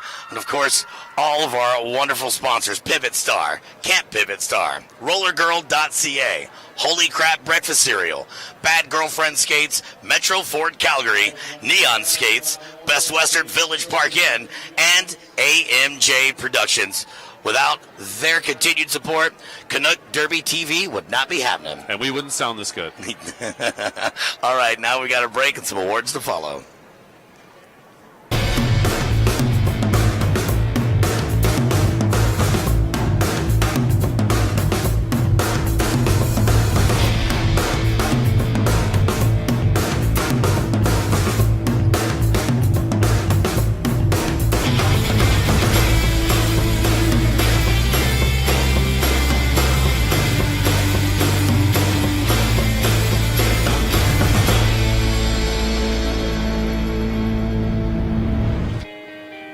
It's not just about the shorts. It's about inspiring others. It's about having fun and making new friends. It's about getting hit down and getting back up again. It's about being a team. Pivot Star. It's about roller derby.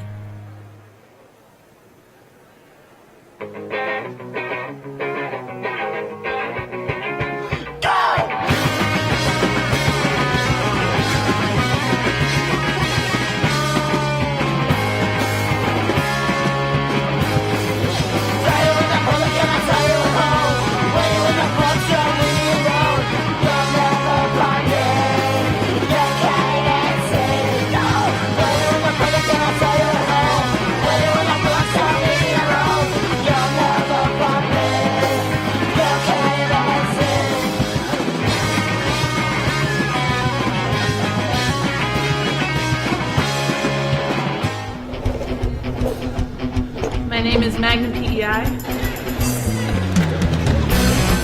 and I'm a feeder block. My name is Gunmal Mindy, and I'm a contraband feeder.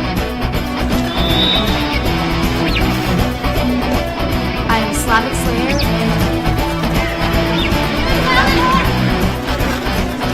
And I am Rekha.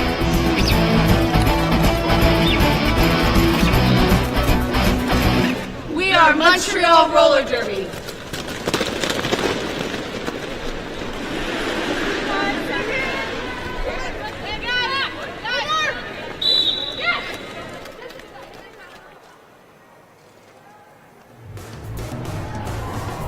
Oh, hi, I'm ZZ Slop with Fog City Rollers, and you're watching Canuck Derby TV.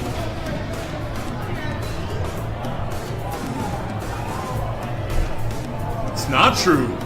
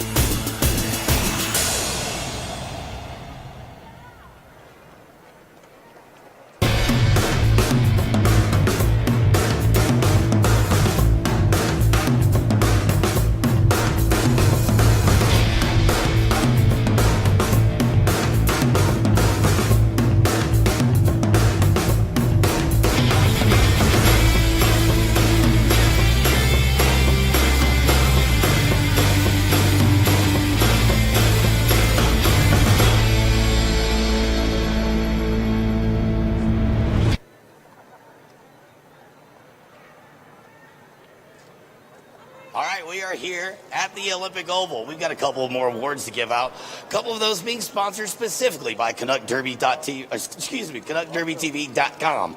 It is the Sportsmanship Award from RollerGirl.ca to Gunpowder Gertie of the Belladonnas. That's right. Congratulations. An amazing skater all weekend long. And she's been doing a very, very wonderful job keeping her head cool and being a pleasure to be working with. Also, RollerGirl.ca, the Zebra Award goes to Skates So Frantic, and one of our unsung heroes known as our NSOs. They really help drive this bus very much. We really appreciate everyone's efforts this weekend. And now we do have a trophy ceremony. Somebody's going to win a trophy. Anybody want to win a trophy? I bet somebody really wants to win a trophy here. All right. We're going to start with third place. Third place winners of 2013 Flat Track Fever is Eville Roller Derby.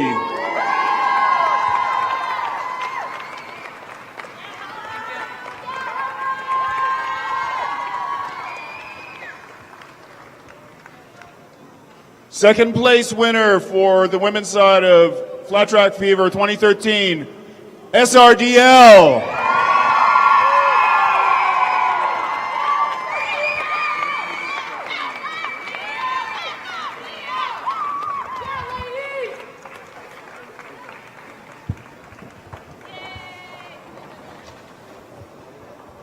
And first place, our neighbors to the north, the Red Deer Belladonnas.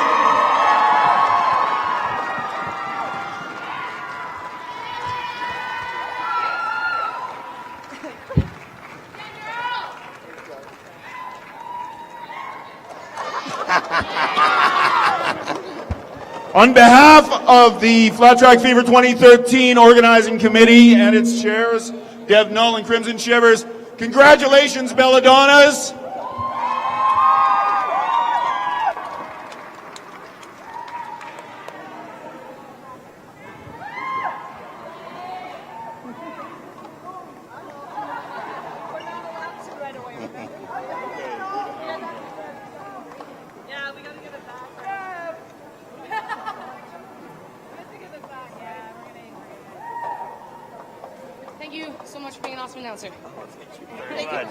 Hope you guys have enjoyed your coverage on CanuckDerbyTV.com. If you want to check out more, please donate to the cause, and we'll be here very soon. It's all up to you. Now it's time for us to check out and go party about it just a little bit. I think there's a whole group of purple that's ready to throw down. It's a fact. My name is Dump Truck. You're welcome. This has been Flat Track Fever.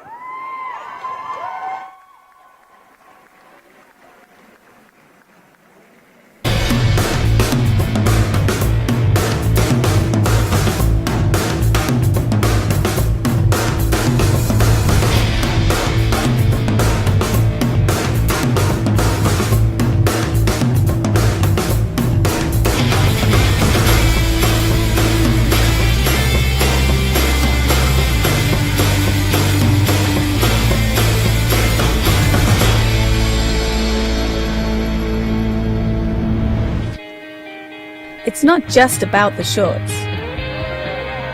It's about inspiring others. It's about having fun and making new friends. It's about getting hit down and getting back up again. It's about being a team. Pivot Star.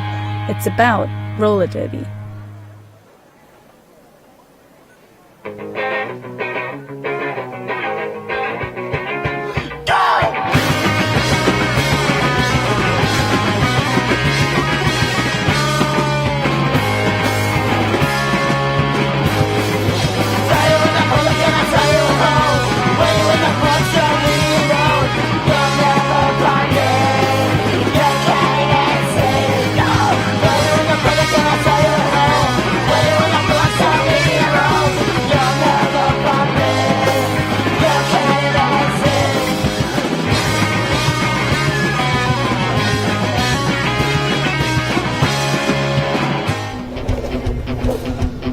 My name is Magnum PEI, and I'm a fille de bois. My name is Gunball Mindy, and I'm a controversy. I am Slavic Slayer.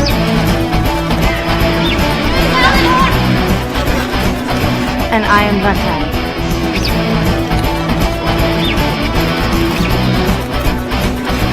We are Montreal Roller Derby.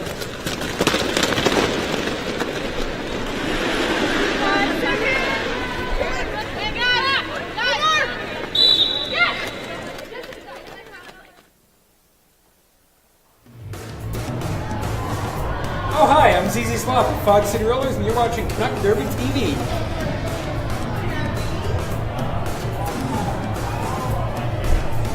It's not true.